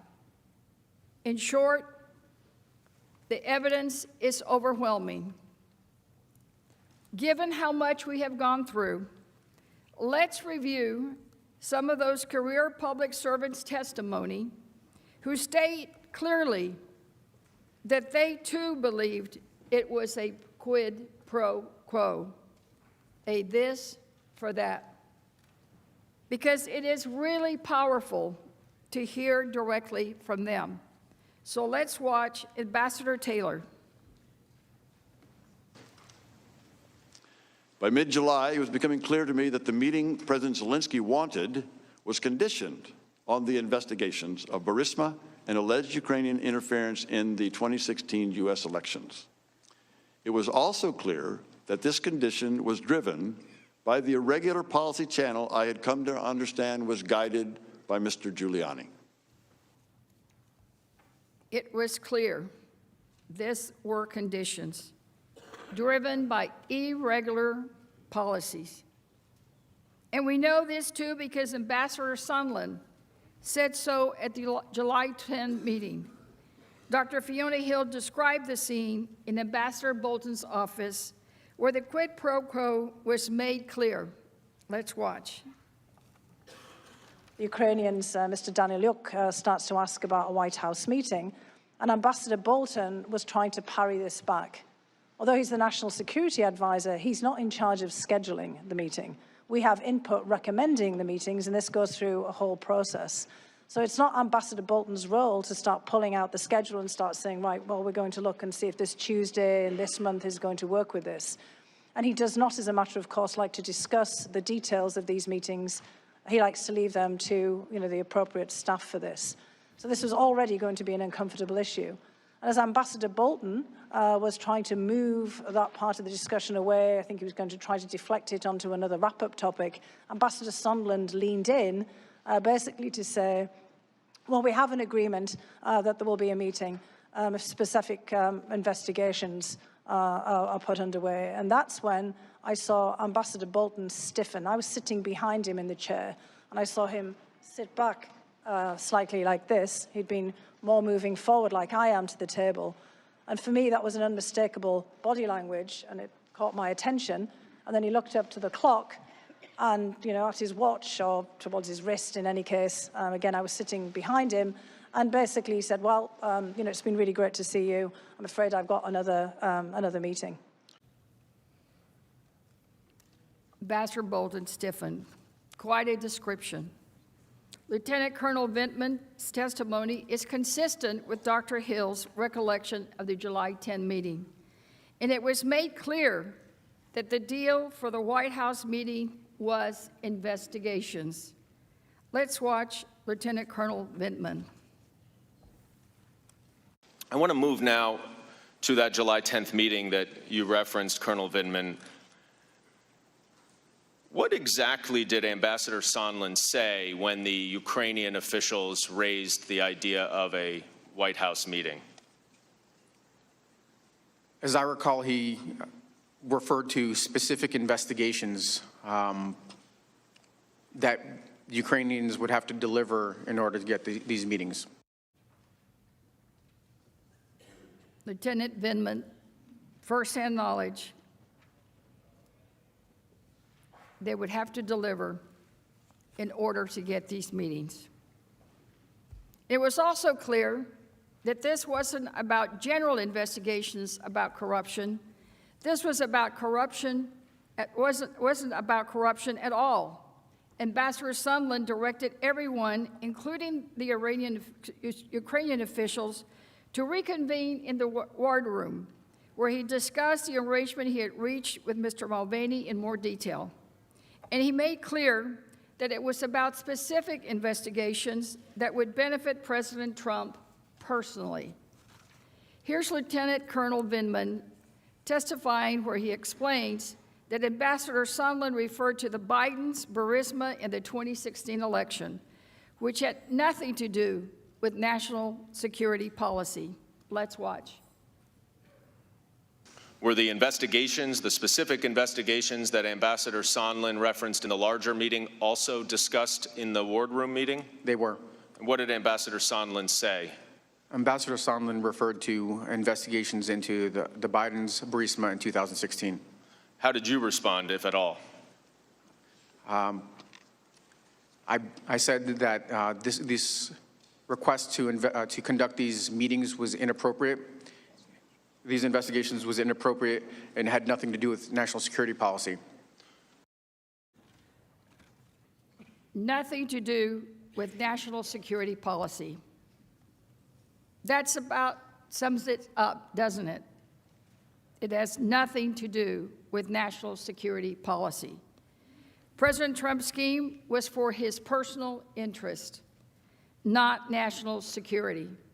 And his testimony, once again, is corroborated. Dr. Hill joined the Ward Room conversation later and also recalled a discussion of investigations in a White House meeting, and that Lieutenant Colonel Vindman said, quote, "This is inappropriate. We're the National Security Council. We cannot be involved in this. Here's her testimony. And so when I came in, Gordon Sondland was basically saying, well, look, we have a deal here that there will be a meeting. I have a deal here with Chief of Staff Mulvaney. There will be a meeting if the Ukrainians open up or announce these investigations into 2016 in Burisma. And I cut it off immediately there. Because by this point, having heard Mr. Giuliani over and over again on the television and all of the issues that he was asserting, by this point it was clear that Burisma was code for the Bidens, because Giuliani was laying it out there. I could see why Colonel Vindman was alarmed, and he said, this is inappropriate, we're the National Security Council, we can't be involved in this. And what's more, as Ambassador Sondland told us, everyone was in the loop, meaning it became clear that President Trump was directing this. And Dr. Hill, who at one point confronted Gordon Sondland over this arrangement, further reached the conclusion that he was acting on the president's orders and coordinating with other senior officials. He had made this clear. He was briefing the president on all this. Here's Dr. Hill's testimony. Let's watch. So I was upset with him that he wasn't fully telling us about all of the meetings that he was having. And he said to me, but I'm briefing the president. I'm briefing Chief of Staff Mulvaney. I'm briefing Secretary Pompeo, and I've talked to Ambassador Bolton. Who else do I have to deal with? And the point is we have a robust interagency process that deals with Ukraine. It includes Mr. Holmes. It includes Ambassador Taylor as the chargé in Ukraine. It includes a whole load of other people. But it struck me yesterday when you put up on the screen Ambassador Sondland's emails and who was on these emails, and he said, these are the people who need to know, that he was absolutely right, because he was being involved in a domestic political errand. And we were being involved in national security foreign policy, and those two things had just diverged. So the evidence is very clear. The White House meeting would only be scheduled if Ukraine announced the investigations that everyone, including the Ukrainians, understood to be purely political efforts to benefit the president. The only way to come to a different conclusion is to ignore the evidence. One additional way you can tell that this conduct is truly corrupt and not U.S. foreign policy, as usual, is that these officials, these lifetime career public servants, didn't just testify about this in impeachment proceedings. They contemporaneously reported this conduct in real time. Their reactions illustrate that this was not the kind of thing that both parties do when they have the White House. This was something different, something corrupt, something insidious, to use Ambassador Sondland's characterization in later testimony. The officials who instinctively recoiled from the corrupt deal that Sondland blurted out were distinguished, patriotic public servants. Let's go through some specific examples of that evidence. After the July 10 meeting we just talked about, where Ambassador Sondland made clear the agreement that the White House meetings were conditioned on the investigations, Dr. Hill consulted with Ambassador Bolton and told him what she had heard. Ambassador Bolton gave her, as she put it, very specific instruction to report this conduct in real time, and she did. Here is her testimony. Let's watch. A specific instruction was that I had to go to the lawyers, to John Eisenberg, our senior counsel for the National Security Council, to basically say, you tell Eisenberg, Ambassador Bolton told me, that I am not part of this whatever drug deal that Mulvaney and Sondland are cooking up. What did you understand him to mean by the drug deal that Mulvaney and Sondland were cooking up? I took it to mean investigations for a meeting. Did you go speak to the lawyers? I certainly did. again, investigations for a meeting, the quid pro quo.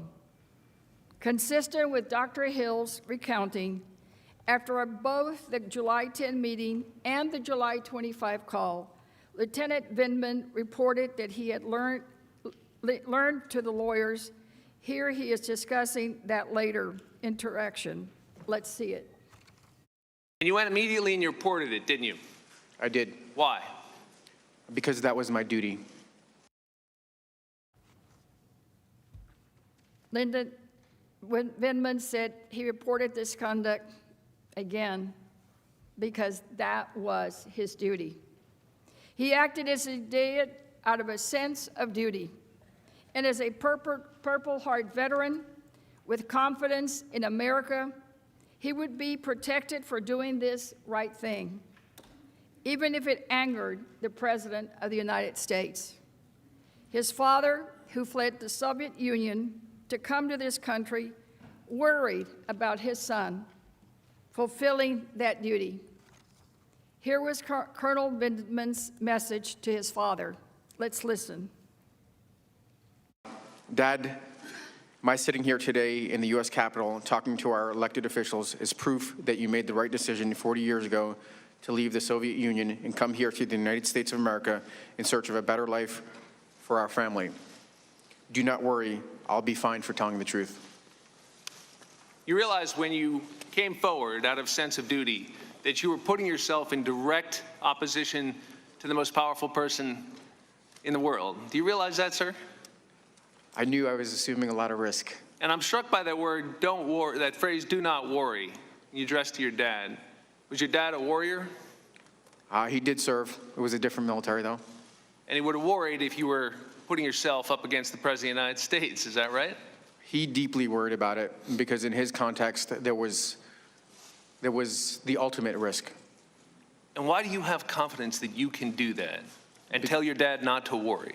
Congressman, because this is America. This is the country I've served and defended, that all of my brothers have served, and here, right matters.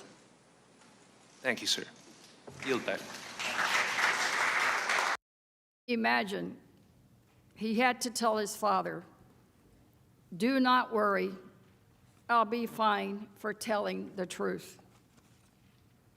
It was his duty because in America, right matters. President Trump has suggested that all of the witnesses are never Trumpers. That couldn't be further from the truth. As we just saw, these U.S. officials are brave public servants.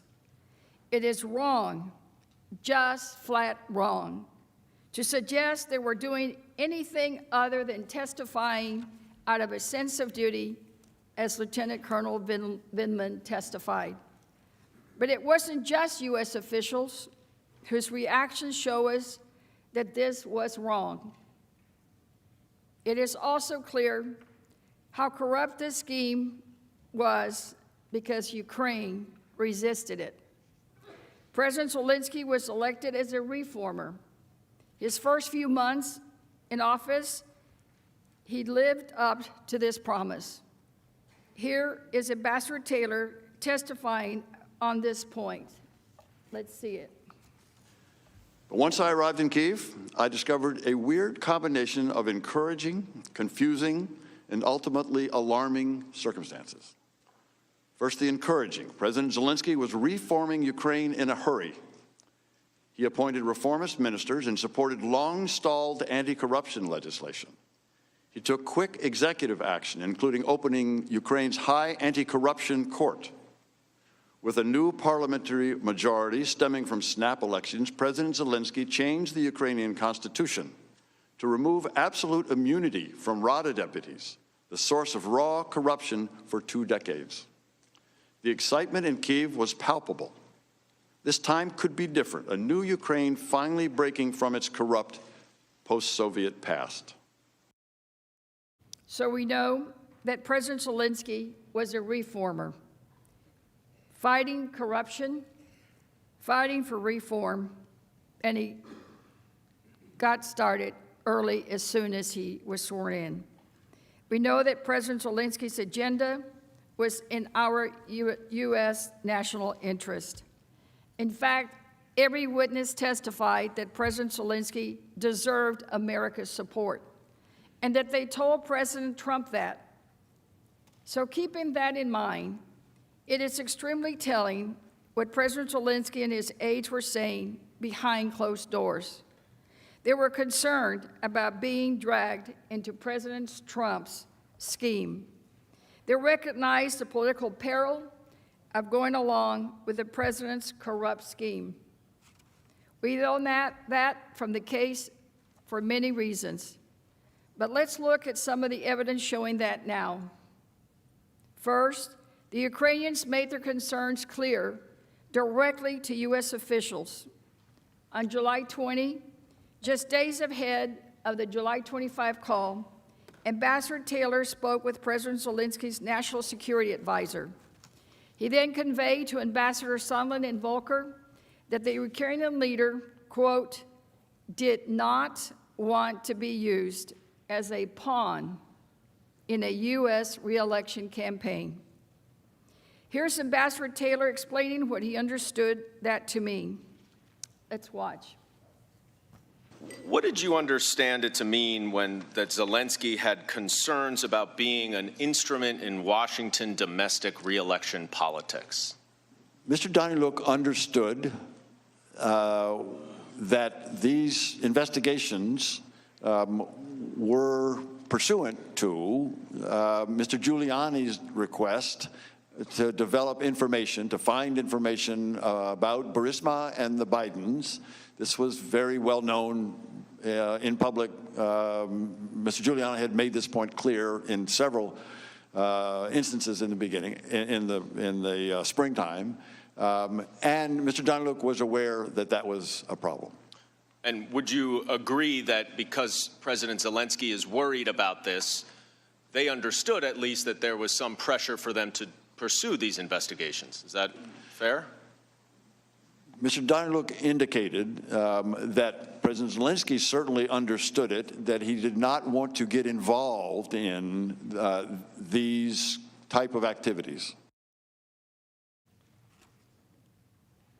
As the slide shows, on July 21, Ambassador Taylor relayed the same message to Ambassadors Volker and Sondland, making clear, quote, President Zelensky is sensitive about Ukraine being taken seriously, not merely as an instrument in Washington domestic politics. But Ambassador Sondland did not back down. Instead, Ambassador Sondland reinforced the importance that President Zelensky reassure President Trump of his commitment to the investigations. He said, quote, absolutely, but we need to get the conversation started and the relationship built, irrespective of the pretext. I'm worried about the alternative. The pretext that Ambassador Sondland referred to was President Trump's requirement that Ukraine announce investigations that would benefit him personally and politically. He wanted help in cheating. And it wasn't just Ambassador Taylor. Deputy Assistant Secretary George Kent, too, testified that Ukraine was, quote, very uncomfortable when the issue of investigations was raised during the negotiations of the statement in August of 2019.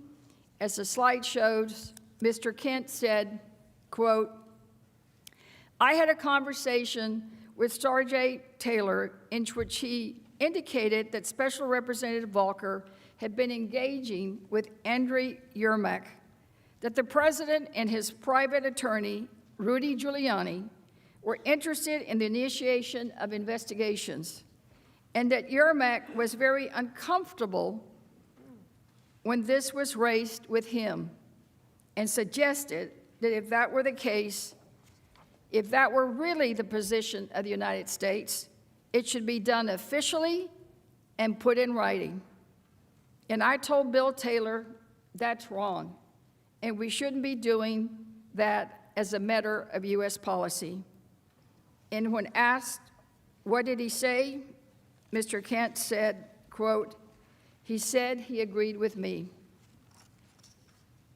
Now, what's also important to note is this: why? Ukraine made this clear. If the U.S. was asking them for investigations, especially investigations that made them uncomfortable, they should be done officially and put in writing. Mr. Kent's testimony shows that. He said, quote, Yermak was very uncomfortable when this was raised with him and suggested if that were the case, if that were really the position of the United States, it should be done officially and put in writing. And this wasn't the only time. On August 13, Mr. Yermak asked Ambassador Volker, quote, whether any request had ever been made by the United States to investigate election interference in 2016.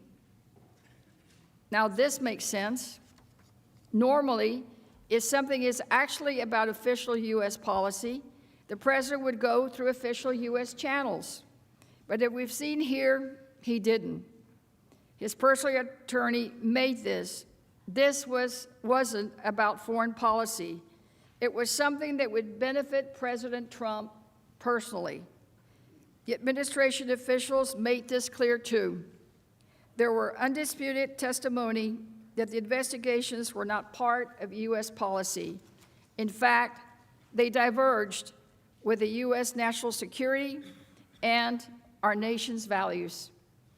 And the Department of Justice has made this crystal clear in public statements. They have never been asked officially to do any of these investigations. And that's how we know this is so very wrong.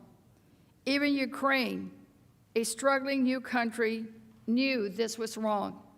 And they stood up to President Trump and said so. Yermak, and remember he was Zelensky's chief aide, was basically saying, you want an investigation? Please send us a formal request from DOJ. Show us you're willing to stand behind the legitimacy of what you're asking. But Ambassador Volker was unable to provide that information. And that's why, even though the White House meeting was so critical to Ukraine, even though Ukraine needed it so desperately, they still wouldn't make the statement with the key additions. President Trump's political investigations, which were solely to help his reelection, it had nothing to do with foreign policy. President Zelensky tried different ways to resist the pressure of becoming a pawn in U.S. politics. Even though the Oval Office meeting was important, Zelensky repeatedly tried to find a way around committing to the investigations that President Trump demanded, or at the very least, schedule it before taking any official action. This is what you saw in the negotiation over the statement in August. And this is why even President Trump's second official act, withholding the White House meeting, was not enough to make Ukraine do his dirty work. Senators, we're coming to the end of this section of the presentation regarding the withholding of the White House meeting. So I want to just quickly remind us one last time about the central points that we have covered. President Trump exercised his official power when he withheld an Oval Office meeting that was critical to Ukraine. And he did this for only one reason, and one reason only. President Trump conditioned that Oval Office meeting on Ukraine, announcing investigations that would help him politically. This had nothing to do with official U.S. policy. President Trump directed U.S. officials were supposed to work for the American people, to work instead with his personal agent, Rudy Giuliani, and focus only on his personal political interests. Acting on behalf of the president and with the president's full knowledge, Mr. Giuliani worked with those U.S. officials to carry out the president's scheme. They pressured the Ukrainian government to ask as a personal opposition research firm for President Trump. They tried to use a foreign government to dig up dirt on his client's rival, former Vice President Biden, an American citizen. And so President Trump could win his election. And they made clear that Ukraine would not get the official U.S. government support that it so desperately needed. Support that the president's national security team conveyed was necessary to advance our own national security objectives unless President Zelensky announced the sham investigations. Remember that an abuse of power occurs when the president corruptly exercises official power to obtain a personal benefit in a way that ignores or injures the national interest. Senators, that is exactly what happened here. By withholding a White House meeting, President Trump used official power to corruptly pressure Ukraine. Indeed, the entire quid pro quo, the this for that, the entire campaign to use the Oval Office meeting as some kind of asset for the president's reelection campaign was corrupt. Officials knew this. Ukrainians knew this too. And I think deep down, we all know it. And I think the American people know it. Senators, I ask you this one question. Is that not an abuse of power? Was it okay? If it's not an abuse of power, then what is? Is it okay to withhold official acts from a foreign country until that foreign country assists your reelection effort? If any other public official did that, he or she would be held accountable. I know that if one of us did that, we would be held accountable. The only way to hold this president accountable is right here in this trial. Otherwise, you would be telling Ukraine and the world that it's okay for the president to use our Oval Office and this country's prestige and power for himself instead of for the American people. If we allow this gross abuse of power to continue, this president would have free rein to abuse his control of U.S. foreign policy for personal interests. And so would any other future president. And then this president and all presidents become above the law. A president could take the powers of the greatest office in this land and use those powers not for the country, not for the American people, but for him or herself.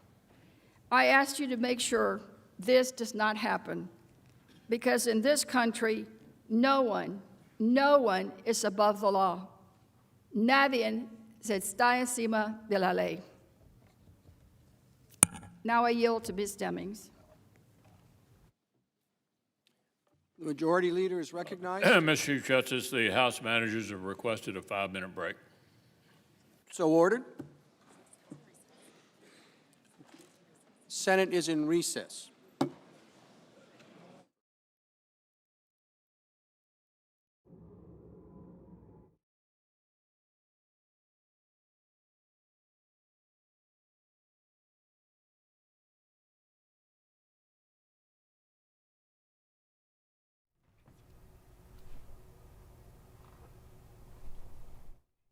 You're watching live coverage from the Washington Post. A brief 5-minute recess from the Senate chambers, and then we'll head back in. We have gotten an indication from Leader McConnell that he expects this to go until about 10:30 tonight. There's Leader McConnell walking by now. Quick 5-minute break, and then we'll see the resumption. Congresswoman Demings the next to speak, and then we may see Chairman Schiff wrap up things as he's been doing in past moments. I'm Libby Casey, and I'm joined by Amber Phillips in our Washington Post studio. Amber, I want to talk about how Republicans are speaking to reporters, how they're talking on social media, because it is a bit of a tip of the hand as to what we may see when President Trump's team takes to the floor, but it also shows the broader Republican strategy. And they seem to be planning to go after the Bidens. That's exactly right. I think, Libby, that's the news from today, to the extent there was any news. Democrats were laying out these arguments that we've already heard in the impeachment investigation.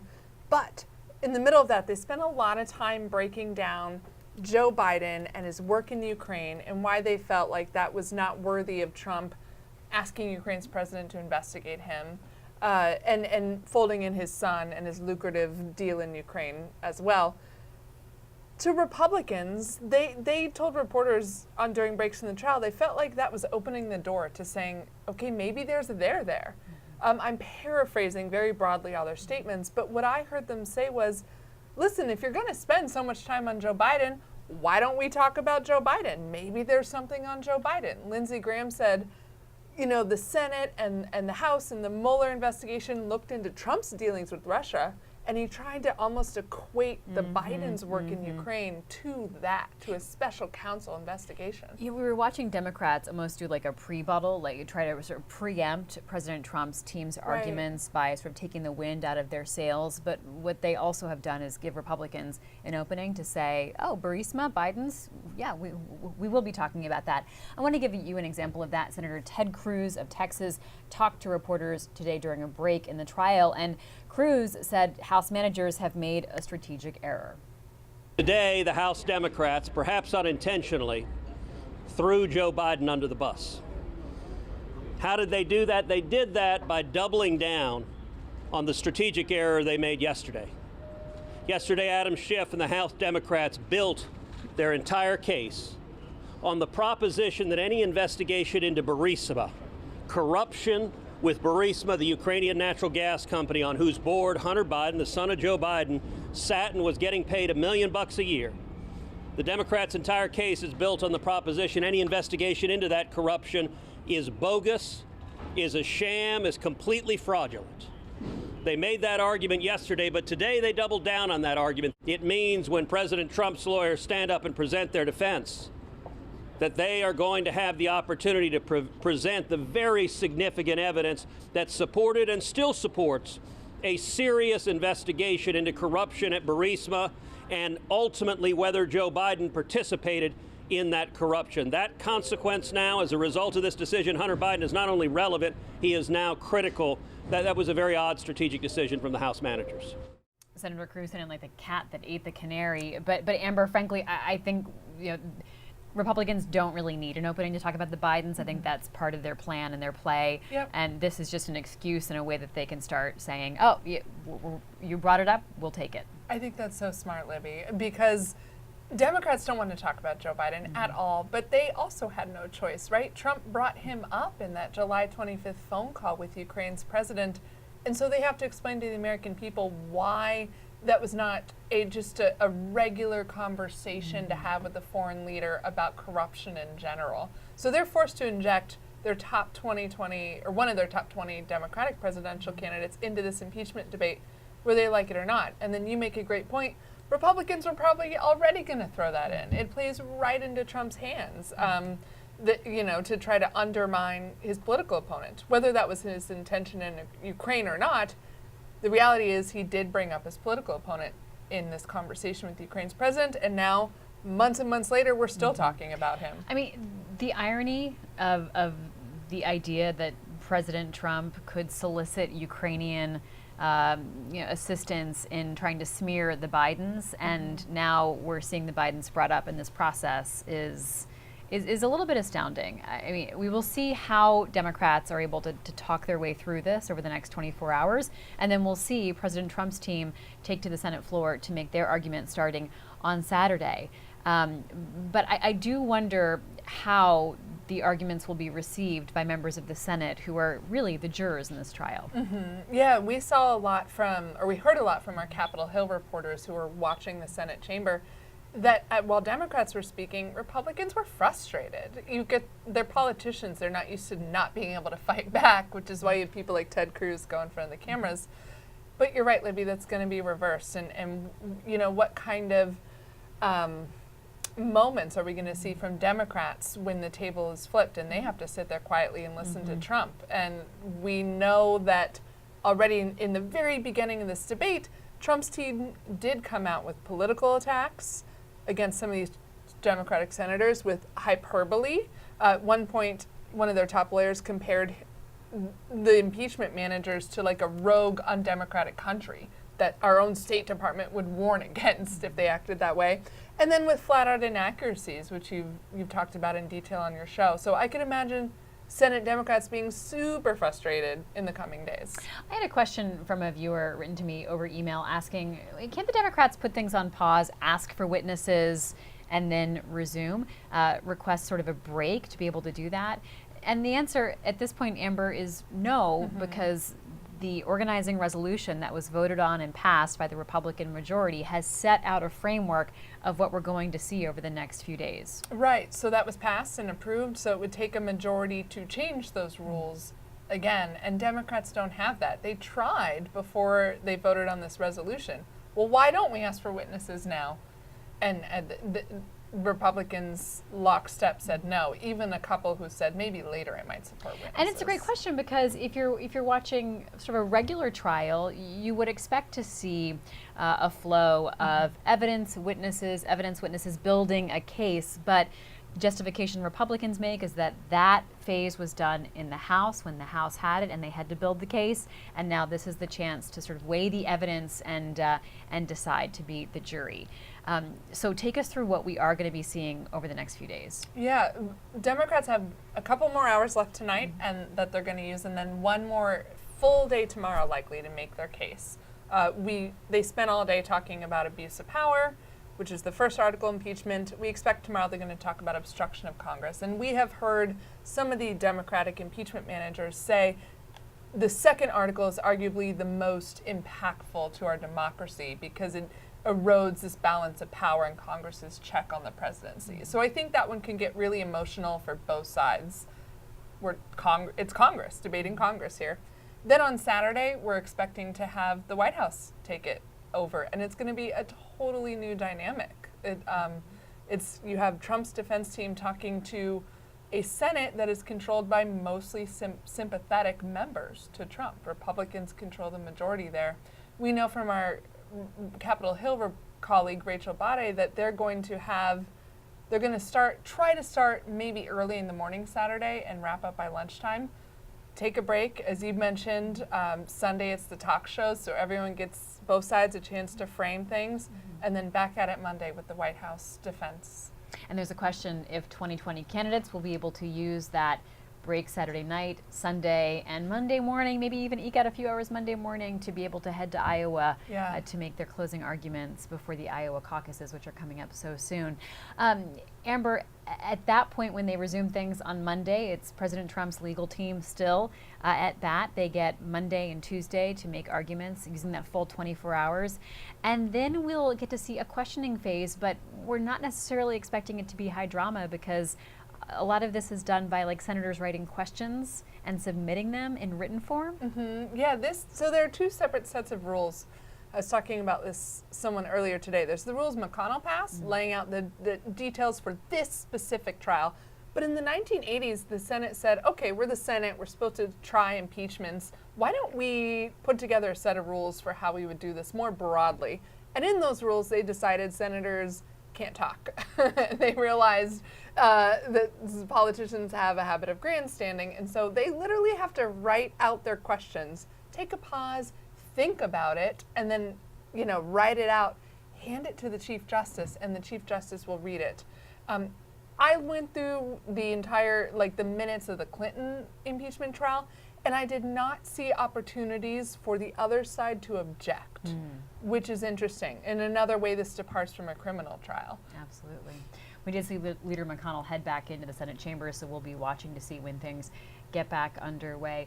The Chief Justice there at the head of everything, the front of everything, really playing a role that is very significant, very weighted, but mostly very quiet, except for the reprimand we heard him deliver late Tuesday night, early Wednesday morning, where he told both sides to essentially respect the nature of the Senate, what he called the world's greatest deliberative body.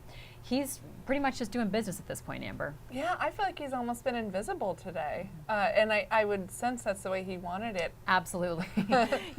What's so interesting, though, is that we're relying on our colleagues to be able to tell us what the senators are doing from inside the chamber, because as we've talked about, the Senate controls that camera. So if you're frustrated at what you're seeing, it's not journalists' fault, it's the Senate controlling the camera. And so they're not allowing us to sweep around the room and see what else is going on. Our colleagues are the eyes and ears inside of that chamber. Well, John Roberts is on view the whole time. So unlike some of the senators, he's not using a fidget spinner. He's not reading a book, under the desk. Passing notes. Yeah, he's not doodling from what we can see. He really has to have that decorum befitting the role that he is serving here in this capacity. Yeah, I imagine he has the hardest job of all, because he's injected into a political sphere, and that's the last place he wants to be, because he specifically yeah, he's been someone who's recognized that the super hyper politicization of America is coming for the Supreme Court. And I've talked to one Supreme Court watcher who said that's like the last thing he wants. He's an institutionalist. The court has been deciding a lot of political cases and has some to come, including whether Congress can get Trump's financial records. They're going to debate that in the spring. Great point. And like, he just doesn't want his court and his decisions to devolve into politics. It might be a little bit too late for that. We talked on your show the other day about how he's someone, when he said, "Hey, everyone, be polite," he was kind of like creating a reality that is deteriorating in a Senate. Like, it has been considered a polite body in the way that the House necessarily isn't, but you see that less and less these days. Senators often refer to my friend on the other side of the aisle, my friend, my colleague, even if they're fighting over something, hence the deliberative nature of the Senate. And you often see a change in tone when things go over from the House to the Senate, sort of having a little bit of the heat taken out of it and that level of decorum kicked up. But as we see people who for a long time have served with the likes of Joe Biden now going after Biden, I'm thinking of Lindsey Graham, for example, pivoting to talk about Biden earlier as he talked to journalists, that's another sign that the gloves are off, and this expectation of politeness and civility may be coming to a crashing halt in some other ways too.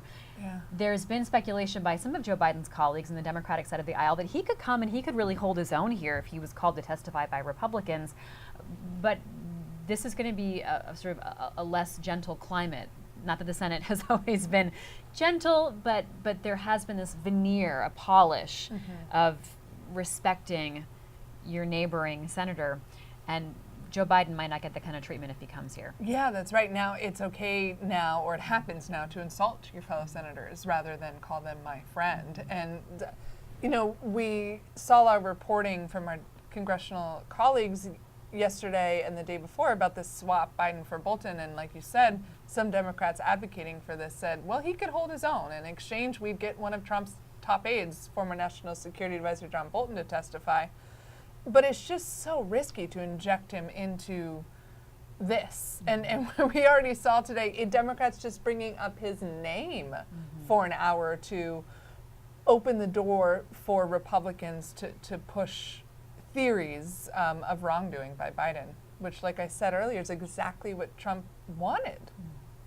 Democrats today in their arguments have been raising questions not just about President Trump, but also those in his orbit, Mike Pompeo, Mick Mulvaney, John Bolton included in that.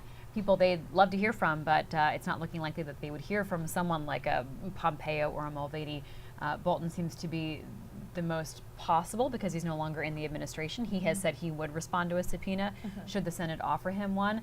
I want to circle back as we get ready to go back into the chamber, the closing arguments that Democrats have to make right now, because this is their big moment to sort of put the stamp on abuse of power as an impeachable offense and one that means President Trump should be removed from office. Right. But like you said, they have to do that without talking to Trump's top aides about Trump's intentions on withholding Ukraine aid and withholding this Oval Office meeting. I mean, we're in a hyper-partisan political climate. You know, it's in that climate, it's very unlikely to expect Republicans to defect against their party's president. So you have, if you're a Democrat, you have to tie this up irrefutably. And they can't do that without more evidence. They've been playing a lot of tape this evening of Fiona Hill. We also saw footage of Gordon Sondland. Some of these moments that really resonated from the House investigation phase of things.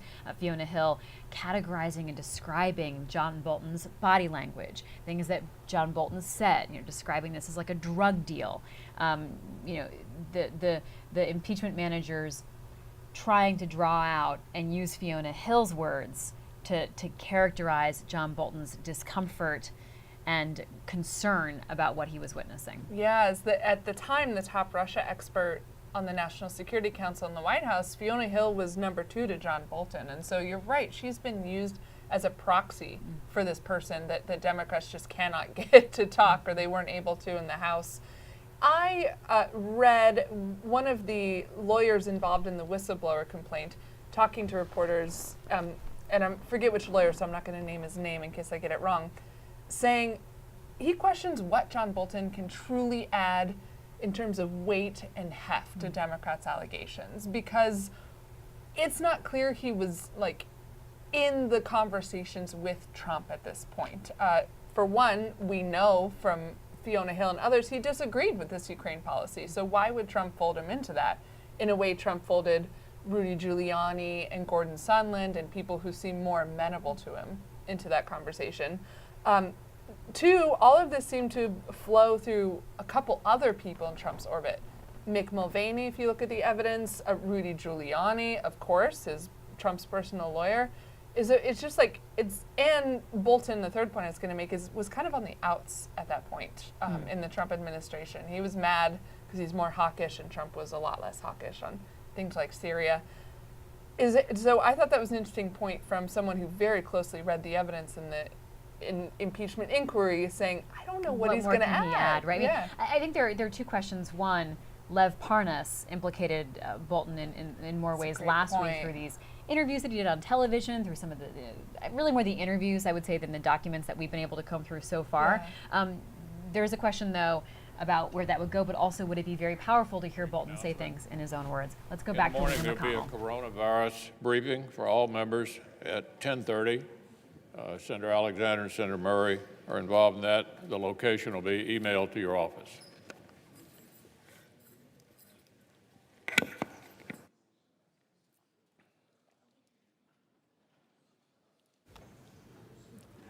Chief Justice Roberts, senators, and counsel for the president.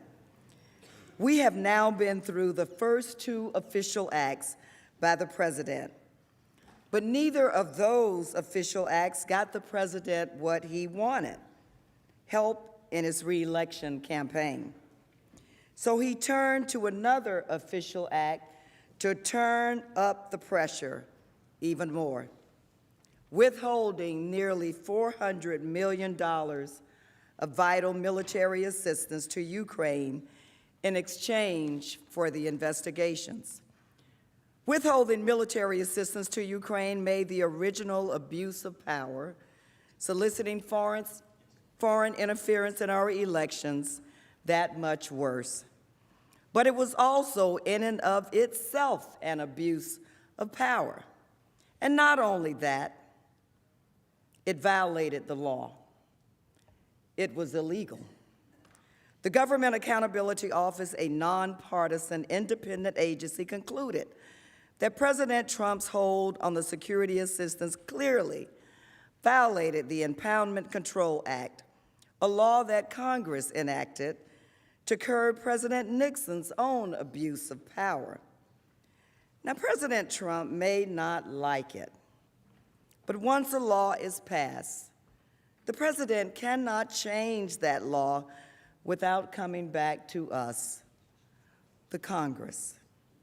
And President Trump did not just break the law, he jeopardized our national security, because Ukraine's national security is our national security. How? Because a free and democratic Ukraine is a shield against Russian aggression in Europe. That has been one of America's most important foreign policy and national security goals since World War II. Freedom, liberty, democracy, those values keep us safe. Let us now explain how President Trump's improper withholding of military assistance was clearly done to pressure Ukraine to announce the two baseless investigations, a gross abuse of power. First, we will briefly describe how important the military aid was to Ukraine's defense against Russian aggression, which affects our security. Second, we will explain how President Trump used the power of his office to freeze military aid to Ukraine in a way meant to conceal it from Congress. And third, we will present the overwhelming evidence that President Trump ordered the hold for a corrupt purpose, to pressure Ukraine to announce two investigations that would personally benefit his own re-election effort. Let us start with the importance of the aid to the United States national security. The United States has supported Ukraine since it secured independence from the Soviet Union in 1991. Our support was critical to convince Ukraine to forego its pursuit of a nuclear arsenal in 1994. We promised them that we would defend them if necessary, but our support became truly vital in 2014, when Ukraine revolted against its Russian-friendly president, Viktor Yanukovych. Ukrainian citizens rose up in protest, demanding democratic reforms and an end to corruption. The protests, rightly known as the Revolution of Dignity, removed the pro-Kremlin president. Russia responded by using its own military forces and proxies in Ukraine to invade Ukraine. This was the first effort to redraw European boundaries by military force since World War II. The war was devastating to Ukraine and remains so today. Approximately 7% of Ukraine's territory is now occupied by Russia. Approximately 15,000 people have been killed as a result of the conflict, and over 1.4 million people have been displaced. In response to Russia's invasion of Ukraine, the United States and our allies imposed sanctions on Russian individuals and entities and agreed to provide billions of dollars in assistance to support Ukrainian sovereignty and democratic development. We understood immediately, Democrats and Republicans alike, that Ukraine's safety and security was directly tied to our safety and security. With this goal in mind, since 2014, the United States has delivered roughly $1.5 billion in security assistance and another $1.5 billion in other assistance to our ally, Ukraine. Our allies in Europe have provided approximately $18 billion in loans and grants since 2014. As we have explained, the U.S. assistance comes partially from the Department of Defense, which provides important military support. It comes partially from the State Department, which helps Ukraine purchase military services or equipment manufactured by American companies in the United States. Ambassador Taylor explained how security assistance counters Russian aggression and can help shorten the war in the East. Here is his testimony. Mr. Chairman, the security assistance that we provide it takes many forms. One of the components of that, the security assistance that we provide, it takes many forms. One of the components of that assistance is counter battery radar. Another component are sniper weapons. These weapons and this assistance it allows the Ukrainian military to deter further incursions by the Russians against Ukrainian territory. If that further incursion, further aggression were to take place, more Ukrainians would die. So it is a deterrent effect that these weapons provide. It's also the ability, it gives the Ukrainians the ability to negotiate from a position of a little more strength when they negotiate an end to the war in Donbass, negotiating with the Russians. This also is a way that would reduce the number of Ukrainians who would die. Congress imposed certain conditions on the DoD assistance. Those conditions require DoD to hold half of the money in reserve. To release all of the funds, DoD, in coordination with the State Department, must conduct a review and certify to Congress that Ukraine has done enough to fight corruption. Now, President Trump may argue that the conditions imposed by Congress are similar to the hold he placed on aid to Ukraine. As Mick Mulvaney said, and I quote, "We do this all the time." But let us be very clear. These types of conditions, which are often included in appropriation bills, are designed to promote official U.S. policy, not the policy of one individual or one president. This is exactly the type of permissible condition on aid that Vice President Biden was implementing when he required that Ukraine fire its corrupt prosecutor general before getting a loan guarantee. Prior to 2019, the Trump administration provided security assistance to Ukraine without incident. Even under the previous Ukrainian administration of President Petro Poroshenko, which suffered from serious corruption, President Trump allowed $510 million in 2017 and $559 million in 2018 to flow unimpeded to Ukraine. But in the summer of 2019, without any explanation, President Trump abruptly withheld the security assistance to Ukraine. So what had changed by July of 2019? Congress had appropriated the funds. President Trump had signed it into law. The Department of Defense had certified that Ukraine was meeting the required anti-corruption reforms. In fact, DoD had begun to spend the funds. So what happened?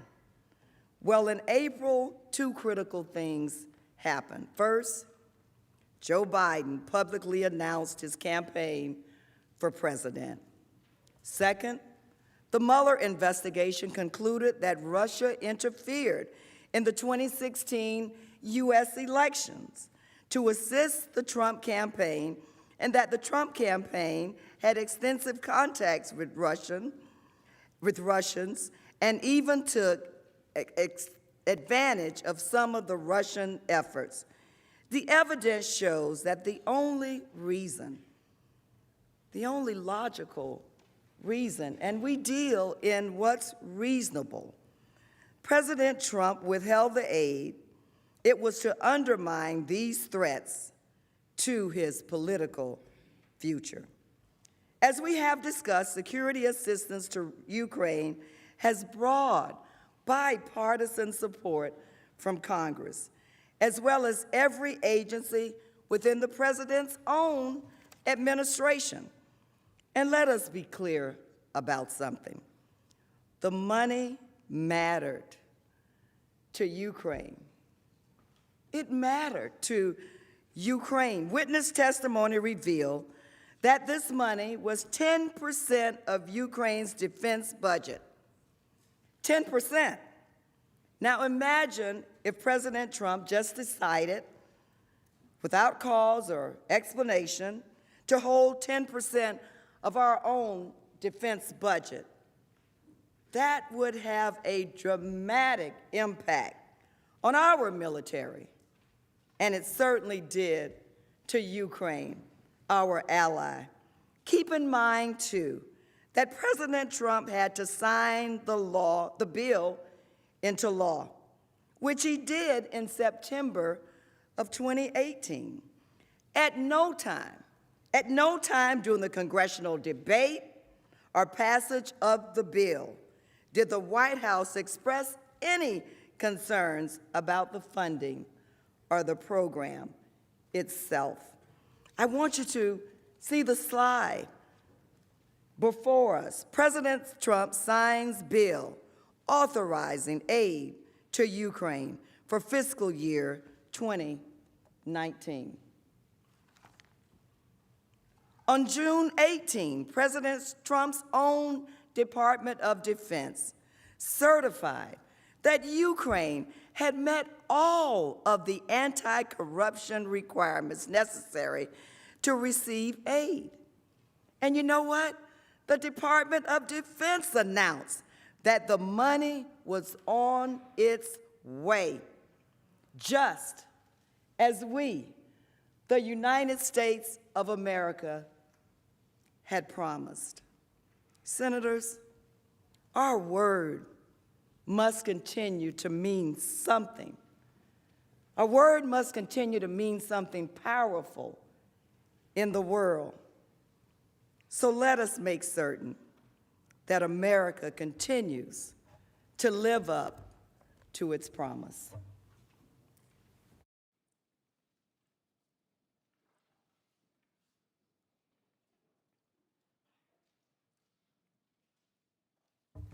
Mr. Chief Justice and Senators, thank you so much for the attention that you have given to our presentation throughout this day. It's a long day. You're here without your cell phones or any access to other information. It's not easy, but you're paying attention, and the country and the managers thank you for that. Now, we've just gone through the importance of the security assistance to Ukraine to our national security, and the clear consensus among Congress, the executive, and the President's agencies and advisors that the aid should be released to Ukraine. In fact, by June 18th, after having certified that Ukraine had met all the anti-corruption reform requirements to receive the aid, DoD announced its intention to provide the $250 million in security assistance to Ukraine. This brings us to the second part of this section of our argument. Soon after that June 18th press release, President Trump quickly moved to stop the aid from flowing. He did this with no explanation, against the clear consensus of his advisors and his agencies, and against our nation's security interests. And he was so determined to do it, in order to pressure Ukraine to do his political dirty work, that he was willing to violate the law, something his own officials were well aware of and worried about. How do we know the president ordered the hold? Well, first, there's no real dispute that the president ordered the hold. The hold on security assistance to Ukraine was a unilateral official act by the president. Immediately after the DoD's June 18th press release announcing the $250 million in security assistance funds for Ukraine, President Trump started asking questions about the funding programs. Laura Cooper from DoD and Mark Sandy from OMB testified about this sudden interest in Ukraine security assistance, something that Cooper called unusual. We, of course, have received no documents from OMB and DoD because of the president's obstruction. Why did the president want to hide these documents? We don't know. But thanks to Freedom of Information lawsuits and hardworking reporters, we know a little from the documents that we do have. For instance, we know that the day after the DoD press release, the president asked for information about the Ukraine aid. On June 19th, Michael Duffy, the Associate Director for National Security Programs at OMB, sent an email to Elaine McCusker, the DoD controller, with an article by the Washington Examiner reporting that, quote, Pentagon to send $250 million in weapons to Ukraine. In Duffy's email, he asked McCusker the following general question. The president has asked about this funding release, and I've been tasked to follow up with someone over there to get more detail. Do you have any insight on this funding? It seems that on June 19, Robert Blair, Mick Mulvaney's deputy, called acting OMB Director Russell Vought to discuss the Ukraine security assistance. He told him, we need to hold it up. That's right. The hold was actually directed impulsively, without any policy or agency review, as soon as President Trump apparently learned about it from press reports. And we know what was on the president's mind about Ukraine that day because President Trump gave a phone interview with Sean Hannity on Fox News. During the interview, he mentioned the so-called CrowdStrike conspiracy theory that blames Ukraine rather than Russia for interfering in the 2016 election. Remember that President Trump raised the CrowdStrike theory a month later during his July 25th call with President Zelensky. And of course, as has been said many times, that theory has been completely refuted by U.S. intelligence agencies as well as the president's own hand-picked senior advisors. The New York Times also reported that on June 27th, Mick Mulvaney sent Blair an email. Mulvaney wrote, I'm just trying to tie up some loose ends. Did we ever find out about the money for Ukraine and whether we can hold it back? What was Blair's response to Mulvaney? That it was possible to hold the security assistance, but Blair warned, expect Congress to become unhinged. Now, Blair, who'd previously worked for Congress, knew that Congress would be unhinged because there was overwhelming bipartisan support for Ukraine.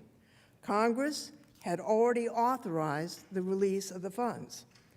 DoD had already told Congress and the world that it was going to spend the $250 million on Ukraine security assistance, and it had already started to do so.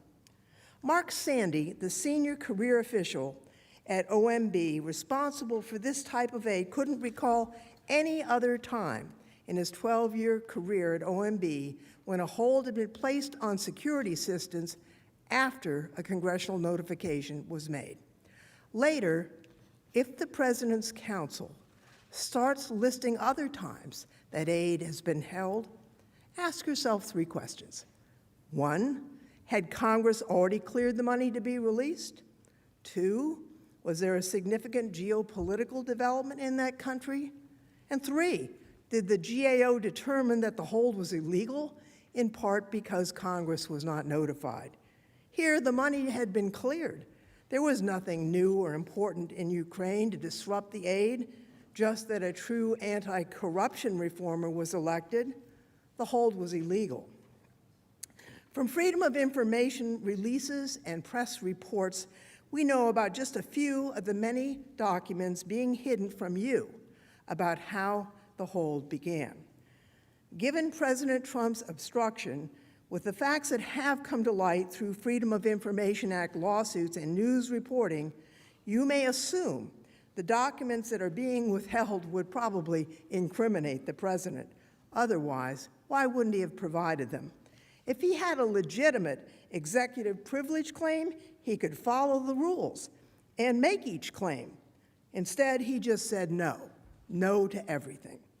By mid-July, the president had put a hold on all the money. Jennifer Williams, special advisor to Vice President Pence for Europe, learned about the hold on July 3. She said it came out of the blue and hadn't previously been discussed by OMB or the National Security Council. The hold was never discussed with any policy experts in any of the relevant agencies. Now, that's remarkable. President Trump ordered a hold on congressionally appropriated funds without the benefit of any interagency deliberation, consultation, or advice. The evidence shows the president's hold was an impulsive decision unrelated to any American policy. On July 12th, Robert Blair, Mulvaney's deputy, emailed Duffy at OMB. He said, quote, "The president is directing a hold on military support funding for Ukraine."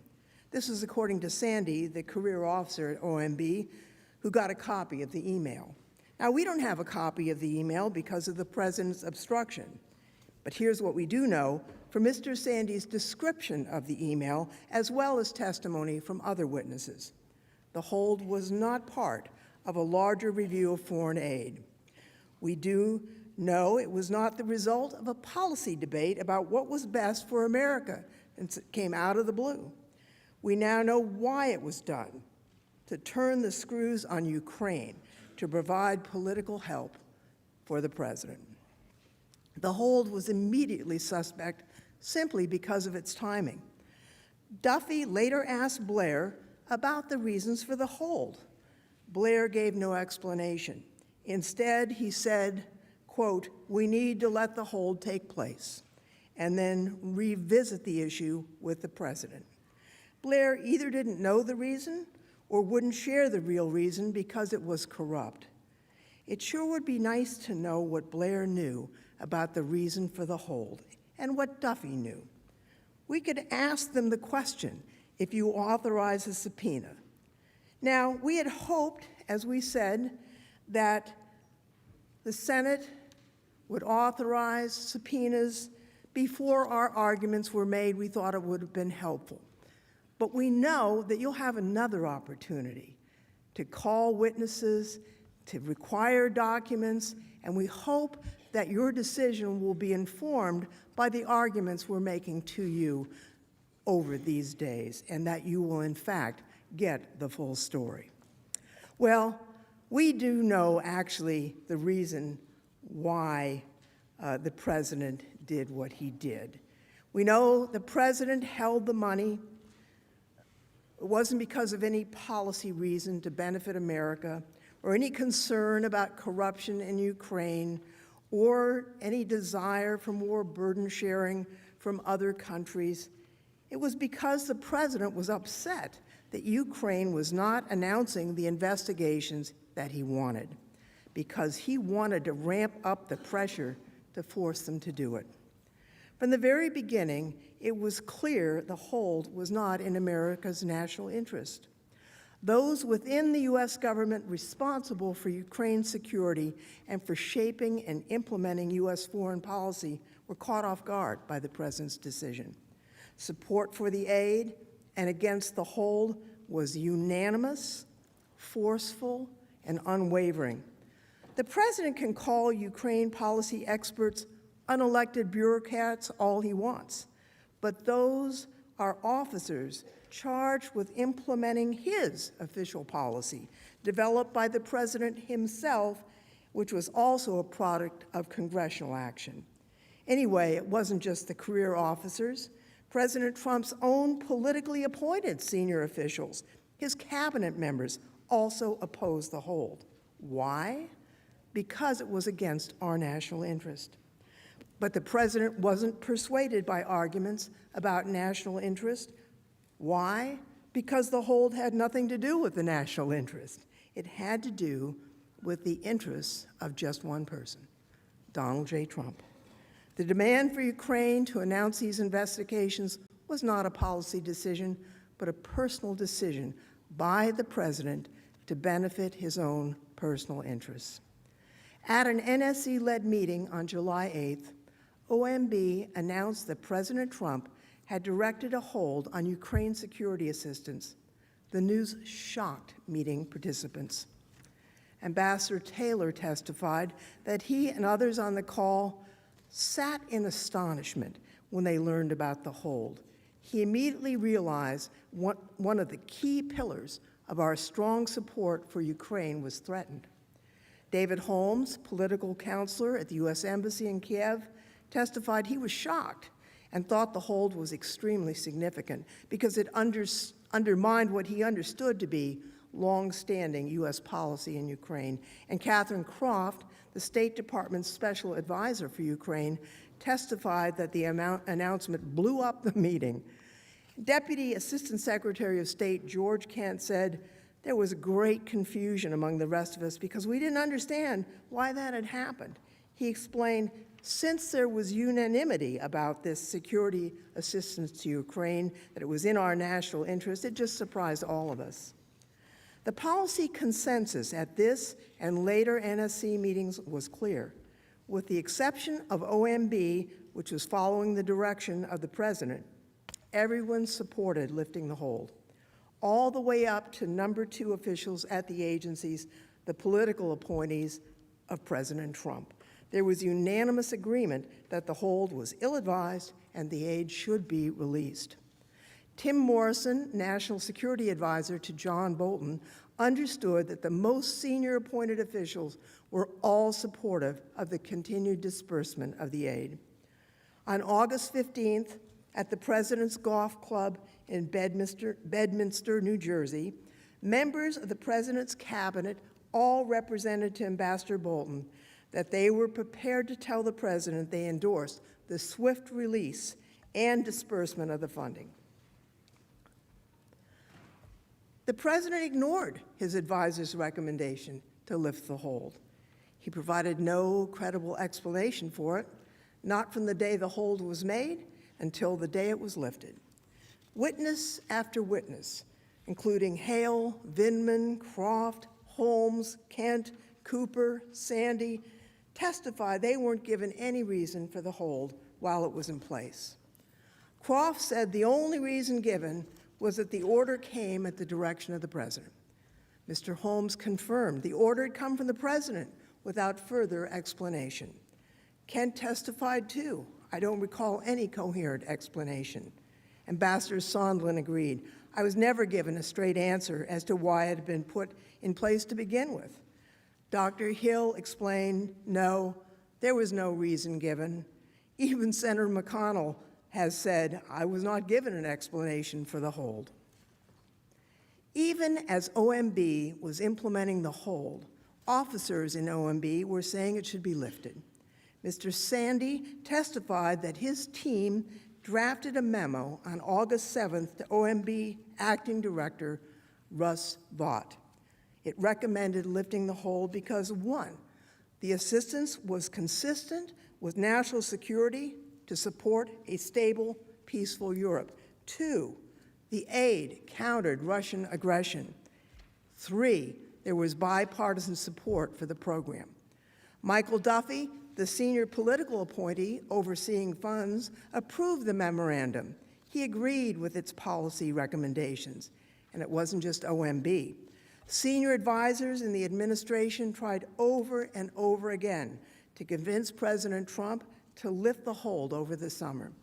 Sometime prior to August 16th, Ambassador Bolton had a one-on-one meeting with President Trump about the aid, but the president didn't budge. Then, at the end of August, when the hold on the aid became public, Ambassador Taylor expressed to multiple officials his concerns about withholding the aid from Ukraine at a time when it was fighting Russia. Ambassador Taylor stressed the importance of the hold not just as a message to Ukraine, but importantly to Russia as well. Withholding the aid on vital military assistance while Ukraine was in the midst of a hot war with Russia sent a message to Russia about U.S. support of Ukraine.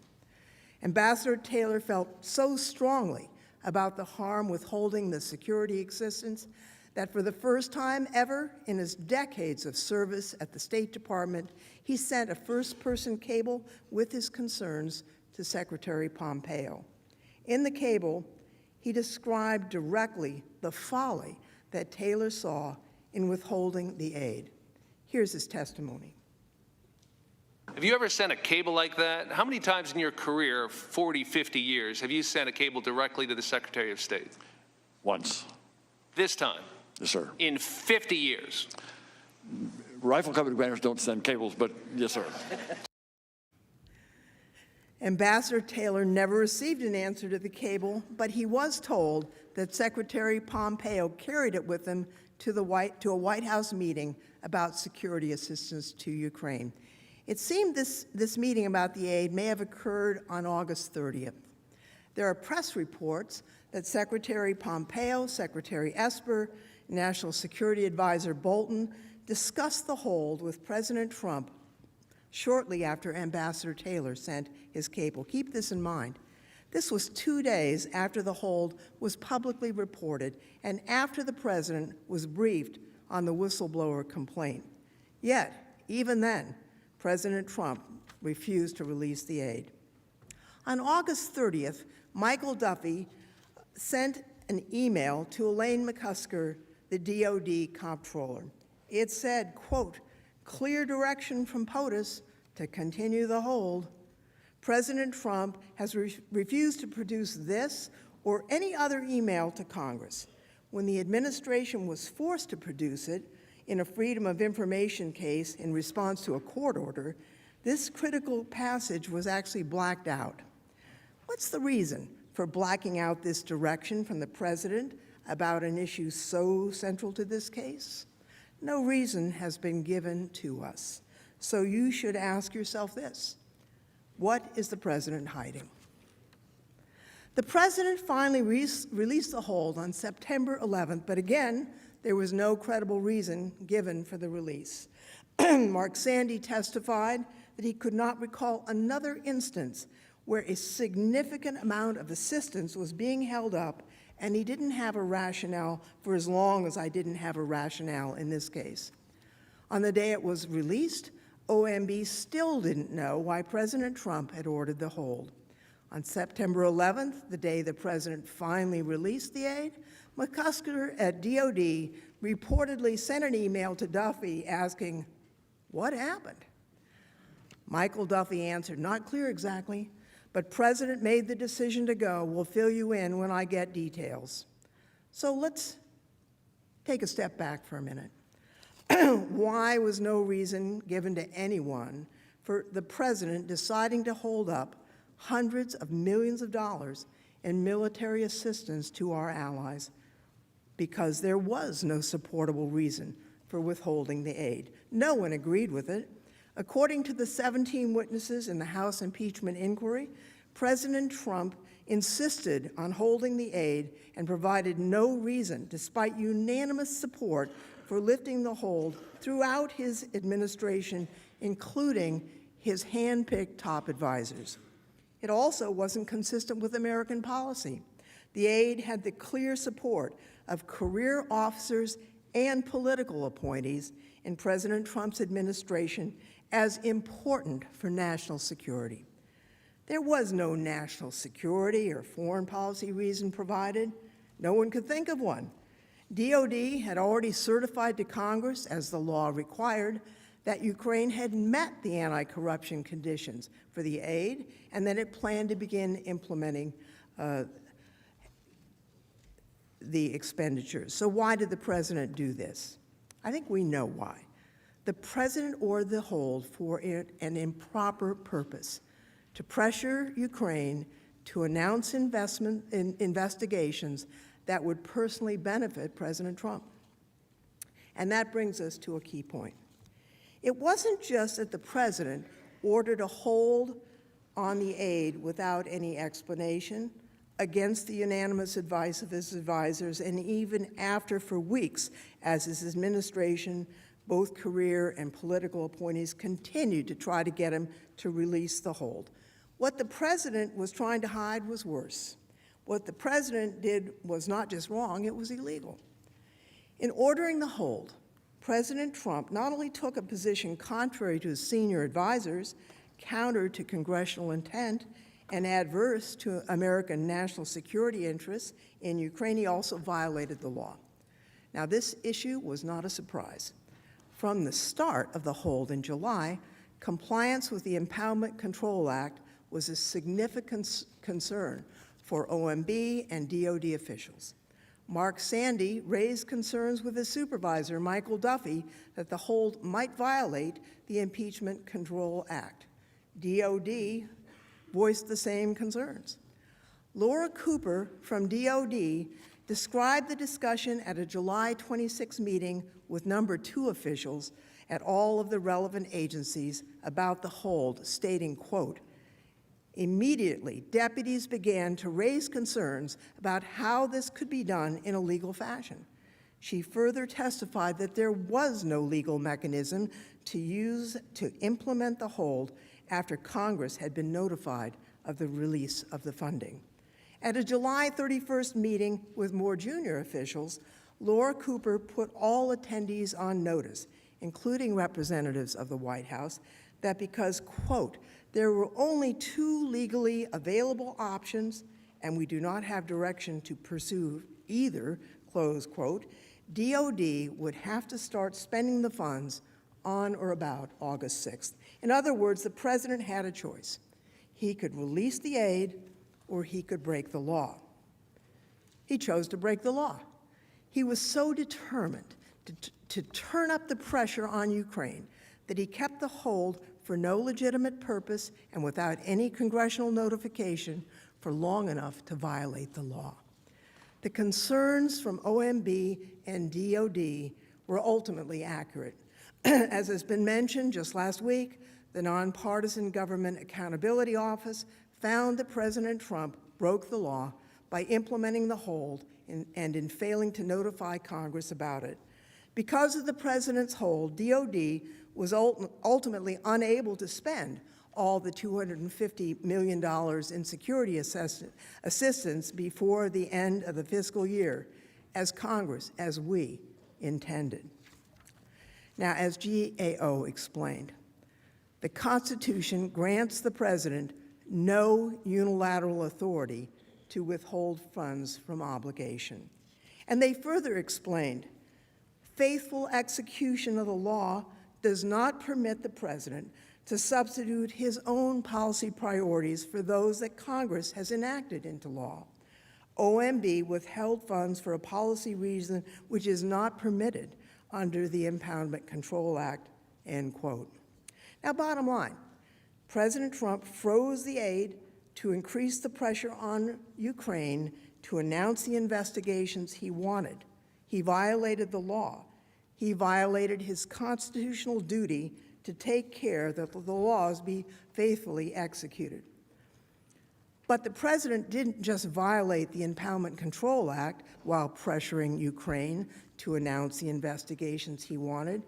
He was dishonest about it in the process. And this is really telling, because he's still not telling the truth about it even now. The budget documents that implemented the hold until September 11th asserted that it was being imposed to, quote, allow for an interagency process to determine the best use of such funds. But that wasn't true. There was no ongoing interagency process after July 31st, after it became clear that the entire interagency, including cabinet officers, unanimously agreed the aid should be released. The truth is, there simply was no debate or review in the interagency regarding the best use of such funds. So the reason given by the president was not only illegal, it was false too. The dishonesty in the budget documents weren't the only steps that the president's men at OMB took to cover up his misconduct and enable his scheme. OMB went so far as to remove the authority to approve the budget documents from Mark Sandy, a career officer, and gave it to Michael Duffy, a political appointee without experience managing such documents. This change was unusual. It occurred less than 2 weeks after Sandy raised concerns that the hold violated the law. Sandy was not aware of any prior instance when a political appointee assumed this kind of funding approval authority. Duffy's explanation that he simply wanted to learn more about the accounts, that just didn't make sense to Sandy. Really, this odd change in responsibility was just another way to keep the president's illegal hold within a tight-knit unit of loyal soldiers within the OMB. Michael Duffy defied the House's subpoena. At the president's direction, he refused to appear. Now, the House did not assert any privileges or immunities when it directed Duffy to defy Congress's subpoena. It wasn't a real exercise of executive privilege. They told him not to appear, and they had no reason why. If Mr. Duffy knew about any legitimate reason for the hold, I'll bet he would not have been blocked from testifying. The fact that he was blocked might lead you to infer that his testimony would be damaging to the president and would be consistent with the testimony of the other witnesses that the hold was solely used to ratchet up pressure on Ukraine. But the warnings from DOD weren't just about how the hold was illegal, there were also practical consequences. By August 12th, the Department of Defense told OMB it could no longer guarantee it would be able to spend all $250 million that Congress had directed before the end of the fiscal year. Not long after this August 12th email, DOD determined that time had run out. Ms. Cooper testified that DOD estimated that as much as $100 million of aid might go unspent, even if the hold was immediately lifted. As a result, DOD refused to certify that it would be able to spend the funds by September 30th. On August 20th, OMB issued the first of 6 budget documents and removed the language providing legal cover for the hold. From that point on, the White House knew that DOD would not be able to spend all the funds, which was what the law required before September 30th. And yet, even though he knew the hold would violate the Empowerment Control Act, President Trump continued the hold for another 23 days without telling us, without telling the Congress. This had the exact outcome that DOD feared. After the president lifted the hold on the evening of September 11th, DOD had only 18 days to spend the remaining $223 million, which is about 89% of the total. DOD scrambled, and they spent all but approximately $35 million, about 14% of the appropriated funds were left. That $35 million would have expired and would have been forever lost to Ukraine had Congress not stepped in to pass a law to roll the money over to the next year. But even as of today, more than $18 million of that money has not yet been spent. Why? You'll have to ask DOD. They haven't given us a reason. Okay, all of this shows clearly that President Trump knowingly, willfully violated the law when he withheld aid from Ukraine. But just to be clear, the articles of impeachment do not charge Donald Trump with violating the Empowerment Control Act. We're not arguing that. But understanding this violation of the law is important to understand the broader scheme of his abuse of power. It shows the great lengths the president was willing to go to in order to pressure Ukraine to do his political dirty work. The security assistance wasn't something the law allowed him to give or take at his discretion. No, he was legally obliged to release the money, but he simply didn't care. Why? He was so determined to get the announcement from Ukraine to smear his election opponent that holding the aid to force Ukraine to do that was the most important thing. He didn't care if he was breaking the law. You know, I've been sitting here on the Senate floor, and honestly, I never wanted to be here under these circumstances. But I've been looking at Novus Ordo Seclorum. Now, I didn't study Latin, so I had to look it up. And it said, a new order of the ages is born. That's what the founders thought they were doing.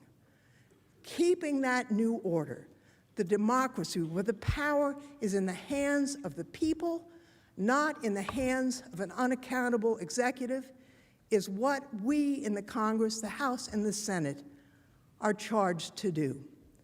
Senator Blunt and I are in charge of the Joint Committee on Printing, and every year we print a new copy of the Constitution. And this year, in the back, we printed a quote.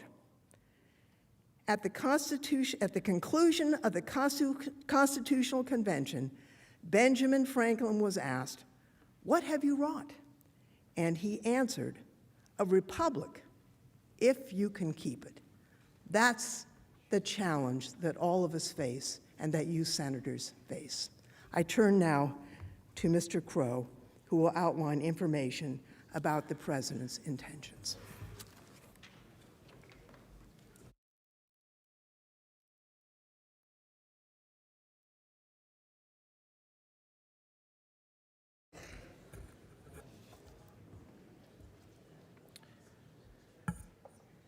Mr. Chief Justice, members of the Senate, counsel for the President, just bear with us a little while longer. I promise we are almost there. You've heard a lot the last few days about what happened. How do we know that the President ordered the hold to pressure Ukraine to announce investigations that would help his personal political campaign? In other words, how do we know why it happened? We know it because, to this day, there is no other explanation. We know it because senior administration officials, including the President's own senior political appointees, have confirmed it. And we know it because the President's own chief of staff said it at a national press conference.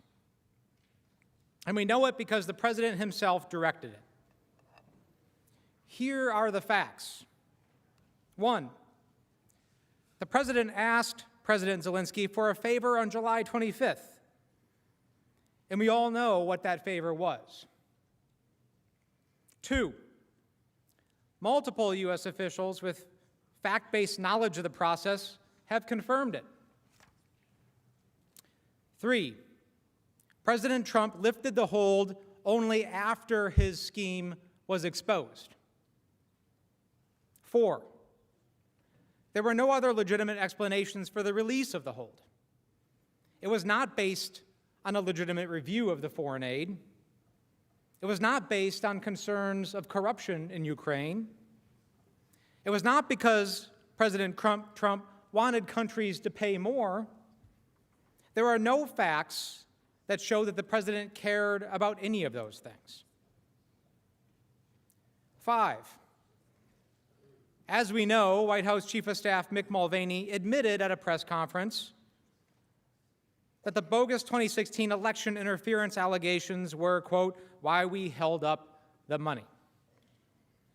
Eventually, the truth comes out. There was no legitimate policy reason for holding the aid, so the truth came out. As Ambassador Sondland said, the President was a businessman who saw congressionally approved, taxpayer-funded military aid for Ukraine, our partner at war, as just another business deal to be made. Military aid in exchange for fabricated dirt on his political opponent, dirt for dollars, this for that, a quid pro quo. Let's start with the president's own words to President Zelensky on the July 25th call. With the hold on his mind, and on President Zelensky's mind too, we know that, President Trump linked military aid to his request for a favor. At the very beginning of the call, President Zelensky said, quote, "I would also like to thank you for your great support in the area of defense. We are ready to continue to cooperate for the next steps. Specifically, we are almost ready to buy more Javelins from the United States for defense purposes." The, quote, great support in the area of defense included, of course, the $391 million in military aid. Because remember, just a month before, DOD had publicly announced its intent to provide $250 million of that aid. President Zelensky was showing gratitude to the president for the aid that DOD had just announced would be on its way. But the president had put a hold just a few weeks before. Immediately after President Zelensky brought up the U.S. military support and said that Ukraine was almost ready to buy more Javelin anti-tank missiles, President Trump pivoted to what he wanted in return. He turned from the quid to the quo. President Trump immediately responded. He said, quote, "I would like you to do us a favor, though, because our country has been through a lot, and Ukraine knows a lot about it." And what was that favor? Well, we all know by now, don't we? It wasn't to fight corruption. It wasn't to help the United States or our national interests. It was the two specific political investigations that he wanted Ukraine to announce to help his own personal political campaign. President Trump's quick pivot from the critical military aid he knew that Ukraine desperately needed to the investigations that would benefit him personally speaks volumes. By bringing up the investigations immediately after President Zelensky raised the issue of military support, he linked the two issues. And U.S. officials listening to the call also made that connection. Here's what Jennifer Williams, Vice President Pence's aide, testified. But I was struck by something else you said in your deposition. You said that it shed some light on possible other motivations behind a security assistance hold. What did you mean by that? Mr. Chairman, I was asked during the closed-door testimony how I felt about the call, and in reflecting on what I was thinking in that moment, it was the first time I had heard internally the president reference particular investigations that previously I had only heard about through Mr. Giuliani's press interviews in press reporting. So in that moment, it was not clear whether there was a direct connection or linkage between the ongoing hold on security assistance and what the president may be asking President Zelensky to undertake in regard to investigations. It was noteworthy in that regard. I did not have enough information to draw any firm conclusions. But it raised a question in your mind as to whether the two were related. It was the first I had heard of any requests of Ukraine which were that specific in nature. So it was noteworthy to me in that regard. In fact, the hold was formally implemented by OMB the very day of the call. Just hours after the call between President Trump and President Zelensky, Duffy sent an email to senior DOD officials instructing them to put a hold on the security aid. He said, he underscored, quote, "Given the sensitive nature of the request, I appreciate your keeping that information closely held to those who need to know to execute the direction." In other words, don't tell anybody about it. If the president ordered the hold for a legitimate policy reason, then why did he want to hide it from the rest of the administration? President Trump has obstructed Congress's ability to get those answers. We would like to ask Duffy why they wanted to keep it quiet. There's more evidence, of course, a lot more. In fact, there's so much evidence that, according to witnesses, the fact that the security assistance was conditioned on investigations became as clear as 2 + 2 = 4. Everyone knew it. Indeed, with no explanation for the hold, unanimous support for its release in the administration, and ongoing efforts by the president's top advisors to pressure Ukraine into announcing the investigations by holding up the White House meeting, it became crystal clear, as confirmed by multiple witnesses, that the only reason for the hold was to put additional pressure on Ukraine. David Holmes, the senior official at the U.S. Embassy in Kyiv, explained. Mr. Holmes, you have testified that by late August you had a clear impression that the security assistance hold was somehow connected to the investigations that President Trump wanted. How did you conclude that? How did you reach that clear conclusion? Sir, we've been hearing about the investigation since March, months before. And we've been, President Zelensky had received a congratulatory letter from the president saying he'd be pleased to meet him following his inauguration in May. And we hadn't been able to get that meeting, and then the security hold came up with no explanation. And I'd be surprised if any of the Ukrainians, you said earlier, we discussed earlier, sophisticated people, when they received no explanation for why that hold was in place, they wouldn't have drawn that conclusion. Because the investigations were still being pursued? Correct. And the hold was still remaining without explanation? Correct. So this, to you, was the only logical conclusion that you could reach? Correct. Sort of like 2 + 2 = 4? Exactly. And Ambassador Sondland said the same thing. Is this kind of a 2 + 2 = 4 conclusion that you reached? Pretty much. Is the only logical conclusion to you that, given all of these factors, that the aid was also a part of this quid pro quo? Yep.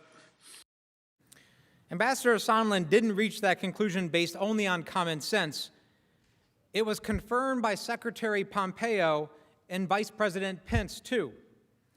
So let's begin with what Secretary Pompeo knew about the link between the investigations and the aid. In front of you is an email.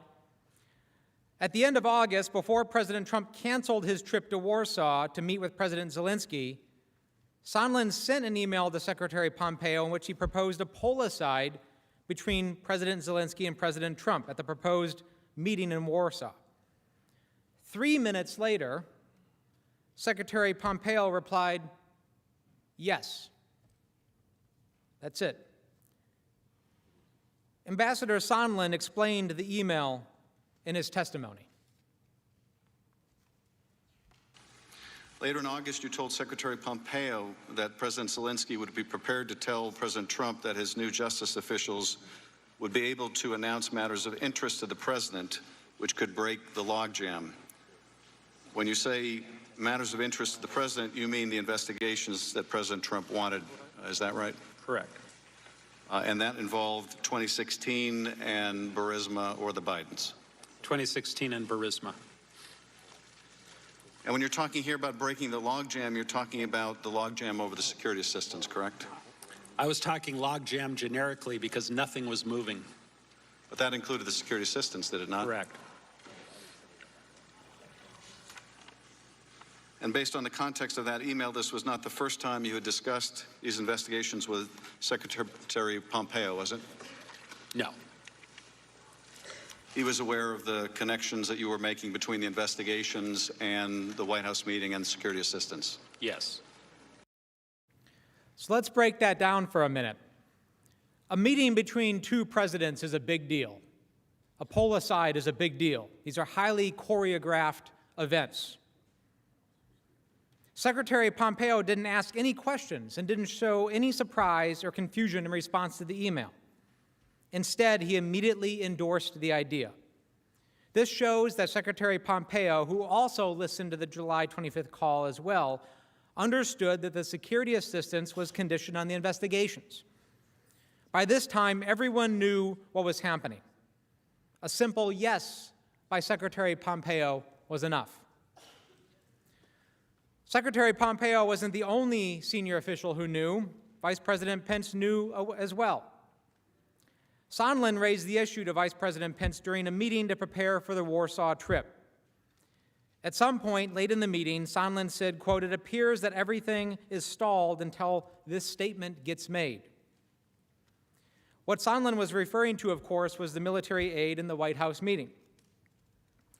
Ambassador Sondland testified about Vice President Pence's reaction. Now, I want to go back to that conversation that you had with Vice President Pence right before that meeting in Warsaw. And you indicated that you said to him that you were concerned that the delay in the aid was tied to the issue of investigations. Is that right? I don't know exactly what I said to him. This was a briefing attended by many people, and I was invited at the very last minute. I wasn't scheduled to be there. But I think I spoke up at some point late in the meeting and said, it looks like everything is being held up until these statements get made, and that's my, personal belief. And Vice President Pence just nodded his head? Again, I don't recall any exchange or where he asked me any questions. I think it was sort of a duly noted. Well, he didn't say, Gordon, what are you talking about? No, he did not. He didn't say, what investigations? He did not. Like Secretary Pompeo, Vice President Pence wasn't surprised, nor did he ask what Sondland meant, because they all knew. This meeting also confirmed Sondland's understanding that the president had indeed conditioned the military aid on the public announcement of the investigations. This was a common-sense conclusion, confirmed by the Secretary of State and Vice President. With that confirmation in mind, Sondland pulled aside Yermak, the top aide to President Zelensky, immediately after the Pence-Zelensky meeting. Now recall, he was the one who resisted the public statement about the specific investigations in August. Ambassador Sondland described what he told Yermak in that short meeting. Based on my previous communication with Secretary Pompeo, I felt comfortable sharing my concerns with Mr. Yermak. It was a very, very brief pull-aside conversation that happened within a few seconds. I told Mr. Yermak that I believed that the resumption of U.S. aid would likely not occur until Ukraine took some kind of action on the public statement that we had been discussing for many weeks. You see, this just wasn't an internal scheme among the president's top advisors. President Trump, through his agents, communicated the quid pro quo clearly to Ukraine. Ambassador Sondland told President Zelensky's top aide on September 1st that Ukraine would not get the military aid unless it announced the investigations. This, my Senate colleagues, is the very definition of a quid pro quo. But other witnesses know it too. Morrison watched Sondland's conversation with Yermak and then received an immediate readout from Sondland after that meeting. Morrison urgently reported the interaction to Ambassador Bolton on a secure phone call. And of course, Bolton told him to go tell the NSC lawyers. Morrison did as he was instructed. He also told Ambassador Taylor. Ambassador Taylor then confronted Sondland. Taylor texted, quote, "Are we now saying that security assistance and White House meeting are conditioned on investigations?" Sondland responded, "Call me." And as everyone knows, when someone says, "Call me," it says, "Stop putting this in writing." During their subsequent phone call, Sondland confirmed to Taylor that the military aid was conditioned on an announcement of investigations and that President Trump wanted President Zelensky in a, quote, "public box." Here's how Taylor, who took contemporaneous notes of the conversation, explained that call. During that phone call, Ambassador Sondland told me that President Trump had told him that he wants President Zelensky to state publicly that Ukraine will investigate Burisma and alleged Ukrainian interference in the 2016 election. Ambassador Sondland also told me that he now recognized that he had made a mistake by earlier telling Ukrainian officials that only a White House meeting with President Zelensky was dependent on a public announcement of the investigations. In fact, Ambassador Sondland said, everything was dependent on such an announcement, including security assistance. He said that President Trump wanted President Zelensky in a public box by making a public statement about ordering such investigations. President Trump wanted President Zelensky in a public box. A private commitment wasn't enough for President Trump because he needed the political benefit. And he could only get the political benefit if it was public. And we all know how this works with President Trump, how he weaponizes investigations for political purposes. And think about that for a second. That's actually the exact opposite of how law enforcement investigations are conducted, if they're legitimate. Law enforcement doesn't announce to the world they're investigating before actually doing it. That would tip off your targets. It would lead to witness intimidation, destruction of evidence. But the president didn't actively want a legitimate investigation. He only wanted the announcement. At the end of that conversation between Taylor and Sondland on September 1st, Taylor asked Sondland to speak to the president to see if he could change his mind. And that's exactly what Sondland did. On September 7th, President Trump and Sondland spoke. We know the call was on September 7th for 4 reasons. First, Morrison testified that he had a conversation with Sondland on September 7th about Sondland's discussion with the president. Second, Morrison told Taylor about this conversation on September 7th. Third, Sondland and Taylor had a conversation on September 8th about the conversation that Sondland had had the day before. And finally, Sondland texted Taylor and Volker on September 8th that he had conversations with, quote, POTUS and Z, meaning President Trump and President Zelensky. And so we know that the conversations must have happened before the morning of September 8th when that text was sent. For his part, Sondland, who doesn't take notes, also recalled that on that call he simply asked President Trump an open-ended question about what he wanted from Ukraine. And President Trump immediately responded, "I want no quid pro quo." Now let's stop here for a second, because the president has latched on to this statement that he said that. And because he said it, it must be true, right? But wait just a minute. Remember what's happening here at the same time. The president had just learned about the whistleblower complaint in the Washington Post editorial linking the military aid to the investigations just 2 days before. The fact that the president immediately blurted out speaks volumes.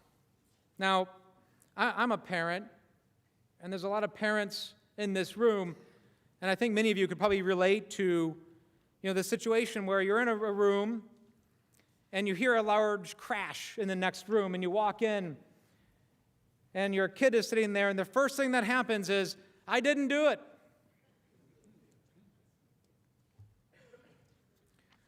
But there's more. Sondland did acknowledge that President Trump said he wanted Zelensky to, quote, clear things up. You will no doubt hear a lot from the president's counsel that Sondland testified no one in the world told him that there was a quid pro quo, including President Trump. And of course that's right, because people engaging in misconduct don't usually admit it. But we know exactly what the president told Sondland. We know it from the testimony of Tim Morrison and Ambassador Taylor. We know it because Sondland testified that his own conclusion that there was a quid pro quo was confirmed by his conversation with President Trump. And we know it because Sondland relayed the exact message to President Zelensky right after he spoke to President Trump. Now, keep in mind that Sondland does not take notes, and he readily admitted that if he could have seen his own documents prior to testifying, he would have remembered more. But Morrison and Taylor took extensive notes at the time and testified based on those notes. And Sondland, and this is important, Sondland said he did not dispute any of the accounts of Morrison and Taylor. So let's look at what Morrison and Taylor said about that September 7 phone call. Here is Tim Morrison's understanding of the Trump-Sondland call. Now, a few days later, on September 7th, you spoke again to Ambassador Sondland, who told you that he had just gotten off the phone with President Trump. Isn't that right? That sounds correct, yes. What did Ambassador Sondland tell you that President Trump said to him? If I recall this conversation correctly, this was where Ambassador Sondland related that there was no quid pro quo, but President Zelensky had to make the statement and that he had to want to do it. And by that point, did you understand that the statement related to the Biden and 2016 investigations? I think I did, yes. And that was essentially a condition for the security assistance to be released? I understood that that's what Ambassador Sondland believed. After speaking with President Trump? That's what he represented. And here is the consistent recollection of how Ambassador Taylor described his understanding of the call. First, here is what we heard from Mr. Morrison. According to Mr. Morrison, President Trump told Ambassador Sondland he was not asking for a quid pro quo. But President Trump did insist that President Zelensky go to a microphone and say he is opening investigations of Biden and 2016 election interference, and that President Zelensky should want to do this himself. And here is Ambassador Taylor explaining what Sondland himself told Taylor about what took place on that Sondland-Trump call a day later. He confirmed that he had talked to President Trump, as I had suggested a week earlier, but that President Trump was adamant that President Zelensky himself had to clear things up and do it in public. President Trump said it was not a quid pro quo.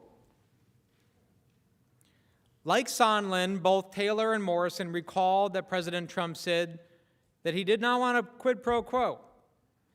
But they both testified that President Trump followed that statement immediately by describing perfectly an exchange of this for that, or in other words, a quid pro quo. Prior to his call with the president, Sondland had reached the conclusion that the aid was being held until the public announcement of the investigations.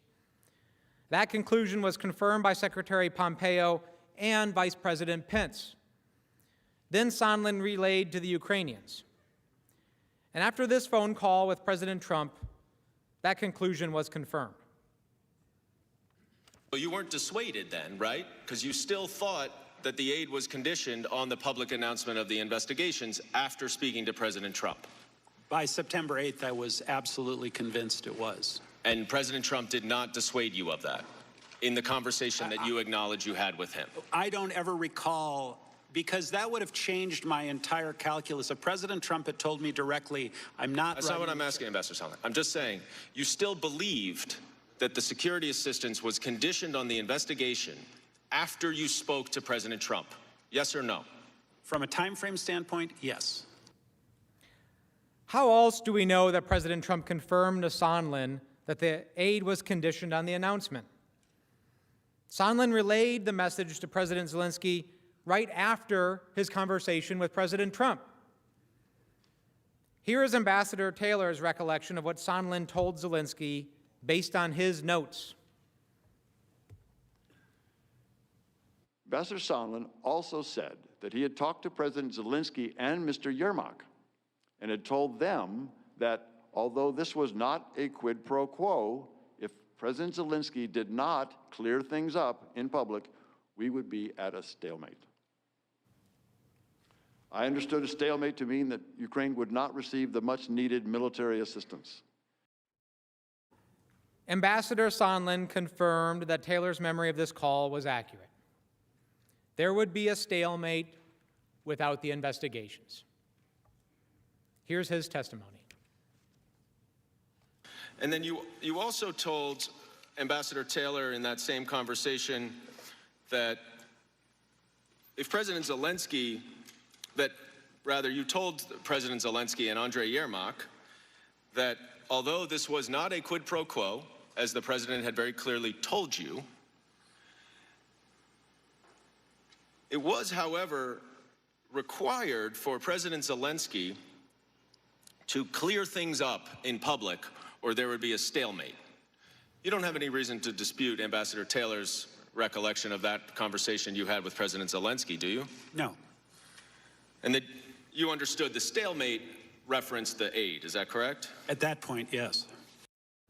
A stalemate. Nothing would happen with the aid unless President Zelensky publicly announced the investigations.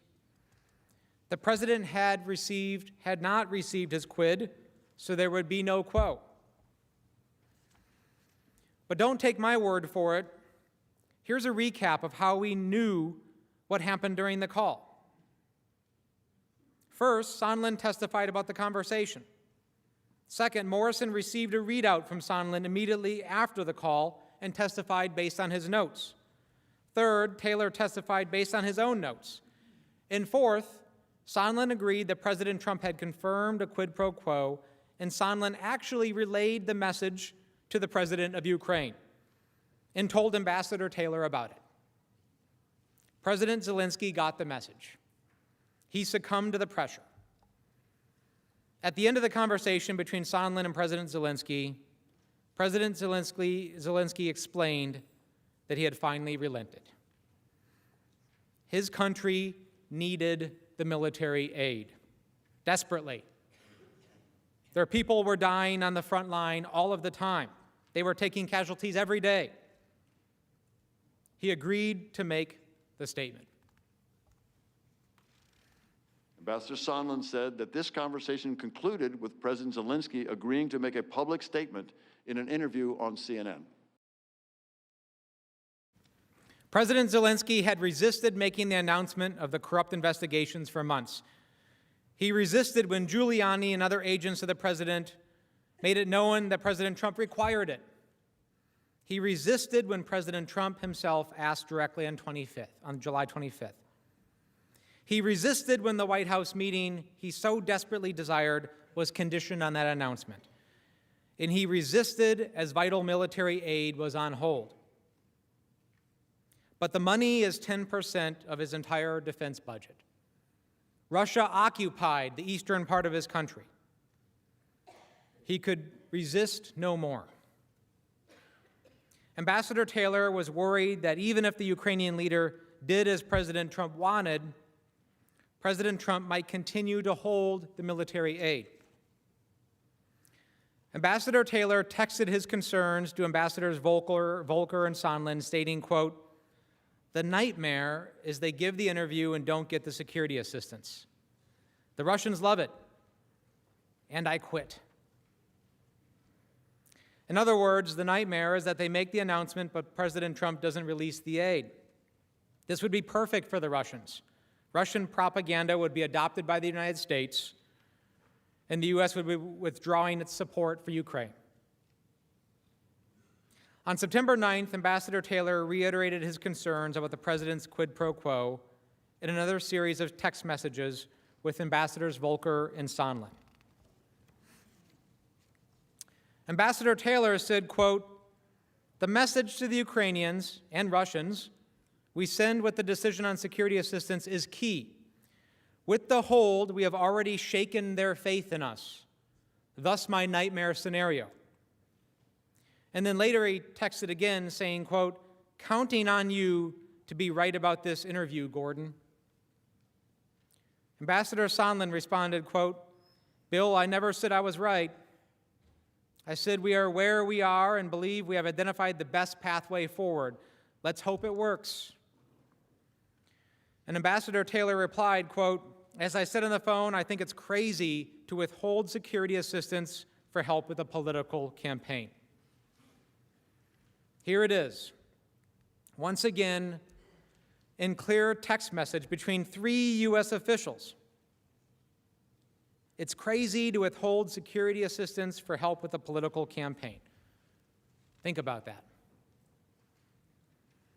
If there was no quid pro quo, then why did everybody know about it? Well, Ambassador Taylor told us why too. Here's his testimony. As I said on the phone, I think it's crazy to withhold security assistance for help with a political campaign. What did you mean when you said you thought it was crazy? Ms. Goldman, I meant that because of the importance of security assistance that we had just described and had a conversation with the chairman, because that was so important, that security assistance was so important for Ukraine as well as our own national interest, to withhold that assistance for no good reason other than help with a political campaign made no sense. It was counterproductive to all of what we had been trying to do. It was illogical. It could not be explained. It was crazy. When you say all of what we were trying to do, what do you mean by we? I mean that the United States was trying to support Ukraine as a frontline state against Russian attack. And again, the whole notion of a rules-based order was being threatened by the Russians in Ukraine. So our security assistance was designed to support Ukraine. That's it. It was not just the United States. It was all of our allies. When you reference help with a political campaign in this text message, what did you mean? I meant that the investigation of Burisma and the Bidens was clearly identified by Mr. Giuliani in public for months as a way to get information on the 2 Bidens. Now that testimony is really clear, and it makes sense. It's consistent with all of the evidence you've seen here today. That's a quid pro quo as clear as 2 + 2 = 4. And what happened next also makes sense. Sondland got scared. Taylor was making clear that he didn't agree with the scheme. In response to Taylor's text message that it was, quote, crazy to withhold security assistance for help with a political campaign, Sondland repeated again the false denial of a quid pro quo. At 5:17 a.m., Sondland responded to Taylor, quote, Bill, I believe you are incorrect about President Trump's intentions. The president has been crystal clear, no quid pro quos of any kind. The president is trying to evaluate whether Ukraine is truly going to adopt the transparency and reforms that President Zelensky promised during his campaign. I suggest we stop the back and forth by text. If you still have concerns, I recommend you give Lisa Kinna, or S, that's Secretary Pompeo, a call to discuss them directly. Thanks. Now that text message says very clearly that there are no quid pro quos of any kind. So end of story, right? Case closed.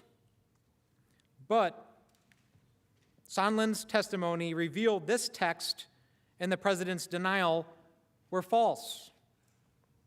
Just like President Trump, when Ambassador Sondland thought he was getting caught, he got nervous. And he wanted to deny it in writing to cover his tracks. That's why he suddenly says, quote, I suggest we stop the back and forth by text. Again, quit putting this in writing. We know that Sondland's denial in the text was false because later, when he was under oath, under penalty of perjury, he actually said a quid pro quo did exist. Was there a quid pro quo? As I testified previously, with regard to the requested White House call and the White House meeting, the answer is yes. The answer is yes. It's clear that President Trump himself confirmed that the aid was conditioned on the public announcement of the investigations that the president wanted.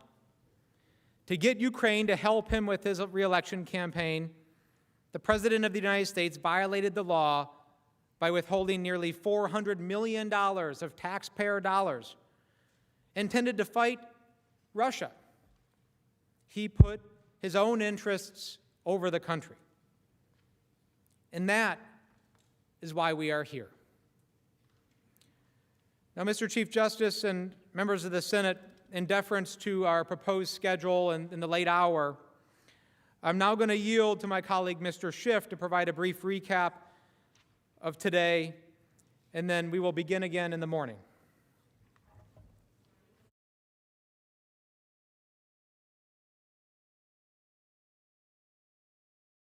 Wednesday afternoon. Senators, Chief Justice, President's Counsel, it's been a long day, and we start out the day with the chaplain asking for empathetic listening. And I think that that is certainly what you have delivered for us today. I know you've been bombarded with information all day, and when you leave this chamber, you are bombarded again by members of the press. There is no refuge, I know. And I just want to thank you for keeping an open mind about all of the issues that we are presenting. An open mind for us and an open mind for the President's Counsel. That's all that we can ask for. And having watched you now for 3 days, whether it is someone you are predisposed to agree with or predisposed not to, it is abundantly clear that you are listening with an open mind. And we can't ask for anything more than that, so we are grateful. At the beginning of the trial, you may have seen the President tweeted. Now, tweeted a lot, but tweeted a common refrain, read the transcript. So I thought at the end of the evening, I would join in the President's request that you reread the transcript. Because now that you know a lot more of the facts of this scheme, it reveals a lot more about that conversation. And let me just point out a few things that may have escaped your attention about that transcript, which is not really a transcript because it's not complete. Let me just tell you a few things that may have escaped your attention about that call record. Now, we've already talked about it, and I won't go into it again, the pivotal sections where he talks about CrowdStrike, and he asks for that favor, and he wants the investigation of the Bidens. There is a lot more to that call now that you know so much more about that scheme. Let me just point out a few things that really struck my attention. Early in the call, President Zelensky says, "We brought in many new people, many new people. Not the old politicians, not the typical politicians, because we want to have a new format and a new type of government." So again, this is the July 25th call, and early in the call, President Zelensky wants to impress upon President Trump he's brought in new people, that he's a reformer. This was his campaign pledge. He's a reformer. He's coming in. He's bringing new people. So if there had been any concern about corruption in Ukraine, he's bringing in new people. He's the reformer. That's one of the first messages that he wants to get across. And you can better well believe that he is prepared for this call because he needs that White House meeting. So everything he says is prepared. And early on, he wants to make sure he lets the President know he's a reformer. Now, the President has his own agenda in this call. And immediately after that, in the next exchange, the President makes this point. The United States has been very, very good to Ukraine.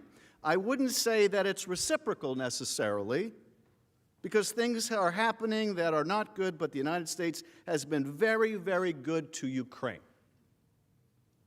This is very interesting that he brings up very early in the conversation, this relationship is not reciprocal. We've been very, very good to Ukraine, but you know, can't say there's much coming the other way. Now, you'll remember that Bill Taylor had this reaction to talking to Gordon Sondland when Sondland says, Donald Trump is a businessman. Before he writes a check, he likes to get what he's owed. And Taylor's reaction is, well, that makes no sense because Ukraine doesn't owe us anything. Well, Donald Trump, in this call, you can see he does think he's owed. This is what he's talking about when he says there's not much reciprocity here. He thinks he's owed something. You want to get this military, you want to get this meeting? I don't see much reciprocity here.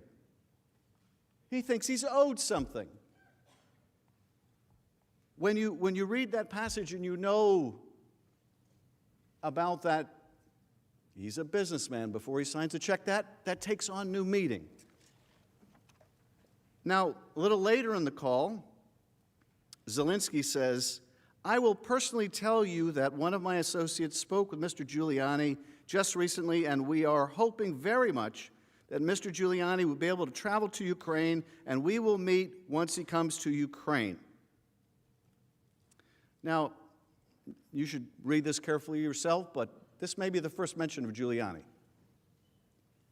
And Zelensky's bringing him up and saying, well, I'd really like to meet with Giuliani. Now, this is July. What do we know now about the meeting between Giuliani and Zelensky? We know that Giuliani in May wanted to go meet with Zelensky. We saw that letter from Giuliani, I want to go meet with Zelensky. And we know he was rebuffed or something happened because he didn't get that meeting. And he was angry and he went on TV and he said, Zelensky is surrounded by enemies of Trump, right? So Zelensky's prepared for this call. And he knows it's going to resonate with Donald Trump if he says, I'd like to meet with Rudy Giuliani. And immediately after that, he says, we are hoping very much that Mr. Giuliani will be able to travel to Ukraine, and we will meet once he comes to Ukraine. Immediately thereafter, the next sentence he says, I just wanted to assure you once and again, you have nobody but friends around us. Now, we could have read this transcript to you early on. That wouldn't have meant much to you. But now that you know that Rudy Giuliani was out there on TV saying Zelensky is surrounded by enemies of Trump, you can see why Zelensky says, you've got nobody but friends around us. And he goes on, I also wanted to tell you that we are friends. He brings up friendship again. We are great friends. That's the third time he wants to underscore what great friends they are. And why? Because Rudy Giuliani has been saying they're enemies. And then he goes on to say,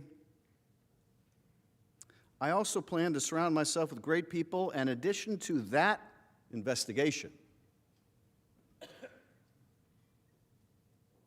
I guarantee as the President of Ukraine that all the investigations will be done openly and candidly. That I can assure you. He needs to assure the President he's going to get his deliverable, right? Because it's been made clear before this call what the President wants to hear, more than that, what the President needs to hear. And he needs to hear, no stone unturned in that investigation. So the President, in the next response, says, Mr. Giuliani is a highly respected man. He was the mayor of New York City, a great mayor, and I would like him to call you. Well, that sounds familiar, doesn't it? Call Rudy. Same thing he told the three amigos in May, call Rudy. Now he's telling Zelensky, call Rudy. And then he says, I will ask him to call you, along with the Attorney General. Rudy very much knows what's happening, and he is a very capable guy. If you would speak to him, that would be great. Talk to Rudy. Now, that's pretty remarkable, right? Head to head, head of state to head of state call. It's not talk to my Secretary of State, not talk to my National Security Advisor, it's talk to Rudy. Now, it's interesting, too, that it's not just Rudy, right? I will ask him to call you along with the Attorney General. Now, that was quite a shock when this call record was released, right? The Attorney General shows up in this call record. couple times he shows up in this call record. And that's when the Department of Justice immediately issues the statement, we've got nothing to do with this. We don't know anything about this. The ink is barely dry. This thing's been released. We don't know what this is about. We haven't talked to him about it. We haven't gone to Ukraine. We don't know anything about this. Now, bear in mind a couple other things that you know at this point. Bear in mind that there was a whistleblower complaint before this call record was released. Bear in mind that the law that we passed and you passed requires that a whistleblower complaint that is designated to go to Congress must go to Congress, must go to the intelligence committees. That if the Inspector General finds it credible and urgent, it has to not only go to Congress, it has to go to Congress soon. There's a timetable. And bear in mind what happened when that complaint was filed and the Inspector General says, it's not only credible, it's urgent. It's urgent. What happens? Well, it goes to the Acting Director of National Intelligence. And what does he do? He contacts the White House. And he contacts Bill Barr's Justice Department. And what does Bill Barr's Justice Department do in consultation with the White House? They say, don't turn it over to Congress. You don't have to turn it over to Congress. I know what the law says. It says you shall. Doesn't say you may. Doesn't say you might. Doesn't say you can if you like to. Doesn't say if the president doesn't object. It says you shall. And we're telling you, Bill Barr's Justice Department is telling you, you don't have to. Highest office of the law in the land is saying, ignore the law. Ignore the law. We'll come up with some rationalization. We'll get our guys at the Office of Legal Counsel to write some opinion. We'll find a way. Do not turn it over. You don't have to. And they don't. And they don't. And the Inspector General, who deserves a lot of credit for guts, he reports to the intelligence committees and says they're violating the law. And I don't know what to do about it. They're supposed to turn it over to you. I don't know what to do about it. But I need to tell you, to meet my obligation, they're not doing what they should. And so we subpoena the Director of National Intelligence. And we make it clear to the National Intelligence, Director of National Intelligence, he's going to have to come before Congress in an open hearing and explain why he's the first acting director to refuse to turn a complaint over to Congress. And the investigations are opened. And the result is they're forced to turn it over to Congress, and they're forced to release this call record. But here you have the Department of Justice weighing in, you don't have to turn it over. The same call record that mentions the Attorney General of the United States. But it fails. That effort to cover up, to conceal the whistleblower complaint fails. And it comes out. And no sooner than it does, the Attorney General says, we had nothing to do with this. Now, of course, if that had never been released, well, then the Attorney General's name would have never come up in this call record, and there would be no necessity of distancing himself from the President's actions. Now, in the next exchange, President Zelensky says that he or she, he's going to have a new prosecutor general, and he or she will look into the situation specifically to the company that you mentioned in this issue. Now, this is also interesting. The company that you mentioned in this issue. Now, there's no company mentioned in this issue in the call record. But, of course, you've seen now testimony from two witnesses who were on that call that Burisma was mentioned. So why isn't Burisma in the call record? Well, can't say this. That call record went to that highly classified server. And that mention of Burisma didn't make it into the call record. But Zelensky goes on to say the issue of the investigation of the case is actually the issue of making sure to restore the honesty, so we will take care of that, and we will work on the investigation of the case. Time after time after time, Zelensky feels the need to assure the president he's going to do those political investigations that the president wants.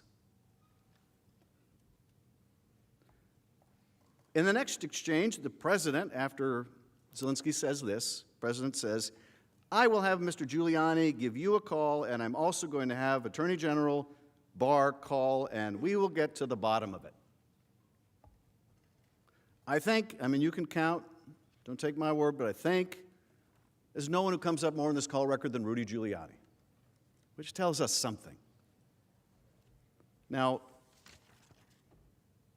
in the next exchange, Zelensky says, among other things, I also wanted to thank you for your invitation to visit the United States, specifically Washington, D.C. On the other hand, I also want to ensure you that we will be very serious about the case, and we will work on the investigation. So here, in the same way that earlier in the conversation, Zelensky brings up those weapons, those javelins he needs, and the president immediately says, I have a favor. So military assistance, I have a favor. Here Zelensky says, I want to thank you for your invitation to come visit. I also want to ensure you we're serious about doing the investigation. Clearly, he is linking the two, and of course, he's linking the two because he's told the two are linked before the call. And he's conveying to the president, I got the message. Now, the president, in the next exchange, says, I will tell Rudy and Attorney General Barr to call. Again, let's make sure there's no misunderstanding here. I'm going to have them call. I want you in touch with Rudy Giuliani and the Attorney General. I will tell Rudy and the Attorney General Barr to call. Thank you. Whenever you would like to come to the White House, feel free to call. I'm going to have you talk to Rudy and the Attorney General, and by the way, anytime you want to come to the White House, just call. Give us a date and we'll work that out. I look forward to seeing you. And then Zelensky says, thank you very much. I would be very happy to come. I'm looking forward to our meeting. Again and again, Zelensky's ask, what he goes into that call wanting is the meeting. You could tell what he was prepared for. He was prepared for the request for investigations. He knew what he had to promise, and he knew what he wanted to obtain, and that was the visit. Now, you also saw in that video that rather sad video, yes, sort of humorous but sad too, of Zelensky and President Trump at the UN, where he's saying, I still haven't gotten that meeting. And I can tell you something, and this is what is so frightening about these circumstances. If we hadn't discovered all this, he would likely be saying in that UN meeting, we're still waiting on that military aid. Yeah, we forced the aid to be released because the president got caught. But even now, our ally can't get his foot in the door. Even now, our ally can't get his foot in the door. And this brings me to the last point I want to make tonight, which is,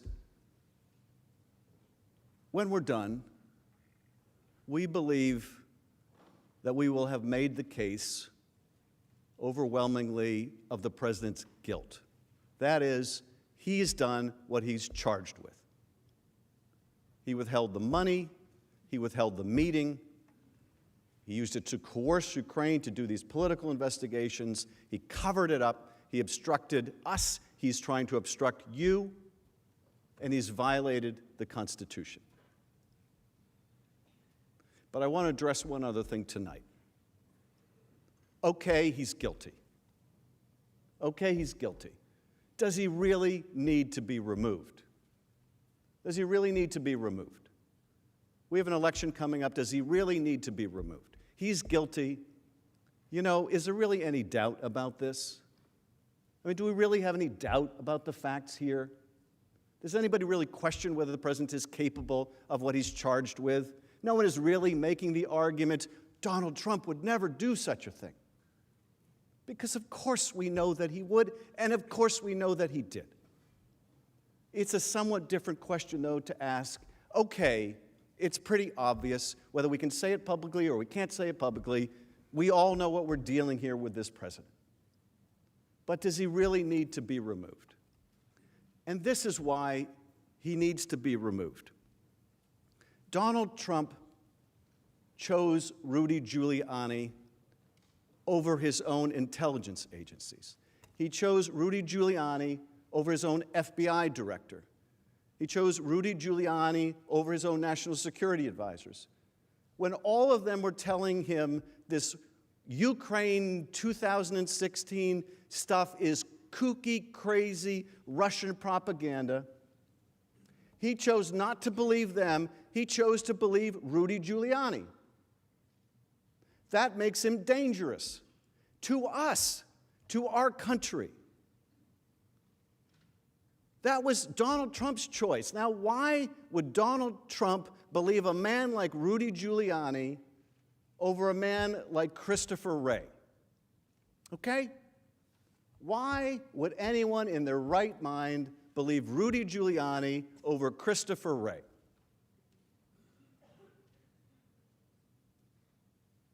Because he wanted to, and because what Rudy was offering him was something that would help him personally. And what Christopher Wray was offering him was merely the truth.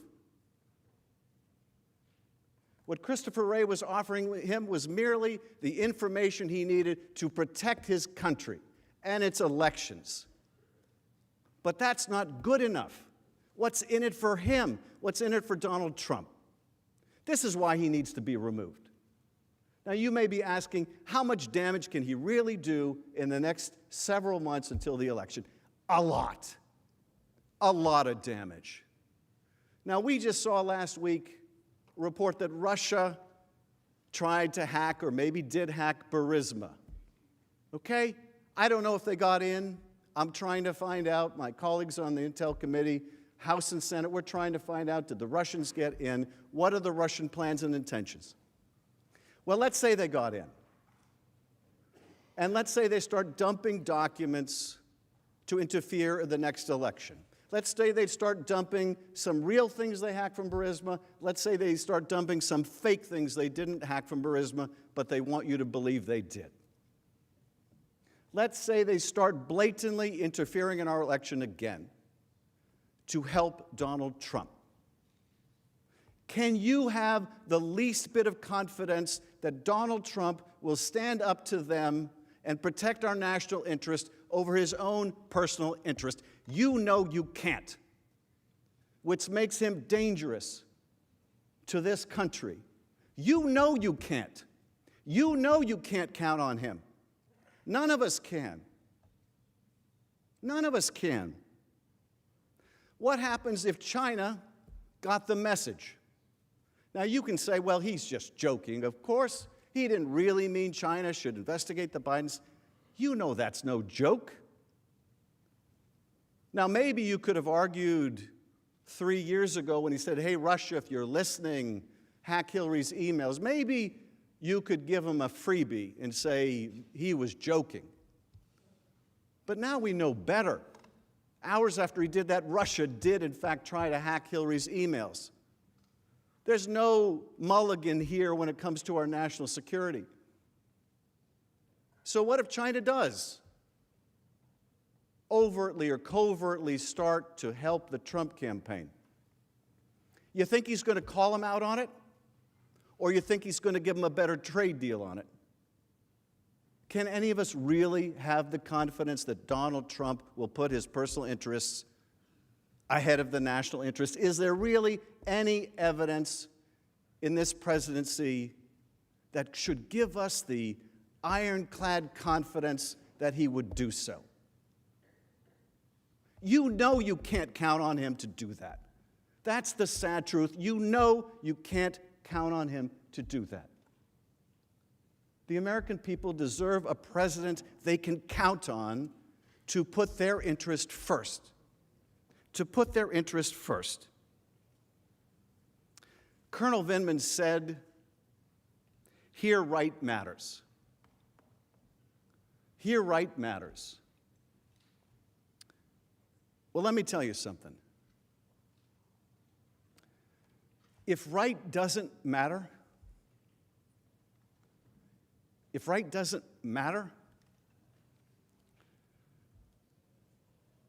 doesn't matter how good the Constitution is. It doesn't matter how brilliant the framers were. It doesn't matter how good or bad our advocacy in this trial is. It doesn't matter how well written the oath of impartiality is. If right doesn't matter, we're lost.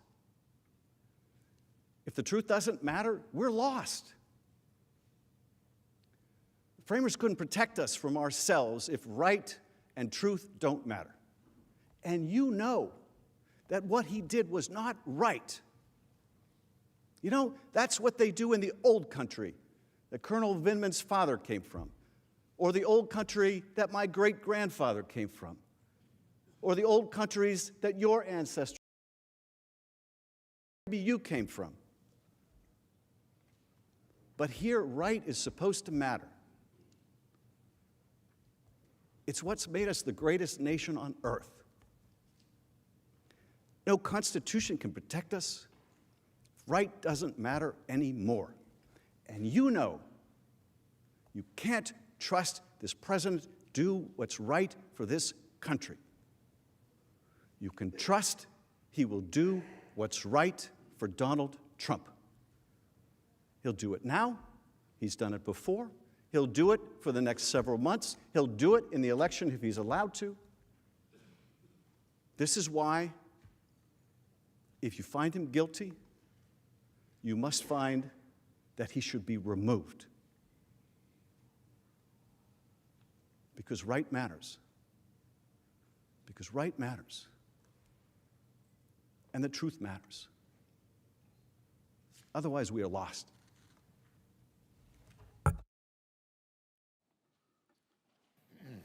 Mr. Chief Majority Justice, Leader is recognized. I ask unanimous consent that the trial adjourn until 1 p.m. Friday, January the 24th, and that this order also constitute the adjournment of the Senate. Without objection, so ordered. The Senate is adjourned. Is that right? You're watching live coverage from the Washington Post. The impeachment trial of President Donald Trump has ended for today. House managers spent the day making their case for impeachment, Article 1 abuse of power. The Democrats said President Trump's actions on Ukraine are exactly what the nation's founders designed impeachment for, and they warned that if left in office, the president will continue to abuse his power. I'm Libby Casey, and I'm joined tonight by my colleague, Rhonda Colvin, who's up on Capitol Hill, here to help put everything in context from today's arguments. Rhonda, Chairman Schiff closing out with a warning to the Senate, as well as a plea for them to listen and take to heart these arguments that he and his colleagues, the impeachment managers, are making. What stood out to you as Chairman Schiff wrapped things up tonight?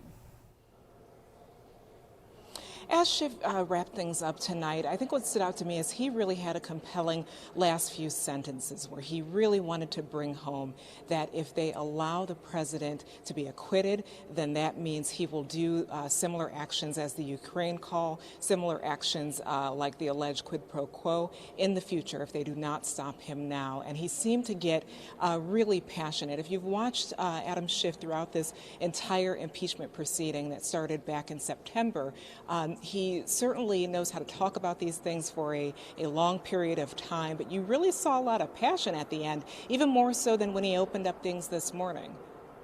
Rhonda, Chairman Schiff warned that the Russians, who are said to have hacked Burisma, he said his committee, the Intel Committee, is investigating that and looking into that, but he posited this possibility. He said, let's say they got in and they start dumping documents, whether they are real or whether they are fake. What about if a country like China is sort of emboldened by what they've seen happen here over the course of the last months? He asked the Senate whether or not President Trump would stand up to interference in the next election. That's right, and he's really playing to the thought that is kind of easy to understand for a politician or just people watching at home, that this scenario really does show that it is very possible that other countries are meddling. That's what the whole Mueller report was about. And if you remember from the previous testimonies from Mueller, and also when the DNI testified in front of the House, and all of the witnesses too surrounding the Ukraine call, a lot of them told members of Congress that if you don't do something now, election interference is a problem. A lot of the people who are from the foreign affairs sector of the government, they were saying, we know Russia is listening. We know these other countries, China, they are listening, and they are making plans to possibly meddle into future elections. So I feel like Adam Schiff was sort of appealing to that idea that's really, really easy for all of us to understand as Americans and as voters, that this is a real threat. Well, Rhonda, you make such an important point that these House managers are making their case not just to the senators, but also really to the American people. So even as they dig into all of these details and go into the minutia, they do want to leave the audience with some images and some concrete concerns and thoughts about the day. Let's listen to Congresswoman Val Demings, who was building a case today tying Ukraine aid to the abuse of power in a way that she clearly hoped the American public would understand. In April, two critical things happened. First, Joe Biden publicly announced his campaign for president. Second, the Mueller investigation concluded that Russia interfered in the 2016 U.S. elections to assist the Trump campaign, and that the Trump campaign had extensive contacts with Russians and even took advantage of some of the Russian efforts. The evidence shows that the only logical reason, and we deal in what's reasonable, President Trump withheld the aid. It was to undermine these threats to his political future. Rhonda, what were your thoughts on what Congresswoman Demings was laying out?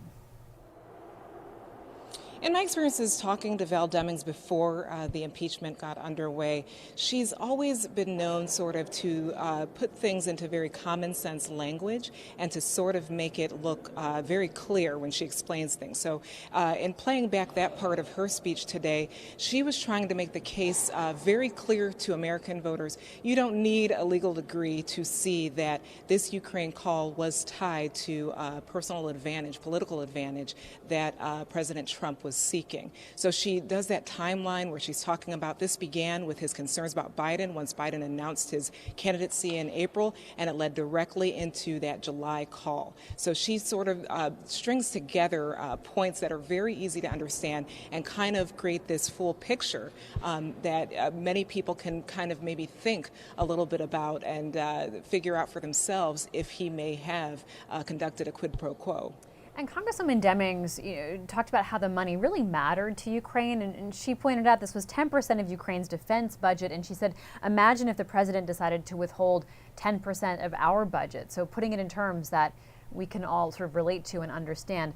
I want to point out, Rhonda, that the reason why we're focused on Democratic arguments is because they have held the floor today. They will continue to do so tomorrow for one more day. So let's dig a little more into what they had to say. Here's Congresswoman Zoe Lofgren from California, and one of her goals today was trying to show that the president's actions were part of a pattern. President Trump's corrupt demands of President Zelensky in the July 25th phone call were not just a spontaneous outburst. They were a dramatic crescendo in a months-long scheme to extort Ukraine into assisting his 2020 re-election campaign. President Trump removed Ambassador Yovanovitch because his agents, including Giuliani, believed she was another roadblock to the corrupt scheme they were undertaking in his behalf. In her place, President Trump, he directed a team of hand-picked political appointees, U.S. officials who were supposed to work in the public interest, to instead work with Mr. Giuliani to advance the president's personal interests. Those were the three amigos. As Ambassador Sondland said, those U.S. officials, quote, followed the president's orders. So, Rhonda, one of the goals of Democrats is to show that President Trump was calling the shots on Ukraine policy, but they did cast the net out to mention people who were in his orbit and who were working with him and doing his bidding, and raising concerns about their actions as well. That's right. I think today we heard Giuliani's name a lot more than we have in the last few days. So I noticed that Representative Lofgren did mention him and perhaps his role, a larger role that came out during the public phase of the impeachment process. So I think they are sort of dropping hints in terms of people that are people of interest and that people that are also of concern to some Republican lawmakers. There have been Republican lawmakers who say they don't quite understand how Giuliani may have been involved in sort of this shadow foreign government. So he makes some people a little nervous, and I think by the Democrats kind of naming him over and over again, that might raise that concern once again. You know, one thing that Democrats were doing today was building a defense of former Vice President Joe Biden's actions and trying to make sure that they already built into their argument sort of a pre-buttal, Rhonda, of what we might hear from President Trump's defense team later on this week, really trying to show that what Biden did as vice president was very much in line with U.S. policy, that he was going by the book, that he wasn't sort of freelancing. But we heard Republicans push back against that, and just the mere mention of the Biden name gave Republicans like Senator Ted Cruz an opening to say, aha, like we will be talking about the Bidens in the days to come. Can you share with us what your thoughts are in terms of how that is giving us an insight into the Republican strategy going forward? So that's right. That's kind of been talked about today among other media members and colleagues who are exchanging notes about what we've been hearing from senators. And that's right. We're thinking that possibly the defense for the president will use the Bidens a lot when they come with their arguments starting presumably Saturday. They have sort of hinted that they do want this deal, that if you Democrats want witnesses, then we are going to call up Hunter Biden or Joe Biden. And they really kind of kept that moving today. They said that in a few media interviews, and it's thought that that might be their strategy when they start on Saturday. But then again, we really can't say. We don't know clearly how the defense is prepared right now, because what we've seen from Jay Sekulo's media opportunities and interviews that he's had in the scrums and in the subway in the Capitol, he hasn't really given a lot of specifics or given any hints of what exactly they're going to bring up when they get a chance. So I don't know if we can be too confident that they're going to continue on with the Hunter Biden and Joe Biden theme, but it is a high possibility that they're wanting to bring that out more. And we heard Senator Lindsey Graham and others as they talked to the media bringing up the Biden name again and again. The question of just how much attention all these senators are paying to the arguments has been of big focus. We've heard our reporters talk about fidget spinners, sketch pads, even books being pulled out in the Senate chambers. These are things that members of the jury have been looking at. And you talked to our colleague Paul Kane just a little while ago. So let's play a little bit of your interview with Paul Kane, who's one of our congressional reporters who's been in there looking at everything. He's been covering Capitol Hill for 20 years, so he knows the ins and outs. Let's listen to your interview. There's been a lot of discussion about how some senators are getting up and walking around, and some are visiting the cloakroom.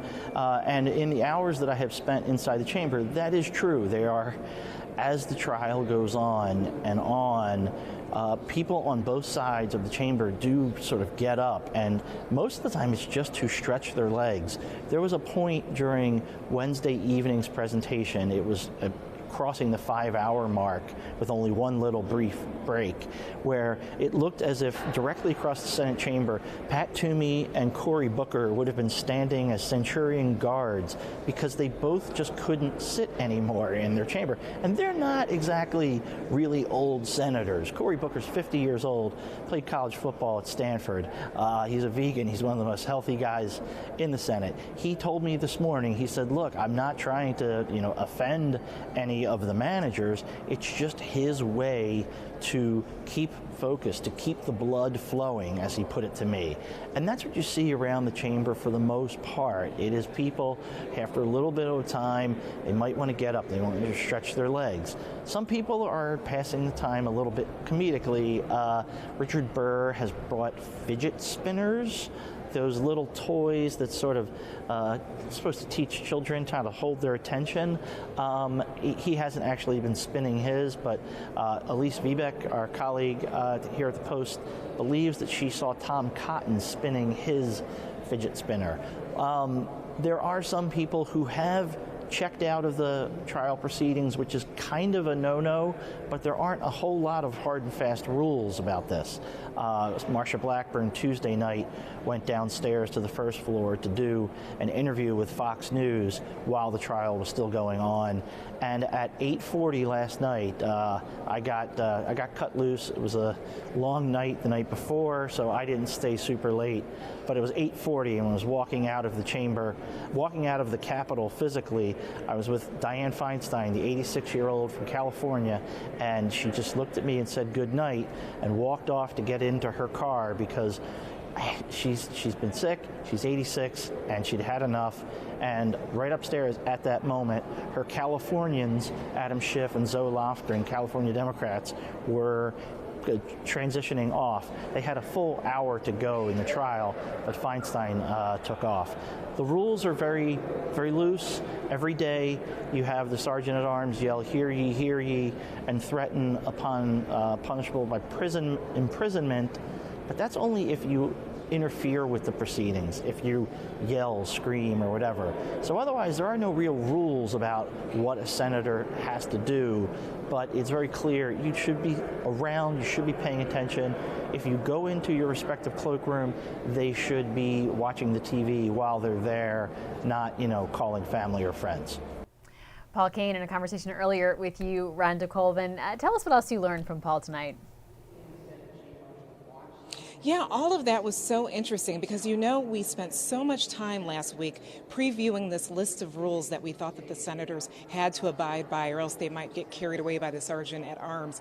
But that seems to not be the case. And Paul and I talked about the fact that a lot of the public who are watching this or you back at the office and people who are trying to study what's going on, you can't see the room in a wide shot most times. You can't see what people are doing. And so the American public may not be able to know exactly what Paul just laid out, that people are standing up. People are, playing with the fidget spinners. And there was even a report today that I believe it was Marsha Blackburn of Tennessee. She was reading a book, and it was a book, I believe it was The Resistance, and it was about Trump. So it seems like they're being a little loose with the rules, which is sort of comical, but it also made me wonder that when these impeachment rules were set up back in Andrew Johnson's time during that impeachment phase, perhaps people's attention spans were far longer than they are right now, and maybe that's the trouble. But it was interesting to hear his take about Cory Booker, someone who is probably around here considered a very young person. He even needed to stand up, and he's athletic and a vegan. So, there are constraints on them, but I think the American people would like their representative, their senator, to be seated and listen to these House managers. Okay, so Rhonda, we saw Democrats make an argument today for Article 1. Tomorrow, we anticipate they will make their argument for Article 2. Why don't you lay out for us what's to come? Yeah, it's interesting that they've spent the last 2 days, the 2 of the 3 that they have, on the evidence surrounding abuse of power. So this last day, they are going to start compiling all the evidence for that obstruction of Congress article. And that one is seen as, a lot of people have been critical that you really can't prove that one as easily as abuse of power. So it's going to be interesting to see how they connect dots that surround obstruction of Congress. Obstruction of Congress, that has been talked talked about since back in the Mueller investigation days when the House Judiciary Committee kept seeking testimony from William Barr. They kept seeking documents from the DOJ, and they weren't getting them. So I remember sitting in a lot of hearings under Chairman Nadler, who they really kept throwing out the obstruction charge and saying that the White House was obstructing them back then. So I think I would probably listen out to his argument tomorrow, Chairman Nadler, and also Adam Schiff, because they have been very passionate that, yes, obstruction of Congress is a credible article to bring to the Ukraine call situation. Rhonda Colvin, live on Capitol Hill. Thank you so much, Rhonda. As you've been talking, we've watched sort of all these senators rushing out of the Capitol, jumping in cars. The impeachment managers have left. The reporters are leaving. So we're going to let you go home as well and get some rest before we hit this again tomorrow. We will see you tomorrow at noon. Thank you so much, Rhonda. And thank you for joining us for another marathon day of political coverage and political news. We are fundamentally a newspaper, so let's take a look at today's headline. House managers focus on Trump's alleged abuse of power. I'm Libby Casey, and on behalf of all the reporters of the Washington Post, I thank you for watching our coverage. We will be back here at noon Eastern Time tomorrow, and we'll see you then.